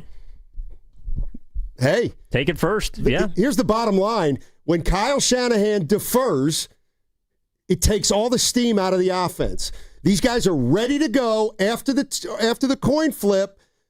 will defer, and now Mac Jones and Kittle have to go sit over there for 15 minutes because the defense can't stop anybody. It wasn't that long. It was 5 minutes. No, real time, it's 15 minutes. 5 minutes, Evan. DD. Real time, it's 15 minutes.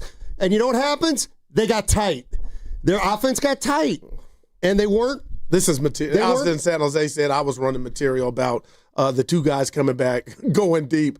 But you're running material now, right? Well, all I know is George Kittle went down the first 5 offensive series. Yeah. And that's how they got in that 21-0 hole. But my whole point was, moving forward, even Arizona, Stoney, if this is your defense, you got to be perfect. Stop saying Marvin that. Harrison Stop Jr. saying that. He ain't playing. He ain't had hit. Let me tell you something. He was a head case last time you saw him. Not anymore. He's making plays. Not yesterday. Yeah, but exactly. He's catching the ball. Marvin Harrison stinks. You see him against Dallas? Exactly. Exactly. The worst defense in the league. Seriously, good. Well, they made some moves. Marvin Harrison. You're laughing. Okay, watch out. I'm just saying. He's been a disappointment. Yeah. But he's playing better since you've seen him last. Not last game. He was terrible yesterday. Well, they lost 100-0. Oh, well, you just said he's been playing great. You might want to take into account the last game a guy played. If you're going to say recent. Did I play this about the offense? I mean, we started the game off with a punt, a fumble, a 4th down turnover, a touchdown, and a punt. And Yeah. That ain't perfection. No, not at all.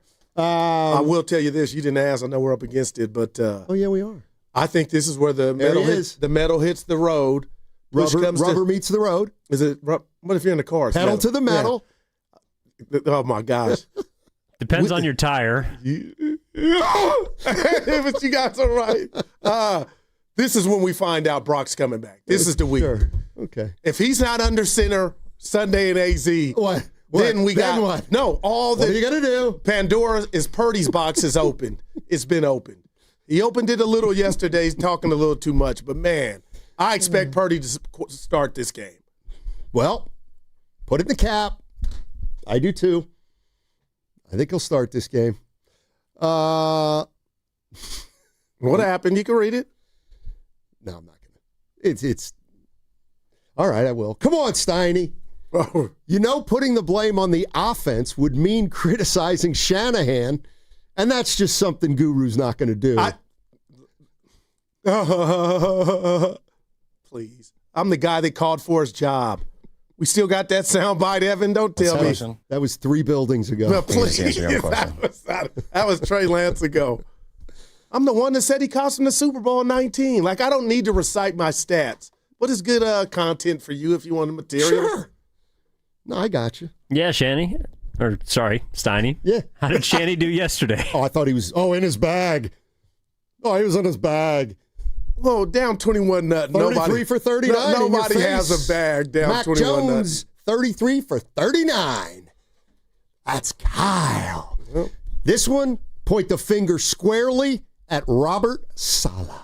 Oh, I thought you pointed Mac Jones' loss because that's his biggest stat. I go by that is nobody said it at all today. I go by how many points he directs, and he had a good game directing 26 points. They probably get to 34 if Jennings doesn't fumble. Play that for the first 5 possessions from Kittle. Right, dude. Fumble was second. It was the third possession. Thank God Mac Jones got it out of halftime. I'll tell you who's growing on me. Sky Moore. He just got something to be a little scrapper. And he helps you win a lot of games. Should be Sky less. Should be ground less. He had 27 yards. Yeah, it was it. All right, we got to go. 888-957-9570 is the number.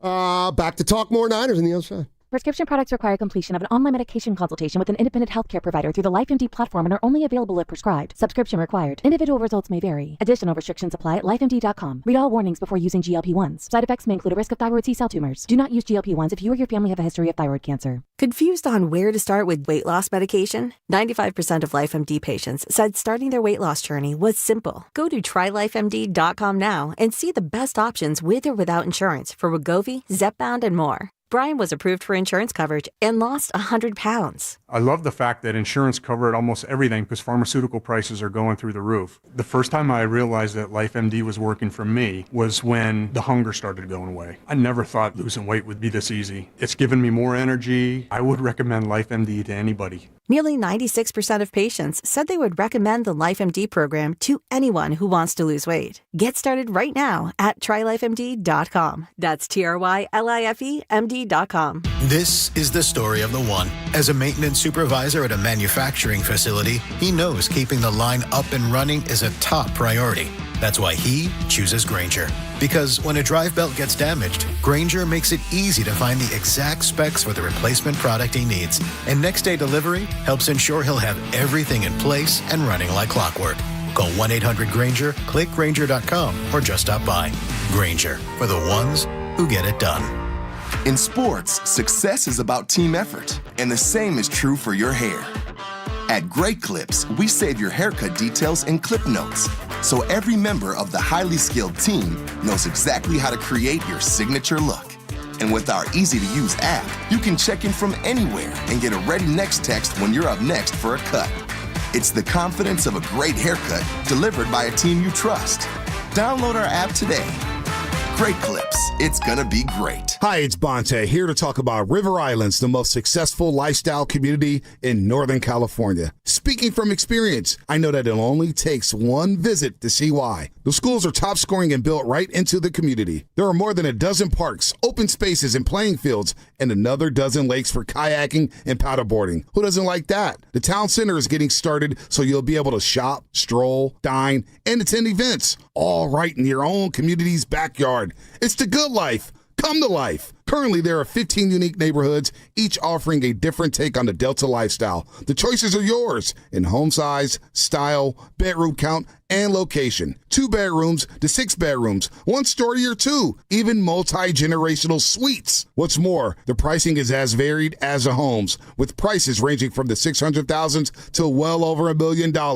Start your tour today at riverislands.com. That's riverislands.com. Isn't it time for you to discover the islands? Tune in to 95.7 The Game for Warriors Live, 60 minutes before tip-off. Every Warriors game throughout the season as we get ready for the action. Presented by Xfinity, your home court advantage. Brought to you by Xfinity. Watch all your favorite teams all in one place. Xfinity, imagine that. When back to the office means back in traffic from an earlier crash. Turn to the traffic leader, KCBS. And has multiple lanes closed. Brought to you by your NorCal Honda dealers. Get the best deals of the year during Happy Honda Days on the fuel-efficient CR-V Hybrid. Hey, Dan Dibley here for Golden State Lumber and Showroom. Consider their Stockton Yard as the go-to resource for building professionals in San Joaquin County. With over 40 acres of premium building materials available to the public. For bigger jobs, you can count on Golden State's large fleet of trucks for timely delivery. It's their goal to keep your project on time and on budget. Building a better Bay Area for over 70 years. Golden State Lumber and Showroom. When you succeed, we succeed. Tired of the same old night out? Head to Ghostwood Kitchen, your neighborhood spot for an incredible time. They take pride in their huge selection of in-house craft beer, innovative craft cocktails made with fresh ingredients, and full menu of delicious scratch-made food. From their smash burgers to their unique appetizers. Don't miss their special entertainment nights featuring Wednesday night trivia. On Friday and Saturday night, Ghost Hour is 50% off all drinks, 9 p.m. to close, and featuring a live DJ on Fridays. Find your vibe at Ghostwood Kitchen, 911 Main Street in Redwood City, and at Ghostwood.com. We all hear the radio ads about the IRS. They tell you to be afraid, to be scared, and they try to frighten you into calling. I'm not here to do that. Tax Relief Advocates is different. TRA is here to tell you that if you owe money to the IRS, whether it's $5,000, $50,000, or $500,000, we have a solution. It doesn't matter if you're sitting in your car, at work, or with your kids. No matter where you are, call now. 800-575-9834. Don't lose hope. TRA can eliminate or reduce what you owe to the IRS. Generous programs are now available that can give you a fresh start. Our passion is taxes and helping individuals fix their IRS problems. We have over 1,000 5-star reviews on Google and an A+ with the Better Business Bureau. You don't need to be afraid of the IRS any longer. End your tax nightmare today by visiting us online at TRA.com or call 800-575-9834. That's 800-575-9834. Tax Relief Advocates. Real solutions for real people. Red and Gold Game Day starts at Laughing Monk Brewing. Park for free. Enjoy amazing food, ice-cold beer, and every game on TV. Catch 95.7 The Game's pregame show. Then hop on the free shuttle straight to the stadium. Sign up now at 957thegame.com.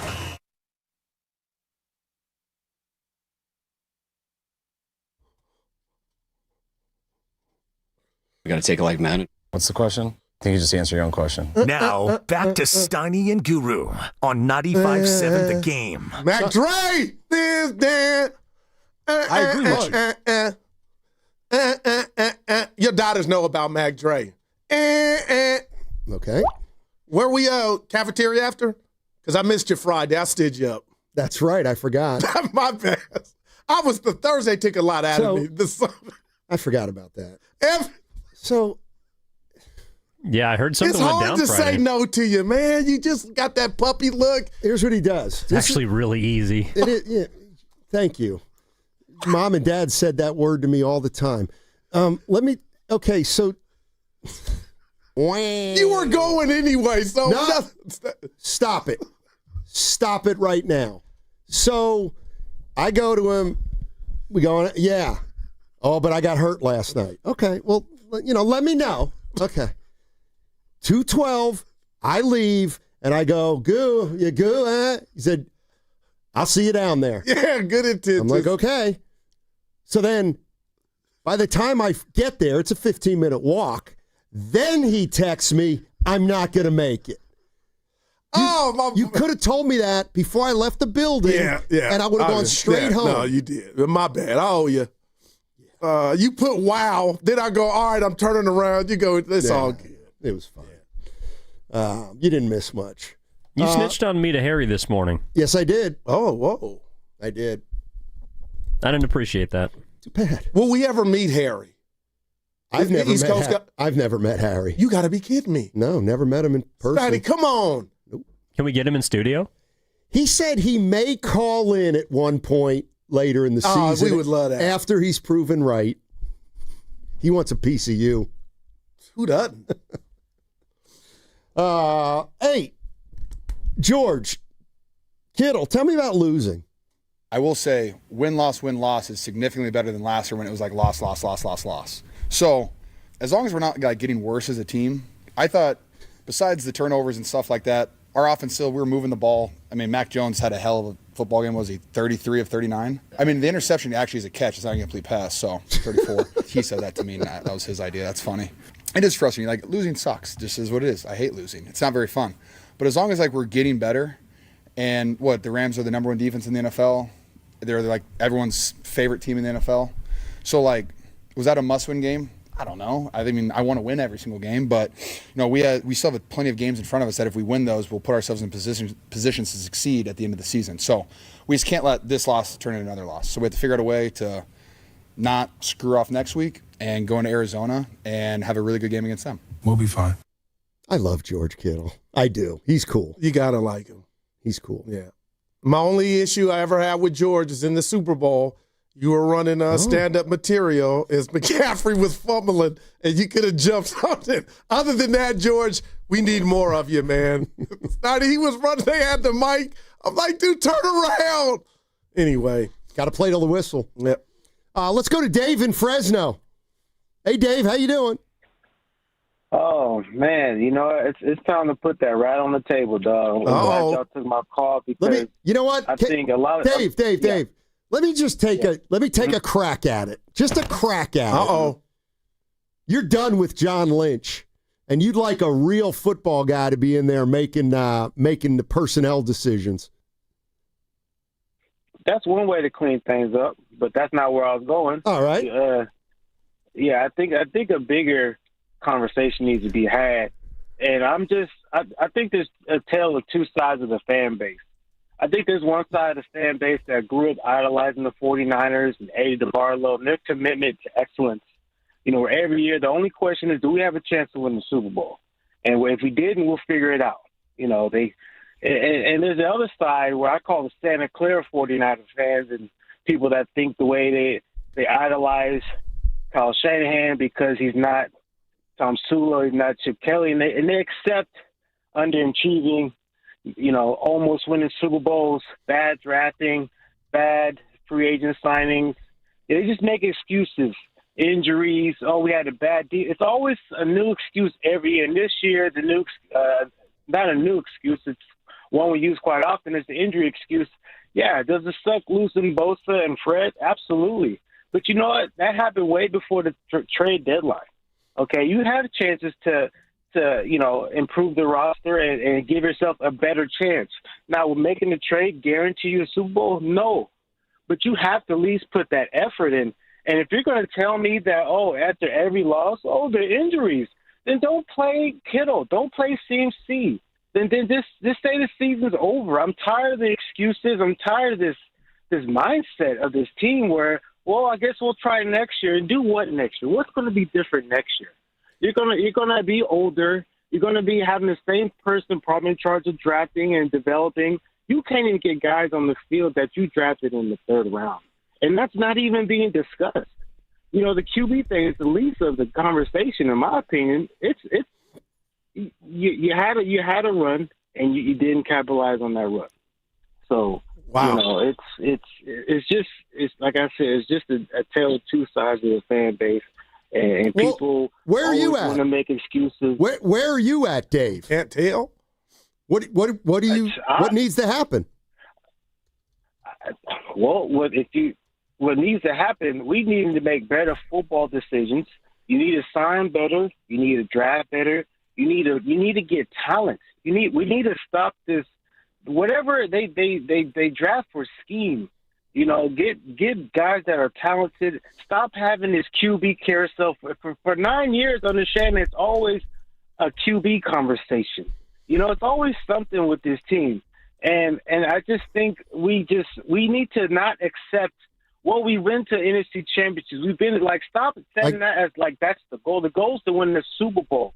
And like I said, the old times, they wouldn't accept what's been going on in San Francisco the last few years. All right, Dave. Appreciate the call. I get your frustration. I do. Let me all right, Steiny, can I do something? 2018 draft. Mike McGlinchey, Dante Pettis, Fred Warner, Tarvarius Moore. 2 out of 3 good ones. Contavious Street, DJ Reed, Marcel Harris, Julian Taylor, Richie James. Okay. 19 draft. Bosa, Samuel, oh my God. Jalen Hurd, Wisnowski, Greenlaw. That's 4 out of 5. Caden Smith, Justin School, and Tim Harris. School started on their offensive line for a little bit, didn't he? All right, 2020 real quick. Okay. Kinlaw, Ayuk, McKivitz, Warner, and Jennings. Warner? Fred Warner? No, I said him. Charlie. Oh, tight end. The tight end. All right, 2021. Trey Lance, Aaron Banks, Trey Sermon, Ambry Thomas, Jalen Moore, Lenore, Hufanga, Elijah Mitchell. Okay. I mean, the last 3 guys were not getting played for him. But Hufanga's not here. Nobody – I'm just asking you, do you put that as a plus? But they could use him right now. Well, no. I put – drafting Dre Greenlaw was a good pick. That's the way I look at it. 2022 real quick, and I'll be done. Drake Jackson, Davis Price, Danny Gray, Spencer Burford, Samuel Womack, Kalia Davis, and Brock Purdy. Purdy. It's there's a lot of names in there where see, it's like see, this is what you don't understand. It's like when Chris Mullen drafted Ike Diagu at 9, then followed it up with Monte Ellis at 40. So it wipes out the 9. And who could they have gotten instead of Ike? Who wouldn't that who? Who could he have drafted before Ike? I don't know. He was the 9th pick. Yeah. But anyway, I heard Shasky this morning. He's upset, Stoney, because he hit me, and that's why I went here. What if this is just you had a chance to win 2 Super Bowls, you didn't. Now your guys are hurt, and now you might just have to retool and build. Well, they are. So the youngsters on defense, this is just part of their growing pains right now. Yeah. Without Warner and Bosa. Of course. No, I hear you. What do you think? Well, what about the people that wanted to trade? Lawrence Taylor or Fred Dean was not out there. Ronnie Lott was not out there. you weren't getting Surtain, and I don't even know if you had him yesterday. Well, you barely beat the Falcons, but I'm just like, I don't know, Stoney. I just know you've been the most physical, one of the most dominant teams since 2019. Yeah, apparently now not. Guys are dropping like flies.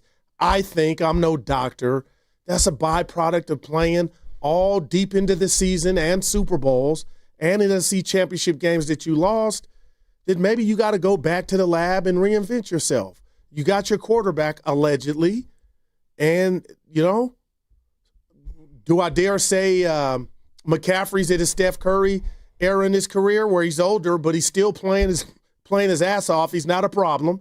I don't know. I mean, wouldn't it? What's McCaffrey's best attribute? His running. He can catch. He does other things, but I don't know. What's Steph's? It's 3-point shooting. So what's the equivalent of McCaffrey running right now? Well, he's not hitting threes like Steph. Exactly. That's what I mean. But what about catching the ball? He's helping you move the. Are you there? I'm just asking you, Stoney, alluding. I know you're not afraid to say it. That when you have McCaffrey catch the ball, that's almost a win for the defense because he's not running it on you. Probably. I mean, I don't know how it all shakes out. I'm looking at the Rams, the box score yesterday. He only ran it 8 times. Excuse me. What did I say? How many times did he tote the rock yesterday? 12 times. Right. But you got down 21. Exactly. Like, that's my point about getting down 21. But you turned the ball over on downs, too, when it wasn't 21-0. Because your offense wasn't good enough. I mean, like, you get down 21-0. Oh, like, I got you. We can't then say, and I'm not saying you're saying it, well, how come McCaffrey didn't? Well, because you're down 21-0. I mean, you can't run. But I do wonder, Evan, just to take my bad, is that a win for the defense that you're getting McCaffrey to catch it instead of running it? Is there a more underlying issue going on that not that he's not offensive line stinks. The offensive line can't run back. No, it was. I got to give him credit, man. Mac Jones wasn't on the ground whatsoever. He didn't get I'm talking about the running game. Yeah, why can't they run? And you're going to throw something at me, but when Rob, and I'm not saying Robinson should have been in there. I guess I am. Mix it up. He averaged 5 yards a pop. Right, but how many times are you going to run Robinson when you're losing by 2 scores most of the game? You're listening to 95.7 The Game, KGMZ FM and HD1 San Francisco, on Odyssey Sports Station, always live on the free Odyssey app, now broadcasting from the Laughing Monk Studios. Let's see Mac Jones. I got something to read to you, too. How do you judge yesterday's game? I don't know. I don't really think about scoring points. I think about doing my job on each play, and those come with doing your job. If you can stack up good drives and get it down to the red zone, then you get a chance. Like, obviously, I want to score points, but I'm not sitting there like thinking about that. I'm thinking about doing my part, and I think that's how we can be better. When all 11 guys do their job correctly, then the points will come, and I know we want to get to that 30-point mark, and once you do that, you feel pretty good as an offense. Like you played well enough to give yourself a chance. So definitely want to continue to grow in that area, but it starts with execution in the process, really over results. Okay, that's Mac Jones. And you couldn't ask forget the Brock Purdy, Mac Jones. The bottom line is, Stoney, you couldn't ask for anything more from your backup quarterback that he's giving you, right? He's been an A+, even on a bad day. He's done what you want a backup quarterback to do. And Austin and San Jose telling me, Guru, the guys that played deep into the Super Bowls are mostly gone. I mean. All right. Are they? You got to figure out this injury thing. Or is there anything you're not going to figure out now. Well, I mean, you're not. Well, you do got to figure out is IU coming back. Because now, if I'm a Niner fan, I'm getting excited about that with Pearsall. If you're telling me they got to take it up a notch or two, I mean, that would help. But you don't know how realistic it is. I have no idea when Pearsall or Ayuk are coming back, or even if they are. Christian McCaffrey on Robinson taking some touches. It's awesome. We take a lot of pride in that room, being able to do everything, and he brings a great energy, great change of pace to our offense. So it's awesome. All right, thanks. It's awesome. Yeah. He's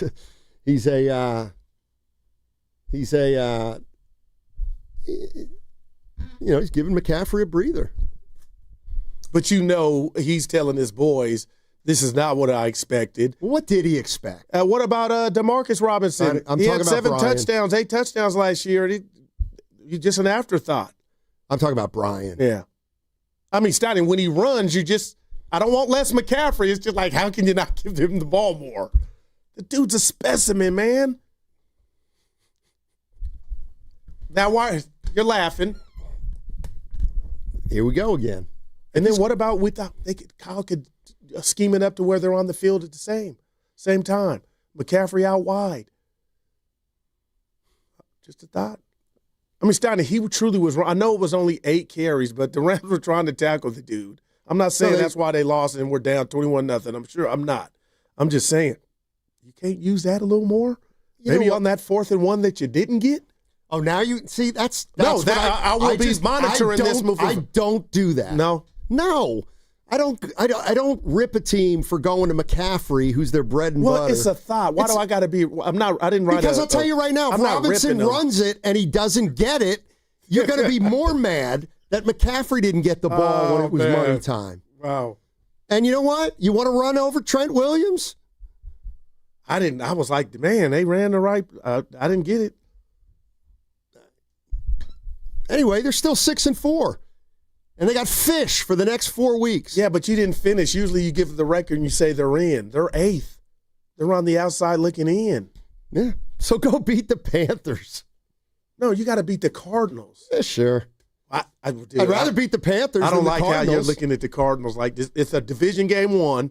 You're new to that club. And 2, they had you beat. And now I think they got a better quarterback. Everybody had them beat this year. The 3 of their wins were lucky. Let's go to Shannon in Sunnyvale. Talk some sense into my partner. What up, guys? Hey, I didn't know if it was a male Shannon. Hey. Yeah. What up, dude? I used to speak to Lorenzo when I was I'm still a Raiders fan, but I'm a Niners fan, true and true. There you go, yeah. So my dad raised me, right? I went to Candlestick games. I'm going to tell you guys, I love you so much. I've rooted for them. I work for them, actually. But I'm going to tell you right now, there is no way that we're going to get to the Super Bowl with these Super Bowl contention people. Look at Stafford. Look at the Rams. I hate to be like that person that call up, bro, but look, he broke some records last night. He looked so good. I hate to be a fan of another person, right? But I'm like, bro, we're not going to get there. You know what I mean? And that's all I want to say. No, hey, don't be a stranger, Shannon. Don't be a stranger. Thanks, Shannon.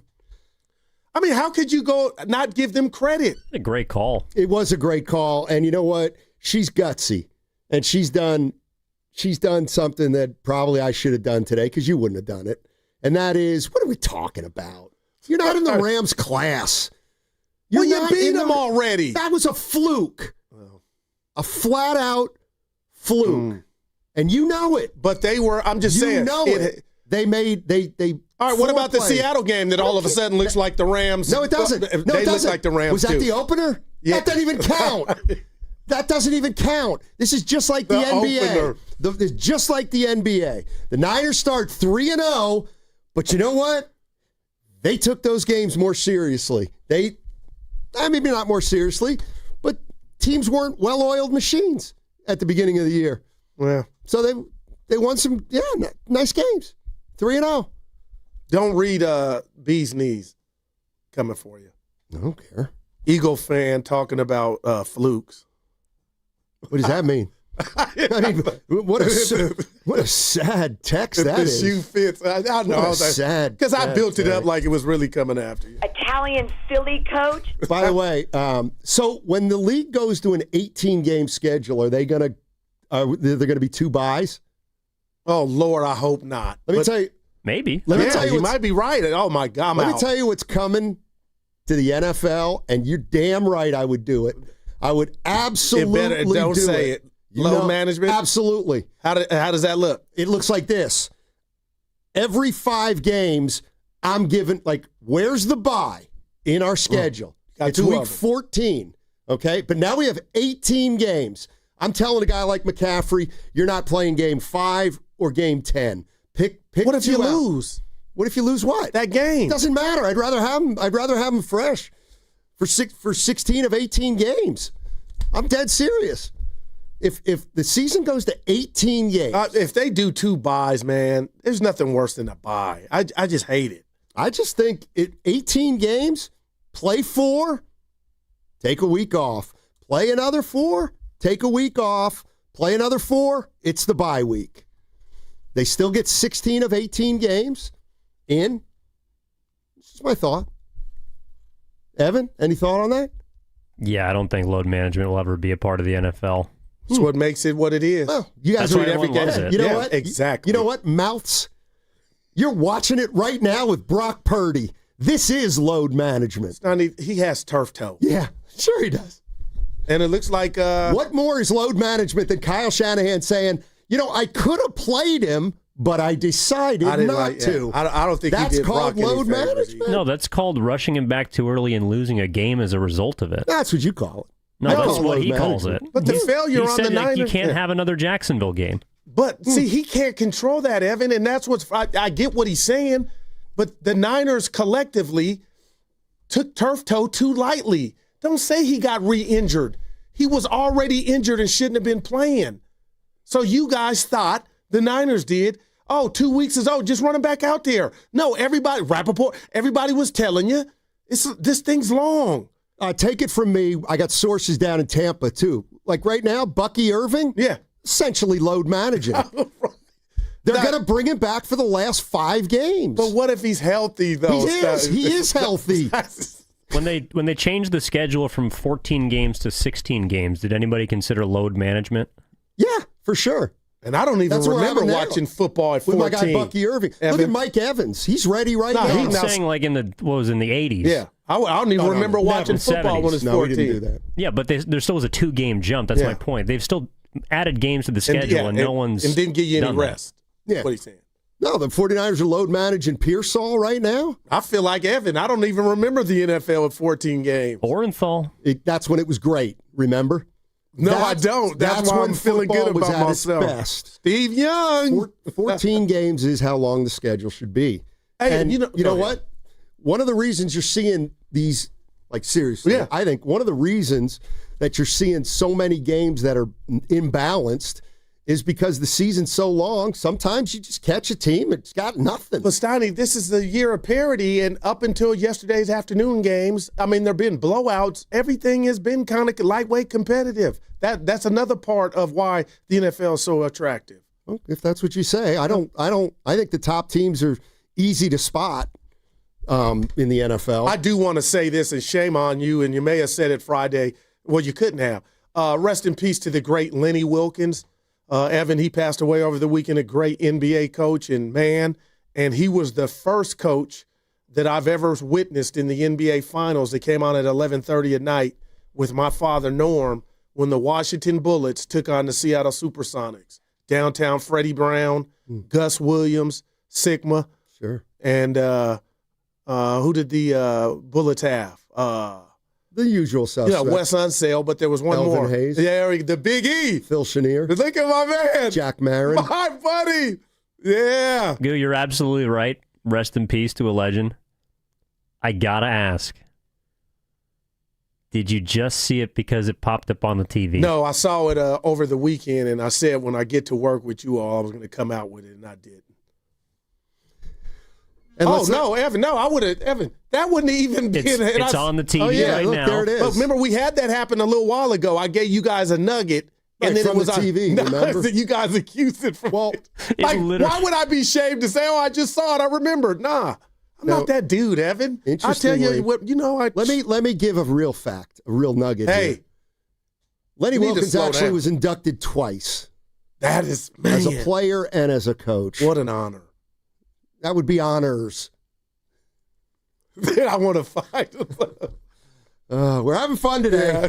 Yeah. All right. Well, you have to on overreaction. What Moo Willer's going to be? Well, he won his first fantasy game over Evan, so he's got his first win in our fantasy league. Purdy's coming back. You don't know that. Want to bet?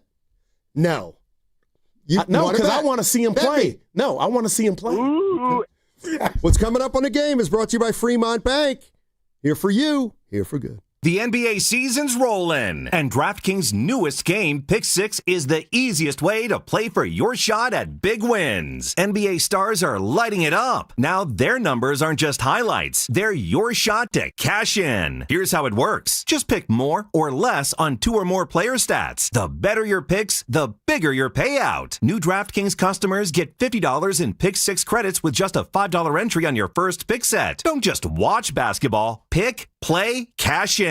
Download the DraftKings Pick 6 app now and use code THEGAME. That's code THEGAME. Play just $5 and get $50 in Pick 6 credits. Make the call. Ride the upside in partnership with DraftKings Pick 6. The crown is yours. Gambling problem? Call 1-800-GAMBLER. Must be 18 and over. Age and eligibility restrictions vary by jurisdiction. Void where prohibited. 1 per new customer. Bonus awarded as non-withdrawable Pick 6 credits that expire in 14 days. Ends December 2nd at 11:59 p.m. Eastern Time. Terms at pick6.draftkings.com/promos. Hey, this is Joe Shasky from 95.7 The Game. Want to hear something super? Well, Merit America wants to get you on the path to a super new high-paying career with free coaching and training. And the first step is a super job working at the super big game. Go to meritamerica.org/super and see how you can sign up for super career training in HR, logistics, data analysis, and much more for free. So go to meritamerica.org/super. This is a super opportunity, and it's brought to you by Merit America. This is Larry Flick, owner of the Floor Store.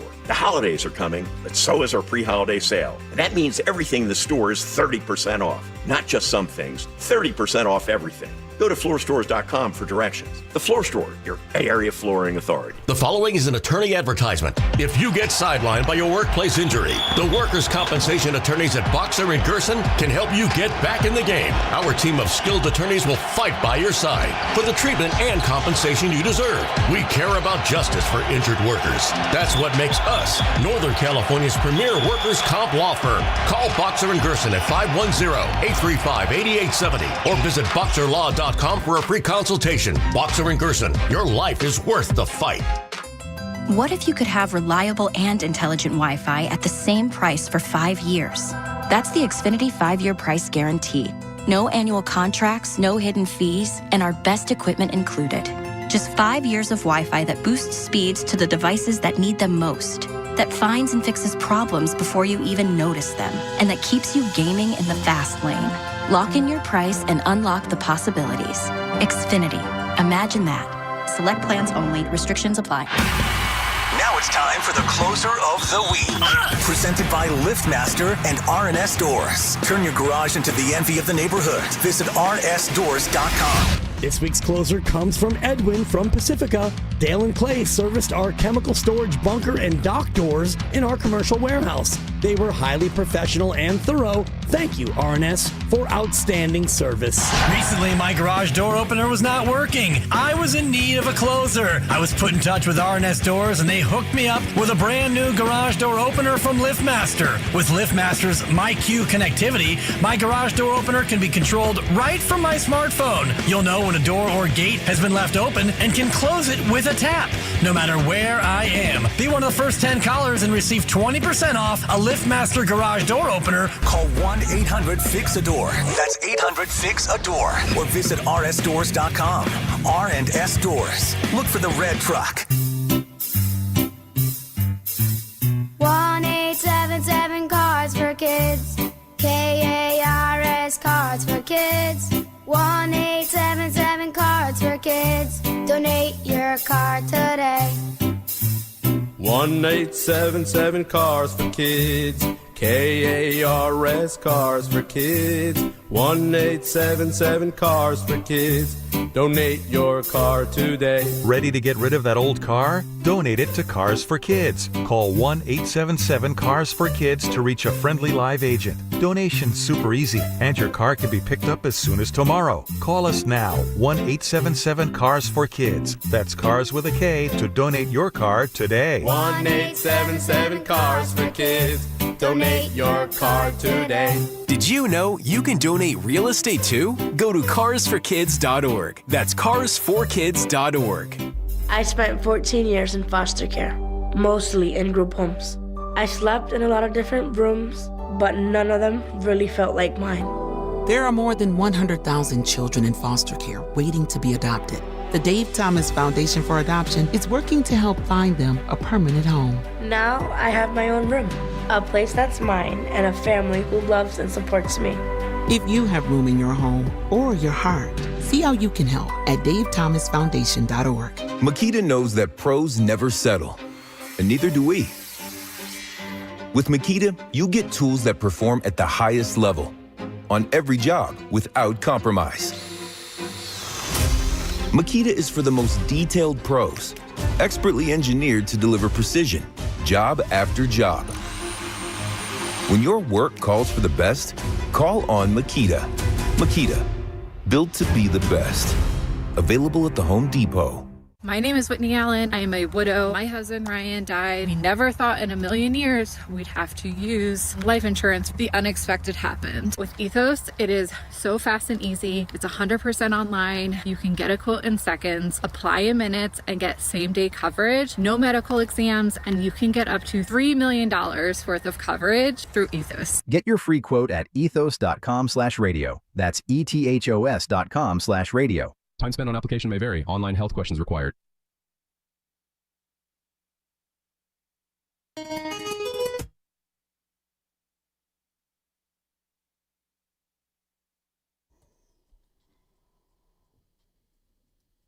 Am I talking to Matt or Eric? Yeah, Saul absolutely got a raw deal. Coming to you live from the Laughing Monk Studios. You're listening to Steiny and Guru on 95.7 The Game. All right, I stand corrected. Big road trip. Lenny Wilkens was inducted into the Hall of Fame 3 times. Player, coach, and as an assistant on the Dream Team. Oh, who pointed that out to you? Grandy. But Grandy in Oregon got a big win. Yeah, they got a big one next week. Who there? That's a game that if I could go to. But who is it? USC. Oh, boy. Although I'll be at a college football game this Saturday. You'll be in the Bayou. Yeah. Dude, they had a big win Friday. I know they did. You weren't watching. I was not. I tried to give you my login. It's not that hard. It hurts when you don't use it. You were giving me a login to a free trial, and I know what would have happened. I would have logged in and then got locked in. Can I tell you what happened? Yeah, I know. They charged me $75. Of course they did. And I got it refunded, Evan. Oh. Huh? Nothing. We should be okay this weekend. Florida Atlantic. Dude, you guys were great. Beat Memphis at Memphis. Maybe you should just not watch. Well, I'm going to have to this Saturday. I'll be at the game. But you're not missing any work? No. Why not take Friday off? Me and Evan got it. Because I don't. You know why? No, I don't. I don't. You know why? Deep into my back. I don't want. Too many days. No, I just don't want Dibley to be mad at me. Oh my! It's just. Oh yeah, that's the reason. Dude, you guys, man. No, we got a flight out at 4:30, so I'll just leave right from here. All right. Get to the SFO at 4:30. So you'll be out at the cafeteria. Non-stop Friday to New Orleans. Gets me there at 10:30. I don't want to be negative. That's if your flight leaves. Well, they should now because everything's fine. Well, allegedly we caved, so everything should be fine. I read that SFO, a lot of their workers are. It's like a part of a private contractor. Oh, like boy. It's not a part of the government. I could be wrong about that. Well, I do know private planes can fly anywhere they want. You flying charter? Yeah. Charter's regular, right? Commercial? Yeah, flying commercial. Do you pay for the $8 Wi-Fi when you're on there? No. I do. I can't live without it. I got to have the phone. I'm like Putty. I just stare at the seat in front of me. Well, you said something real quick earlier. Seriously, I don't it bothered me. Yeah, I do. I'm sitting here with a book that was given to you and Evan, but now I own it, and it's Steve Summers with Dick Friedman, Me Here, You There, and you gave me the book and said you hadn't read a book in almost 9 years, and that kind of that bothered me a little bit. I did read a book. How's the show going to grow? I don't read sports books. Put it that way. I'll read a regular book. I'm not reading a sports book. It's like a busman's holiday. Can you remember the last non-sports book you read? Yeah, I can. Mine is Richest Man in Babylon. Okay. My last book was, I don't even want to say it because... Well, if you don't remember it... I do remember it, but... What are you typing? That's because I want to make sure it's right. Give it to us. Actually, never mind. Steve Summers could be your next non-sports book. Yeah, I didn't like that he sent it. You gave it to me. Evan's going to read it. Good. Tim Roy said, for all these up-and-comers, men and women, Grandies, Evans, they want to be play-by-play guys. I said, what do you do to – he said, read, Goo. Read. Jerry Seinfeld wrote the foreword. You could read that. I'll read the foreword then. Is it funny? I haven't read it yet. You just got it. Yeah. Just got it today. 49ers, they're 6-4. I don't like their 8th. What if I told you? I sent that to you guys last night like, I know it means nothing in the grand scheme of things, but no, it is. It's symbolic of. That was a big game regardless of who you were playing, but damn, man. The Rams, Donnie, that was a master class. Wait, so the 49ers and the Warriors are both in 8th place? Yeah, they're both play-in teams, essentially. Well, one's got an excuse. Seriously. The others don't have an excuse at all after being 4-1. What do you mean? The Warriors. 6-5 is nasty. Thankful to be 6-5. No, I'm serious. What happened real quick? Denver Friday. He cannot be that guy. Guru. We were outclassed. That's right, because you didn't have Curry. And that's where I went wrong. Wake up, He's dude. everything, man. Oh, really? Even to Jimmy Congratulations. Butler. He's 17 everything. years later. Let me yell. At least I figured it out after 6 years. My Lord, what are we doing? And then 65-65 last night to Indiana's JV team in the third quarter. Like, I'm like, they won by 30. Okay. They were like the Rams to the Niners. You go ahead and believe that. That game. Indiana, Stoney, it never should have been 65-65. That's because you. Why not? Why not? Because you got Dre. Because Pods and Draymond was not very good last night. His entry. Let me tell you something. His passing's bothering me. You want to talk about the Warriors? And Kuminga is thinking too much. Whatever. Hey. The biggest issue right now, I'd be worried about if I were a Warrior fan, is Draymond Green. See, mine's Jimmy, and I can't put my finger on it. Well, I can. He doesn't care every game. And last year when he came, there weren't as many games as we didn't have an 11-game stretch like this when Jimmy came last year. That's her. This is a tough stretch with the travel. It is. I know. You see, I'm not backing off of my Western Conference Finals, but I'm starting. I would. January comes and that trade deadline comes, Donnie, stuff could pop off. Let me give you a hint. Let me give you a suggestion. Why don't you, if you back off that Western Conference Finals ludicrous prediction, if you do it now, everybody's going to forget. Summit. Dibs said it too. But everybody's going to forget. Oh, no, I'm not. So just do that. No, I wear it. Just say, you know what, Steiny, I don't know about this team. They might be a play-in team. And then everybody will forget what you said the first 10 games. No, you do. No. You know the bravado you have to come up with a take and a prediction? Yeah, I don't like what I'm seeing. And they got OKC waiting for you tomorrow, healthy. Well, maybe we get tomorrow. Four guys will sit out. I don't know. I better take that back. Remember, don't forget, last year, we handled OKC. That's why if we would have met them in the Western Conference Finals, we would have spanked them. The Warriors own OKC. They're going to beat OKC. The San Antonio thing's a split. It's always going to be a split when you play back-to-backs against the same team. Kane Slidebender, on the YouTube chat, one of my favorites, Donnie. Stand on what you say, Goo. I just did that by not backing down off the WCF. We don't even know what your prediction was. You probably escaped without making one. Well, I bet they're not going to win 50. That's the one bet I made. Okay? I love Kuminga. So if I don't think they're going to be 50, if they're not going to win 50, that means I'm thinking 48-ish. All right, real quick, let's put it right on the table. Brought to you by Echo Best Control. What have you seen from Kuminga the last couple games? I just think he's not playing bad. He's thinking too much. Last night he was going with the left, not even hitting the rim a few times. If it's not one thing, it's another. Chewy. What are you doing? Saying what's up to my coworker, Chewy. You are so distractible. Is that a word? At least I don't fidget and rip mics out and break them. Mm-hmm. You know how much you cost the company over the years? You know how much I made for the company over the years? I don't know. How much? I'm like Curry. You can't even measure it. Jeez. Oh, and you know what? Boy, my man. Actually, I'm not like Curry. You know why? Because I was willing to take less for you all.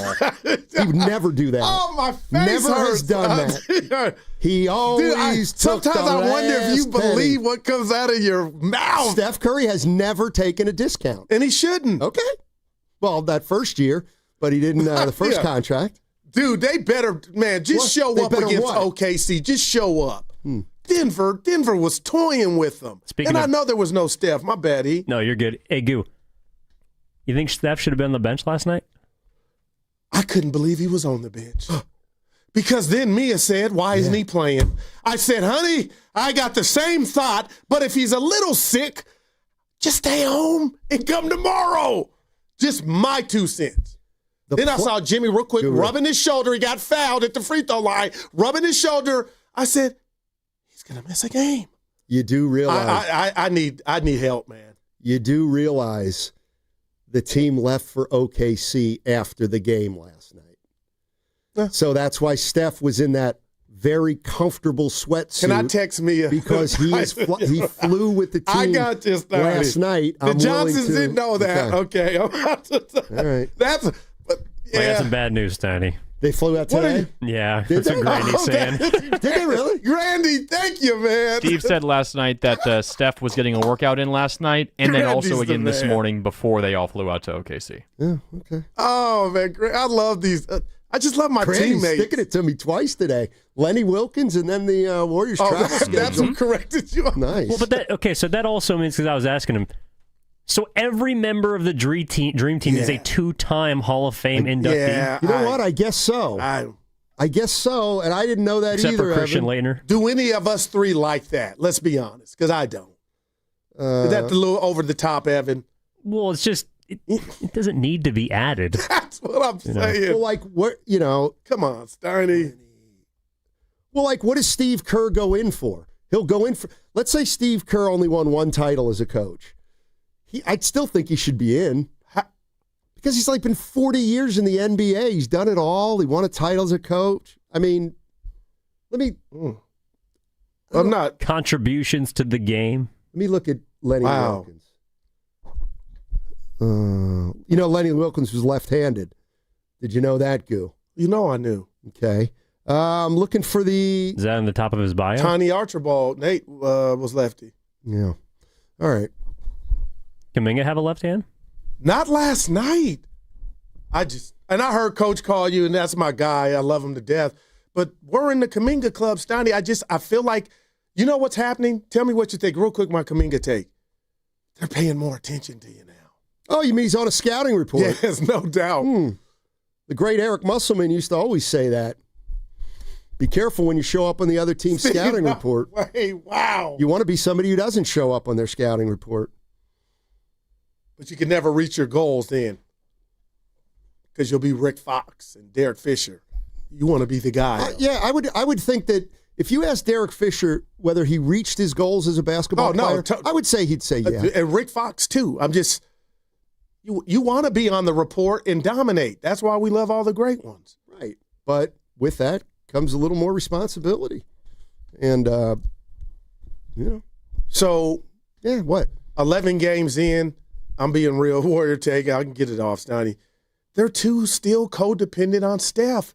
And this whole identity thing that you're working on, Steve, I heard you say that Friday after the game. You only added 1 guy, and that was Horford. Like, I'm getting a little nervous on the verbiage. What do you mean? We're pretty much status quo. This is the same team as it was last year. So and Kuminga's taking a step. Well, Will Richard is part of the rotation now. I won't even say I was throwing something at the TV or might have went on Twitter. Why did it take the second quarter for him to get in? But he got in. I'm just, man, Steiny, I don't like it. I can't put my finger on it. This will be a big road trip. Do you know, Evan, offhand, who they have after the back-to-back against the Spurs? It's not a back-to-back. They go back-to-back OKC into San Antonio, and then they stay in San Antonio for a game on Friday. And I think they play one or two more games before they head for their back-to-back against Orlando and Miami. All right, so it's Tuesday. It's Tuesday OKC, Wednesday San Antonio, Friday San Antonio. Yes, sir. So the second San Antonio game is going to be a grind. Then you Why got wouldn't the first one be a grind? Well, it will be. Exactly, Evan. But, like, you laugh. Yeah. I'm not saying you, but like the third and fourth is a killer too for them. No, it is. Also, and then they get New Orleans on that Sunday. But Steiny, I'm hearing a lot of this early on in the Warriors season about rest, and I get that they got a bad hand on the schedule. It's too early on for all that.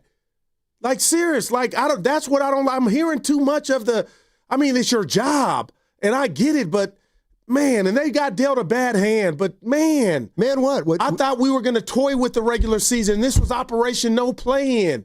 6-5 after being 4-1, and Miami's scoring with the best of them. So that ain't going to be easy, and Orlando's not going to be easy. We are too codependent on Steph still. See, this is where people think that I jump you a lot. And it's your tone of your voice. The reality of the situation is I lay off now more than ever. But I imbecile.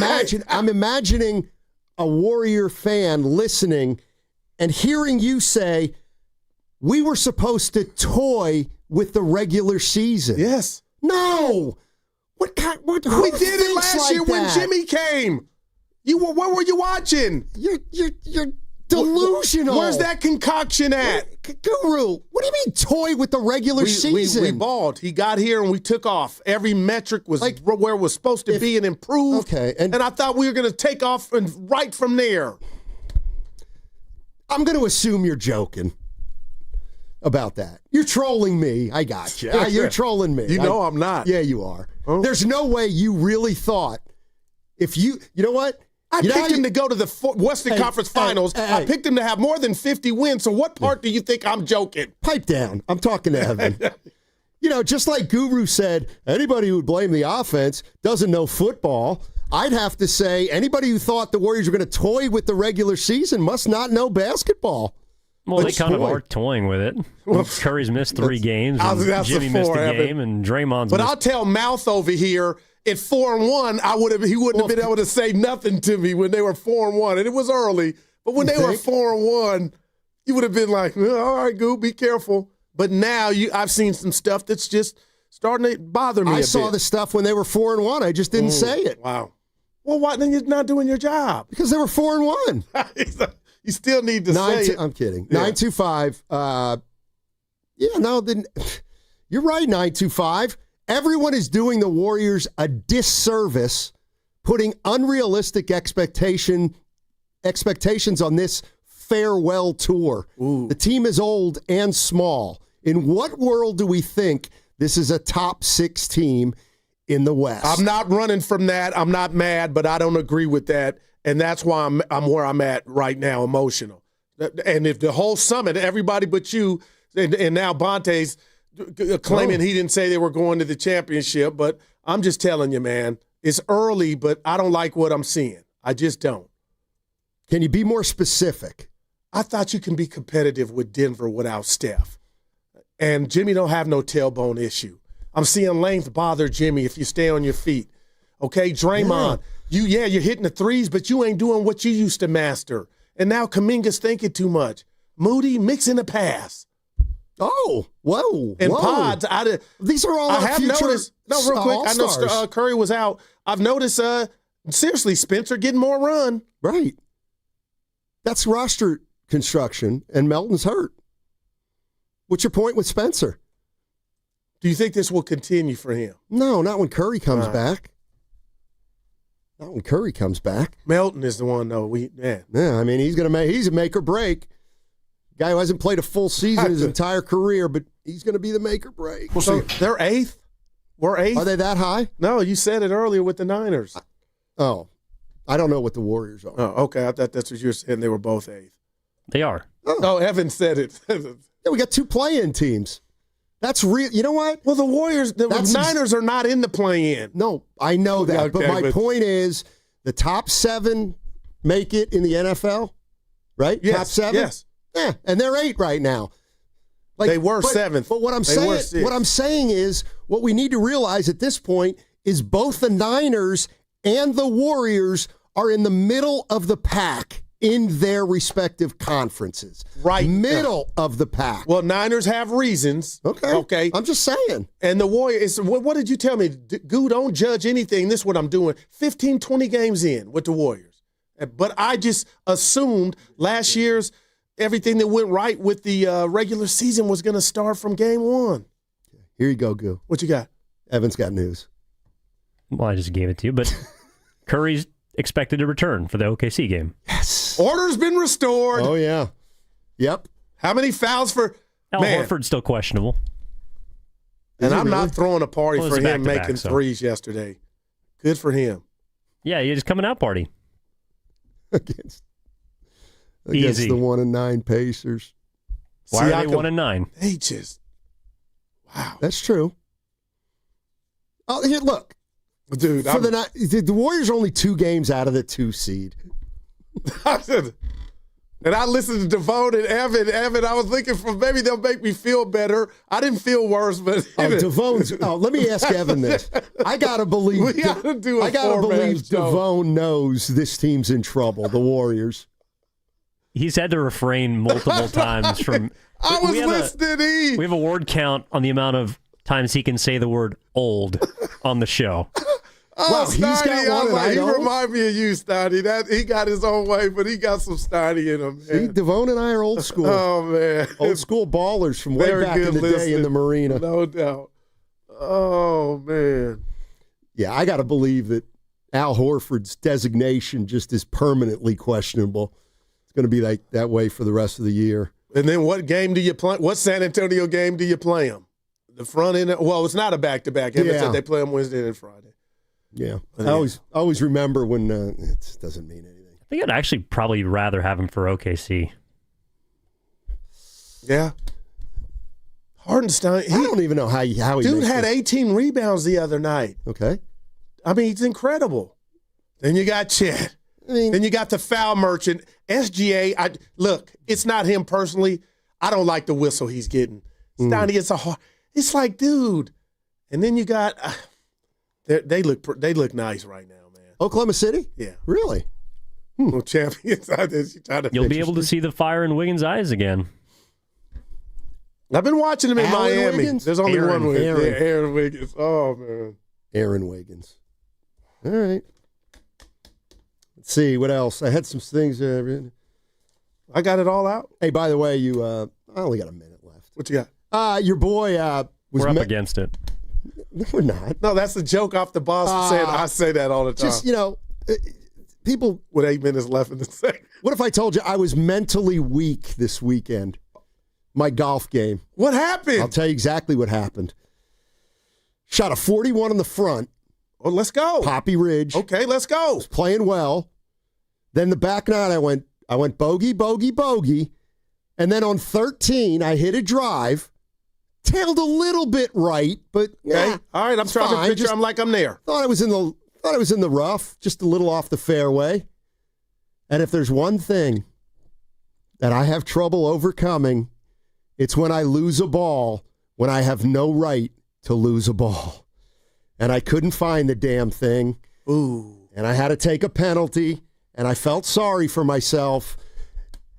And I back-to-back sevens. Oh, so you what? What did you shoot, a 90? 90. 41, 49. Oh, look at Goo.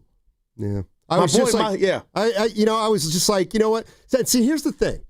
Like, pros are great. But, there's a reason pros don't ever lose a ball. It's because they have spotters. Like, they can hit one 7 miles away. I have never heard that term. They'll still find it. Spotters. But hacks like me, you hit a ball into the rough, you may never find it. Hey, real quick, as you age, are you getting better or worse in golf, honestly? That's what I want to know. All right, I got it. That's as honest as you can be. You know what?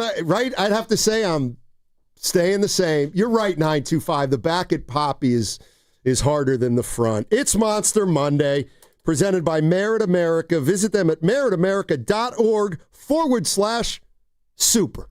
Don't watch the game alone on your tiny screen. Ghostwood Kitchen is the ultimate destination for every major sporting event. They have huge screens, energetic atmosphere, and ice-cold craft beer. Their bar is ready to pour your favorite drink, and the menu is packed with delicious game day food perfect for sharing. Bring your team spirit, rally your friends, and catch every single moment with us at Ghostwood Kitchen, where the game is always on. And when the game is not on, we have the arcade to keep you going. Ghostwood Kitchen, 911 Main Street in Redwood City. 250 years ago, a promise was made to connect families and friends near and far. And during the holidays, that promise is more important than ever. That's why USPS is building a better network to meet your needs with timely deliveries, easy and affordable ways to ship, and everything you need to make your season full of holiday cheer. Our purpose is delivering your peace of mind, knowing your love will arrive, bringing joy to all. The United States Postal Service. Learn more at USPS.com/holidays. Joe Shasky here for Golden State Lumber and Showroom. Consider their Stockton Yard as the go-to resource for building professionals in San Joaquin County, with over 40 acres of premium building materials available to the public. For bigger jobs, you can count on Golden State's large fleet of trucks for timely delivery. It's their goal to keep your project on time and on budget. Building a better Bay Area for over 70 years. Golden State Lumber and Showroom. When you succeed, we succeed. A lot of Bay Area banking customers are faced with a choice. Which financial institution best fits what they're looking for? It might make sense to consider a bank's history. Take Fremont Bank. For 60 years, we've provided stability and consistency with an emphasis on relationships. We've grown one customer at a time, not through mergers or acquisitions, because that's how you can do business when you're independently owned and community focused. Fremont Bank. Here for you, here for good. Hi, it's Bonte, here to talk about River Islands, the most successful lifestyle community in Northern California. Speaking from experience, I know that it only takes one visit to see why. The schools are top scoring and built right into the community. There are more than a dozen parks, open spaces, and playing fields, and another dozen lakes for kayaking and paddleboarding. Who doesn't like that? The town center is getting started, so you'll be able to shop, stroll, dine, and attend events, all right in your own community's backyard. It's the good life. Come to life. Currently, there are 15 unique neighborhoods, each offering a different take on the Delta lifestyle. The choices are yours in home size, style, bedroom count, and location. 2 bedrooms to 6 bedrooms, 1 story or 2, even multi-generational suites. What's more, the pricing is as varied as the homes, with prices ranging from the $600,000s to well over $1 million. Start your tour today at riverislands.com. That's riverislands.com. Isn't it time for you to discover the islands? Elevate your kitchen at the Mila Innovation Center at Friedman's Appliance in Pleasant Hill. Out of your dreams and into your kitchen. Select the qualifying built-in kitchen appliance package that is right for you. With unrivaled technology and luxury-grade quality, when you bring home a Mila, you're bringing home true innovation. Now, for a limited time, save up to 10% with the purchase of a qualifying Mila kitchen package. Visit the Mila Innovation Center at Friedman's Appliance in Pleasant Hill or at friedmansappliance.com. Join History San Jose for South Bay Flashback, Riffs, Rhythms, and Revolution. The new exhibit celebrates San Jose's forgotten music scene of the 1960s through over 200 show posters, artifacts, and stories. Whether you danced to these beats the first time around or you're discovering the roots of rock history, this free exhibit will take you back to this psychedelic moment. Open select weekends starting Saturday, November 22nd at the Pasetta House in History Park. To plan your visit, call 408-287-2290. Oh, hey, welcome to gift wrapping. Whoa, Zoe Saldana. Hey, can you wrap these, please? Wow, iPhone 17s. You splurged. At T-Mobile, you can get 4 iPhone 17s on them. It's the perfect gift for everyone. I'm the worst. I only got my mom a robe. Well, it's better than socks. So I have to trade in my old phone, right? No, at T-Mobile, there's no trade-ins needed when you switch. Keep your old phone or give it as a gift. Incredible. In fact, wrap up my old phone, too, for my Aunt Rosa. Forget that. Aunt Liz will be jealous. Sounds like my family drama. Oh, I got it. I'll give it to my abuela. I'll take reindeer paper with, hey, where are you going? To T-Mobile. Thanks, Zoe. The holidays are better at T-Mobile. Get 4 iPhone 17s on us, no trade-in needed when you switch. Plus 4 lines for just $25 a line. With 24 monthly bill credits and 4 eligible port-ins on Essentials for well-qualified customers, auto-pay plus taxes, fees, and $35 device connection charge. Credits ended, balance due if you pay off early or cancel. Contact us. Finance agreement, 256 gigabytes, $830 required. Visit T-Mobile.com. There's nothing like when you get that part from eBay and it just fits. Yeah, the first time. So you can do less of this and get right back to more of this. At eBay, you'll find all the parts you need, guaranteed to fit, at prices you'll love. Sounds good, doesn't it? eBay, things people love. Eligible items only. Exclusions apply.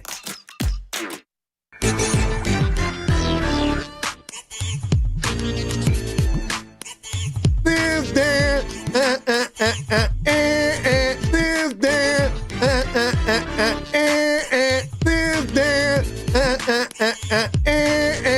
The Guru, Steiny, Guru, Steiny, Guru, Steiny show. Let's go. Doesn't matter if I'm in a good mood, guys. Divers. Yeah, you know I'm here for you. And quietly, sneakily, Willard is like, yeah, don't sleep on Willard when it comes to like the hip hop is incredible. Don't Dude, tell incredible. him. Don't tell him. We're going to call him. You might be Eminem. That's your new nickname. Eminem. I like to lay in the weeds over here. He does, but then he'll like, whoop, like whack-a-mole. He'll pop out. It's like, wait, hold on a minute. That? Look at it. I've heard it. I'm like, damn, Dude. Will. And yeah, a lot. And he's on a high from winning his first fantasy game in 95-17. Yeah. Congrats, Not Will. really. Look at, what you mean, not really? I kind of wanted to go over. I'm like, once you are what you are, lean into it. 100, almost 200 points. I know. Go figure. Nobody would have beat me this week. Poor Evan. Poor Evan just got absolutely. Oh, my bad. I thought you were. Oh, man. Just got wood shedded by an 0-9 team. But hi, Steiny. How you doing? How are you? You were about to say something. Well, I was going to try to say it was a crossover. Yeah, I gave up. Okay. That's all. You can still say it. It's still the crossover. I'm not going to. Okay. You said it's still the crossover. It is. It's a crossover. Somebody was making noise into the mic. That was your partner, Guru. Yeah. And Diz. No, of course. Diggs was using words. Oh, okay. Also noise. Oh, Right. He was. Let's get to the game yesterday. Your thoughts, man. Both of you? I mean, who do you want to bury first? On the 49ers? Yeah, I heard the whole 4 hours, and I don't want to bury anybody. Oh, no? No. Quarterback controversy? Oh. Yeah? Is there one? No. I think Purdy's going to start on Sunday. Is he? Maybe. Yeah. Is he healthy? He's getting there. Yeah. What are your thoughts? Well, I have a question for you. Huh? Sure. Yeah. Why do moments like this seem to make you so happy? Moments like what? Like what happened to the Niners yesterday? They had no chance of winning that game yesterday. That's not what I'm saying. That doesn't answer the question. That doesn't. You have this effervescence that comes out seemingly in these moments when it feels like a good portion, and it's sports, so like we're fine. But like when the Bay has a suffering Sunday, that was not a suffering Sunday. Sure it was. Go ahead. Sure it was. Go ahead. That like it's a reality, and reality bites. Okay. Like their defense cannot stop playoff level football teams. That's something I said today. Yeah. I'm not talking so much about what you said. It's how you sound. How do I sound? Happy. Delighted. Yeah, I'm not a fan, so I'm not really happy or sad with results. It doesn't feel that way sometimes. I can just tell you the way it is. Okay. Because I know my body and my mind. Do you? Yeah. If the 49ers would have won yesterday, you'd have been bummed. That's a please. Please. Yeah. I have, Mark, let me remind you, what's most important to me is that I can be right. And I had the 49ers winning 10 games. That's what I'd like to see them win. And it might not be enough now in the NFC. And I had that as a loss because their next 4 games are so. No, if I'm looking at it now, 10 might not be enough. Well, 10 will do it if you beat the Bears and the Panthers, probably. Because then you'll get those tiebreakers. Yeah, like here's the thing. Yesterday's weird because I still completely think that the 49ers are going to make the playoffs. And part of that is their schedule. That's not a stretch at all. No, right there. They're going to be, I got to look, how long until the Niners are underdogs again? The Colts at Indianapolis 3 days before Christmas. That's the next time they're going to be an underdog. Do they play at Carolina or is it here? No, it's here, and they'd be favored anywhere against Carolina. It's not a good football team. It's a wonky 5-5 record. They showed that yesterday, like 7 points against the Saints at home. So I just they're going to be favored in their next 4 football games. It doesn't mean they're going to win them all. Yeah, but I think they're going to win some of them, and they might win them all.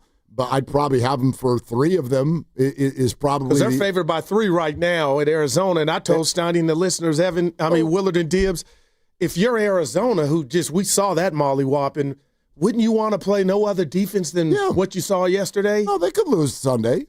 I'm not giving them the game. I'm just saying they're going to be favored for their next 4 football games, and there's a bye tucked in there. So Week 14. Yeah, like I think it's a good bet that when they get to Indy, that they'll probably be. I mean, they may be 9-5. Steiny has the Bears game is not winning you're in, but kind of like you control your destiny. I mean, those last 3, Colts, Bears, Seahawks. Man. That's right. So, but I still think they're a playoff team. I just don't know what the hell they look like when they get there, if they get there. They can't stop a good offense. There was no defense yesterday, and they had chances. Steiny said it was 21-0. He wasn't the only one. I get it. But when that thing got to 28, 21, I was like, uh-oh. But the D just kept failing the test every time. Well, it was 21-14, and then they had 3rd and 2, and they stopped them. And then it was 4th and 2. And then they didn't stop them. That to me was the big play where if you could stop them there, you get the ball back, and maybe it's a game you could still. Because you were moving, except the first 5 possessions, as Kittle pointed out. But damn, the Rams defense, the best defense in the league, or one of them, didn't get a sack. So they were moving. They were, and you passed it, and you didn't throw a lot of deep passes. You were dink and dunk, and Kittle, a lot of Kittle and Juwan, and you were able to move the ball, and you got to that second half where things were starting to normalize and you scored. And then 4th and 2, if you get off the field there, maybe it's a different game. And you couldn't. That fumble hurt. They all do. But the Jennings one you're not good enough defensively to overcome that against that offense. Totally. It hurt. It felt like 2 fumbles. That's why, and gosh, we've already gone over all of the, why and should they have, but that's why last Tuesday for me was so frustrating. You confirmed for the rest of the season that your defense will suck. And that's what I was going to bring up. That's what I believe. But were they also maybe sending a message, Will, like one guy ain't going to change this? And they're probably right. Yep. They're probably right. So I get the why. It's just like the game yesterday. I get why they lost. Didn't make it any fun. Am I too hard on the secondary like Renardo Green? They were picking on them. They were picking on Zaire because you have no pass rush, so Deion couldn't stay with anybody for 4 seconds. Right. Is that what it is, or just growing pains from the secondary? It's both, but I do think it's more about the pass rush. And I'm looking at my notes here, and I watched it again today, and you've got that play where you're down 28-20. All right, you score, you're down 8, and the PAT was blocked, which sucked, but then it's, 1st and 10, you blitz, and Ferguson goes for 30. Man. And Ferguson. The one time you blitz, not the one time, but you blitzed a lot, and then your secondary could not step up and make a play. So there you go. I mean, I just look at it like, what was the score of the first game? With the Rams? 26-23. Yeah. 26-23. Overtime. Yep. And I feel like in that game, the Rams left some points on the board. Man. For sure. And then I don't know. Now you're decimated on defense. Like, that's a tough team to stop with Warner and Bosa and your other guys healthy. And clearly they are clicking right now. So, I mean, this is where the defense, I can't get mad at them. They're overmatched against that team. Offense has to be perfect. Yeah. I don't know that anybody, were you all looking at going into that game and thinking, let's find out who the better team is? We already know who the better, I went into that game seeing whatever concoction the Niners had for this season that went their way, that had them where they were at record-wise. Could you get drunk and get another game at home against the Rams? I'm not shocked, but the Rams came in the last 9 visits in the red zone. They scored 9 touchdowns, and they continued that yesterday. If you let Matt Stafford have a clean pocket, I don't care who your secondary is. You're screwed. He's that good, man. Of course. And so that's how I kind of look at who the Niners are going to play the rest of the way. Like the game defensively that I liked what they did was this is post Fred Warner injury, right? Was Atlanta. Well, Michael Penix is kind of So, like, you can do that. And that's why I still remain at least cautiously optimistic about what's going to happen the next 5 weeks. Bryce Young is not that. Well, you're going to do Jacoby Brissett, Bryce Young, Caleb Williams, Dylan Gabriel, and Cam Ward. Okay, yeah. Like, I can mess around with that. I think the Niners will win at least 2 of them. Things might go their way. They might win all 4. I don't know. But, like, you can't do this against Matt Stafford. Wow. And that's what I'm talking about. And they did with, I know Fred played, but you know what I mean? You won that game. But Fred played. You stole it. Yeah. Fred played, you put them in a 14-0 hole. You did. And the Niner offense I think is capable of being good. But, yeah, you're right. Like, you have to be damn near mistake-free. And why do I – that's it. Why did Kyle, after the game, I can't let go of it, open Purdy's box in regard to Pandora's box, saying that, like, he could have held on to it. It's his – can we hear it, Steiny? Yeah, let's play it. There you go. Was Brock to being the backup today? He could have gone, definitely. I just decided to hold him, not put him in that situation. How'd you feel, Mac? He's probably never going to be 100% again this season. Is there – at some point, do you just have to play him knowing that he's not going to be 100%? Yes, it depends on how close to 100% he gets. Our dilemma, or what we're trying not to do, is put him out in the situation we did versus Jacksonville 5 weeks ago or 6, whatever it was. So I do believe he's closer and further along than what he was at that time. So hopefully he'll have a chance this week. I heard when you guys did this earlier in the show. Help me. Maybe I'm reading it wrong. I feel like you're hearing something I'm not hearing, and that's fine. But you made the statement that you hear him say that basically, like, I held him out because I wanted Mac to play. I thought that entire conversation was about Brock's health. Well, if it's about, I love that. Me. But if it's about being 100% and you were seconds away from putting him as the backup, I look as the backup as you're one play away from being the starter. So if you are ready to make that decision, that means nothing's going to change this week to me in regard to when he goes out there, he's not going to be 100%. But that's exactly why he said I didn't want to put him in that position. But now I feel like he's going to be the starter Sunday in Arizona because they got to face that. Maybe. I don't know that he will. I don't think there's anything definitive about that at all. Because if this continues, Will, then he'll never be 100%. Well, I mean, again. You know what I mean? But the percent thing to me is not – it's not even real. I don't know what 100 is. What does 90 look like? What does 86 look like? Gotcha. To me, what they're waiting for is some level of risk-reward comfortability with the idea that he won't re-injure it. But I don't think anybody can give you that. Of course not. But that's why I said risk-reward. They've got to feel at least better than, looking back on what now we could argue was clearly a mistake. So last thing for me. To play him against Jacksonville. So when he says, I almost put him out there and I didn't, so what does that mean to you? Like, well, you almost did, so now there's going to be 6 more days.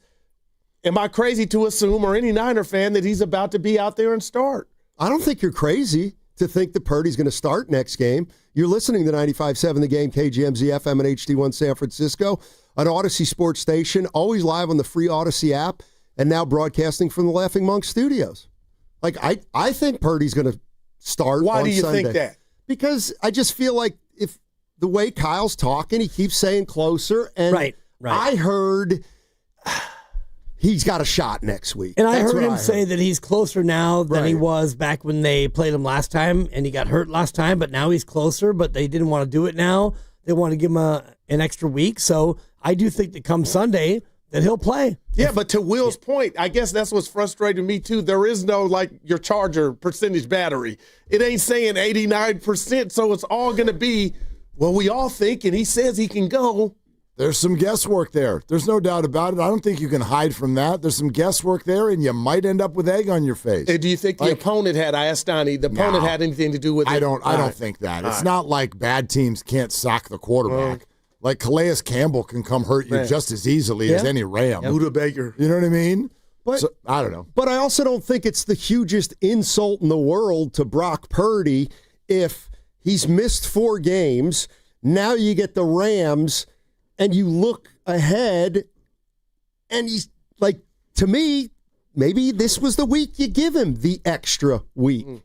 Because, you know, Rams, whether you like it or not, it sets up nicely for him the next 4 weeks. Let me ask you this. Do you guys like it? Let's do load management in the NBA. God, I hate it. Do you guys like it if they're going to sit Steph, Jimmy, and Dre, do you do that against the Wizards because you're like, we might still beat the Wizards without them?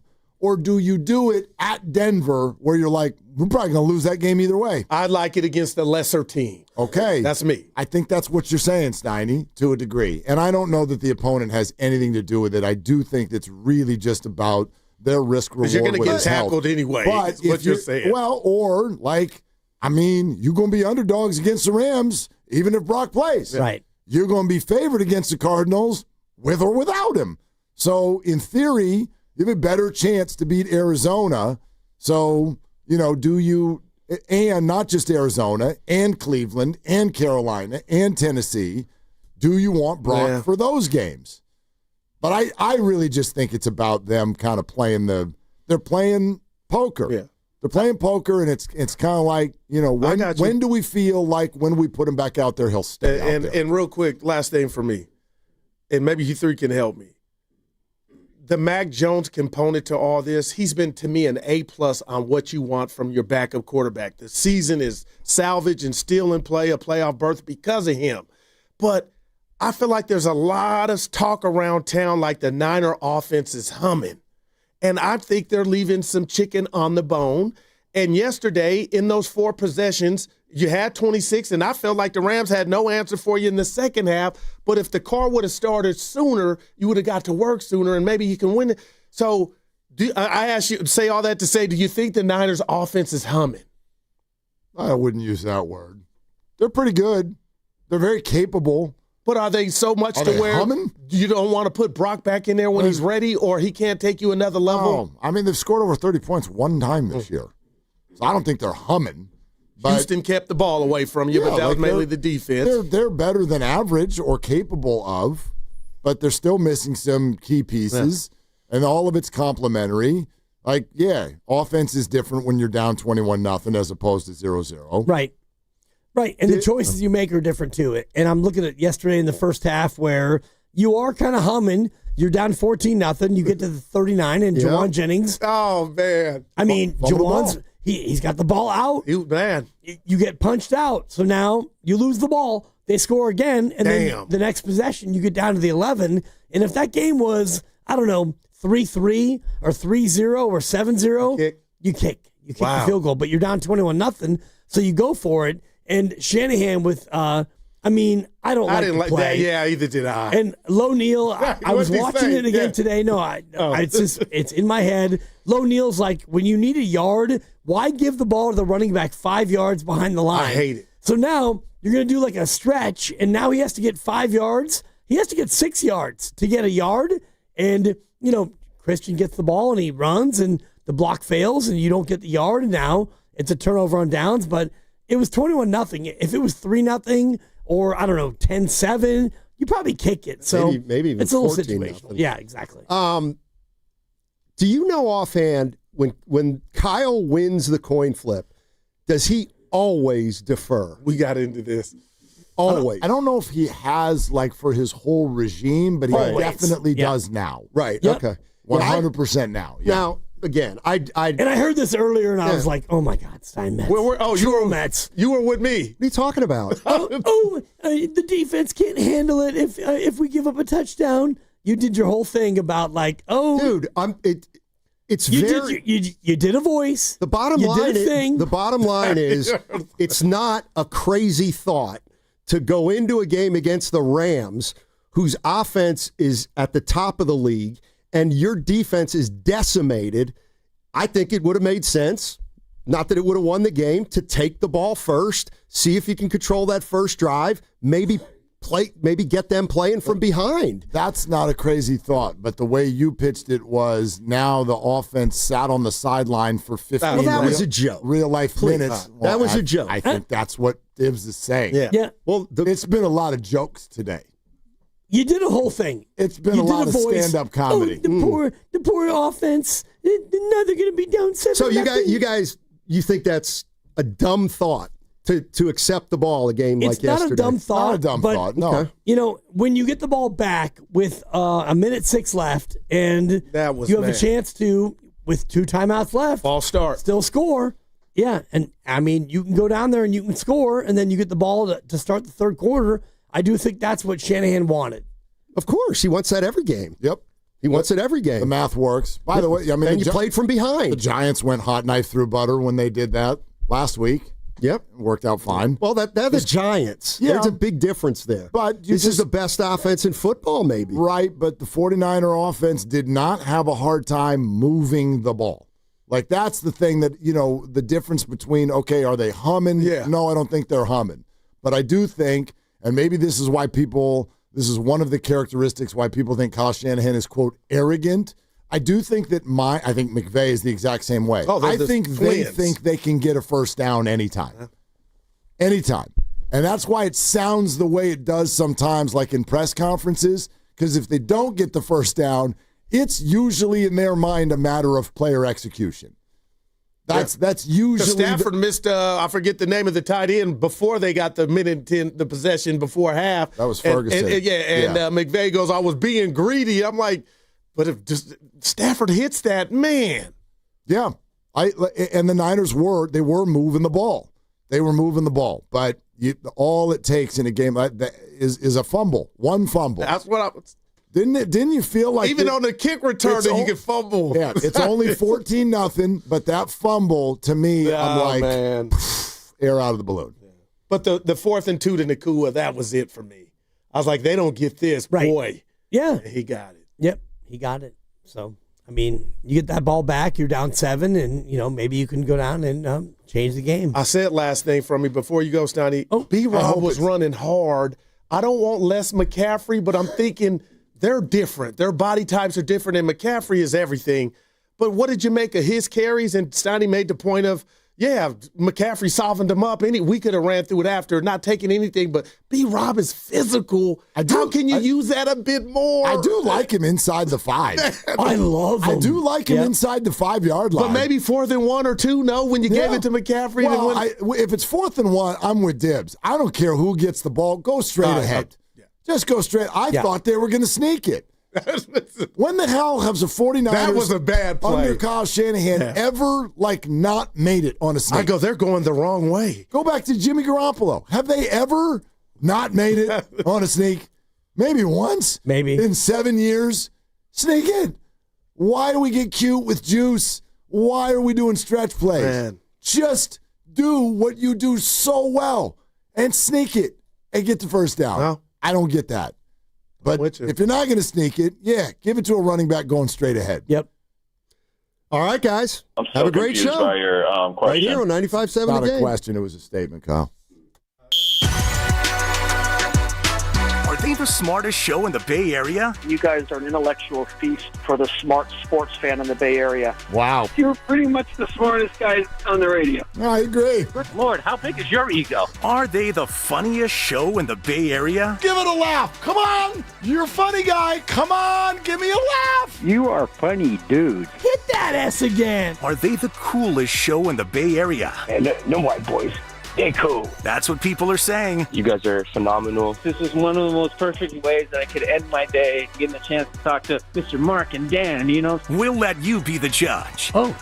All I know is it's a couple of Bay Area boys talking sports. I know nothing. Thanks. It's Willard and Dibs on 95.7 The Game. All right, let's go. Let's do this.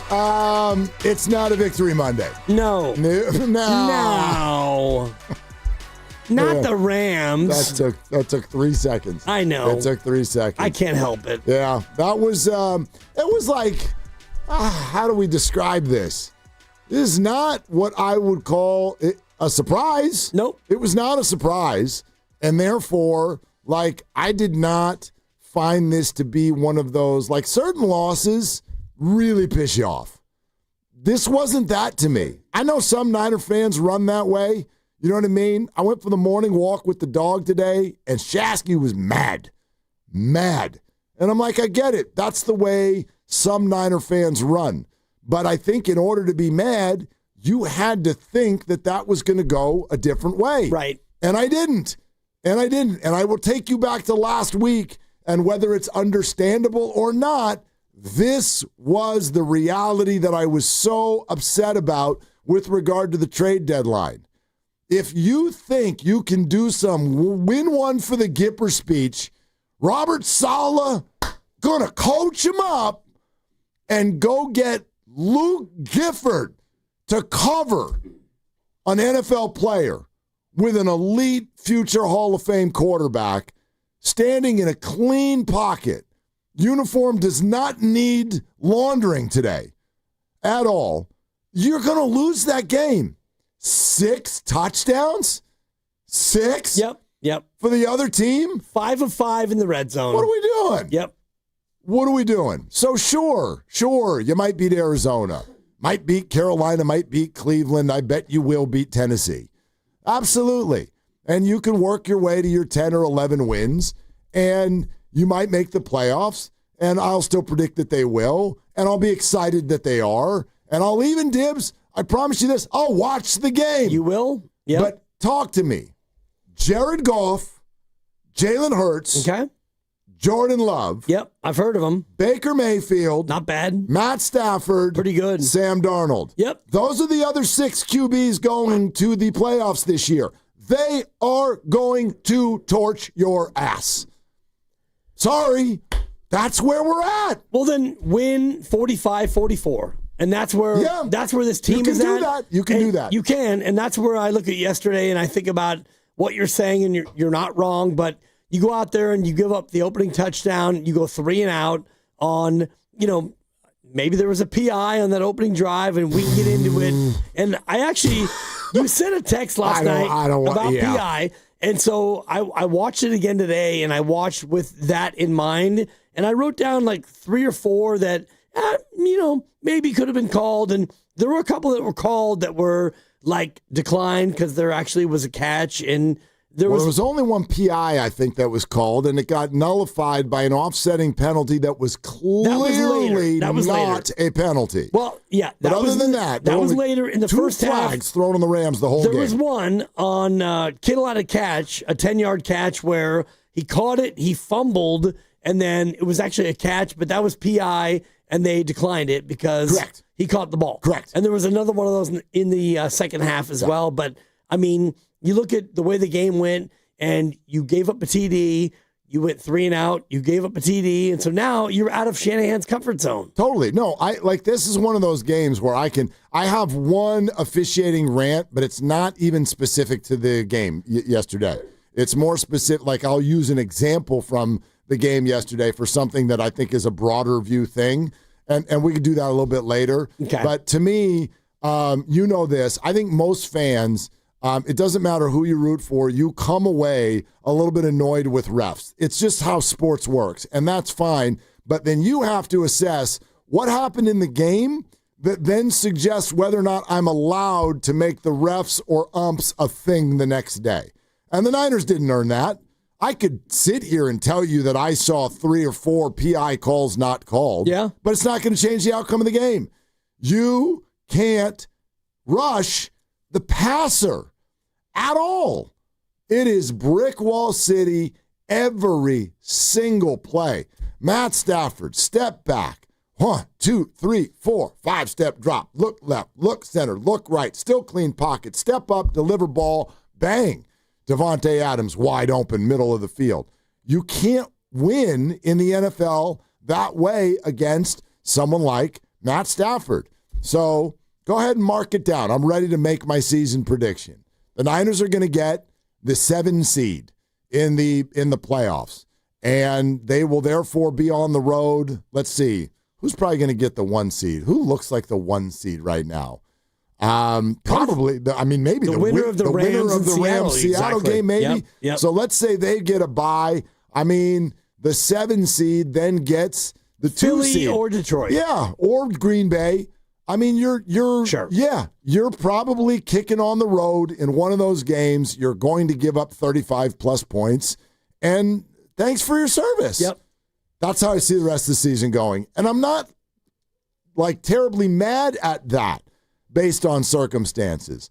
But it's disappointing. It's disappointing on 2 levels. One, that they didn't feel like there was a move that they could make at the deadline that would have helped. And 2, it is disappointing because somehow, some way, the young players we were excited about at the beginning of the year are not moving through the system as quickly as I would have liked, and some of them seemingly have the shine worn off of them.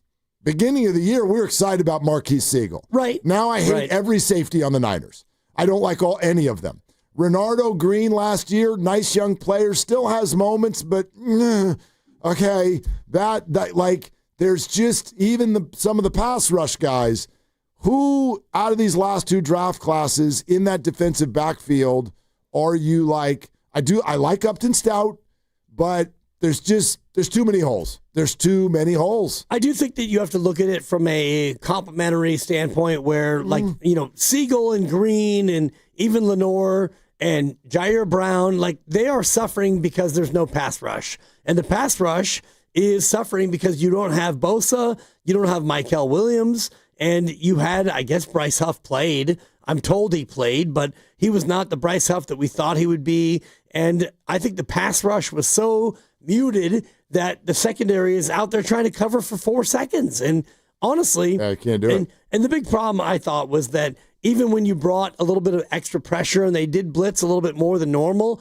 you had guys playing in off coverage. And so you didn't have anybody step up and make plays that you wanted to make. Yep. So, kind of feels like the Niners are on a yo-yo right now. They got that 3-0 start, and then it's been lose one, win one, lose one, win one, lose one, win one, and it's kind of doing that. And so every Monday, it'll feel like the sky's falling, and I'm pretty sure that the sky is not going to feel like it's falling when they get to the bye week. They got 3 more games before the bye.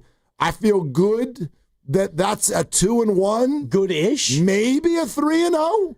If it's less than that, then I think then I'm going to lose some steam on the optimism. But I think it's probably at least a 2-1, which would put them at 8-4. Let's say 8-5. And 8-5 going into the bye with a home date against Tennessee when they come out. I hate the word. They're fine. You love the word. They're fine. But it's just, boy, we got to recalibrate what you think can come out of this season. The fairy tale ain't coming. The fairy tale is not coming. No. You cannot stop a good offense with this defense. And by the way, they know it. They freaking know it. And it's why the report came out, I think it was Mike Silver who had it first, reported that there were a number of people in the building very frustrated that the 49ers did not find a deal that they liked or would pull the trigger on or whatever. Does one player change the whole thing? I don't know. Probably not. No. But it depends on who it is. Maybe it does. But the bottom line was the idea that this group was going to stop good offenses is wrong. That's just, they're not going to. Right. So stop thinking that that's coming. They're not. You're right. 45-44. Yep. That's what we're going for. That's right. So then if you're Shanahan, you need to start looking at your offense in that mindset, and you need to try to, go about putting up 45 points. And, yesterday I thought that, especially as you go into the half where I know it's 4th and 7 and it's about to be halftime, but go ahead and go for it. Try and pick up that 4th and 7. Wow. You've got, you're down 21-7. Yeah. Go ahead and try to pick up 8 yards and then maybe, I don't know, get a field goal or whatever. I mean, you weren't 8 yards away from a field goal. You were 8 yards away from being 8 yards away from trying a field goal. But you were 8 yards away from a first down, and then you could maybe get 10 more yards or 8 more yards. If you don't get it, they're 3 yards away from a field goal. But they have a new kicker, new long snapper, new everything. Fine. Still allowed to make it. Right. That kicker, by the way, looked like he had donuts a lot. That was one of the biggest kickers I've ever seen in my life. Yeah, who is that guy? The thicker kicker. What? Thicker kicker, yeah. No, but he was Janikowski. But Cameron Dicker? Yeah, but doesn't work out. It'd be like if Janikowski just sat on a couch for a year eating nachos. That's what he looked like. He kind of looked like somebody on Halloween that had a football uniform. Nice. That's what he looked like. But anyway, I get it. We always want you to go for it. I know. It's probably not the... He knows in that moment we're going to get the ball coming out in the second half, and he felt good about them getting a touchdown. And guess what? They did. They did. Yep. He's thinking in that moment, do I want to risk 24-7 or worse with the way our defense plays? By the way, I think you can book that with the Niner defense. If you go for that 4th and 7 and you don't get it, Rams score. At least 3. At least 3. Maybe. Stafford, who do we want? Yep. Puka, Devontae, tight end 4, who you've never heard of? Whatever, Just throw, Robinson. whatever. You're all going to, no question in my mind, Rams score if you go for it on 4th and 7 and don't get it. So I get that. And he's like, we're going to get the ball. Let's make it 21-14. They did. And then as he even said yesterday after the game, at some point in the second half, we're going to need to get a stop. Nope. I'm tired of watching defenses where I'm hoping on 3rd down that the other team drops the ball. That's essentially what we're doing right now. We're hoping that the other team has a drop. Marvin Harrison obliged a few times. Who's the Giants tight end? Is it Theo Johnson? He obliged a couple of times. So if you do that, then yeah, you can get a stop. But that's what we're rooting for. Nobody is not. No, good Lord. Chalk up another one. How many games in are we now on this interception thing? I know they got one in Houston. Yep. But it's one sort of fake pick. Sure. Are we at 16 games? 16 games? Or more. This is unthinkable. How did that happen? The Jets still don't have a pick this year. That's correct. Yeah, and the Jets, they stink. That's right. So, and they traded a bunch of their people, including their best interception guy. And if you look at the Rams yesterday in the second half, they had a 3rd and 2, Niners blitz, Pinnock, and they were able to break that up. 4th and 2, they converted, and they had only one more 3rd down the rest of the game. One more. And it was Parkinson, 3rd and 2, touchdown. Yeah. So, you couldn't even get them into 3rd down. No. Is the point. First down, second down, first down. And that's, well, you got to change it up. No, you don't. You just need to change the opponent, not play Matt Stafford. Sure. Or Jalen Hurts, or Jordan Love, or Jared Goff. For now. Or Sam Darnold, or Baker Mayfield. That's all. That's all. But if you think you're holding any of those guys under 30, you're not. You're not, unless it's like snowing or something.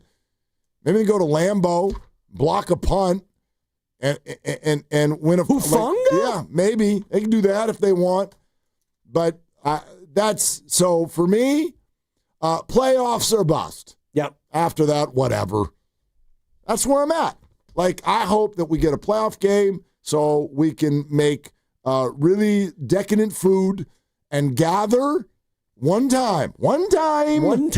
And then on we go to next year. That's what I think we're looking at.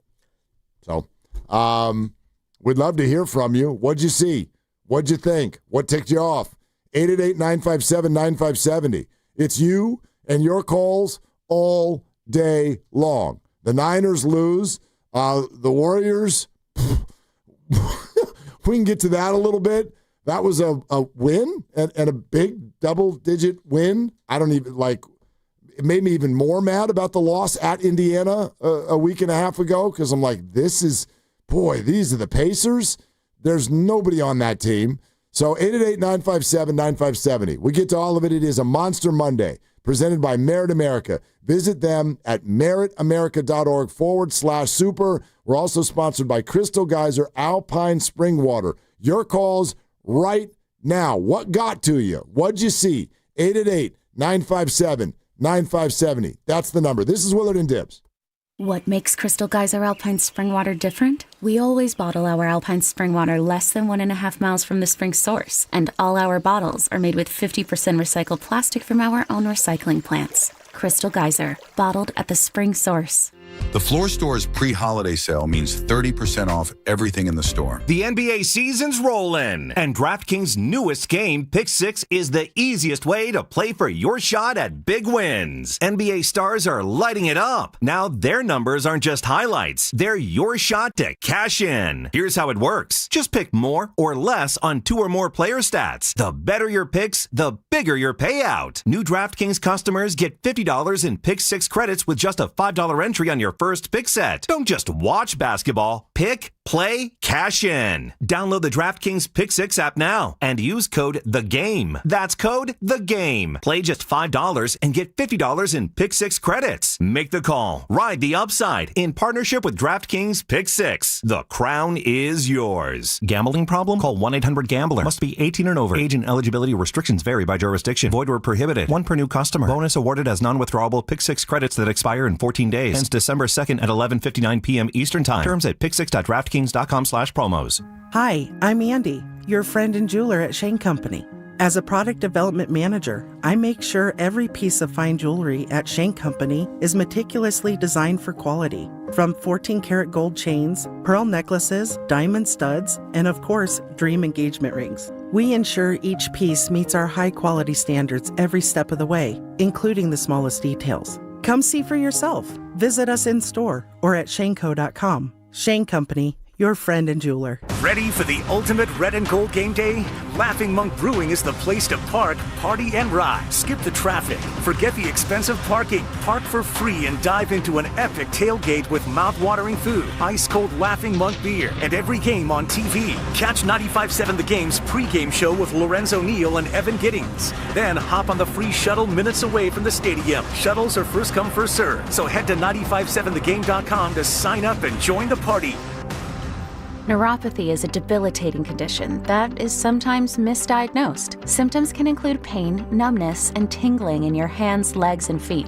Neuropathy is a progressive condition that only worsens unless you get effective treatment. SF Bay Wellness is a leader in neuropathy reversal and uses FDA-cleared, non-invasive electric cell therapy to restore nerve function with no injections, no drugs, and no surgery. The treatments have a 95% success rate. If distance is a factor, ask about our virtual consultation option. Call SF Bay Wellness at 844-94-NERVE for the $99 neuropathy evaluation and receive a personal treatment plan that is tailored to your needs. Don't wait another day. Call 844-94-NERVE. That's 844-94-NERVE. Why keep suffering with the painful symptoms of neuropathy? You deserve to live a pain-free life. Start getting the treatment you need for your neuropathy symptoms. Call today. Tune in to 95.7 The Game for Warriors Live, 60 minutes before tip-off. Every Warriors game throughout the season as we get ready for the action. Presented by Xfinity, your home court advantage. Brought to you by Xfinity. Watch all your favorite teams all in one place. Xfinity, imagine that. From carriage house to glass aluminum doors, R&S Doors has a full line of commercial and residential garage doors and gates to suit anyone's taste and budget. Visit rsdoors.com. R&S Doors. Look for the red truck. Hi, I'm Nick. And I'm Adam. We started Legacy Box so that family memories would be safe and could always be enjoyed together. And starting now, we're offering listeners early access to our best deal of the year during our $9 tape sale. 1 million families and counting have trusted Legacy Box to convert their aging media because Legacy Box is safe, simple, and affordable. From fading over time to risks like fire and water damage, your videotapes, film reels, and photos aren't protected unless they're on a digital format. With the holidays approaching, don't wait. Simply fill your Legacy Box. We'll take care of the rest. It's the most meaningful thing you can do this holiday season, and the perfect time during our best sale of the year. Visit legacybox.com/value to get early access to our Black Friday sale and digitize your memories for only $9 a tape. Visit legacybox.com/value. LegacyBox.com/value. You need parts? O'Reilly has parts. Get one free set of brake pads when you buy 2 brake rotors. Upgrade to Brake Best Select pads for just $10. Or upgrade to Brake Best Select Pro or Import Direct pads for just $20. Product availability. Just one part that makes O'Reilly stand apart. Restrictions apply. See store for details. O'Reilly Auto Parts. Too many tools, too much stress, and way too many bills. Odoo replaces it all. One connected platform for every part of your business, so you can work faster, smarter, and for less. Odoo, the only software you'll ever need. Try it free today at odoo.com. That's ODOO.com.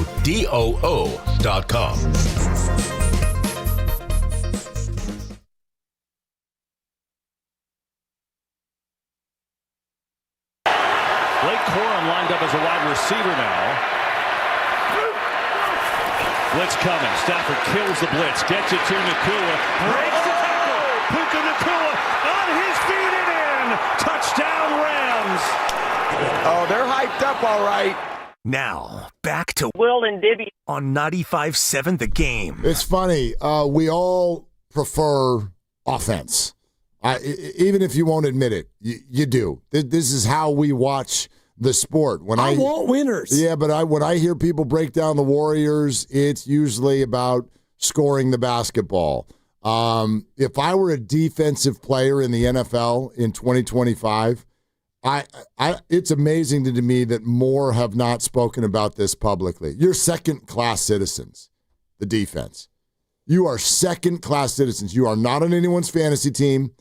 No one cares how you're doing, and all of the rules are set up against you.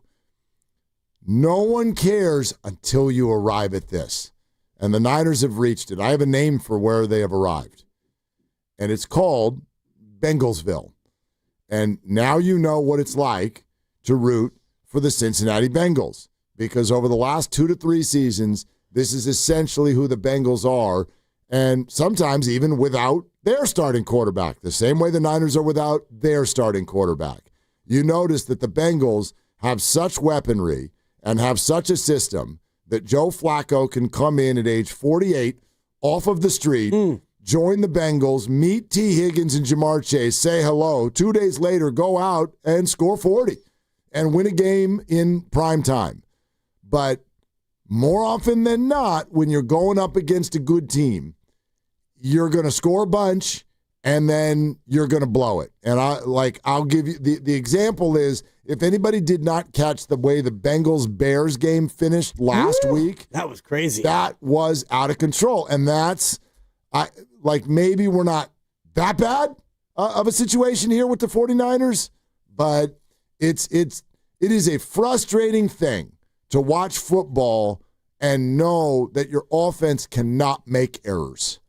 I know Kittle is being a good teammate. We'll play the sound for you in a second. That's not a way to survive in the NFL. You have to be able to ask things of all sides of the ball. You do, and the Shanahan system is built on complementary football, as I've always said, and when you have a wide receiver who fumbles the ball, and I know that it got punched out, but when you're a wide receiver and you have the ball, you have to be able to keep the ball, and it got punched out, and that was a huge play where that game could have been a little bit closer. It could have been 14-7, and you would have held the ball, and you would have been able to move it down the field and keep your defense a little bit protected. And when you have a defense that's not very good, your number one job is to protect them. And you didn't do that, and you didn't do it against Houston. And then yesterday, same thing. You coughed it up, and they went down. It was 21-0, and that game's over. Here's the George Kittle thing. I'll play it for you. Again, George Kittle, I don't know George. Seems like a super nice guy and a really good teammate and a constant beacon of positivity. Yep. I love all of it. Zenny, Claire. Zenny. All of it. Great. It's just a fun vibe around everything George Kittle.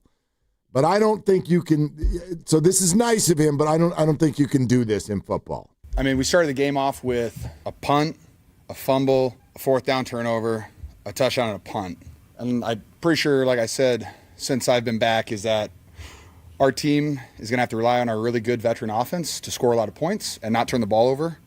And we didn't really do that today. And so I think that's going to be the case moving forward. Our offense has to play at an incredibly high level. We have to score a lot of points. We have to not turn the ball over. And I think our defense is going to get better and better throughout the week because we still have a lot of young guys. We have a lot of guys missing. But we have to help out our defense. And that's the way the season's going to go. Our offense has to play at a high level, efficient, not turn the ball over, score points, score in the red zone, and then we'll win a lot of games. But if we're not doing that, that's going to happen. Yeah. So he's not wrong per se. He's right. But it's too much to ask. You can't be like, so here's our way of doing this the rest of the year is we're never going to turn it over. That's not realistic. That's not realistic. People drop balls. People fumble footballs. Balls get batted in the air. Interceptions happen, even from the best in the league.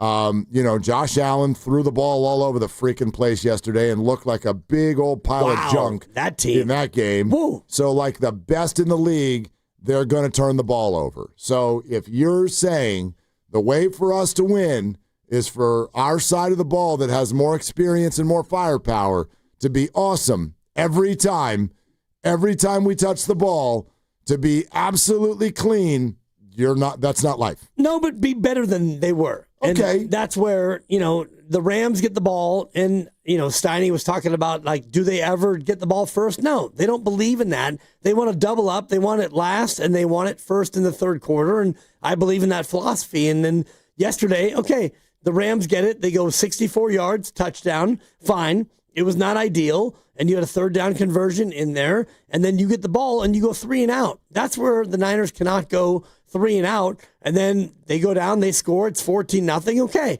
now you have the ball. Okay, deep breath, go down there, get points, and that's where the Juwan Jennings fumble is so painful because you had the ball, and you actually got a first down. You actually got 2 first downs, and then you're thinking about, okay, if we score here, we're down 14-7, and then at least it's a little bit more of a ball game, but the ball gets punched out. They get the ball back. They score again, 21-0. It's game over, basically, at that point. All right, 888-957-9570. Kyle Shanahan has started his Monday conference call. Ooh. We go to Mark Grandy for these updates. Hey, bud. First of all, Shanahan opened it up by saying, indeed, no injuries from the game yesterday. That's what he said last night, but they confirmed that again today. So no new injuries to speak of. But, of course, we still know there's a lot of old injuries that they're still dealing with. Right. First of all, Ricky Pearsall dealing with that knee for a long time. Kyle Shanahan said they are hoping that he could return to practice on Wednesday. That seems a little bit different than the last number of weeks has been. Hoping that Pearsall returns on Wednesday. On Brock Purdy and his toe, he says that he continues to progress, and they hope to get more practice time in with him this week. And then when asked on Ayuk if this is the week that they open his practice window, no. So still no practice window opening for Brandon Ayuk. Those are the big updates. Gone. Maybe. Gone. Why bother at this point? Well, I wouldn't say that. I wouldn't say that. But remember, we're not saying, would he play against Arizona? You're talking about when do they feel confident that there's a 3-week window in which he will play.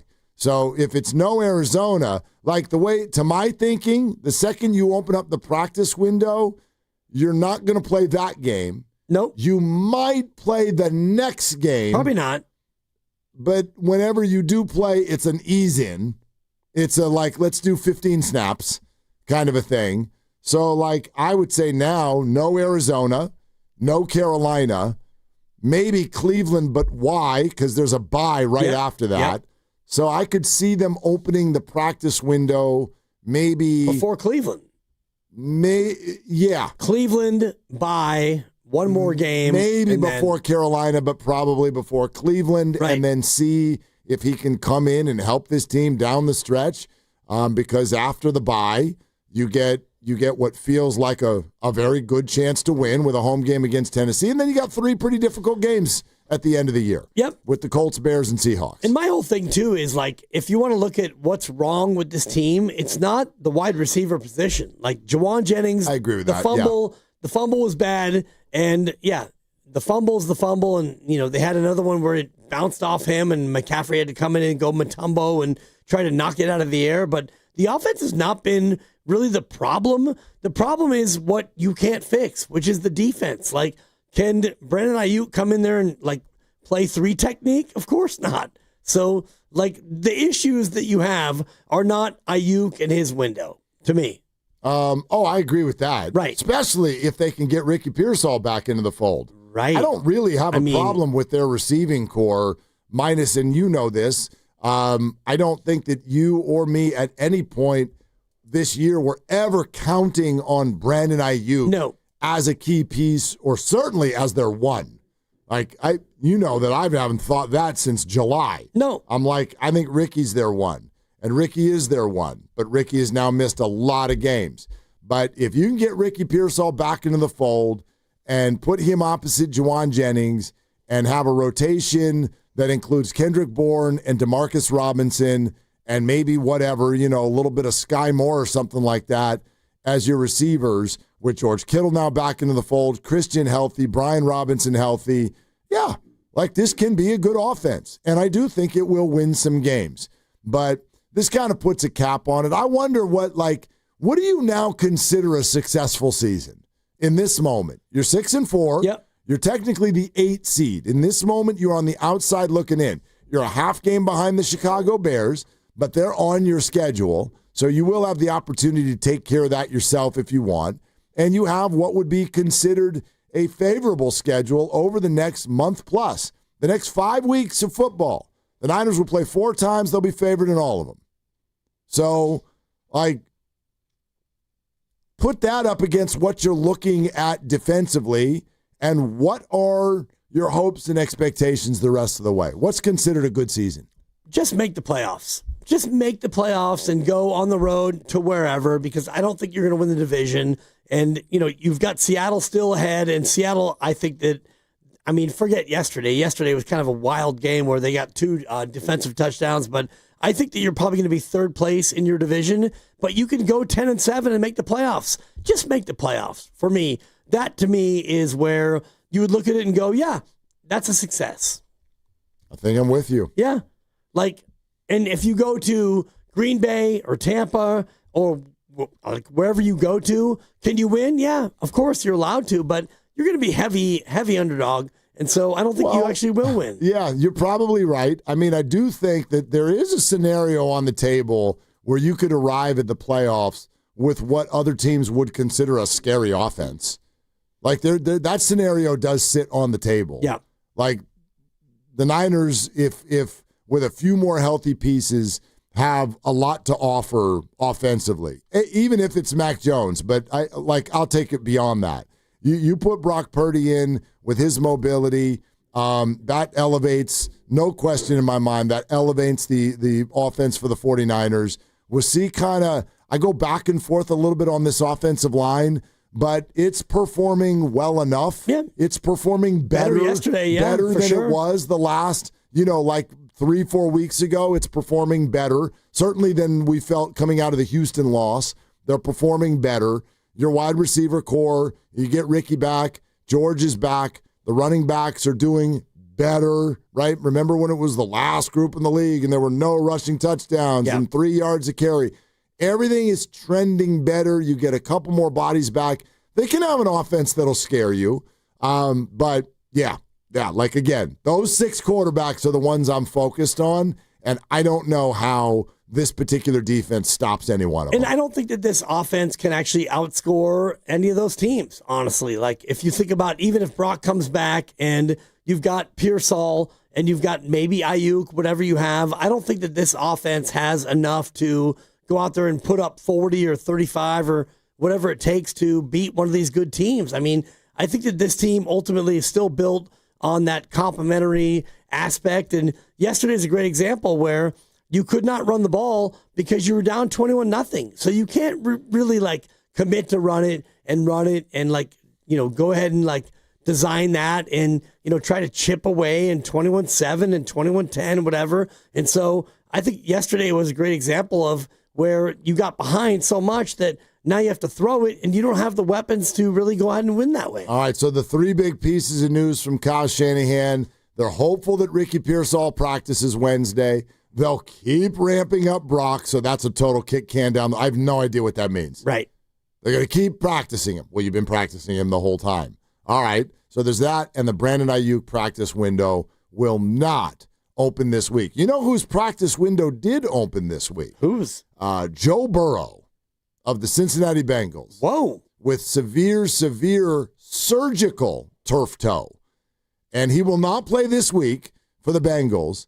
And I don't know. I feel like at the quarterback position, I would probably term next week as doubtful as well.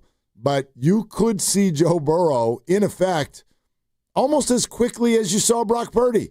And Joe's injury was of the very serious variety, and he underwent surgery. While Brock has largely practiced in some level for most of this time, certainly since the Jacksonville game.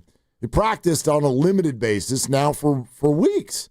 So that didn't work out. No, it's a head scratcher, and it makes you wonder, like, should they have gone ahead and, like, shut him down and put him on IR and given him 4 weeks of, not even doing anything, but they tried to rest him, and then they played him, and he got hurt again, and so here we are.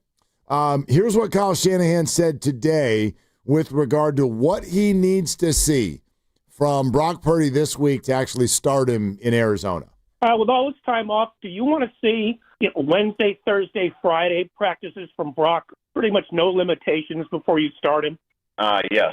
Yeah, that's kind of what we want to see it, want to hear it from him, and want 3 aggressive practices, and want to make sure he feels good after all of them each day too. Okay, so that's what we're looking for and waiting for. I know you and Steiny, and it feels like others, and I get it. The sound of the word choice that reporters and Kyle were using as of yesterday made you feel like Brock's going to start this weekend. You still feel that way listening to that? Depends on what happens on Wednesday. Like, he wants 3 aggressive practices, like Wednesday, Thursday, Friday. You take the 1 reps, you take them all, and then you'll play.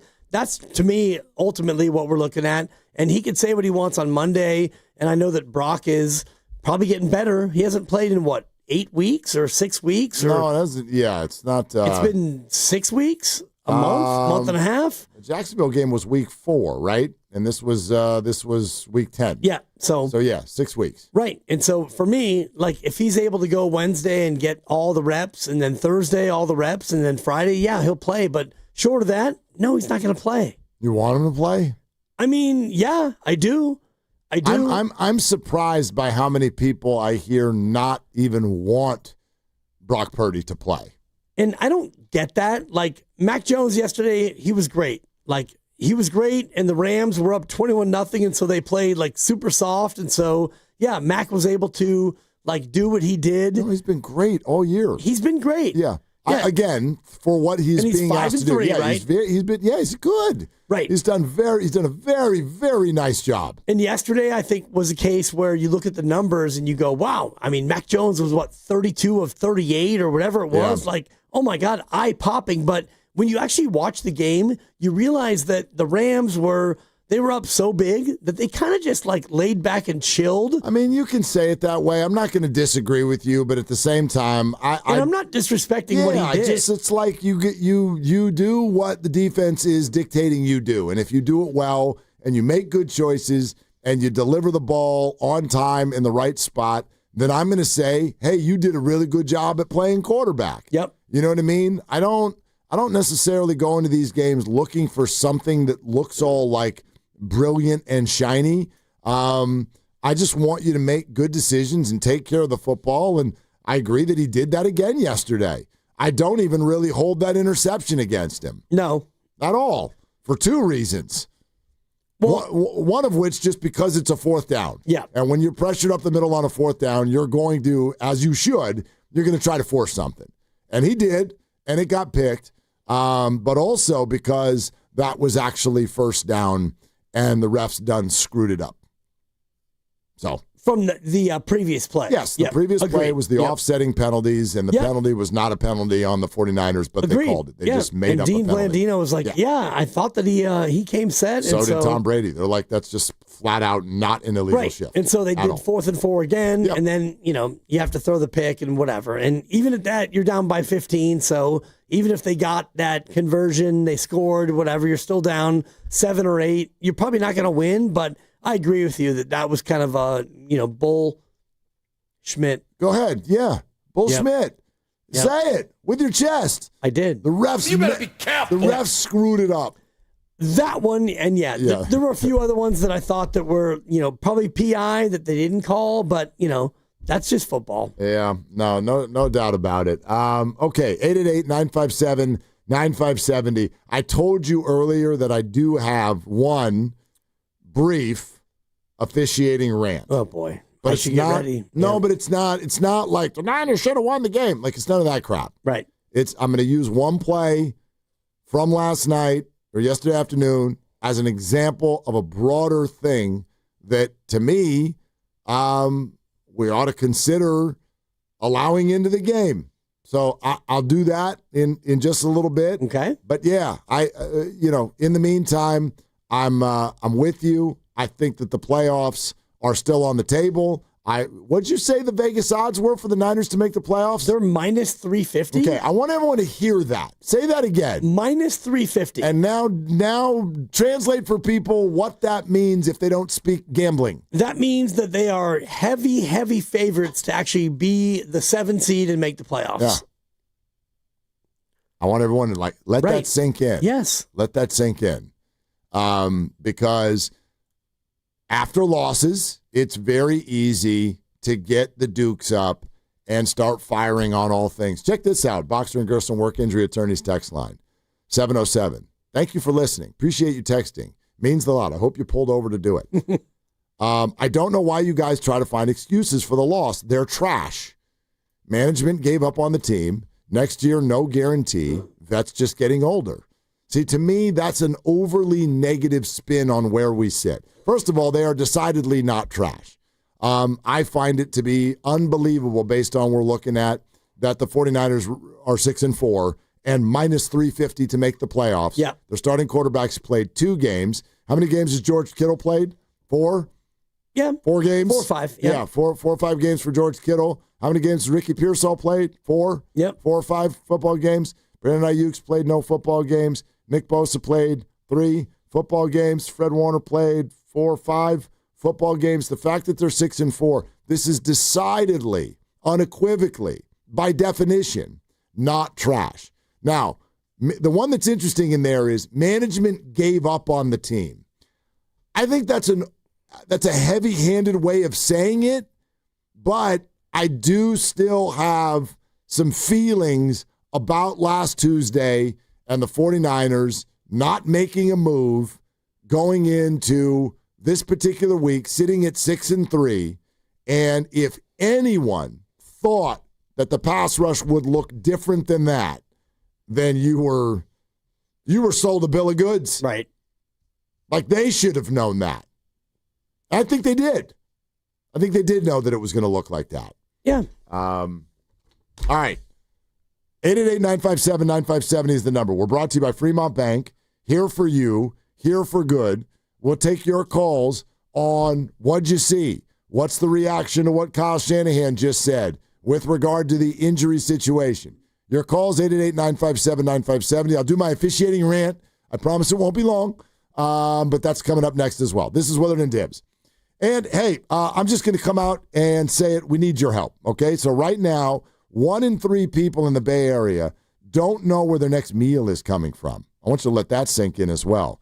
We got parents out here skipping dinner so that their kids can eat, seniors who have to make the ridiculous choice between medicine and groceries.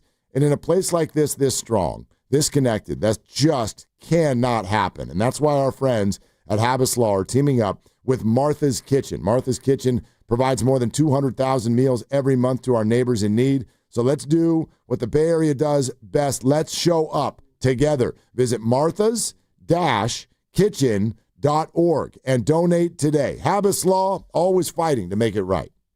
When selecting a financial institution, how do you know you're making the right choice? As Bay Area Bank customers find themselves at a crossroads, maybe it's good to consider if you want your bank to be community-oriented or corporate-minded. Fremont Bank has grown by providing stable, consistent service to the region, its families, and its businesses for 60 years, all without a single merger. And we intend for more of the same for the next 60. Fremont Bank. Here for you, here for good.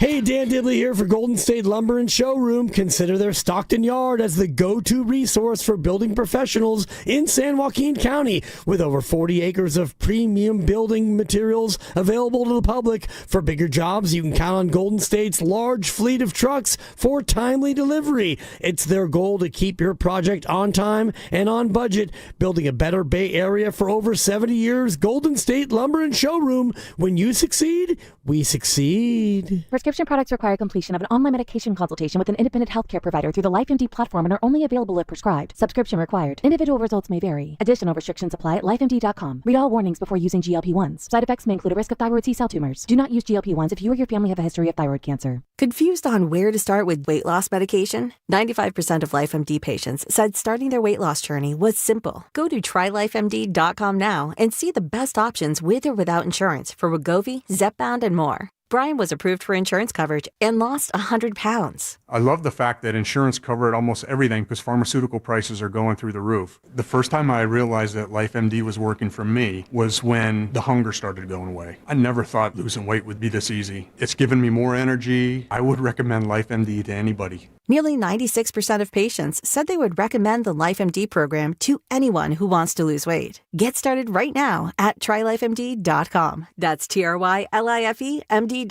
A California without big tobacco?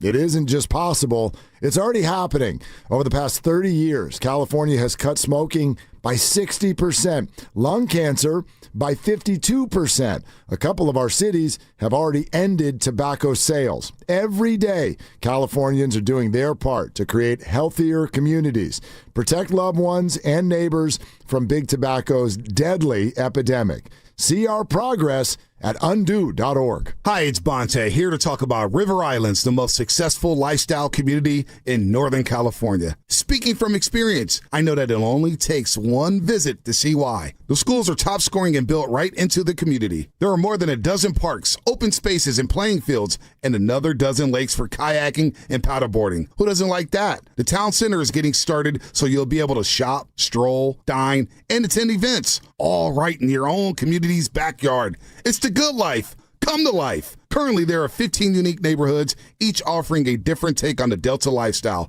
The choices are yours in home size, style, bedroom count, and location. 2 bedrooms to 6 bedrooms, 1 story or 2, even multi-generational suites. What's more, the pricing is as varied as the homes, with prices ranging from the $600,000 to well over $1 million. Start your tour today at riverislands.com. That's riverislands.com. Isn't it time for you to discover the islands? It's time for Black Friday, Dell Technologies' biggest sale of the year. Enjoy huge savings on select PCs like the Dell 16 Plus, featuring Intel Core Ultra processors. And with built-in advanced features, it's the PC that helps you do more, faster. Plus, earn Dell rewards and enjoy many other benefits, like free shipping, price match guarantee, and expert support. They also have huge deals on accessories that pair perfectly with your Dell PC and make perfect gifts for everyone on your list. Shop now at Dell.com/deals. Nationwide is so much more than a great insurance company. They're one of America's largest financial services companies. Like how I'm more than just Peyton Manning. I'm also motivating Manning. When I say insurance, you say financial services.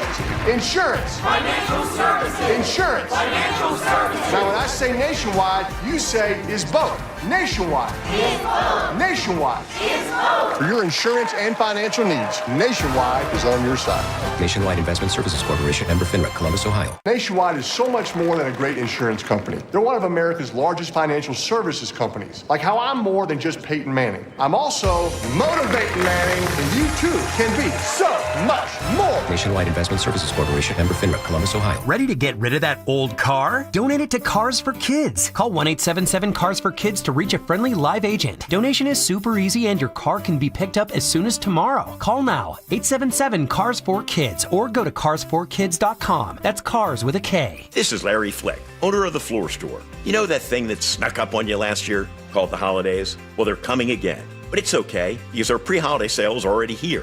Now through November 17th. Everything in the store is 30% off. Carpet, hardwood, laminate, waterproof flooring, I mean everything. And installation before the holidays is guaranteed. The holidays are coming, and this time you'll be ready. Go to floorstores.com to find the nearest of our 11 showrooms, from Santa Rosa to San Jose. The Floor Store, your Bay Area flooring authority.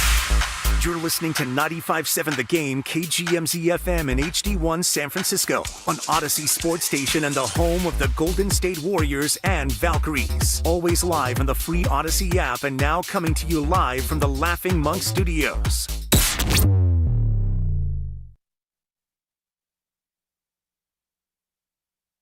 All right, second down. Jones, pressure in his face, throws, Jennings has a catch, and Joe wants the ball, and it's loose, and the Rams will pick it up. Cameron Kitchens with some blockers. Turnover, and the Rams have it after what would have been a big play. Cam Curl punched it out. Now, back to Will and Dibby on 95.7 The Game. Yep. That's the air. That was the air out of the balloon. Out of the balloon, yeah, yep. right there. That play. Rams, I don't- touchdown. Yeah. Niners, 3 and out. Rams, touchdown. Niners, they're on the move. Yeah, they're moving the ball. Like They're Darren like Darren Ruff. Ruff. Yeah. And then Juwan, 13-yard catch. Boom. The ball is out. Juwan Jennings has had The ball is out. And it's funny because I was watching it again today, and I was like, I thought of you when that did? happened. You thought of me? I thought of you because That's nice of you. Thank you for thinking of me. well, I thought of you all weekend actually because You did? I took care of you, and you did. I Thank do you what I for do, that. Yeah, of course. thank you. But when I saw that, and I saw Juwan go to the sideline and take off his helmet, and I saw the red hair, I thought, man, what does Mark always say? Like these wide receivers with their off-season shenanigans, and when they come back, they don't play like they used to play. It doesn't work. Yeah. It doesn't It work. doesn't work. And I actually this is have- not totally like, oh, Juwan, your holdout, whatever it was, your calf. But, when you come back and you play, you don't play as well as you used to play. And this was like, the ball is up. Yeah. And- We're gonna go to the phones. I'm Anyway. going to get that officiating I thought rant. of you. No, but I do have a quick Yeah. theory here. I really do. And it's the Klay Thompson. I'm going to nickname it the Klay Thompson theory. I think when you head to life, whether it's work or a relationship or parenting or anything, I think if you head out into the world pissed off trying to prove something, they're not going to go well. That's my theory. Simple theory. Can't prove it to a man and to a woman, but that's my theory. I just don't. I've suffered from this at times in my life where if you are out in the world trying to prove something to people other than you, you're in trouble. You're in a bad spot. You're going to make bad decisions. You're going to do bad things. Your motivations are coming from the wrong place. Motivation. And this is what wide receivers, or anyone for that matter, are doing when they're mad all off season. And then, like, football's an emotional sport, so these guys are all going out there kind of, trying to do the bleep you to the opponent thing. But when you're out there and now you have to add in your own employer, potential other future employers, and you're trying to show something to somebody, and oh, by the way, you don't even have any real power over it because someone else has to deliver the ball to you. And he did. It's not going to go well more often than not. Yeah. And that's what I think happened to Debo, and then it happened to Brandon, and now it's happening to Juwan. And he hasn't been bad this year. Nope. But it's been a weird year. Up, down, it's just like the Niners' schedule the Like last the team. 7 weeks. Exactly. Totally. And on that same drive, he actually had a false start on 2nd and 7 earlier in the drive where a wide receiver should never have a false start. And so fine. Okay, 2nd and 12 now, and Kittle picks it up, and then Juwan a catch, and then incomplete, and then Juwan a catch, and then boop, that ball got just straight punched out, and you go from 14-0 down to, okay, maybe we're about to get back in this thing, to, nope, they've got good field position. They score again, 21-0, night-night. We are live in the Laughing Monk studios. Laughing Monk is Righteously Brewed in San Francisco. Thrilled that you are with us. Thank you so much. It means the world the day after a game, always, even if it's not a victory. You know what? We get too many people that want to weigh in. I'm going to hold that. We'll do the quick officiating rant here in about 10 minutes. Because I don't want to make everybody wait. Let's go to Mason in Beaumont. Hey, Mason, what's going on? Thank you for calling. What's up? Hey, guys. Glad to talk to you. We don't get the chance to call in much, but I listen to you guys all the time. No, thank you. But welcome. But here, this is the thing I want to point out to a lot of 49er fans. And I've been a 49er fan since 1980, so I got some years on me. But here's the thing.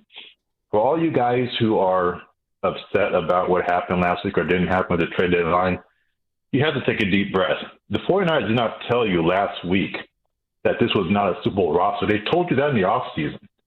They told you we are going to have to rearrange the deck.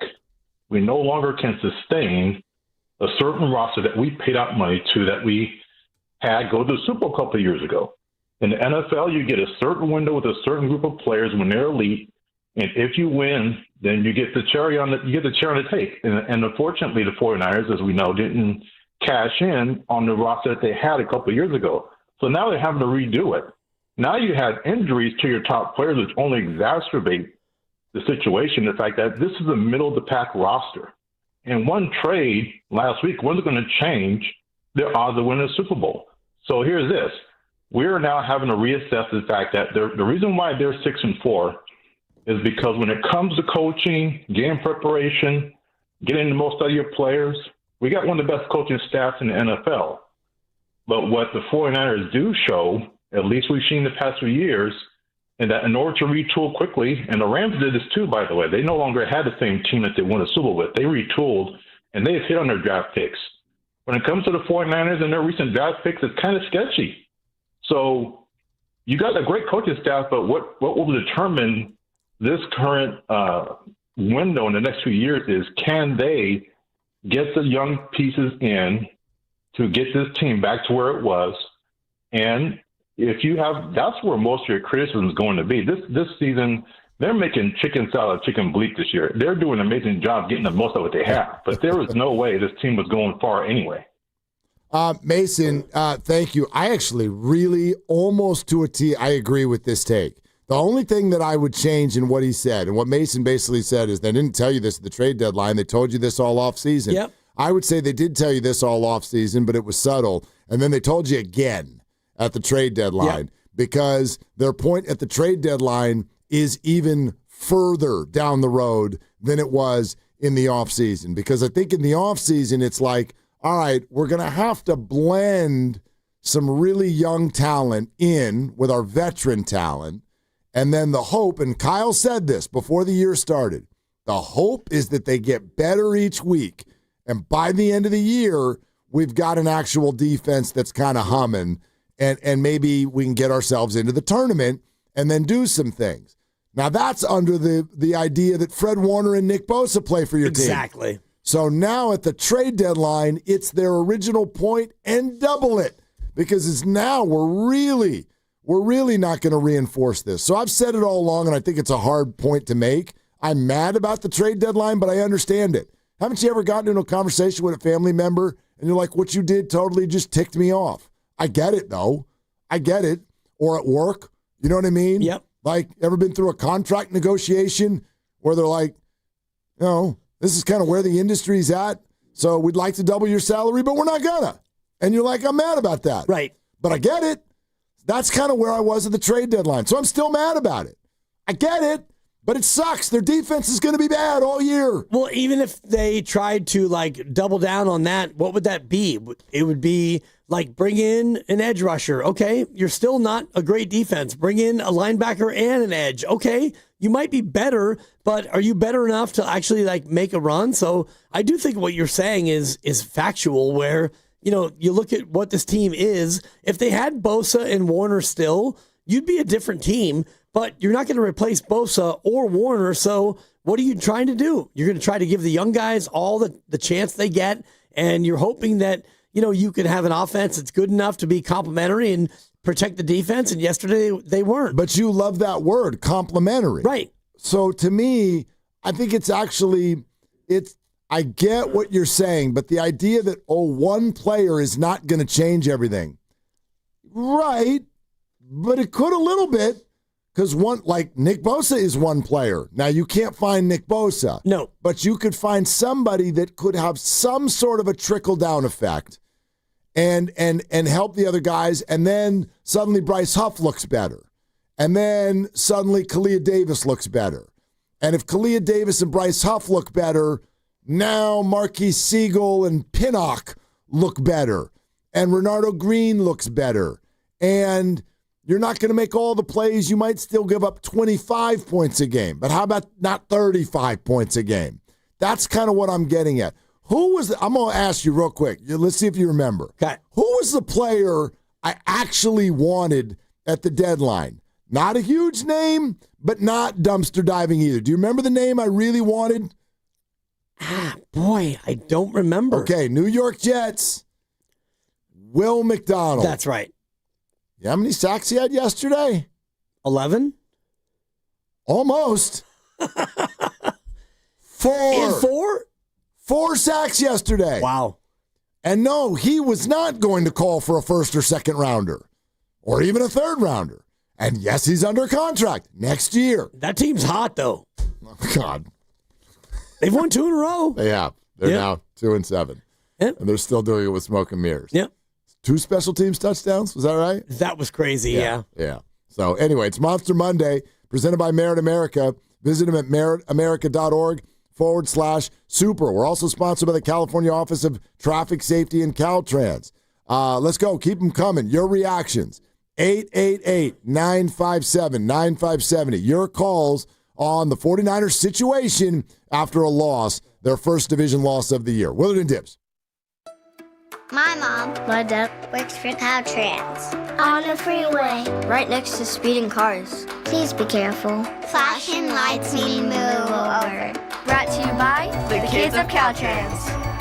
Looking for lifelong financial guidance? Look no further than Pettinelli Financial Partners, your dedicated financial coaches for every stage of life's journey. Whether you're planning for retirement, starting a family, or buying a home, we're here for you every step of the way. Visit PettinelliFP.com. The financial consultants at Pettinelli Financial Partners are registered representatives with and securities offered through LPL Financial, member FINRA SIPC. Investment advice offered through Stratos Wealth Partners, a registered investment advisor. Stratos and Pettinelli are separate entities from LPL Financial. Hey, this is Joe Shasky from 95.7 The Game. Want to hear something super? Well, Merit America wants to get you on the path to a super new high-paying career with free coaching and training. And the first step is a super job working at the super big game. Go to meritamerica.org/super and see how you can sign up for super career training in HR, logistics, data analysis, and much more for free. So go to meritamerica.org/super. This is a super opportunity, and it's brought to you by Merit America. Okay, I have to tell you, I was just looking on eBay where I go for all kinds of things I love, and there it was. That hologram trading card.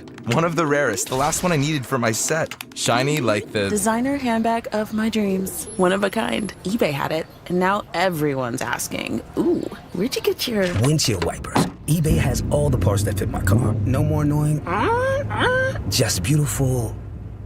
Millions of finds, each with a story. eBay. Things people love. You've got a big day, so you use Unstoppable Scent Boosters to give your laundry non-stop freshness. So no matter how long the day goes, you can't stop this power, this walk, this pose, this strut, this look, this talk. Your clothes will be so fresh you can confidently strut into that end of the day meeting like a bosses. Let's talk business in my office. Add new Unstoppables beads to your wash for 24-hour non-stop freshness, so you can smell unstoppable.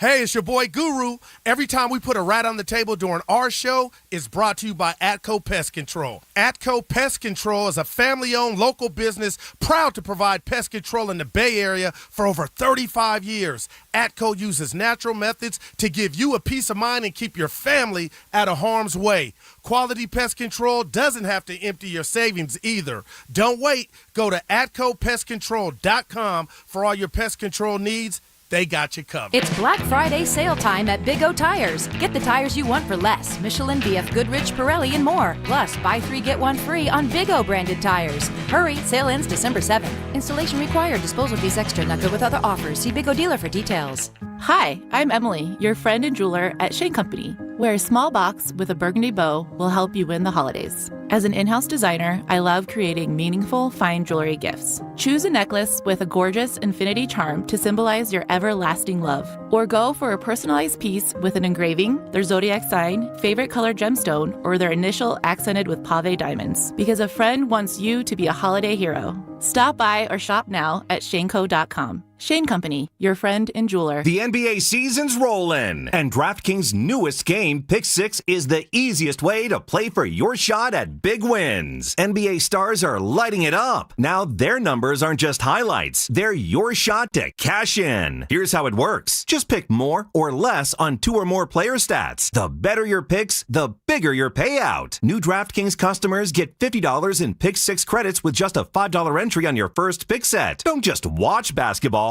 Pick, play, cash in. Download the DraftKings Pick 6 app now and use code THEGAME. That's code THEGAME. Play just $5 and get $50 in Pick 6 credits. Make the call. Ride the upside in partnership with DraftKings Pick 6. The crown is yours. Gambling problem? Call 1-800-GAMBLER. Must be 18 and over. Age and eligibility restrictions vary by jurisdiction. Void where prohibited. 1 per new customer. Bonus awarded as non-withdrawable Pick 6 credits that expire in 14 days. Ends December 2nd at 11:59 p.m. Eastern Time. Terms at pick6.draftkings.com/promos. This is the story of the one. As a custodial supervisor at a high school, he knows that during cold and flu season, germs spread fast. It's why he partners with Grainger to stay fully stocked on the products and supplies he needs, from tissues to disinfectants to floor scrubbers. All so that he can help students, staff, and teachers stay healthy and focused. Call 1-800-GRAINGER, click Grainger.com, or just stop by. Grainger, for the ones who get it done. At Straight Talk, we know the holidays are your time to say yes. So why put up with a wireless company that makes you say out of data? Or no service here? Switch to Straight Talk and say yes to real unlimited data on a reliable 5G network covered by Verizon. And with a free 5G phone when you activate select plans, someone else in your family can say yes! Available at straighttalk.com and Walmart. Based on RootMetrics State of 5G Report, United States 1H 2025. Experiences may vary. Not an endorsement of Verizon. For network management practices, visit straighttalk.com. Oh no, stomach issues again? Stomach issues? Who are you? Your pancreas. I could be the real reason for your diarrhea, gas, bloating, stomach pain, or loose oily stools. I thought it was my stomach. People often do, but any of these symptoms could mean having a condition called exocrine pancreatic insufficiency, or EPI. With EPI, the pancreas doesn't release enough enzymes to break down food, but EPI is manageable. Use the symptom checker on identifyepi.com and speak with your doctor. That's identifyepi.com. Sponsored by AbbVie.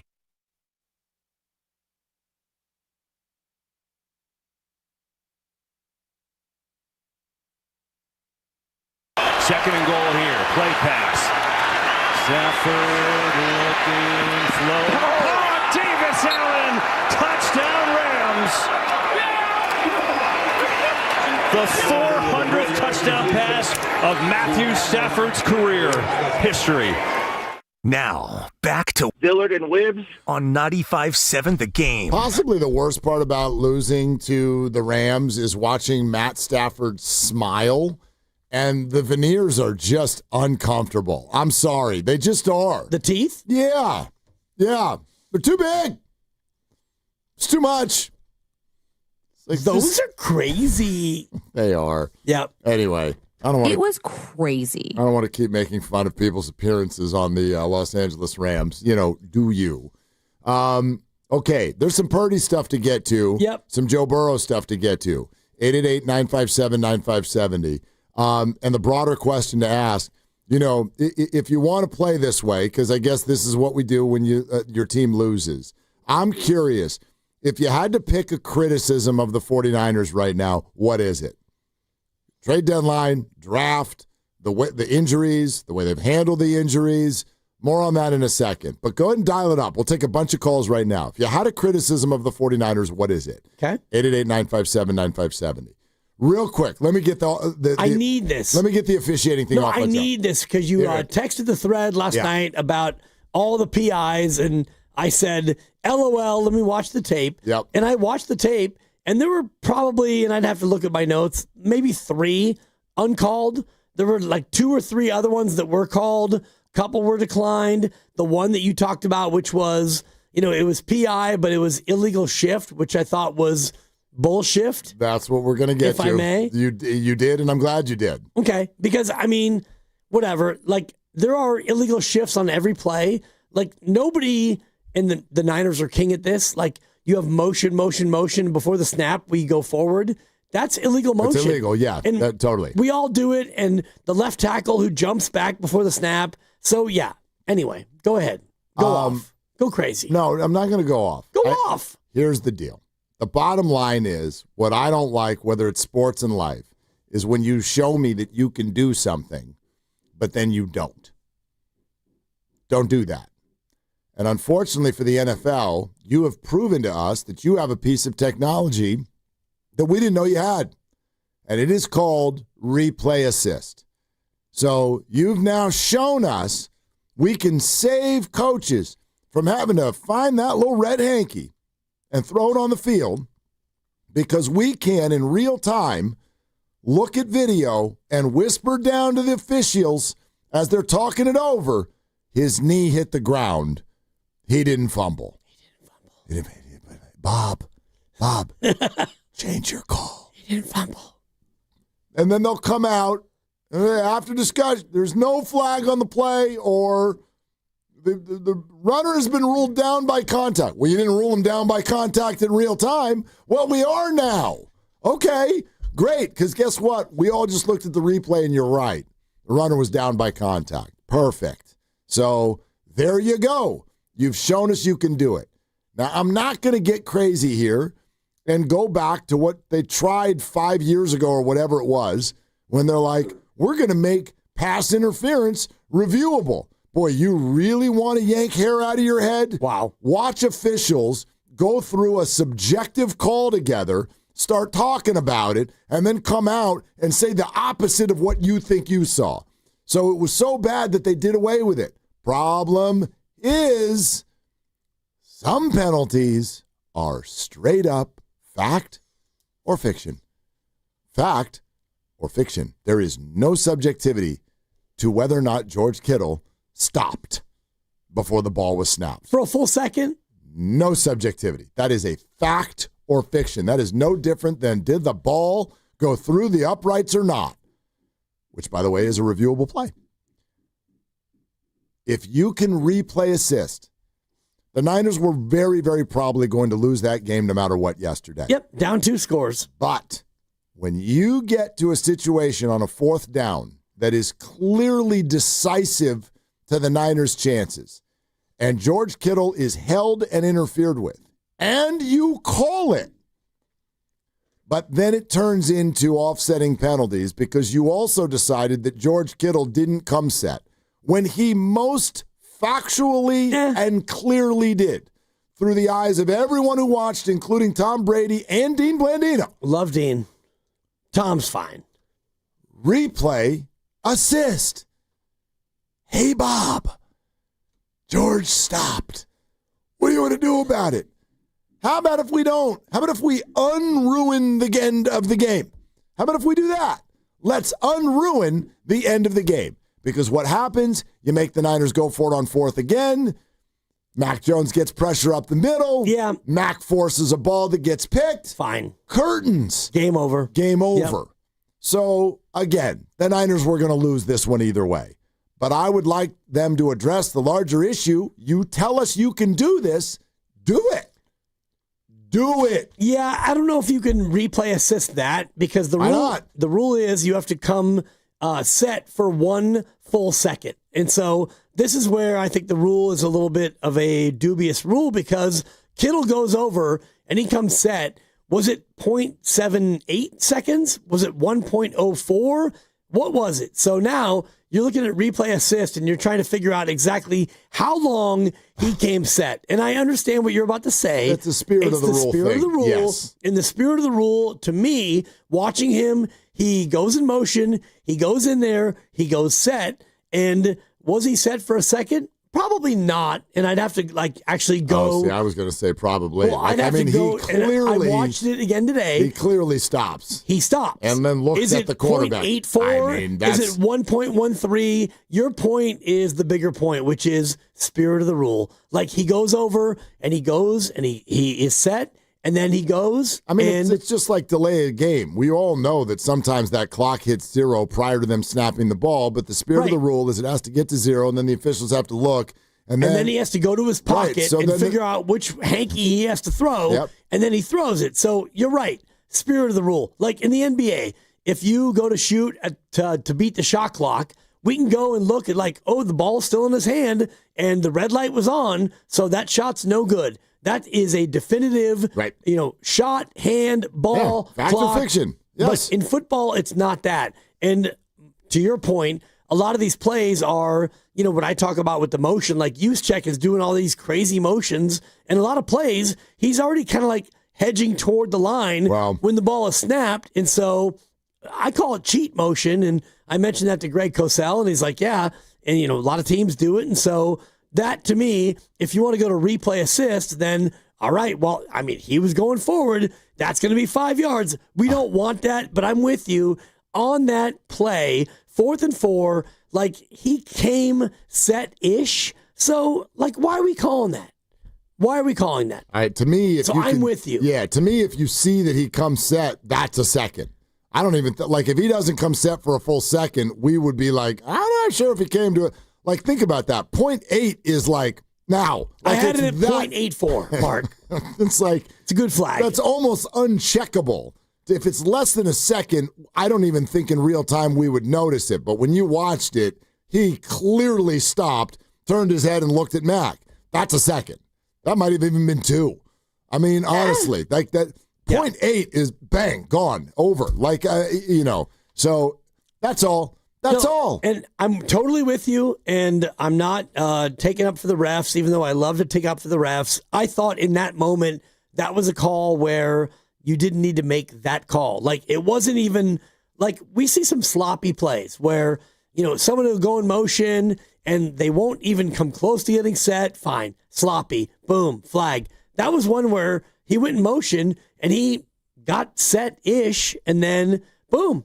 Run a play, 4th and 4. Yeah. And 4th and 4 is where, as a referee, you're like, okay, I'm not going to call anything unless it's really, really, really egregious. And by the way, same for the flag that they threw on the Rams.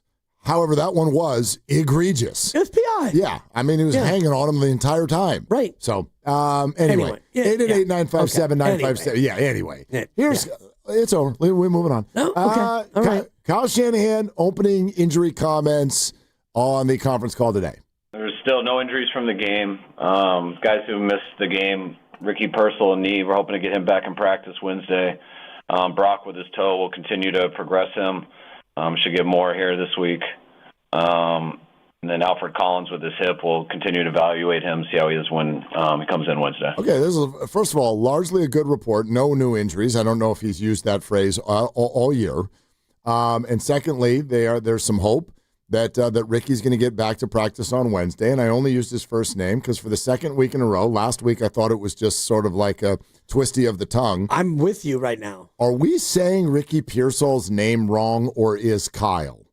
Kyle, and it's been more than 2 weeks. It's every time he says his name. What the hell? Purcell. What the hell is going on? I have no idea. Call Herm Edwards and find out if the guy's name is actually Ricky Pearsall. Hello? You play to win the game. No wonder he keeps getting hurt. His coach doesn't even know his name. Oh, boy. No, I mean, come on. First-round draft capital, and you don't know his name? Or do we not know his name? Maybe we're doing it wrong. I mean, yeah. Listen to it again. There's still no injuries from the game. Guys who missed the game, Ricky Purcell and knee, we're hoping to get him back in practice Wednesday. Purcell? Brock with his toe, will continue to progress him. Should get more here this week. And then Alfred Collins with his hip, will continue to evaluate him, see how he is when he comes in Wednesday. He makes him sound like a small version of what women carry on their shoulder. Ooh. Right? Yeah. Ricky Purcell. What the, I don't know why this stuff. It's not a purse. It's a Purcell. It's a Purcell. Yeah. Smaller. If you only got a few things to carry. That's right. We'll make up something like that. I don't know. Somewhere between a purse and a fanny pack. Exactly. It's Not a quite Purcell. a clutch, Right. but it's a Purcell. Clutch. The 49ers, they've been kind of clutch sometimes this year. Yep. Anyway, these are the kinds of things that bother me, not what uniform the team is wearing and what number you wear. I get bothered by, are we saying the guy's name wrong? And Possibly. If we're not, then he is, and I'm bothered by that. Yeah. What are we doing? His job is not to pronounce people's names right. Well, but except, like, I don't know, ours is. That is our job. So this matters to me. Pazemski. Yeah. Thank you. Oh, my God. Ricky Purcell. Anyway, all right, here's the next part. And the question is in here. So this is about Purdy and what Kyle needs to see. With all this time off, do you want to see Wednesday, Thursday, Friday practices from Brock? Pretty much no limitations before you start him? Yes. Yeah, that's kind of what we want to see it, want to hear it from him, and want 3 aggressive practices, and want to make sure he feels good after all of them each day, too. Okay. Joe Burrow has had his practice window open for the Cincinnati Bengals. He also had turf toe. His was considered the most serious variety and, in fact, had surgery right away. And for all we know, Joe Burrow might play this year before Brock does. Now, I know Brock got a game in there. The Niners lost it against the Jags. He got re-injured. But we as a group were having this conversation earlier today. The Burrow thing has kind of triggered some members of the group into thinking that the 49ers totally botched this.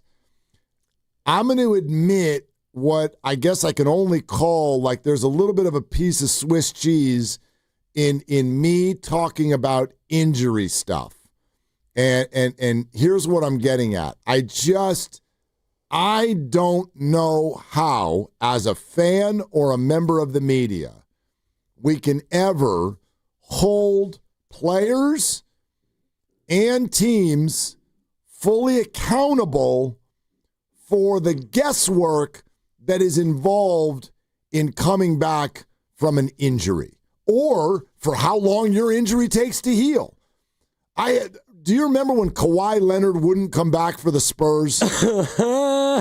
It's so good. And Tony Parker finally ripped him, and Tony went, I had that injury, and I came back in a month. I believe he could have come back sooner, but I do not know why he did not come back. And Kawhi's been out for 6. And I did a whole thing. I'm like, Tony, who the hell are you? That's not your body. You do your injury, he'll do his injury. There are obviously little differences in every injury, and every body is different, and there is so much guesswork and so much that's out of control. So I'll admit that up front. I have a very hard time getting mad at a player or a team for all of the things that go into return to play. I do too. In terms of, Thank you, Steve. I do, but every injury is different. And I do think that if you have a garden variety, whatever, broken wrist, for example, we know that it's 4 to 6 and that's going to be the deal. And you come back in 4 to 6, and I don't even know if that's the right number for a broken wrist, but you get the point, which is broken bone, boom, ...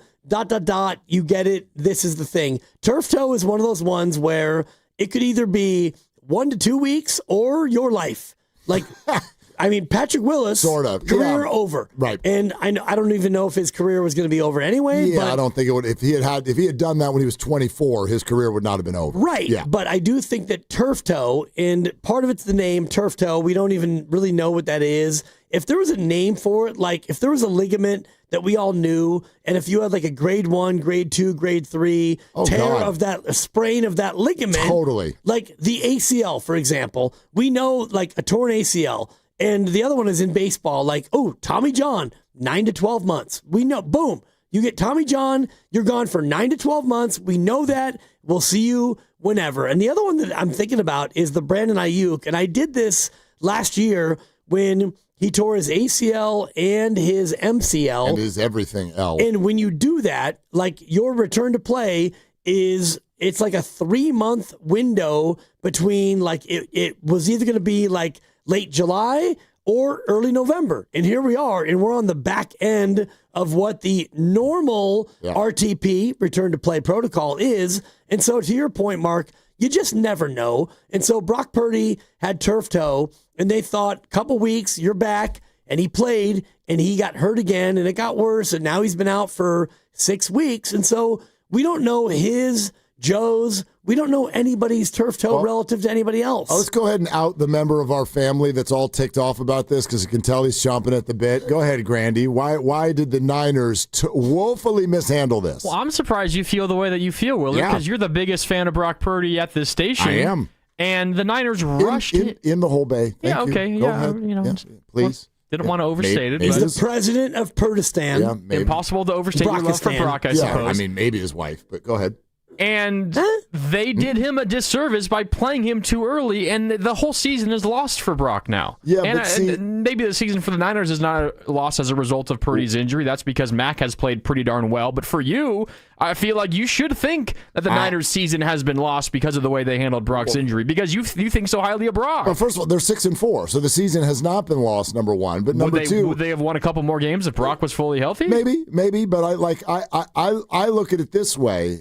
Think of the way you just said that the 49ers did Brock a disservice by playing him.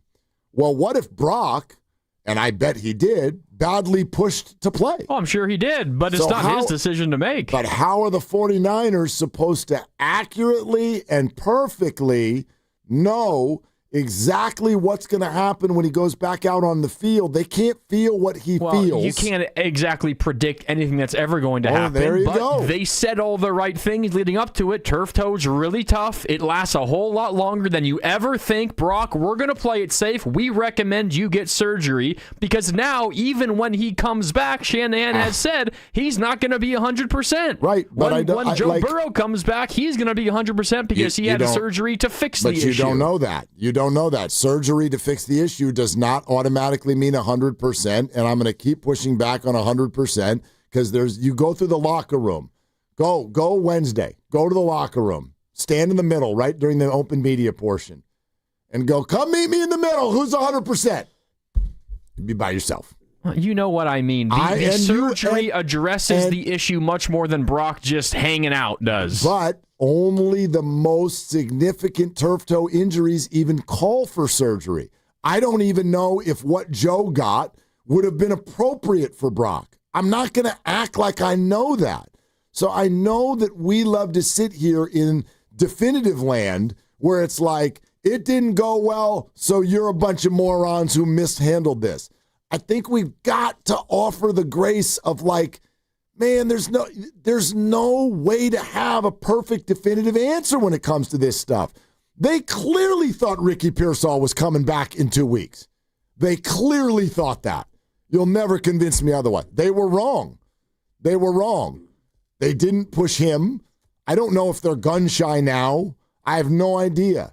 But I just think all of these things are so delicate and they all needed to be handled as their own story. That's all. That's all I'm saying. Well, if you don't want to assign blame for what's happened, that's fine. I suppose I can understand it. But the bottom line is, Willard and Dibbs, feels like the Niners have been wrong about this kind of thing often recently. I mean, Ricky Pearsall is the other one. Like they just flat out misread both of these injuries. Absolutely. Well, I mean, but to be Ayuk too. He was supposed to return in Week 10, and Week 10's come and gone, and his window isn't even open. I was going to ask you about that if you thought that they've mishandled that, but you're talking about two players who they've not put back out on the field.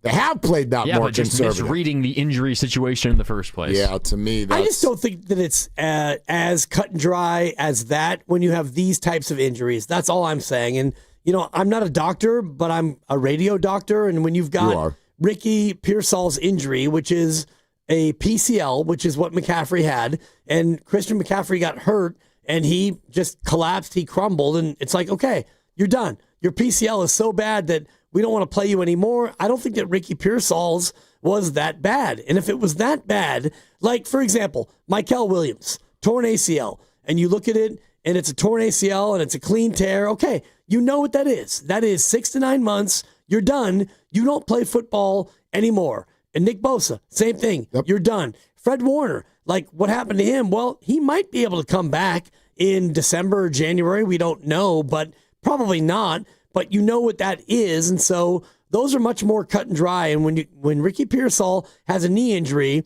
that's a PCL, and it's not a total tear, it's a little bit more, I think, gray area. And I also believe that's where Brock Purdy's was. Like Joe Burrow's was so bad that, oh, man. No question about it. Yep, surgery, exactly. You're gone 3 months. He couldn't walk. Right. And he couldn't walk off the field, barely. And it's been 2 months, and now he's, hopefully going to be back in 3 or 4 weeks. I don't even know if he'll play again. Yeah, like let's not act like we know the end of that story either. We don't. Yep. And I think that when you have these tougher calls on injuries, I think that you have to, look at it. And for me, I'm always going to lean toward the doctor, and I believe in the Niners medical staff. I don't know them, but I think that they're mostly competent from what I've seen. Like George Kittle, he had the hamstring, and it was like, oh boy, that was so bad. 4 weeks, boom, you're done. You're going on IR for sure. And so I think that these other ones are a little bit gray area. I agree. It's a tough call. 925 text line. They did themselves a disservice for having two guys that could have been on IR. I'm always curious as to why fans are so activated by get them on IR. Who cares?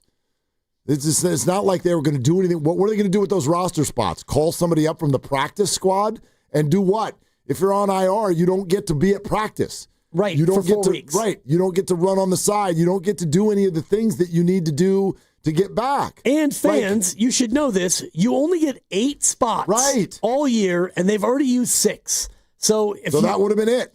That'd be it. That'd be it. Right. So you have 8 spots of IR designated to return.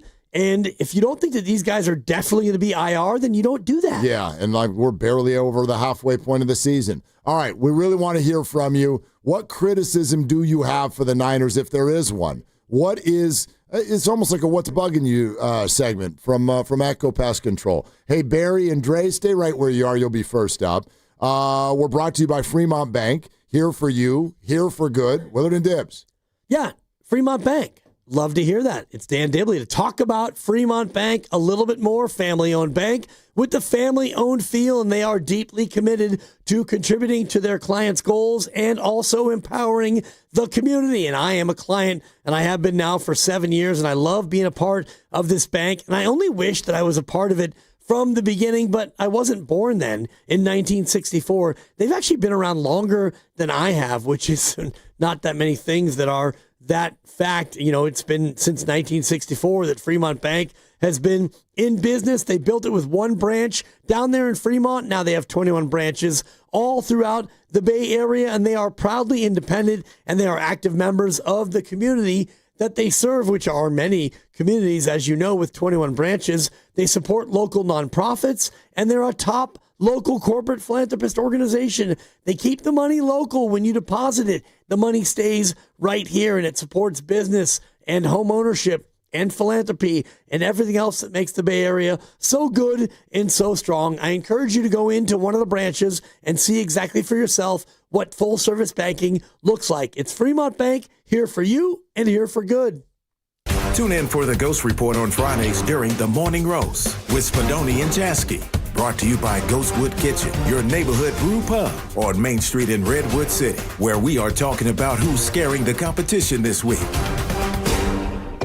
You've got a big day, so you use Unstoppable Scent Boosters to give your laundry non-stop freshness. So no matter how long the day goes, you can't stop this power, this walk, this pose, this strut, this look, this talk. Your clothes will be so fresh you can confidently strut into that end of the day meeting like a bosses. Let's talk business in my office. Add new Unstoppables beads to your wash for 24-hour non-stop freshness so you can smell unstoppable. 250 years ago, a promise was made to connect families and friends near and far. And during the holidays, that promise is more important than ever. That's why USPS is building a better network to meet your needs, with timely deliveries, easy and affordable ways to ship, and everything you need to make your season full of holiday cheer. Our purpose is delivering your peace of mind, knowing your love will arrive, bringing joy to all. The United States Postal Service. Learn more at USPS.com/holidays. Jack here with the sound of a freshly cracked egg, sausage grilling, you busting out of your front door, Hey, no rush. My 2 for $5.50 sausage croissants are available all day. Get so much more. Plus tax, limited time only. Price and participation may vary. Welcome to Jack in the Box. He's the best interview in the Bay Area. He looked like Steph Curry always has, so he's still got it. I mean, I think the biggest thing when you're 37 is maintaining the level over the course of 82 games. And he joins Willard and Dibbs every week during the NBA season. We have a blueprint that everybody's feeling confident with. Steve Kerr is presented by Great Clips. In sports, success is about team effort, and the same is true for your hair. Great Clips. It's gonna be great.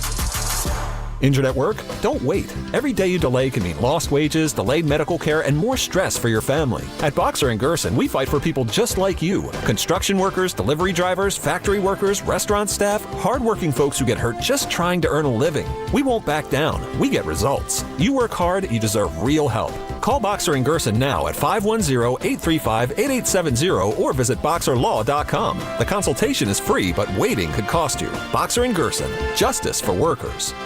Ready for the ultimate red and gold game day? Laughing Monk Brewing is the place to park, party, and ride. Skip the traffic. Forget the expensive parking. Park for free and dive into an epic tailgate with mouth-watering food, ice-cold Laughing Monk beer, and every game on TV. Catch 95.7 The Game's pregame show with Lorenzo Neal and Evan Giddings. Then hop on the free shuttle minutes away from the stadium. Shuttles are first come, first served. So head to 957thegame.com to sign up and join the party. All guests on 95.7 The Game appear on the River Islands guest line. Dub Nation, this is Jimmy Butler, and you never know when I'll be on the River Islands guest line. Dub Nation, this is Stephen Curry, and you never know when I'll be on the River Islands guest line. So make sure to keep it locked on 95.7 The Game. River Islands in Lathrop is the best-selling master plan community in all of Northern California, with its lakes, parks, trails, and collection of new home neighborhoods. The good life can be your life. Isn't it time for you to discover the islands? Are you looking for a podcast about pro football that doesn't put you to sleep with an avalanche of analytics or insult your fandom with brainless hot takes? Well, hi. I'm Dan Hansis. And I'm Mark Sessler. Oh, hi, Mark. And we're the hosts of Heed the Call, the NFL podcast you've been waiting your whole life for. Heed the Call covers every game, every storyline, everything that matters, and we do it all with a touch of mirth. Football is fun. Why shouldn't your football podcast be the same? Follow and listen to Heed the Call NFL podcast wherever you get your podcasts. Okay, I have to tell you, I was just looking on eBay where I go for all kinds of things I love, and there it was. That hologram trading card. One of the rarest, the last one I needed for my set. Shiny like the designer handbag of my dreams. One of a kind. eBay had it, and now everyone's asking, ooh, where'd you get your windshield wipers? eBay has all the parts that fit my car. No more annoying, just beautiful. Millions of finds, each with a story. eBay. Things people love. As a mom, comforting my family is what I do best. Vicks VapoStick provides soothing, non-medicated Vicks vapors in an easy-to-apply stick. And it dries fast, so there's no mess. I use it to comfort myself and my family. Thanks, Mom. Vicks VapoStick, soothing comfort for the whole family. And try Vicks Vapo Shower Max for steamy Vicks Vapors when you need more comfort for yourself. Use as directed.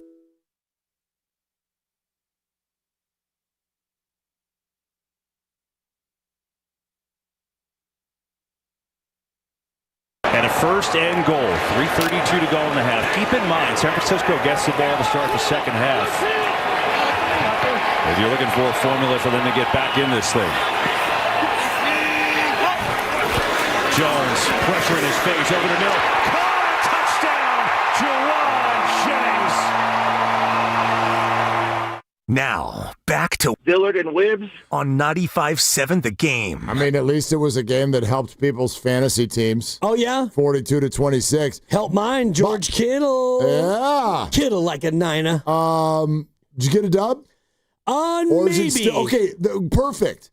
All four of us, let's go. What do you need? Put it out in the universe. What do you need tonight? Grandy, what do you need? I need Dallas Goedert on Shasky's team to not score like 35 points. Okay, I'm anti-Goddard tonight as well. That's good. Different league, not ours. Okay. I need Goddard and the Philly defense to add up to less than 23.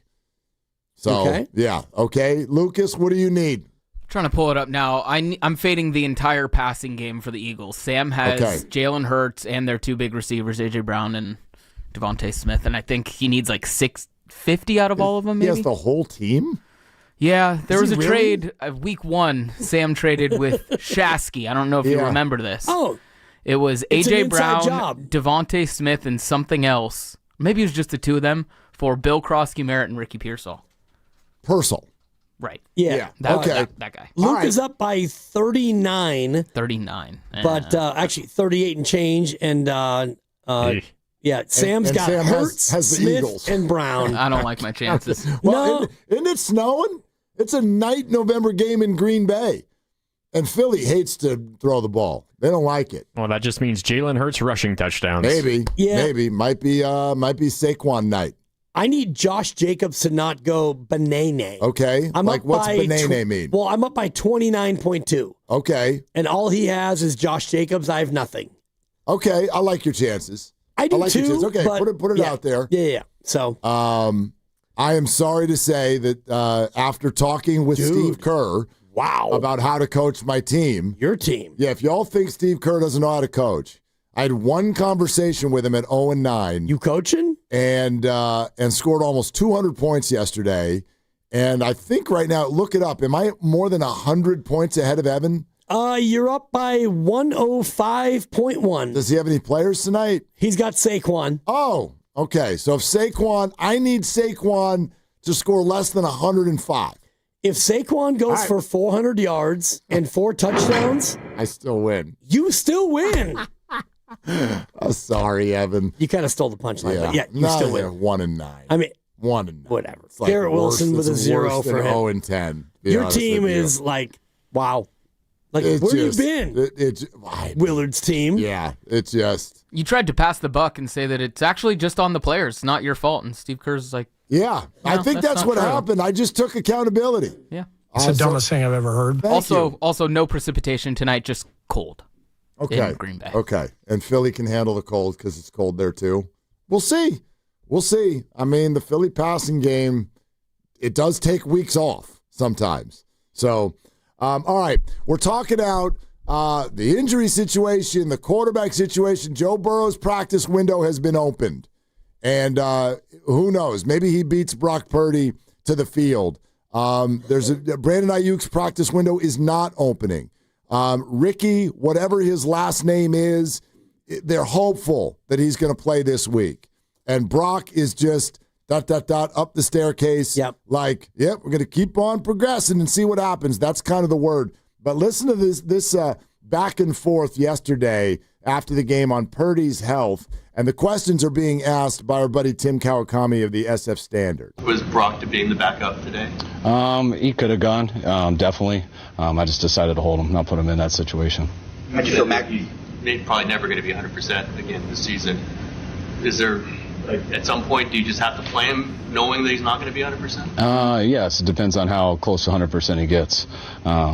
Our dilemma, or what we're trying not to do, is put him out in the situation we did versus Jacksonville 5 weeks ago or 6, whatever it was. So I do believe he's closer and further along than what he was at that time.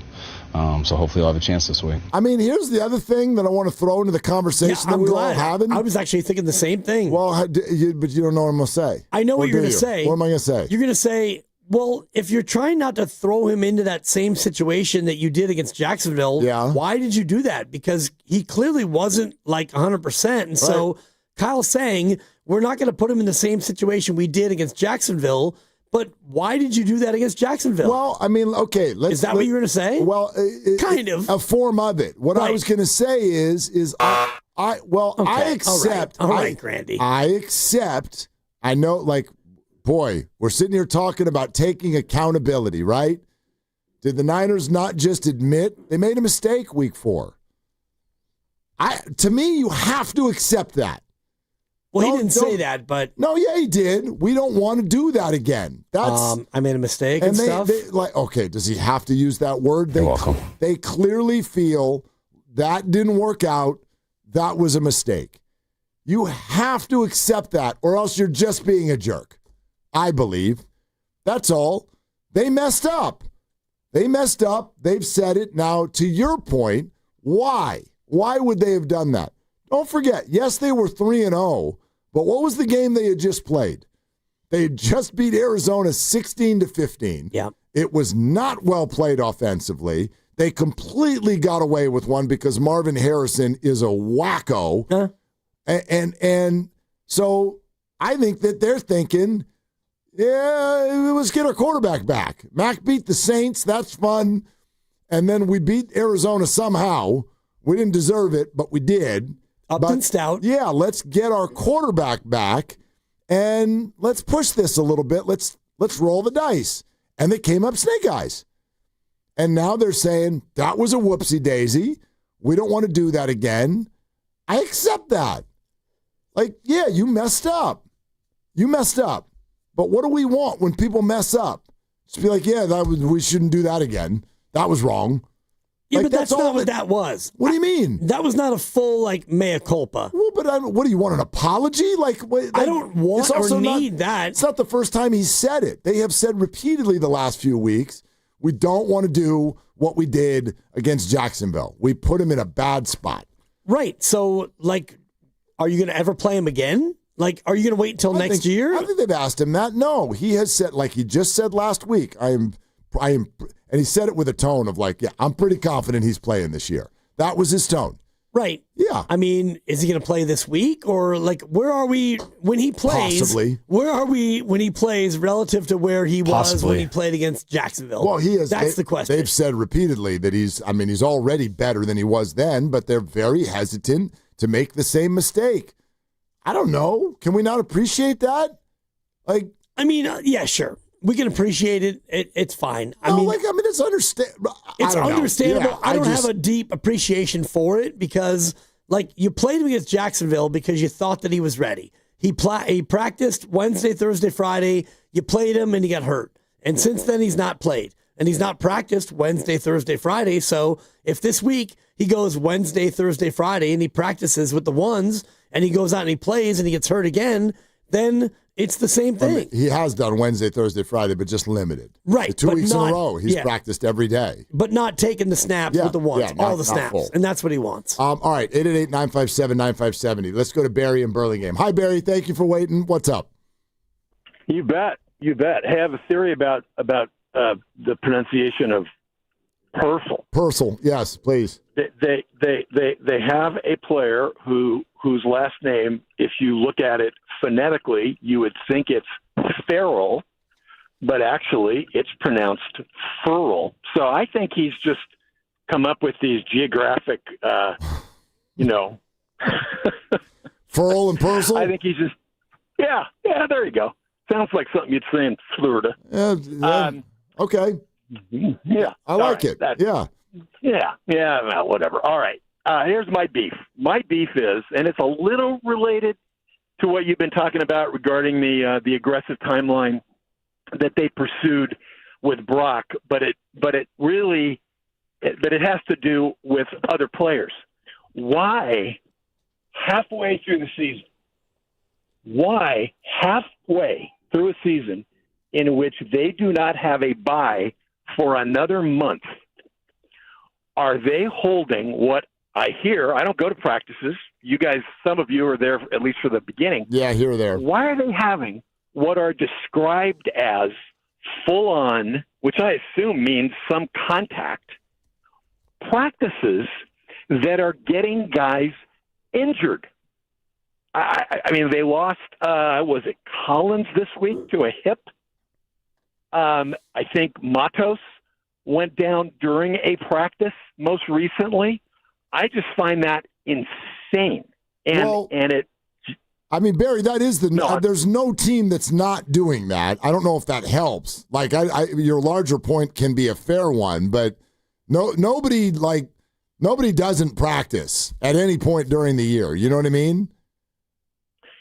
I'm not suggesting that they not practice. I'm suggesting that given the context, given how many people they have been losing serially week by week by week by week, I'm just wondering if not modulating or dialing back their normal regimen might not have been warranted.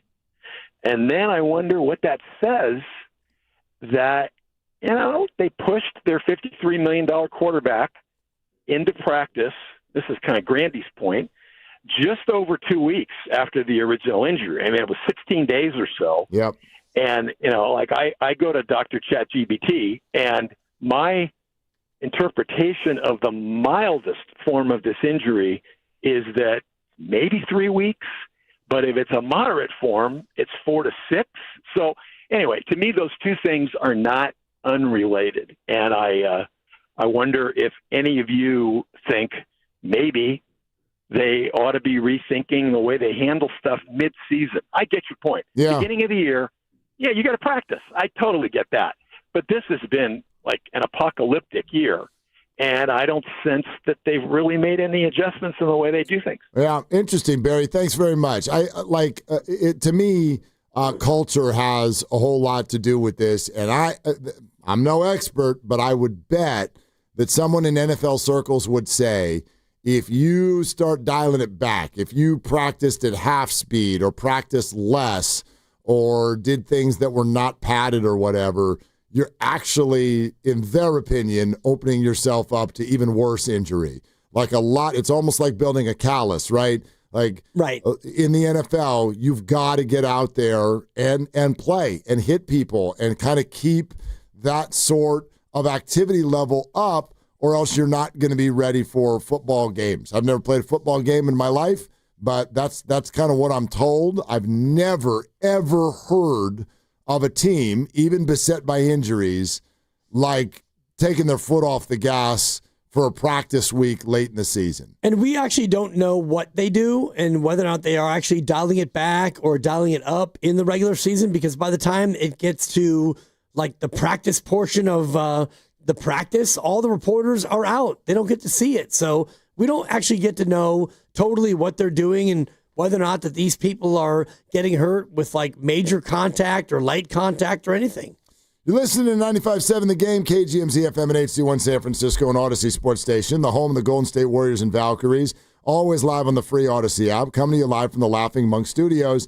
And it's also Monster Monday, presented by Merit America. Visit them at meritamerica.org/super. Yeah, I just think there's also, when I say it's about culture, like in the NFL, they are so used to people going down that it's just, that's how they do it.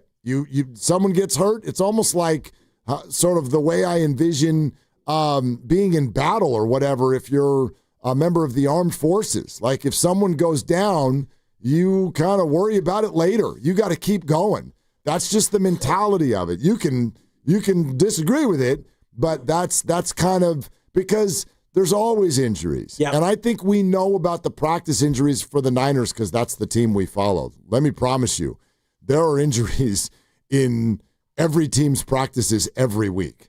Every week you're seeing, he popped up on the injury report on a Thursday or on a Friday or whatever. Like it happens every single week for almost every team. And we're more in tune with this one and this team because they lead football, and that's a narrative, and it's a fact, but it's also something that we all keep an eye on because they have so many players who are injured all the time, so many lost games due to injury that we have our antenna up for that all the time.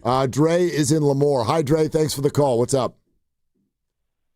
Hey, you guys. I think the last caller had a good point. You know, from what I understand, Purdy has been practicing. You know, if he's got this toe thing going on that Patrick Willis had to retire from, he shouldn't even be throwing the ball, as far as I'm concerned. Now, this is going to be my third game out of state. I recently moved to Arizona, so I'm going to be at the Niner Cardinals game. Nice. I've been to Minnesota before. I've been to Pittsburgh. Been to Candlestick many, many times. Santa Clara, I've burned my butt off over there plenty of times. But I don't want to see Purdy on that field. You know, I think the Niners still have a chance to make the playoffs. They're going to win 10 games. And what I've been trying to tell these Ram fans, Raider fans, is that, okay, you guys go without Stafford most of the year. You guys go without your two best wide receivers. Even the Green Bay fans, take Love away, take Micah Parsons away, take Kraft away for 6 games. Their best middle linebacker, what is their win total? I mean, it's crazy. And if I can say one more thing, the Niners are the best traveling team there is. I asked you guys about a year ago, and I kept telling you Jody Mack seems to think They're nothing. You see how they took over New York? I mean, you guys told me to go to Vivid. I don't remember the word you said to go, but they have to be the top 3 traveling fan base in the NFL. Am I wrong? No, or am I right? The thing you're referencing, Vivid Seats, they handed out an award last year. They actually tracked this all year. It was crazy. And they awarded one fan base of the year based on how they travel. And the 49er fan base won that award.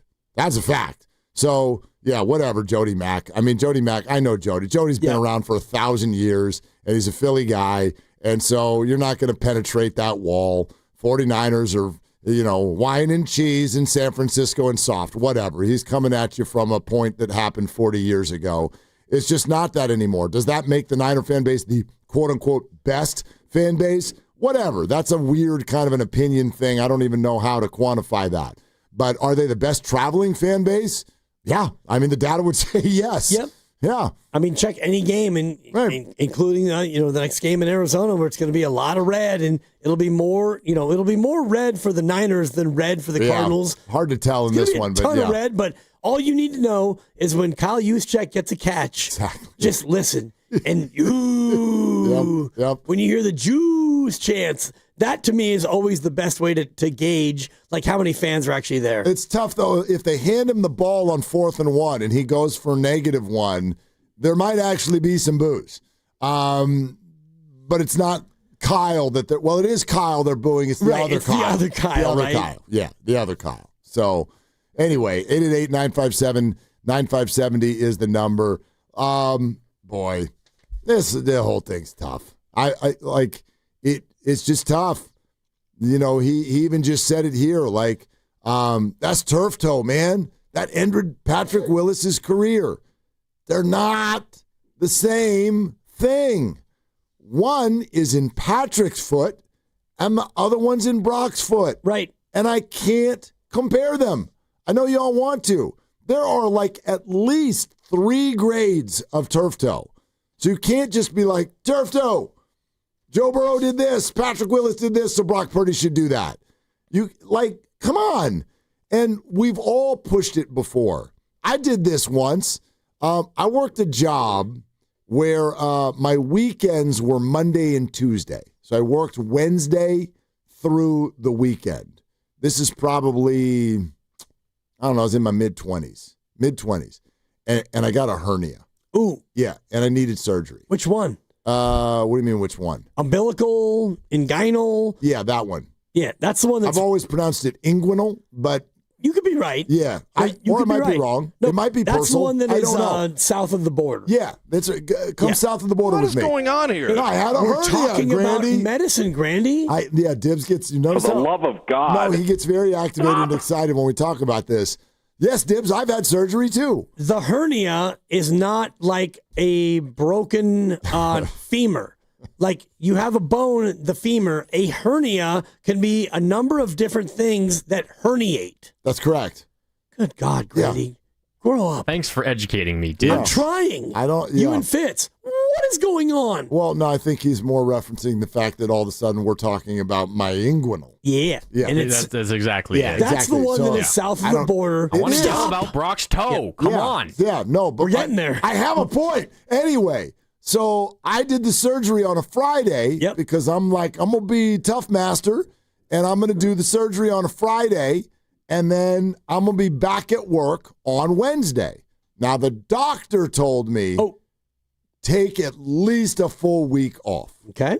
But I'm like, yeah, doc. I'm not a doctor. Yeah. So. I'm like, this guy actually was a doctor. I'm like, that's for soft people. But I nodded my head, and I'm like, oh, yeah, whatever. A week, we're going to do 4 days off. Fine. Then I'm going to work. And then I showed up. It was an evening job. I think 4 o'clock I had to report. I showed up at 4 o'clock, and I worked an 8-hour shift. And Dibs, by the time I dragged my body to the car, I used to get off of work at about 10 at night, maybe midnight, depending on when I started. Dragged myself to the car, opened the car door, sat down in the seat, and cried. Wow. For about 10 minutes. I was in that kind of pain. So then I had to tell my boss I need the next day or two off. And he said he got pissed. Oh, he got pissed because he told you up front. No, when I said, well, the doctor said I should take a full week. He goes, then you should have told me that from the beginning, and we would have given you that. Under promise, over deliver. No doubt. And so I over promised and I under delivered. Yeah. But that's what we do as humans. We take it as a personal affront and we push. Why are you shaking your head at me, Grandy? Because the Niners would not let Brock Purdy make that decision.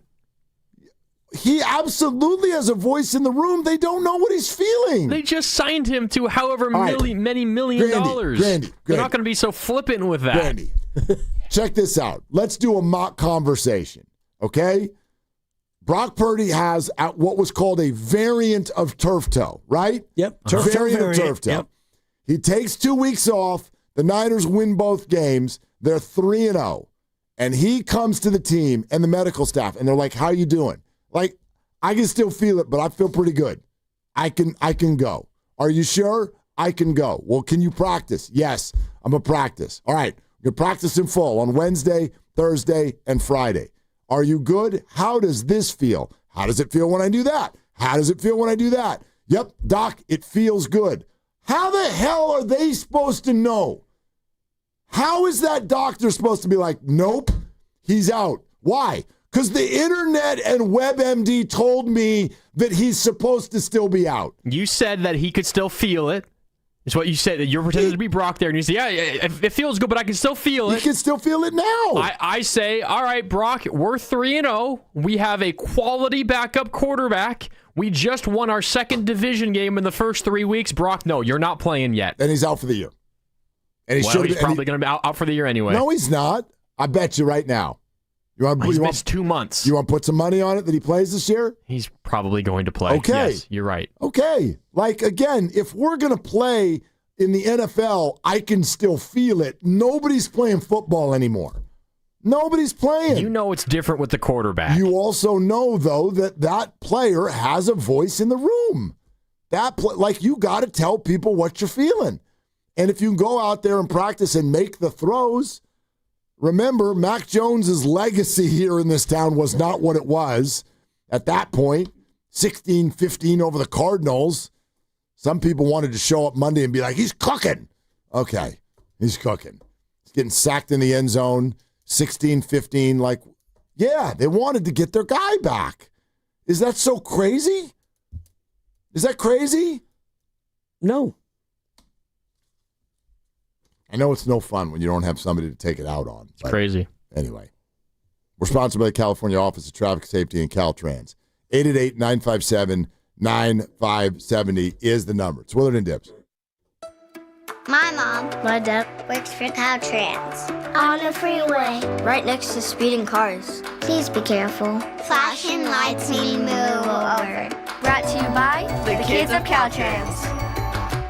Hey, Dan Dibley here to talk about Golden State Lumber and Showroom. They reach far and wide across the Bay Area, and their Newark location is the go-to resource for professional builders and homeowners in the East Bay. Their expansive facility offers convenience with their full-service lumberyard and their well-stocked hardware store. With on-site milling services, you can make the perfect cut every time. Newark maintains the Bay Area's deepest inventory with specialty items many other places don't stock, and their large fleet of trucks ensures timely, flexible delivery to keep your project on time. Be sure to go to Newark's new and improved 10,000 square foot showroom, offering a great selection of siding, windows, and custom door options. And you'll also find decking displays featuring Trex, AZEK, and TimberTech. And if you have questions about decks, Newark's decking specialist is on hand to help you make informed decisions. Find more details at goldenstatelumber.com. For over 70 years, Golden State Lumber and Showroom, when you succeed, we succeed. The NBA season's rolling, and DraftKings' newest game, Pick 6, is the easiest way to play for your shot at big wins. NBA stars are lighting it up. Now their numbers aren't just highlights, they're your shot to cash in. Here's how it works. Just pick more or less on 2 or more player stats. The better your picks, the bigger your payout. New DraftKings customers get $50 in Pick 6 credits with just a $5 entry on your first pick set. Don't just watch basketball. Pick, play, cash in.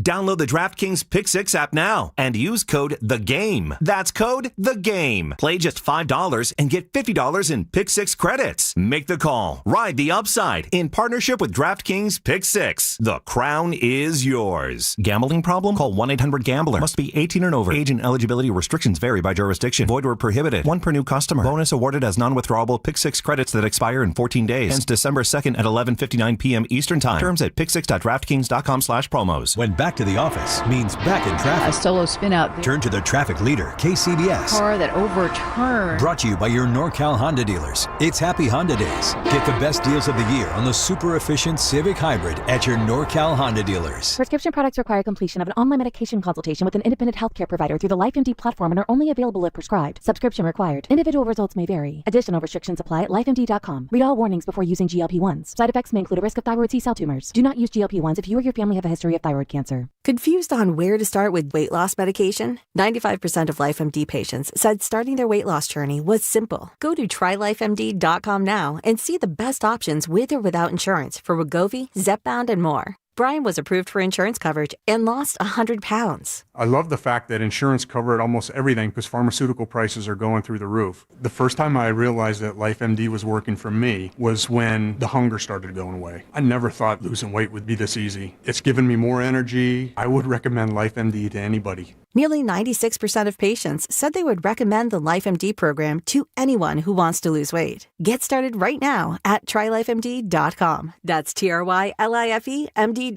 Blue and Gold fans, let's get engaged. Cast your vote in our Expo online before every basketball game on Willard and Dibs. Brought to you by Shaneco, your friend and jeweler, where you'll find the Bay Area's best selection of unique engagement rings and their unmatched free lifetime warranty. Visit Shaneco today. Tune in to 95.7 The Game for Warriors Live, 60 minutes before tip-off. Every Warriors game throughout the season as we get ready for the action. Presented by Xfinity, your home court advantage. Brought to you by Xfinity. Watch all your favorite teams all in one place. Xfinity, imagine that. Elevate your kitchen at the Miele Innovation Center at Friedman's Appliance in Pleasant Hill. Out of your dreams and into your kitchen. Select the qualifying built-in kitchen appliance package that is right for you. With unrivaled technology and luxury-grade quality, when you bring home a Miele, you're bringing home true innovation.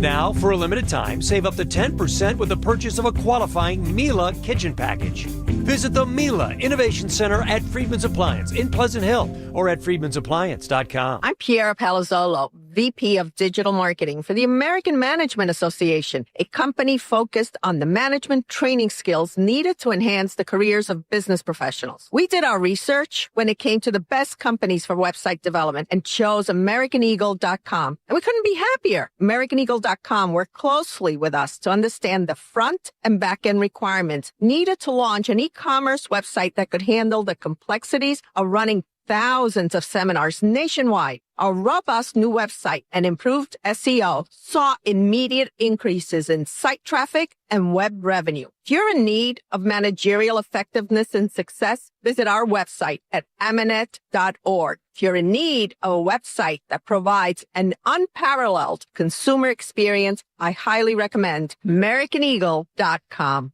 Transform your business today. Dial 877-WebNow1 for a free digital consultation with AmericanEagle.com. San Francisco will be partly cloudy tonight with a low near 55. Weather brought to you by Staples. Have an easy holiday at Staples. Save on top tech and gaming gifts, shipping supplies and services to get your packages there safely, even custom cards and wrapping paper. Staples. That was easy. Red and Gold Game Day starts at Laughing Monk Brewing. Park for free. Enjoy amazing food, ice-cold beer, and every game on TV. Catch 95.7 The Game's pregame show. Then hop on the free shuttle straight to the stadium. Sign up now at 957thegame.com.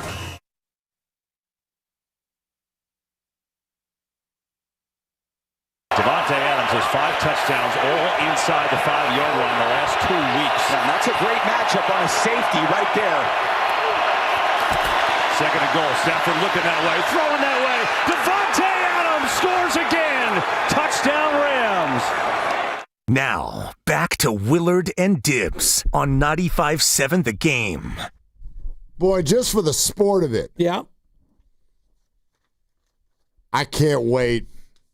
I can't wait for the day when Kyle Shanahan on a Friday walks to the podium and he goes, yeah, Brock's off the injury report.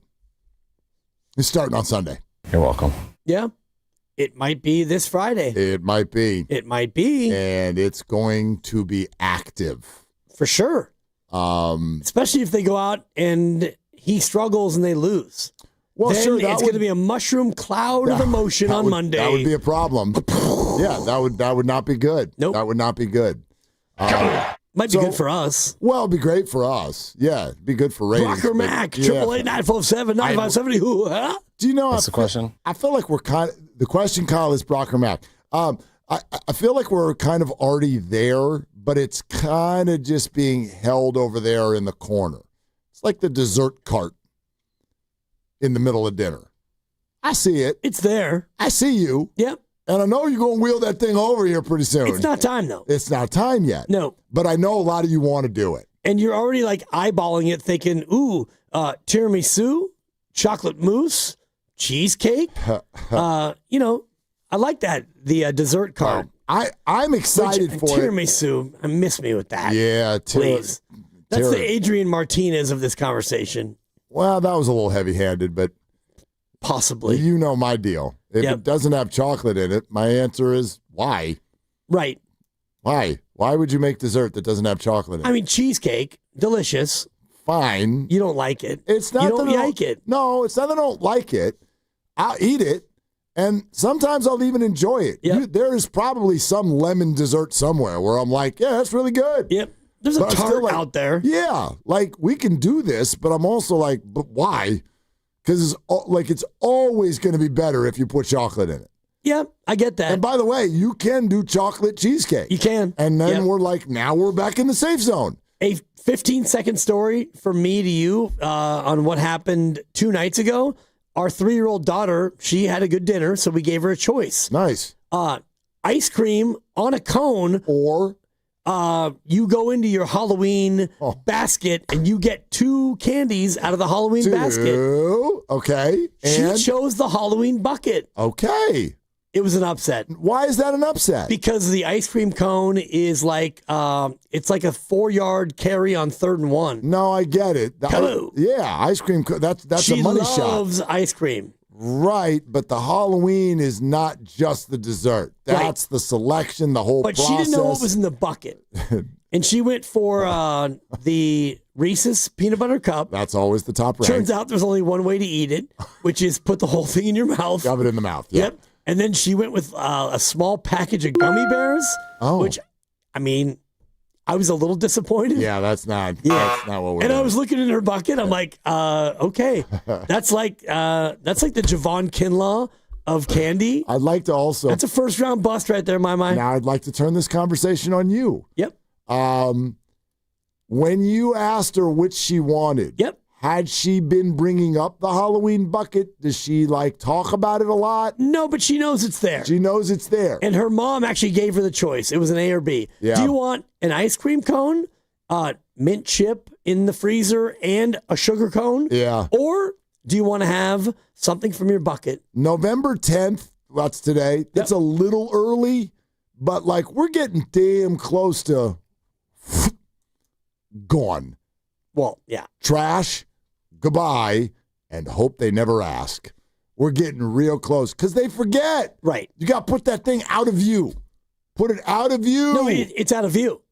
Get it out. It's gone. All right. She's 3. I know. In her bucket, there might be 9 pieces. I mean, she only started with about 14 or 15 pieces. She's 3. Dude. But I have one and of them. I already got accused of eating out of her bucket. I hope you did. You're damn right I did. What the hell's the point of being a dad if you can't steal some of the Halloween candy? And there's a full-size Twix in there that's about to go missing. Come on. You got to eat that. No doubt. You got to eat that. Dude, there is one of them brown handle shopping bags. is in the laundry room, is put up as high as possible. It is almost full. That dude got so much candy. Man. There's no way we're going to get to it's like the middle of a Tootsie Roll pop. We're never going to get to the end of this thing. Yeah. Ever.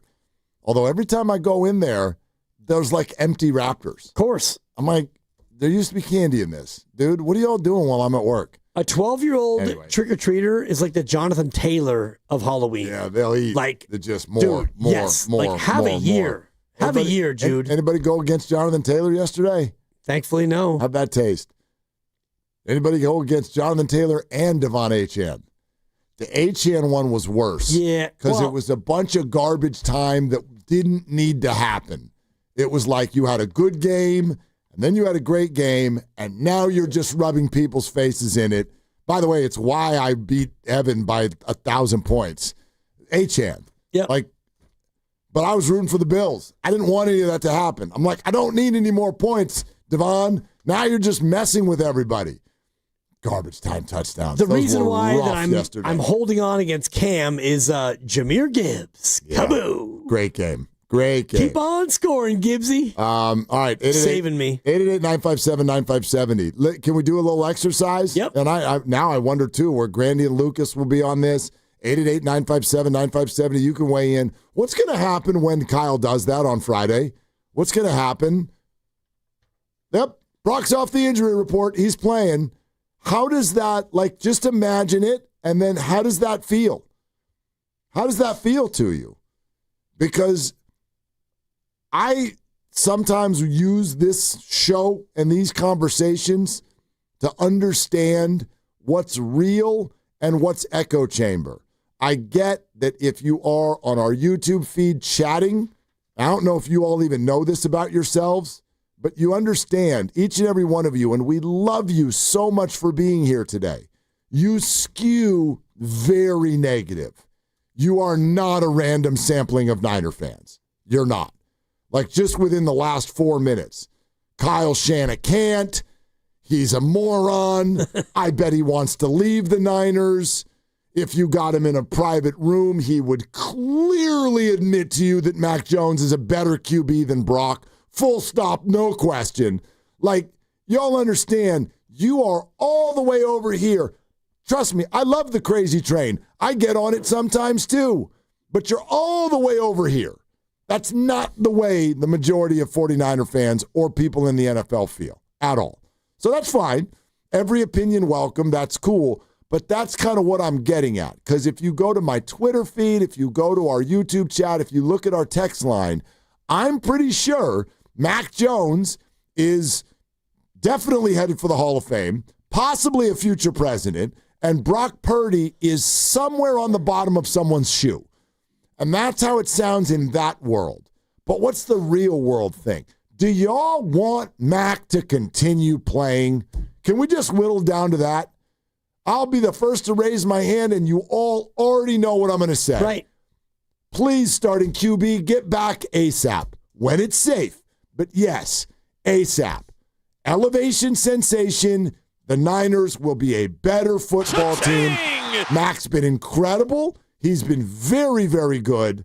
I'm super impressed. Way better than I thought he could be. Love George Kittle's answer yesterday. Hey, George, did you think that Mac Jones was going to be this good? Nope, I did not. It's awesome. What a hell of a football player. I get why he was a first-round draft pick. 33 of 39, wherever the statistic was, that's a hell of a football game. He is playing really well.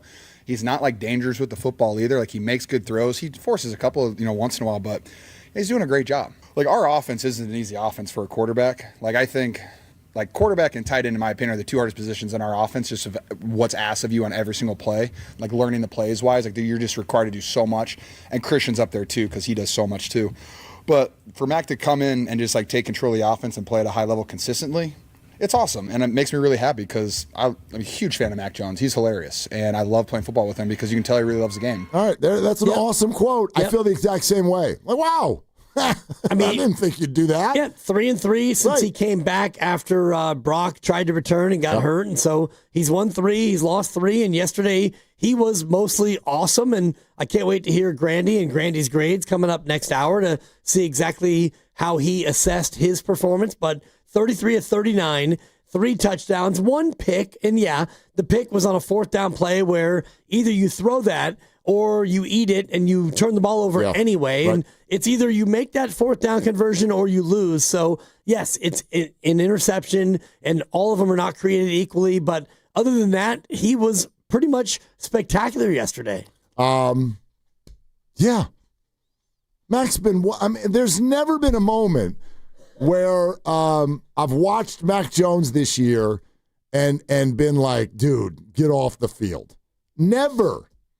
And, every quarterback throw, ooh, gosh, that throw, this throw, you know what I mean? He threw a couple yesterday that could have, should have been picked, but they weren't. And so, I've never felt that way. Get off my team. Like, not 1 second.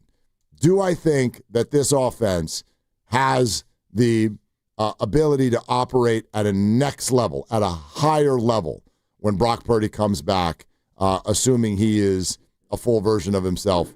Absolutely. I have no questions about that in my mind whatsoever. And it's not just the mobility factor. It's not just. I think it's plus. I think it's even more than that. So, yes, I am fully hopeful and ready for that guy to come back as soon as it's possible for him to play as himself there. But how's everyone else feel on this? You know what I mean? Like, are we wanting Brock to play? A lot of people maybe, are you wanting Mac to play? I truly don't know exactly where everybody stands on that. I think that it's a little bit of a nuanced answer, because I want Brock to play because Brock is the quarterback of the future. But if you look at the last 6 games and you look at the game against Tampa Bay that they lost, and, if Brock played, would they have won that game? Maybe. If Brock played against Houston, would they have won that game? No. Houston, I think, just absolutely overwhelmed the Niners offense. I agree. And the Niners offense was up against it because, they could not move the ball. They couldn't run the ball. And so Brock or Mac, it didn't matter. And yesterday, to me, the same thing where, you fell behind because of the defense. And so Mac came out and Mac was good, and they went 3 and out. And then the Rams scored again. You were down 14-0. And then, Mac got them moving, and you got them into Ram territory, and Jawan Jennings fumbled. And then the defense gave up a 3rd touchdown. You're down 21-0. So if you want to look at just the results of games, would the Niners be better record-wise with Brock versus Mac? I don't really think so, but I do think that going forward in the upside of Brock Purdy, it gives you more of a chance in most games. And if all things are created equally, Brock is better than Mac. In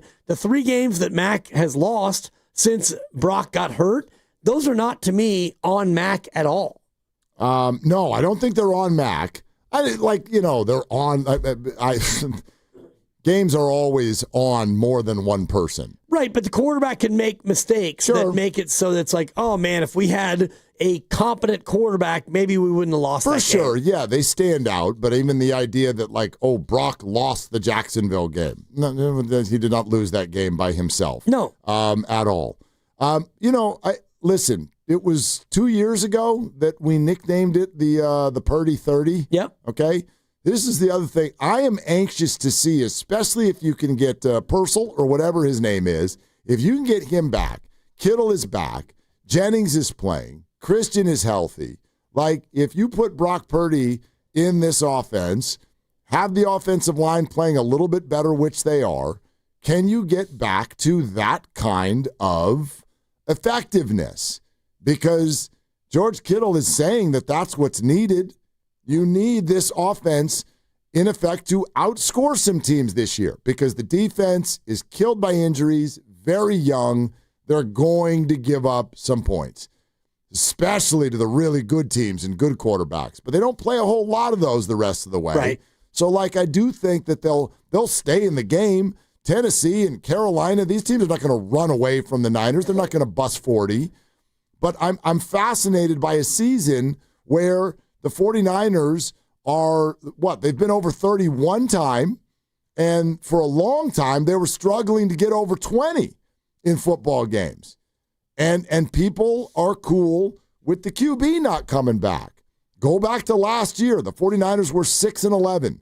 Week 1, they scored 32.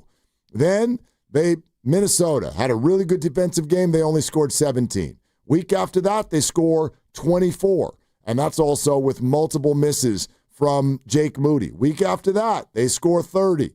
Then they score 23. Then they score 36. Then the Chiefs come in with that defense. They only score 18. Then they score 30 against Dallas. Do you hear some of these numbers? And I can keep going, and guess when they go down? They go down when Brock Purdy gets hurt. Yep. Like, where is this fervor for can we get back to 30 points? Can we get back? I want to see if he can do it. And by the way, he was doing that last year, obviously, without Christian McCaffrey. And I know everybody still wants to, Brock was terrible last year. Okay, fine. You don't want to look at any of the numbers. That's fine. You don't have to look at the numbers. Their defense was awful last year. And by the way, it's a little bit like this year. Yeah, although actually, wildly, I don't think that. This defense right now, I would take this. I would even take this defense over last year's defense, which is crazy. And the DVOA would agree with me. But I know we're in a little bit of a small sample now, the post-Fred Warner time. But you were getting so gashed by the run last year.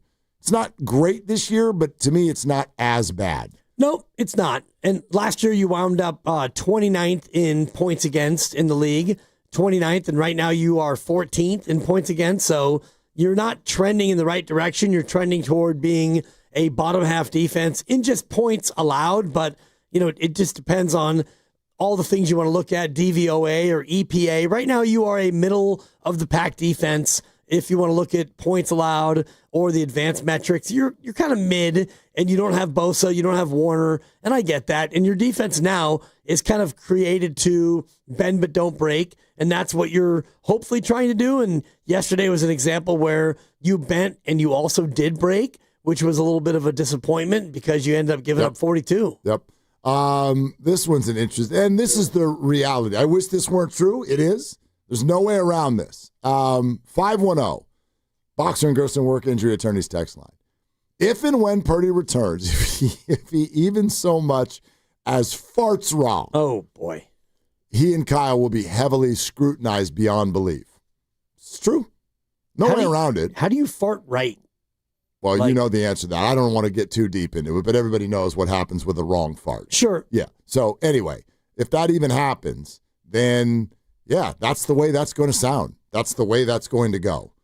There's no escaping it. The Niners have arrived in a situation where if and when Purdy returns, if he plays poorly, that is going to be a loud, angry, embarrassing week following. If they lose, yes. Yeah. I mean, yes. Especially to one of these teams. And that's my point. Yeah, you're going to be favored in all these games. Right. You've got Chicago, you've got Carolina, you've got Arizona left, and Cleveland. And like the teams that you're going to play are teams you should beat with Mac or Brock or Mac, even though you don't have, Nick Bosa, you don't have Fred Warner. These are games you still should, quote unquote, and I know you hate should, but these are games that you should probably go out there and win. Yesterday was a game, and the pick was in, and I told you take the Rams and you lay the 4.5 Kukush, and I was right. You're right. I was right about Sunday night as well. Nice picks. By the way, another pick coming up here in 12 minutes. Yeah, the pick is in. Okay. The pick is in, and I'm 2-1 this week, and suddenly, maybe not yet hot. If I win tonight, though, your boy's hot again. What's the record at now? What are we at? Is it 28-16? 28's a little hot. I don't. 34-8. 26-16. 43-6. I'm going 26-16. You are 26-16. 26-16. Correct. 52-4. I love that you jumped to 28. We Not left quite. here on Friday. You were 24. You had 24 wins. You picked 2 games, and you came back, and you're like 28. And that's guru math. My prediction for Dibs. I love you, Guru. 34-17. I got the Giants going 82-75. I mean, we're going to do the drops tournament in July. It's going to win. No, it already has my vote. He has his own bracket. Then I still pick that one. That one. The combination of what everyone takes from that, but also the tone and flair that's used. The pause. I got the Giants going 82-75. Yeah. I just It's the best. Can I get that as my ringtone? Like, when Guru calls me, I need that to be my ringtone. We might need to. Boy, my wife's gonna kill me. But I mean, I did play you the video at Ballpark Back Nine over the weekend, where the lovely Christy, not on purpose, completely sounded like Cheryl Bose. No, I hit one. Did anybody go out there this weekend? They got the pool at second base, and I think it's the 6th hole. And if you fire it at the pool and you splash it in, you win free tickets to a game. And so everybody kind of stops at that hole. And if you miss it, you actually get 4 tickets to a game. Thank you. Sorry, anyway, go ahead. Everybody gets very excited about that hole.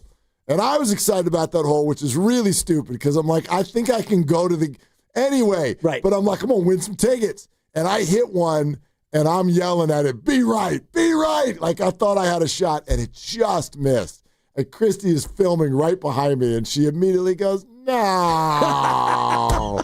And afterward, I'm like, did you mean to Cheryl Bose that? She's like, what are you talking about? She had no idea. No, come on. No, it does. It sounds exactly like her. Perfect. Who was on Sunday Night Football last night? No, not Harbaugh. Ooh, that was Ottoman. Took the Steelers apart. That was a nice one. Thank that was you. a nice pick. Yep. And I had the Chargers in the survivor pool as a 2.5-point favorite, which was a little bit of a roll of the dice. Yep. Boom. Nailed it. Anyone bow out, or it's still everybody stayed alive? It's you, Grandy, and the mystery person. I know who that is. Okay, I know you do, but you're the only person who knows who that is. The mystery Brooks. Yep. Yeah. He or she? He. Okay. Yep. All right. He's in. He took Seattle. Grandy had Denver. Grandy was the sweat ball. Ooh. I was fine. Yeah. Yep. Grandy was the one who. A win is a win. It's a win, yes. But Grandy needed a shower after that one. All right. We're brought to you by Fremont Bank, here for you, here for good. So here's the deal. 888-957-9570. We can keep batting this around a little bit. Are you like looking forward to that, or are you not looking forward to that? Do you want Brock to play? You want Mac to keep playing? We can play with that. Well, let's hear what Kyle said about it today. The pick for tonight's game is also coming up next. Grandy's grades are also about a half hour away. We will do them today, not tomorrow, because tomorrow is a truncated show. The Warriors will be in Oklahoma City. We have 8,000 guests coming on in about a 2-hour period. So it's going to be a lot of fun, but we're going to do grades today. Y'all understand? Okay, cool. Glad we're on the same page. Willard and Dibs. Kohl's has 20% off gifts that are so good, your family might think you read their minds. Check off your list now with cozy, thoughtful, and stylish gifts that will make them say, how did you know? Yep, with these presents from Kohl's, you're going to leave them feeling impressed and convinced that you're a psychic. Shop Kohl's for an extra 20% off gifts that are the perfect fit.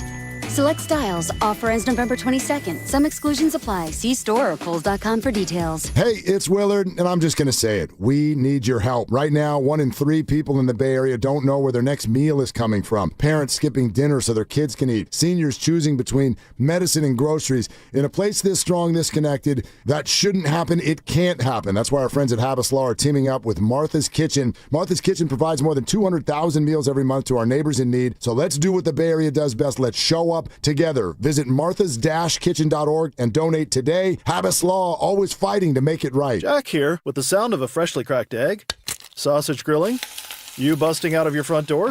Oh, hey, no rush. My 2 for $5.50 sausage croissants are available all day. Get so much more. Plus tax, limited time only. Price and participation may vary. Welcome to Jack in the Box. What's your financial future look like? At Pettinelli Financial Partners, we help you shape it. Whether you're planning for retirement, buying a home, or saving for something special, our professionals are here to provide clear guidance and smart strategies. Visit PettinelliFP.com today and take the first step toward a more secure financial future. The financial consultants at Pettinelli Financial Partners are registered representatives with and securities offered through LPL Financial, member FINRA SIPC. Investment advice offered through Stratos Wealth Partners, a registered investment advisor. Stratos and Pettinelli are separate entities from LPL Financial. Hey, this is Joe Shasky from 95.7 The Game. Want to hear something super? Well, Merit America wants to get you on the path to a super new high-paying career with free coaching and training. And the first step is a super job working at the super big game. Go to meritamerica.org/super and see how you can sign up for super career training in HR, logistics, data analysis, and much more for free. So go to meritamerica.org/super. This is a super opportunity, and it's brought to you by Merit America. From carriage house to glass aluminum doors, R&S Doors has a full line of commercial and residential garage doors and gates to suit anyone's taste and budget. Visit rsdoors.com. R&S Doors. Look for the red truck. 95.7 The Game and Great Clips have teamed up for the new basketball season. We want our listeners to look fresh with a great haircut from Great Clips. Each week, we'll pick a lucky winner to score a gift card. For a chance to win, courtesy of Great Clips, enter online at 957thegame.com. 1-877 Cars for Kids. KARS Cars for Kids. 1-877 Cars for Kids. Donate your car today. 1-877 Cars for Kids. KARS Cars for Kids. 1-877 Cars for Kids.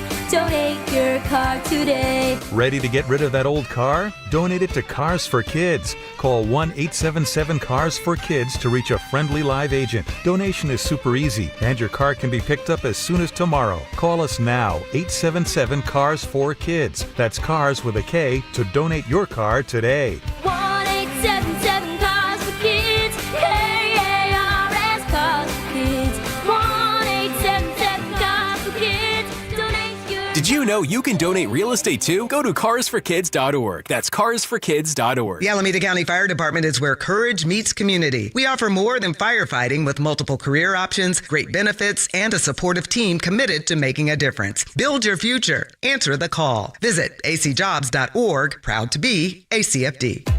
If you're 55 or older and into that whole saving money thing, T-Mobile has an exclusive phone and internet bundle just for you.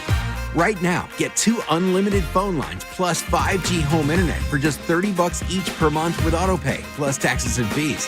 And with 5G home internet, setup is easy with just one cord and no technician needed, which is great if you're also into that whole keeping it simple thing. Switch now and experience the best mobile network in the U.S. Visit your local store to start saving. T-Mobile, it's better over here. Based on analysis by Ookla of speed test intelligence data Q4 2024 to Q1 2025. Ookla trademarks used under license. Unlimited on our network. Customers on voice plan may notice speeds lower than other customers and further reduction if using more than 50 gigs a month due to data prioritization. Video streams and SD on this plan. Home internet pricing after $20 a monthly bill credit plus $5 per line without autopay. Debit or bank account required. See 5G device coverage and access details at T-Mobile.com. Hey, listen to this. All I needed was a new starter. Got a great deal on eBay. Did it myself. Yeah, that's cool. But how about the soft purr of an upgraded exhaust when it fits just right?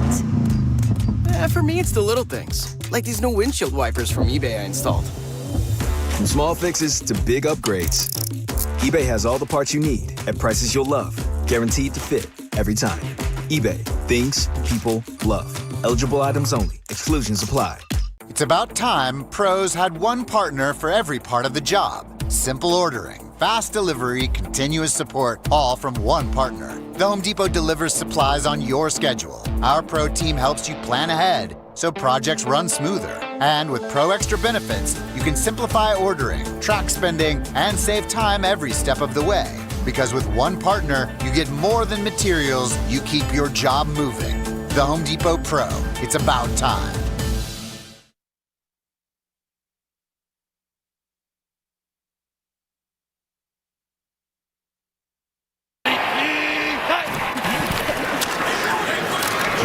Over the middle. George Kittle laying out and getting it. That's a good start and a first down for the 49ers. They play man coverage. Cam Curl one-on-one with Kittle. Finds a little separation. Oh, look at that. Lay out, big fella. Now, back to Will and Dibby on 95.7 The Game. Boy, nice game for George Kittle. Good Lord. He looks fully back to himself. Yep. That highlight there from, was it Kugler and Brady? Kevin Burkhardt. Oh, KB Burkhardt. on yeah. Fox. Yeah. Mixed up McKevins. Kevin Burkhardt, Tom Brady. There was that layout. And then the touchdown by George. That kind of body control at that size is out of control. That was bananas for him to stay in bounds and then hit the pylon with the ball. Yep. That was beautiful. It was the first one where he, absolutely dove, laid out fully to make the catch. I was like, oh boy, it's not National Tight Ends Day, but that was a huge catch. And then having him on my fantasy team, watching that last touchdown, which it wasn't full on garbage time, but that cut it to 16. And, even if they got the two-score game, they're down 14. Well, two-score game, whatever, 3 minutes left. But it's like, oh, yeah, George, you stay in bounds, George. You nimble little tight end, you. You stay in bounds. This is about to be your ball. All guests on 95.7 The Game appear on the River Islands guest line. Isn't it time for you to discover the islands, River Islands in Lathrop? And isn't it time for you to make a pick? Let's go. The Packers and the Eagles. Monday Night Football. Dan Dibbers has won 2 in a row. Got both the Niner game and the Sunday night game. Yep. Same thing you did last week before you then came out and coughed the hell out of both Monday and Thursday night. But that's okay, because get up off the ground and try again.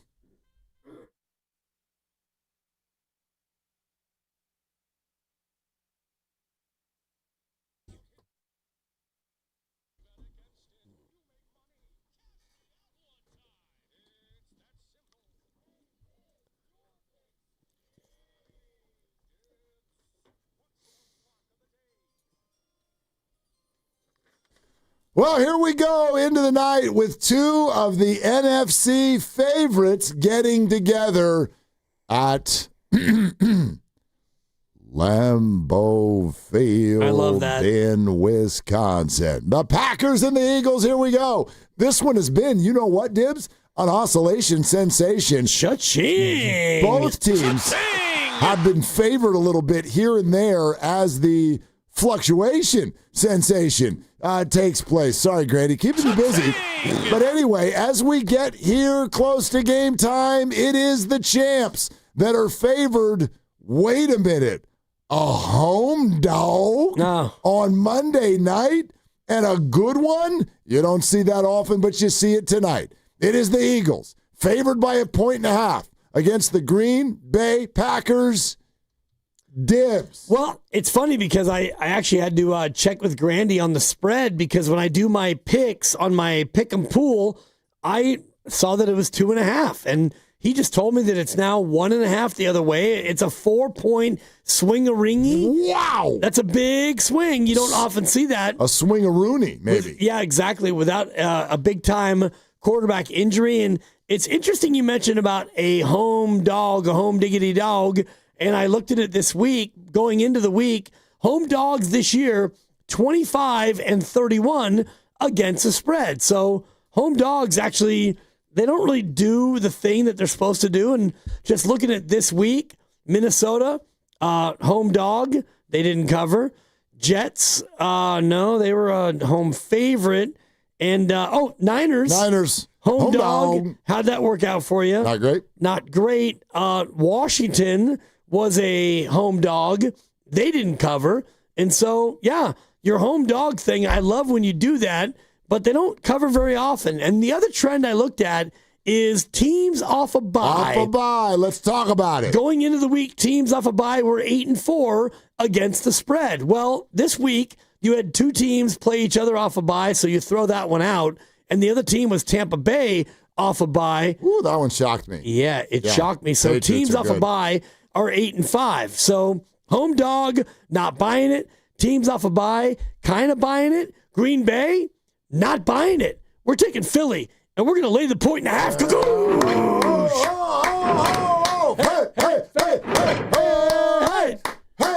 Hey! And I'm on an island, and I love it. I could see the disappointment. Did Lucas call in sick today? No, the disappointment in the other room. They both love the Eagles. I'm telling you right now, you listen to my voice.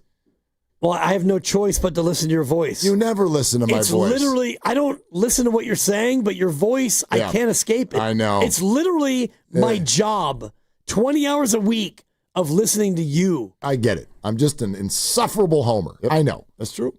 That's true. Well, then do your job and listen close. Yeah, boy. The Packers win the game outright. Nope, you're wrong. All right. Talk to you tomorrow. Philly off a bye, and Green Bay, I think, overrated and overinflated. Talk the talk. And overestimated. Yeah, go ahead. And Lambeau Field, and we talked to your buddy John Avello, and I wonder what the Green Bay home field advantage is relative to other places, because he told us that it's not an automatic rubber stamp 3 points per home field advantage. Right. I would imagine Green Bay's is maybe probably 2 to 3. or more. Like might be. Yeah. But yeah. I mean, dog, you're giving me the Packers at Lambeau on a November Monday night and a point and a half. Woo! To the bank I go. To the bank. You're acting like this is 10 points. Doesn't matter. Win outright. Bet a money line plus 105. Yeah, no, it's not. Plus 105. I'm just telling you. I would have taken the Packers when they were minus 2.5. I think this is the Packers' night. That's just me. We'll find out. I might be wrong. Sometimes I am. Sometimes you are. The one thing that makes me hesitate a little bit is that it's a hesitation sensation, Granny. Yeah, whatever, Granny, you have your hand on the mouse. It's not like we're asking you to go and like. I just moved away from the screen and then I had to go back. It's a whole thing. It's a totally whole thing. The only thing that makes me pause, it makes me pause that Green Bay is coming off a bad loss. Yep. And so Green Bay will be a little bit more motivated. Shout out Kelly Rowland. But I do think that Philadelphia is the best team in the conference, and so they're very good. Lambeau. Yeah, no, I mean you're biased. You don't like Philly. You hate Philly. Well, that's true. Because what they did to your boy Brocky Poo. Oh, stop! No, it has nothing to do with that. I've hated Philly for way longer than that. Yep. But anyway, no, it's like, look, Philadelphia is very good. So yes, I might be wrong. I just think that the Packers are right. They're suffering in this number because of what happened last week. And I don't think that was a great snapshot of who the Packers are. They were 5-1-1 coming into that football game. Yeah. Let's not act like now they're a bunch of chumps because they lost one game to the Panthers. I think you're going to get a better version of the Green Bay Packers tonight. That's all. Okay. It's a really good game. I can't wait to check this one out. It's a really good game. Their previous wins were against Pittsburgh on the road. Yep. They beat Arizona on the road. Yep. Ooh, hostile environment. Yep. They beat the Bengals with, that might have been back when they had like pre-Flacco. The pre-Flacco Bengals. No, I'm pretty sure that was a Flacco. Okay. I think that was a Flacco experience. You tied the Cowboys on the road and you lost to the Browns. So Green Bay to me is an absolute puzzle. Beat Detroit by 14 at home. In the opener. Yeah. Yep. And beat Washington 4 days later, back when we thought Washington was good. Right. Yeah, before they were dealing with all the Jaden injuries and everything like that. Come to find out, Washington's not great. No, they're not very good. Yeah. So anyway. And the Eagles have their warts as well. Yeah, the Eagles have hiccups. They all do. They all do. Yep. So yeah, we'll see. This is a good one. It's a good one. Yep. Good job, ESPN. Found yourself a good one. So I like it. I like being on an island over here. Yeah. I couldn't believe the looks on the faces of Grandy and Lucas when we looked in there when you made that pick. They were it was like their faces looked like the Jawan Jennings fumble. The air just came out of the room. They're so bummed. They wanted to fade you so hard. They did. Don't ask Lucas about his action. So. Oh. I like your picks, Dibs. Thanks. Uh-oh. He said that through gritted teeth. No, smile. Hi, this is Lucas Alexander. Hey, Dibs. Hey, you want to do 90 seconds on the Warriors? Hi, this is Andrew Wiggins. Why was that so unsatisfying last night? Even though they won by 4,000 points because they had to dig deep to win by 4,000. That game was not totally in the balance, but that thing was, and I was watching it, it's like, okay, Warriors, you're up by 6. Go ahead and make it 13. This game is tied. All right, Warriors, you're up by 5. Go ahead and make it 17. Oh, you're down by 3. Okay, Warriors, you're up by 4. Okay, now you're up by 20. Finally. Yeah. That's what it was, Mark. Well, but I mean, that happens sometimes. Like, Not at home when you're playing against a team sleepy that. and without your best player and all that stuff. Listen. There were like 5 different times where they could have done what they finally did. That's why it was so frustrating. Yeah, it was like kind of fatigue inducing. Like it just wasn't. There wasn't a whole lot cooking in that game. It never felt like they were going to lose it, but you're sort of annoyed that they weren't playing better. Right. But yeah, for whatever reason, and I think we get it. Look, they've said it about the schedule and whatnot. They looked just kind of going through motions, which is not great because it's literally following what Draymond Green and Jimmy Butler have said. I was happy to hear them say what they said over the weekend. And for anybody who missed it, Draymond is just like, look, we suck defensively. And that's why we're 5-5. And so that's going to have to change. And then Jimmy Butler sort of questioned, I don't want to use the word effort, but he kind of was insinuating that he's like, there needs to be a little bit more urgency, a little bit more pride in what we're doing out here. But then Steve Kerr, I thought, as usual, with kind of the perspective answer where he's like, look, I see what the team is going to be. That's how he feels. I see these puzzle pieces. I see what this team is going to be. We're not yet. We don't have our identity yet. I believe that we will. And so here we are at 6-5. But yeah, it feels a little lost right now. Right. And I guess I'm just looking at, the game last night, and you get in like deep third quarter, and you cannot put Indiana away. Indiana is now 1-9, and Indiana's 1 is against you. So the Pacers are really, really not very good, and their best player is out for the year with an Achilles, and so they don't beat anybody but you, and you get there 2 minutes to go in the third, and it's 65-65. And you're thinking, really? Are we going to have to, grind through the fourth quarter and really, fight for this one? Yep. Well, if that's the case, then what are we talking about, Warriors? You're not very good. Well, I mean, listen, it goes night to night. I'm not going to, they're 4-1. They're going to win the championship, and now they're 6-5. You're not a very good basketball team. Look, let's let the whole thing unfold, but we're getting a bunch of texts about Kuminga. It's not been a very good 2-3 game stretch. I get it. No Steph Curry. Hey, JK, this is what you wanted. You didn't do much with it. I'm going to fall back on every single time I go to that box score. If he didn't shoot the ball well, and if he's driving into the lane to do that silly turnaround jumper with a hand in his face thing that he does, but he goes home with 8 to 10 rebounds, you ain't going to hear from me. That's all we asked. Yep. Your shots are not going to go in every night. You're not. And what, did Jimmy have him over for dinner last night? Is that what I heard? Jimmy said in the presser, he's coming over for dinner. I didn't talk to the kid. Okay, keep doing your thing. Jimmy to Jonathan, that has worked. It obviously worked in the offseason. I'm not going to freak out if he has a 1-for-6 shooting night. 8 rebounds. 1 for 9. Okay, but how many rebounds? 8 rebounds. Okay, great job.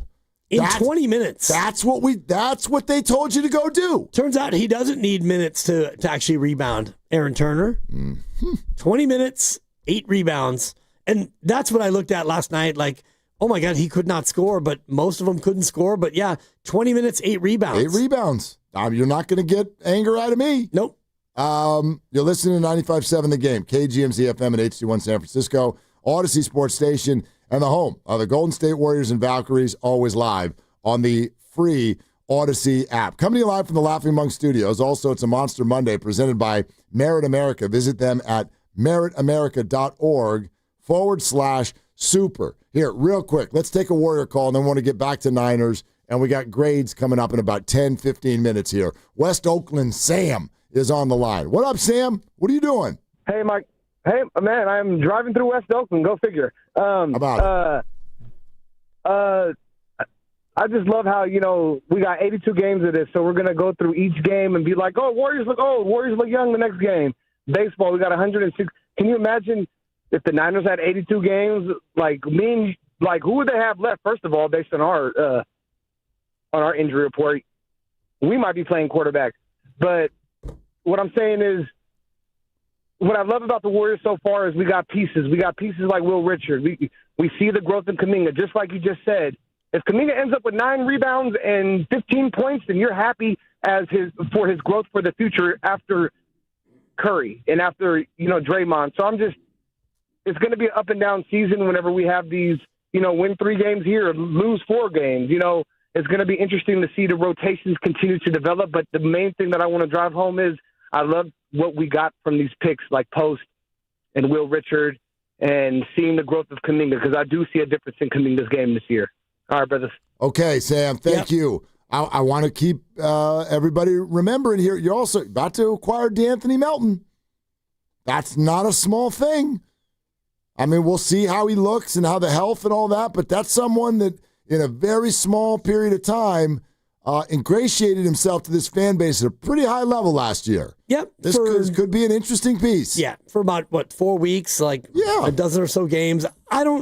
It's kind of like Brandon Ayuk, where I'm not going to look at Melton and think, oh boy, this is what I'm going to expect. Anything you get from him, for me, is a bonus. And, when he eventually comes back off the ACL, it's going to take him some time to really get fully integrated back as a basketball player. And we'll see what he can actually contribute. And so, anything that you can get from him, to me, is added value. I see it with a little bit more oomph than that. I give it more oomph, for sure, but not a lot of oomph. I mean... No, I don't. To me, it's not all about, expectation. It's more about hope. I think he's a very good basketball player. Sure, he's coming off of injury, but it's not a Brandon Ayuk-type injury. I understand that it's lesser, yeah. Yeah, I understand that it's an ACL, but it's a very, very different knee injury than what Brandon suffered. And, he's had his year off, and I think he fits really well, and he offers another defender who can shoot the 3 and stabilize things and have a veteran presence. And I think it's okay to think that he's gonna play a role this year. And Steph Curry's been out, so Steph Curry's supposed to be back tomorrow night. Yep. Not saying they're going to win tomorrow night. A little bit of a tough challenge. No, it's going to be a tough 6-game trip. You got OKC, you have a couple of San Antonios, and you've got an Orlando, Miami back-to-back. It's going to be a little bit of a brutal stretch here on the road. And so, I'm not looking at the record and thinking, oh, God, 4-1, they're amazing. 6-5, they're overrated. I'm not looking at that. I just look at the game against the Pacers and think, boy, that was a little bit more of a nail-biter in the third quarter than it probably should have been. It was an annoying game. Yes. I texted you guys. Well put. It was an annoying game for 3 quarters. Texted you guys in the middle of that and the Sunday night football game, which was playing baseball scores for a little. Guys kept hitting 3-run homers and stuff. Yeah. 3-2, 3-2, 5-3. I'm like, which one of these games is worse right now? And I think Lucas chimed in. He's like, it's definitely the football game.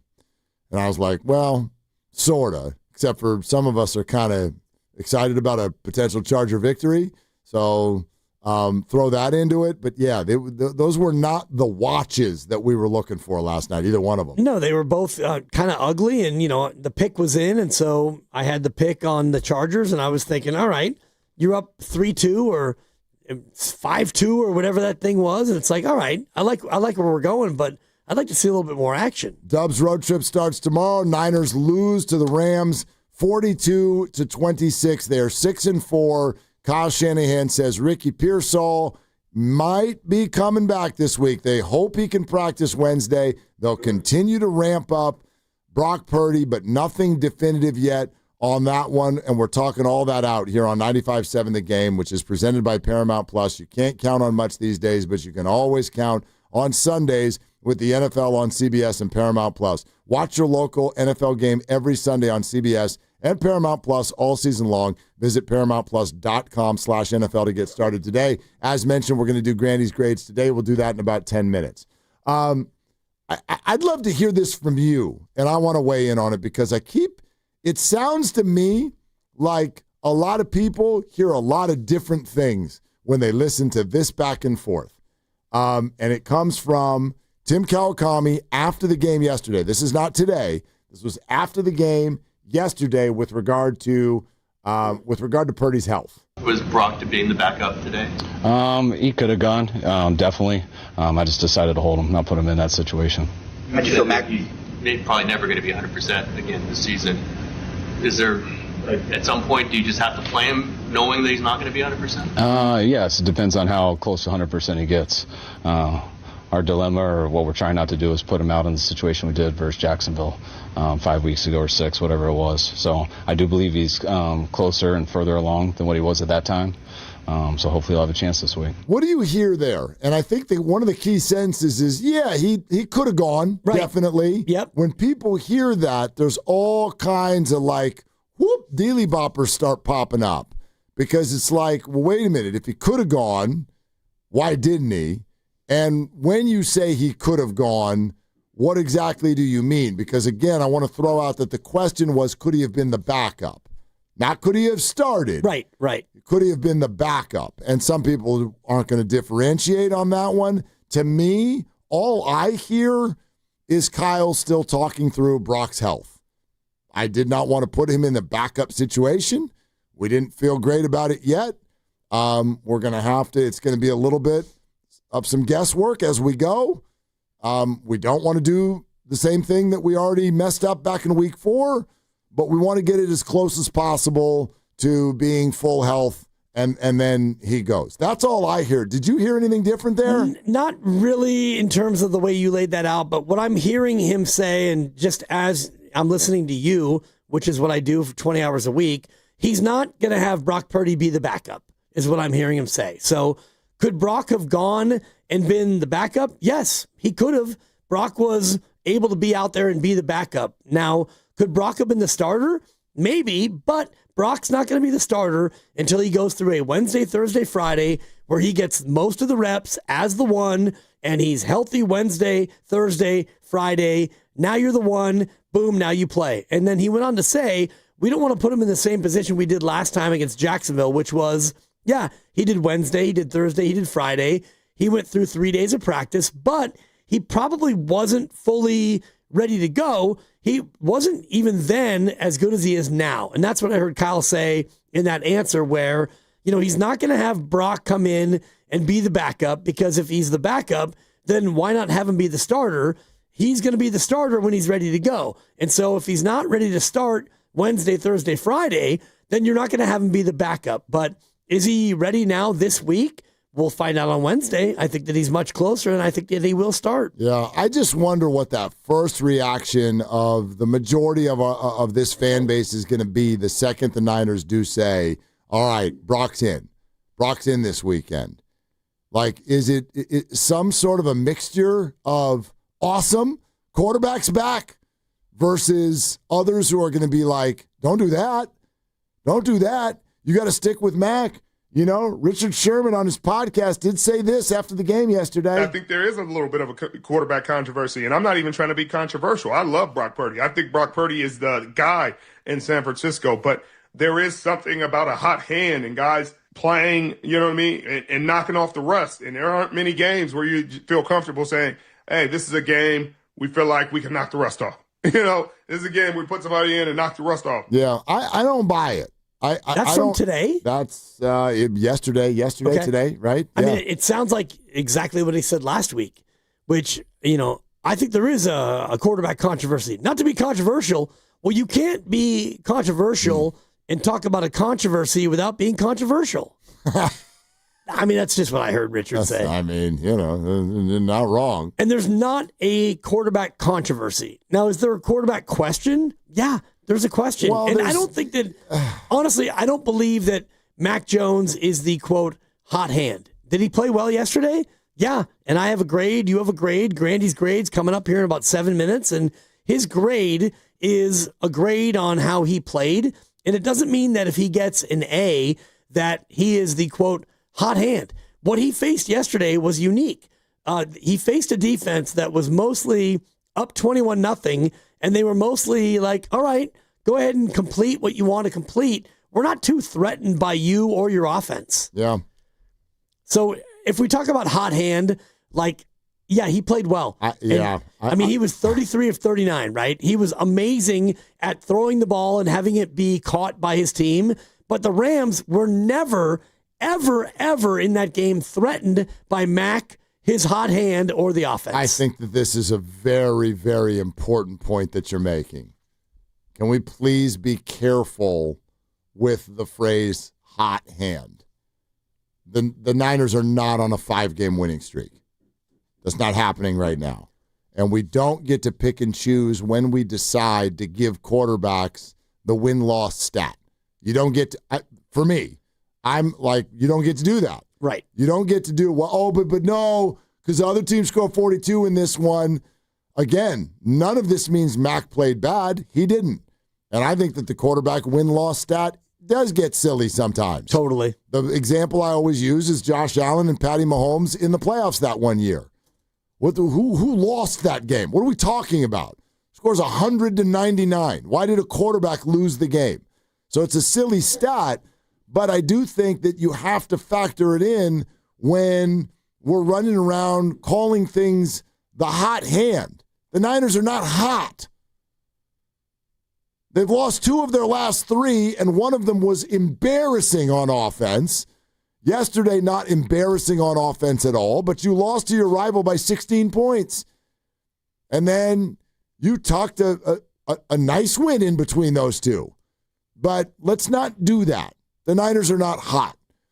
Mac Jones is throwing the ball well. He's playing really well. Dig it. But it's not. This is not like a pitcher who's got a no-hitter in the 7th. Don't go talk to the Niner quarterbacks because they're dealing right now. I don't think that's fair. I don't think that's right. And I think that what I would love to see out of my team, I haven't heard anybody say this yet. Ooh, Kyle better watch out, because if you put him out there and he loses, then you're going to get criticized. You know what I want out of my team? I want my team organizationally from top down to have the stones to not give a rip what any of us say. That's what I want. I want my team to have the stones and have the fortitude to say, that's our quarterback. This is our guy. He's ready. He's playing. Because that's what we do around here. And if we lose, we will look you right in the eye and say what you want to say to me. And then we're going to play him again the week after that. That's what I would do. And that's what I would love for my team, my favorite team, to act like. And that's what they will do. And if you want to talk about who is hot and who's not, so yesterday he had a quarterback rating of 115.7. He was 33 for 39, 319, 3 touchdowns. They lost. And you go back to a game not too long ago against Atlanta, quarterback rating of 64.9. He was 17 of 26, no touchdowns. He threw a pick. Oh, they beat Atlanta 20-10. So ran the ball like crazy. They ran it like crazy. It's complimentary football, and this is where I talk to football people. You do too. You do a show with a guy who was an offensive lineman, and we can all do quarterback records and quarterback rankings and all the rest of the nonsense that we do. Yesterday, they were down 21-0, and the Rams basically rushed 4 all game. They played softish coverage because they were up 21-0. So yes, Mac Jones had a good day. And the offense, George Kittle on my fantasy team, 9 catches, most of them underneath. I don't remember a time where the Niners were able to get up and over the top of the coverage and get a big-time pass and catch, right? Because the Rams were playing soft. The Rams were playing, look, take your time, you score, you can't stop us. So whatever you want to do, Mac Jones, 33 for 39, and one of those was an interception on 4th down that, you know, he had to kind of make the throw, etc. I got no issue with the way he's playing. He played fine. Yeah. He played great, but the Rams allowed him to play this way because they were up 21-0. Do you care? I know you usually don't. Pick the stat that you want to use, but like, do we want to get a sense for how Mac is playing, like within the framework of the rest of the league? Yeah, sure. Hot hand, super hot.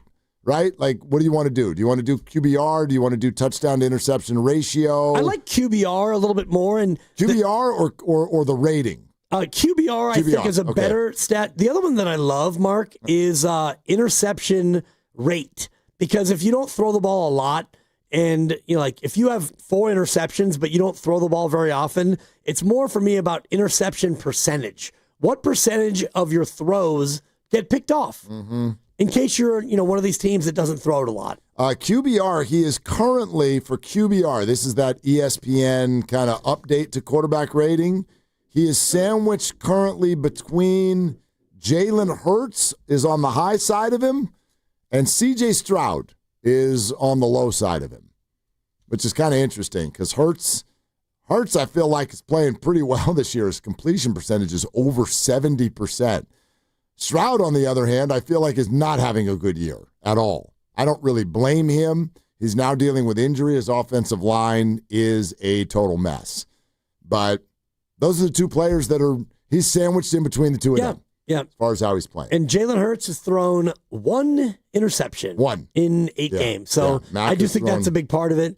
And I like Hurts, they don't really let him throw the ball very often, which, I mean, good for him and good for them. They don't really need to. So that's where a lot of these numbers become, I think, easy to corrupt because Mac Jones, in just passing yardage, he's up there in the top 10 because they've had to throw it a bunch because they're falling behind. Yeah, definitely true. All right, 888-957-9570 is the number. As mentioned, we normally do Grandy's Grades on a Tuesday. Tuesday is going to be a little shorter. We got a lot of big voices coming into the show tomorrow, so we're going to do it today. Let me get this out of the way real quick and tell you all about Triples for Autism. Boy, yesterday was the one where I'm like, ooh, are we going to lose our prediction? Nope, they got there. Only had 5 at half, but they got to 12. This is all brought to you by Petnelli Financial Partners and the Autism Society San Francisco Bay Area. Warriors made 12 three-pointers both on Friday in Denver and last night against the Pacers. So 2 more donations from Petnelli to the Autism Society San Francisco. Last night, did we bury Al Horford too early? Al had 4 three-pointers to lead the way. Moses Moody 3, Quentin Post 2, Draymond, Pods, and Gee each threw 1 in. That's the 10th and 11th donations of the season for Triples for Autism. We'd love it if you would get involved. If you want to make a donation to autism yourself, go to sfautismsociety.org. Triples for Autism is brought to you by Petnelli Financial Partners and the Autism Society San Francisco Bay Area. Petnelli is here for you, offering financial guidance and support throughout life's milestones. Go to PetnelliFP.com. Grandy's Grades.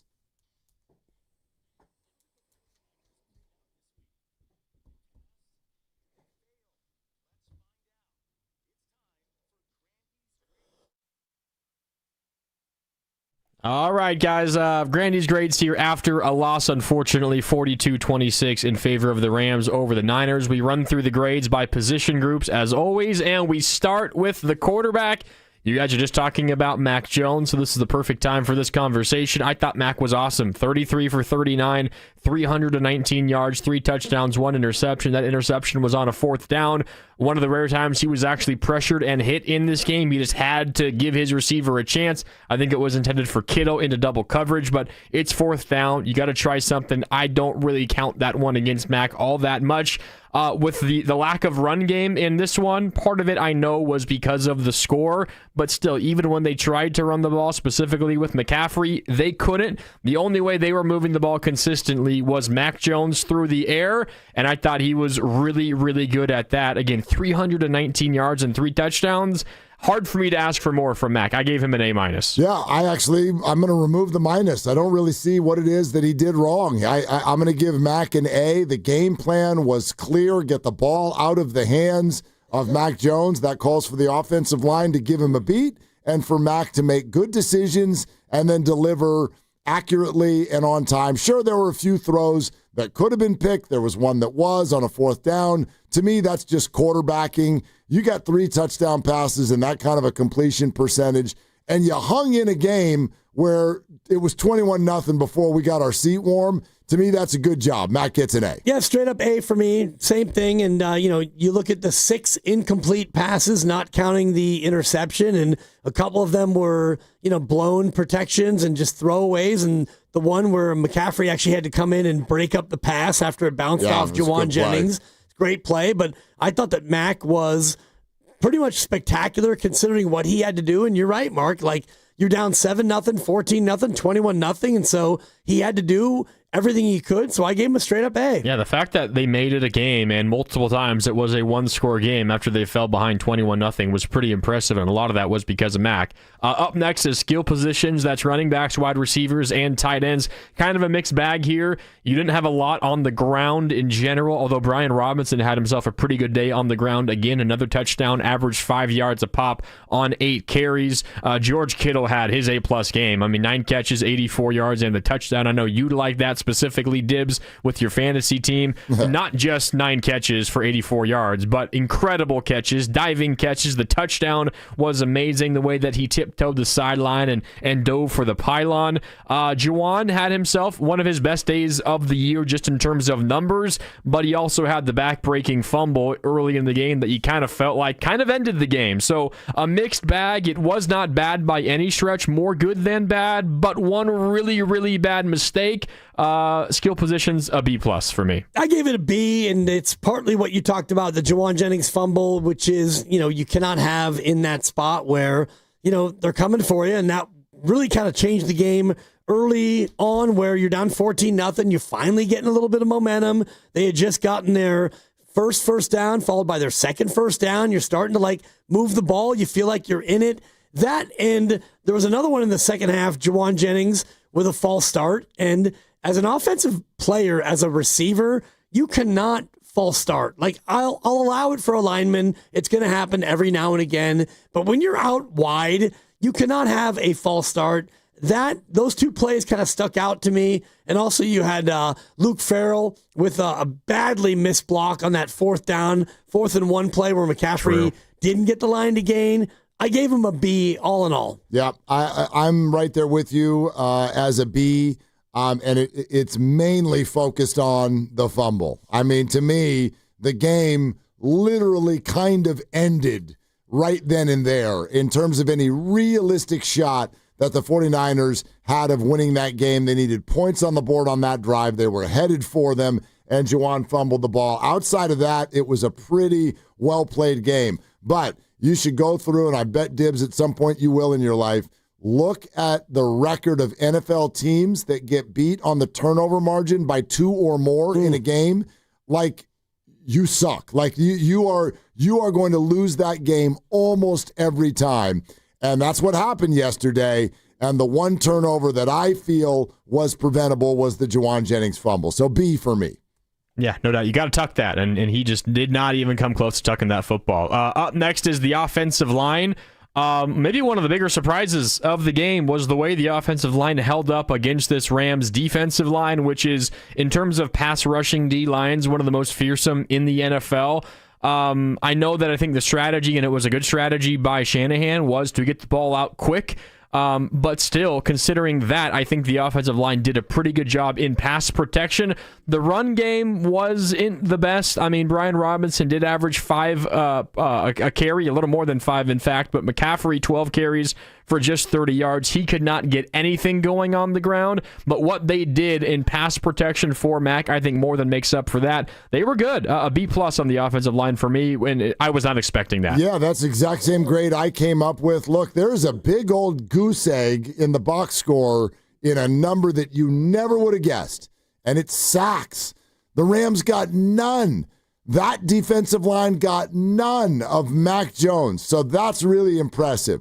On the other hand, the rushing stats, and I know there's a game script there, but the bottom line is they still did hand it off 20 times, and they really did it only to a tune of about 3.5 yards per carry. And in a game where the other team knows that you're throwing the ball constantly, you should be able to gash them a little bit better on the ground. But largely a very good performance, so for me, a B+.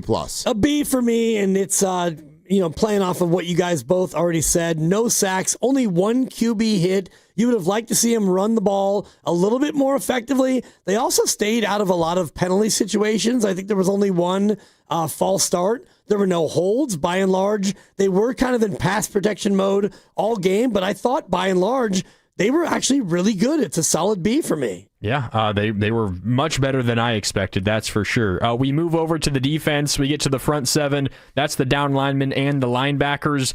It was obviously ugly everywhere for the Niners defensively. I think the linebacking group might have been the worst, considering what you got injury-wise on the defensive line.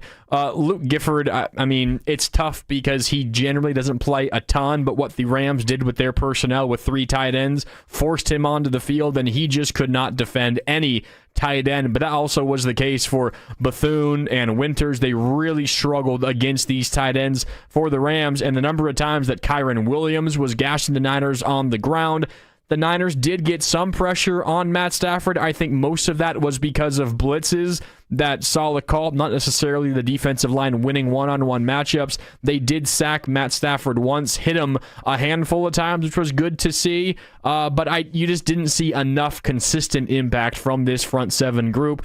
I gave him a D. There wasn't a whole lot that I was impressed with. Yeah. Oh, my bad. Nope, that's a false start on me. Yeah, son, not the only one here, apparently. Straight up D, and I'm trying to find like the really impactful plays that were made, and I'm having a hard time seeing them. And, you got late in the game, and it was a whole lot of Blake Corum for 6, Corum for 8. They didn't even need to go to Kyren Williams late in that game, and we talked about pass rush on Mac Jones. They didn't really put a lot of heat on Stafford as well, and the one thing that kind of stands out to me as a negative is the Tatum Bethune super late hit. Like, oh my goodness! I was surprised the broadcast kind of shrugged it off. Seemed like a terrible decision. And then to went me. to Dean Blandino, and Dean's like, "Well, yeah, I mean, Tom, when you played, that's good old fashioned football, but yeah, that one was pretty tardy." Actually, Tom didn't play that long ago. That was a penalty when you played too, Tom. Good point. Yeah, he launched himself after the guy was already out of bounds, and for me, that's the big stuff. Like, I can't stand that kind of decision making on the field from Bethune. So I'll join you guys. Okay, great. You got a few QB hits in there. Sure.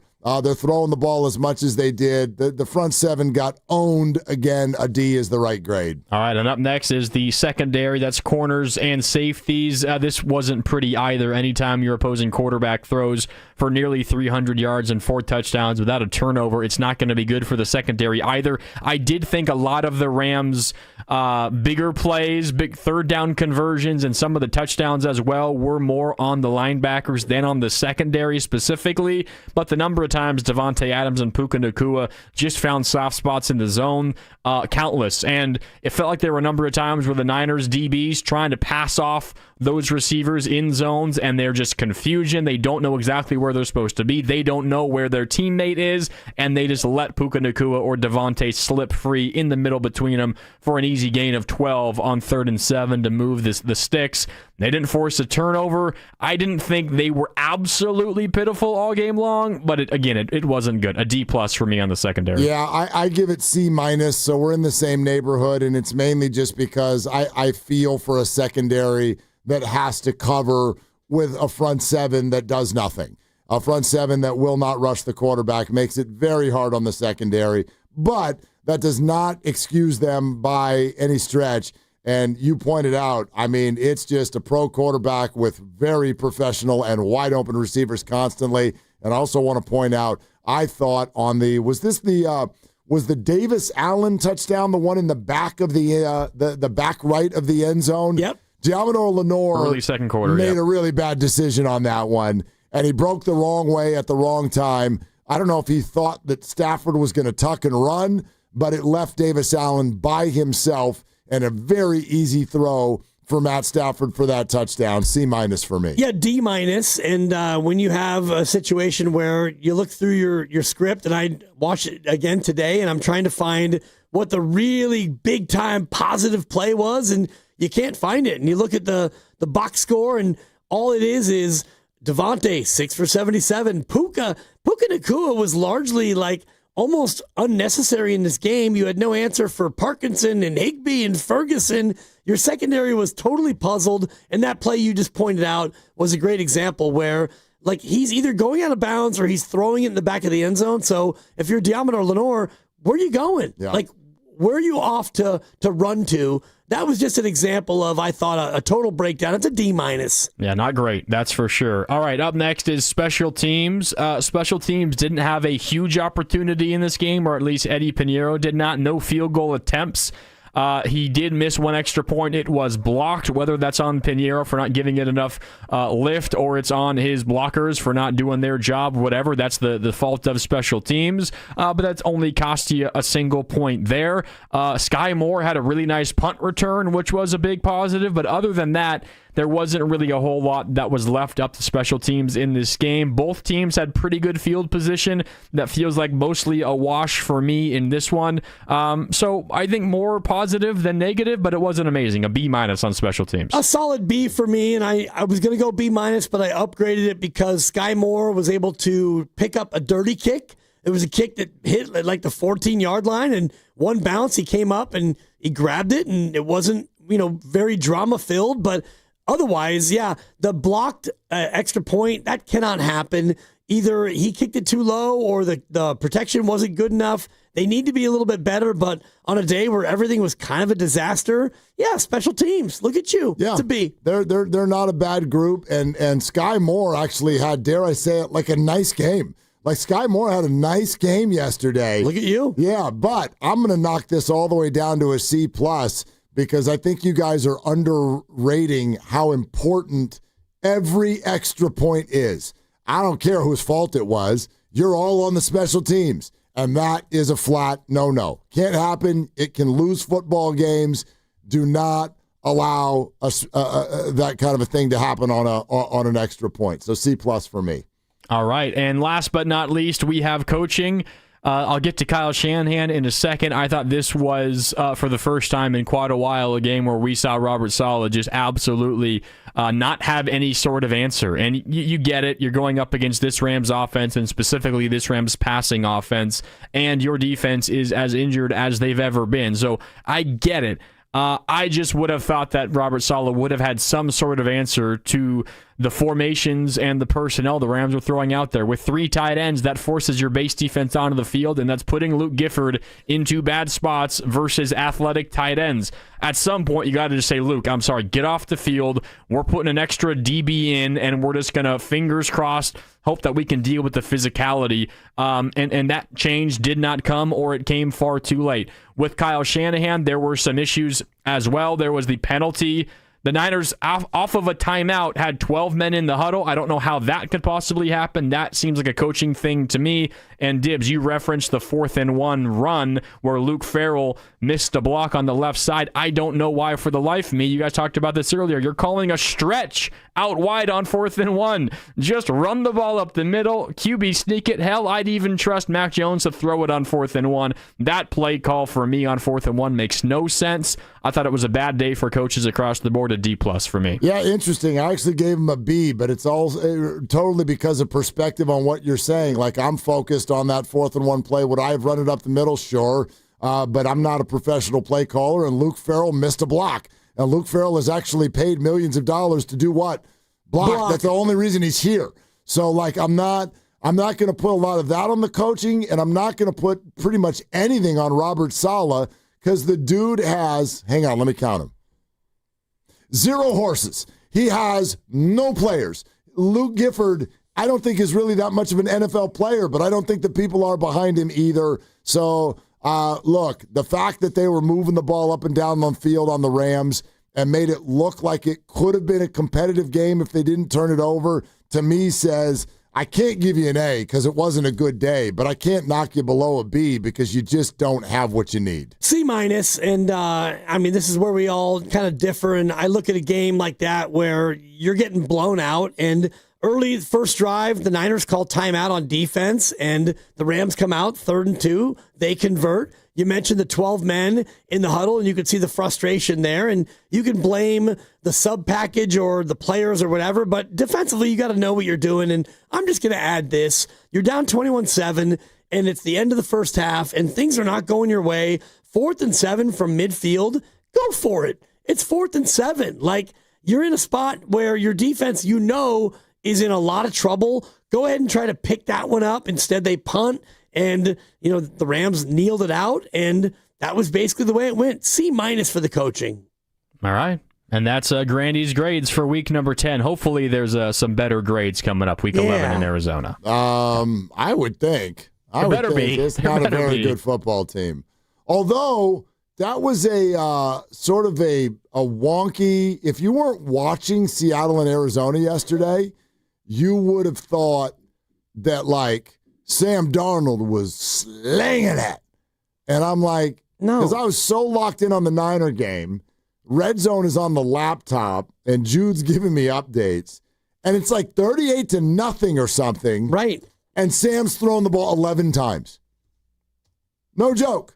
11 times. He's my quarterback. Yeah. So I'm watching it, and I'm not watching the game on the Red Zone. I'm watching the Niners, but I have my app open, and I'm watching this thing go, and you see the score, and it's like 7, 14, 21, 28, 35. I'm thinking, oh, yeah, Darnold, let Sam cook. And then I look, Sam Cooke, the singer, and I look, and Sam's thrown the ball like 5 times. Yeah. Yep. And I'm thinking, all right, Charbonnet, knock it off. And then you look, it's like, oh, Seattle's defense, they score every single time that Arizona has the ball. Right. What percent? Wow. Jacoby who? So that makes it feel a little bit more maybe lopsided than it was. Arizona will be dangerous this week. Brissett's been playing some decent football. The Niners do not have the horses to be getting all of the defensive touchdowns that the Seahawks did yesterday. So we'll see. We'll see. But I do believe that the grades will be better. We're sponsored by Moderna and not done yet. 888-957-9570. This is Willard and Dibbs. mNEXSpike, COVID-19 vaccine mRNA by Moderna, is now available and easy to find near you. To learn more, visit mnexspike.com. That's mnexspike.com. Hey everybody, Dan Dibley here, and you know what I love about heading to Chase Center? The energy, the excitement, and doing it all without sitting in traffic. And that's why so many fans hop on Caltrain. It's the easy, stress-free way to get in on the action. It'll get you actually to the action as well. Instead of fighting for parking or staring at brake lights, just relax, scroll your phone, grab a snack, or kick back and enjoy the ride. Caltrain drops you right in San Francisco, steps away from great food, entertainment, and of course the big event at Chase Center. Skip the traffic, skip the parking, take Caltrain, your ride to what matters. Elevate your kitchen at the Mila Innovation Center at Friedman's Appliance in Pleasant Hill. Out of your dreams and into your kitchen. Select the qualifying built-in kitchen appliance package that is right for you. With unrivaled technology and luxury-grade quality, when you bring home a Mila, you're bringing home true innovation. Now, for a limited time, save up to 10% with the purchase of a qualifying Mila kitchen package. Visit the Mila Innovation Center at Friedman's Appliance in Pleasant Hill or at friedmansappliance.com. What if you had the smartest Wi-Fi? If you did, it'd be Xfinity, of course, and it'd come with their best state-of-the-art equipment. It would boost speeds to the devices that needed them most, prioritizing your most important connections, whether you were streaming, gaming, or gaming while pretending to work. And it would let you stream 4. That's right, 4 games on one screen. It would even power your mobile connection so you could bring faster, secure Wi-Fi speeds with you where you use it most. It would be proactive and fix problems before you knew you had them. Impressive, right? And it would have security features that protect you from threats at home and online. Kinda like a force field for your life. If you had the smartest Wi-Fi, well, everything would work together seamlessly to keep you connected, no matter what. Xfinity. Imagine that. Restrictions apply. Neuropathy is a debilitating condition that is sometimes misdiagnosed. Symptoms can include pain, numbness, and tingling in your hands, legs, and feet. Neuropathy is a progressive condition that only worsens unless you get effective treatment. SF Bay Wellness is a leader in neuropathy reversal and uses FDA-cleared, non-invasive electric cell therapy to restore nerve function with no injections, no drugs, and no surgery. The treatments have a 95% success rate. If distance is a factor, ask about our virtual consultation option. Call SF Bay Wellness at 844-94-NERVE for the $99 neuropathy evaluation and receive a personal treatment plan that is tailored to your needs. Don't wait another day. Call 844-94-NERVE. That's 844-94-NERVE. Why keep suffering with the painful symptoms of neuropathy? You deserve to live a pain-free life. Start getting the treatment you need for your neuropathy symptoms. Call today. Hey, this is Joe Shasky from 95.7 The Game. Want to hear something super? Well, Merit America wants to get you on the path to a super new high-paying career with free coaching and training. And the first step is a super job working at the super big game. Go to meritamerica.org/super and see how you can sign up for super career training in HR, logistics, data analysis, and much more for free. So go to meritamerica.org/super. This is a super opportunity, and it's brought to you by Merit America. A lot of Bay Area banking customers are faced with a choice. Which financial institution best fits what they're looking for? It might make sense to consider a bank's history. Take Fremont Bank. For 60 years, we've provided stability and consistency with an emphasis on relationships. We've grown one customer at a time, not through mergers or acquisitions, because that's how you can do business when you're independently owned and community focused. Fremont Bank. Here for you, here for good. Want to interact with the hosts but can't call? Text the Boxer and Gerson Work Injury Attorneys text line at 888-957-9570. Boxer and Gerson, Northern California's premier workers' compensation law firm, helping injured workers get their lives back for over 40 years. Spreadsheets, clunky software, 100 different logins just to run your business? There's a better way. Odoo. One simple, connected platform that handles sales, inventory, accounting, and more. So you can focus on growing, not juggling. Make the switch today at odoo.com. That's ODOO.com. Hello, Crushers. It's your host, DJ Divine, telling you that Candy Crush music season is here. Tasty. Conquer levels to mix your own track and win sweet rewards. Divine. Now let's swipe to the next track. Take it away, Thundercat. Candy Crush music season. Play now. From November 3rd to December 7th, selected players level 36+. Terms apply. See in-game. Optional in-game purchases. You think you understand how this business works, but you don't. Landman, TV's biggest phenomenon, returns to Paramount Plus. From Taylor Sheridan, co-creator of Yellowstone, starring Billy Bob Thornton. You have to know the rules of the game and bend them, and you really have to know them to break them. Demi Moore. I want success. Get it for me. Andy Garcia, Ali Larter, and Sam Elliott. You don't even know the game you're playing, do you? Landman, new season, streaming November 16th, only on Paramount Plus.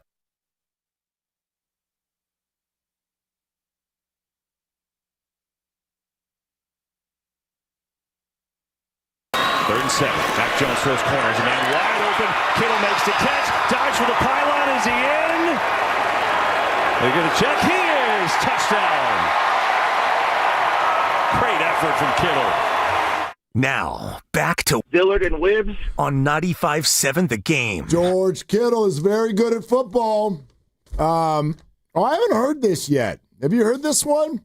Strahan asked Tom Brady on Fox, do you stick with the hot hand? Brady is a known Purdy admirer, fan.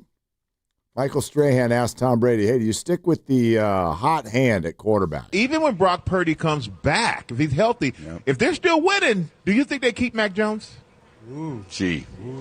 Wonder why you asked me this question. Yeah, baby, because we put you on the spot. Yeah, listen, you got to go with the hot hand. Yes, you stay with them. I got to believe that's why I'm still sitting here today, because they went with the hot hand about 25 years ago. What do you guys expect me to say? That did not sound like a ringing endorsement. Well, it didn't sound like a question that he wanted to answer, quite frankly. Well, they put him in a spot because, I mean, he was, at that time, the, quote, hot hand. And, you know, if you want to go back to Tom Brady in that year, it's not like he was carving people up. They were winning football games, but he wasn't exactly, like, scalding. And so Strahan asked him that, knowing that Tom Brady would have to answer it that way, even though he would much rather go with Brock Purdy, I think. Well, listen, it's hard to I totally get how this might feel like straddling the fence a little bit, because Mac Jones went 33 of 39 yesterday for 319 yards, 3 touchdowns, and a pick that I don't really blame him for.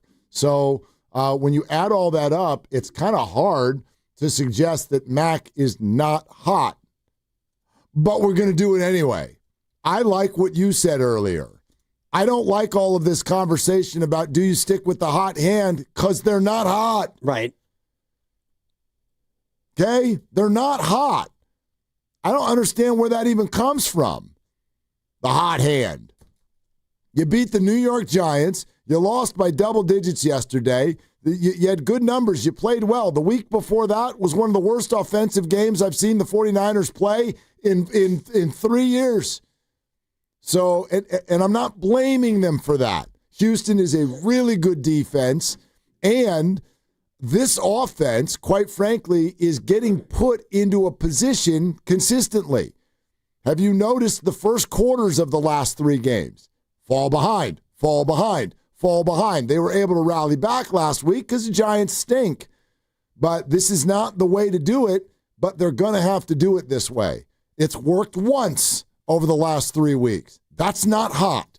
So before we have a whole debate over whether they should ride the hot hand, I'm going to wait till they have one, and then we can discuss it. Right, and the hot hand basically comes down to, is your team winning? And I'm going back to Tom Brady when he comes off the bench in week 3 after Drew Bledsoe almost died on the field, and Brady goes 13 of 23 for $168.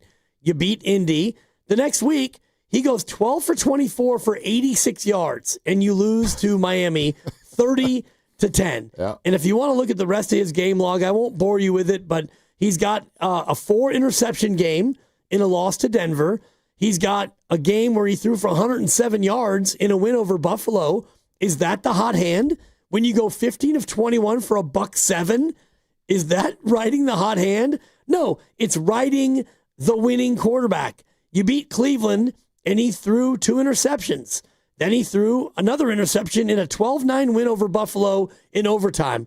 Is that the hot hand, Tom Brady? No. And so the whole idea of the hot hand is the team winning. Is it complimentary football? And yesterday, it doesn't matter. Mac Jones was 33 of 39, and he was hot. He was good. Yeah, he was very good. Doesn't matter. You lost. And the reason why he was so good, a reason why he was so good, is the Rams were up by 3 touchdowns, and they kind of let him be so good.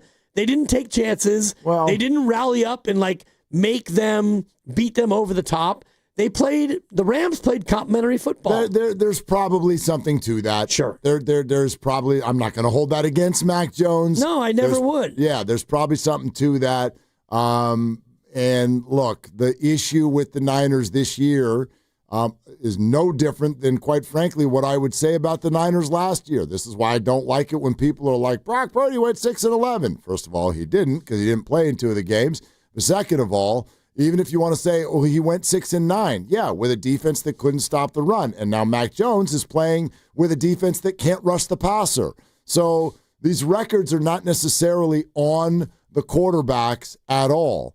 But I'm completely with you with the idea that you have got to, if you're going to, quote unquote, ride the hot hand, then that means, to me, that's more about almost like the locker room and the practice week. Are you walking into a facility that's like, we are rolling? We are like this league, watch out for us. And you don't want to kind of upset that vibe. That I would understand. That's not what's happening in Santa Clara right now. That's not what's happening at all. So, there's no vibe to upset.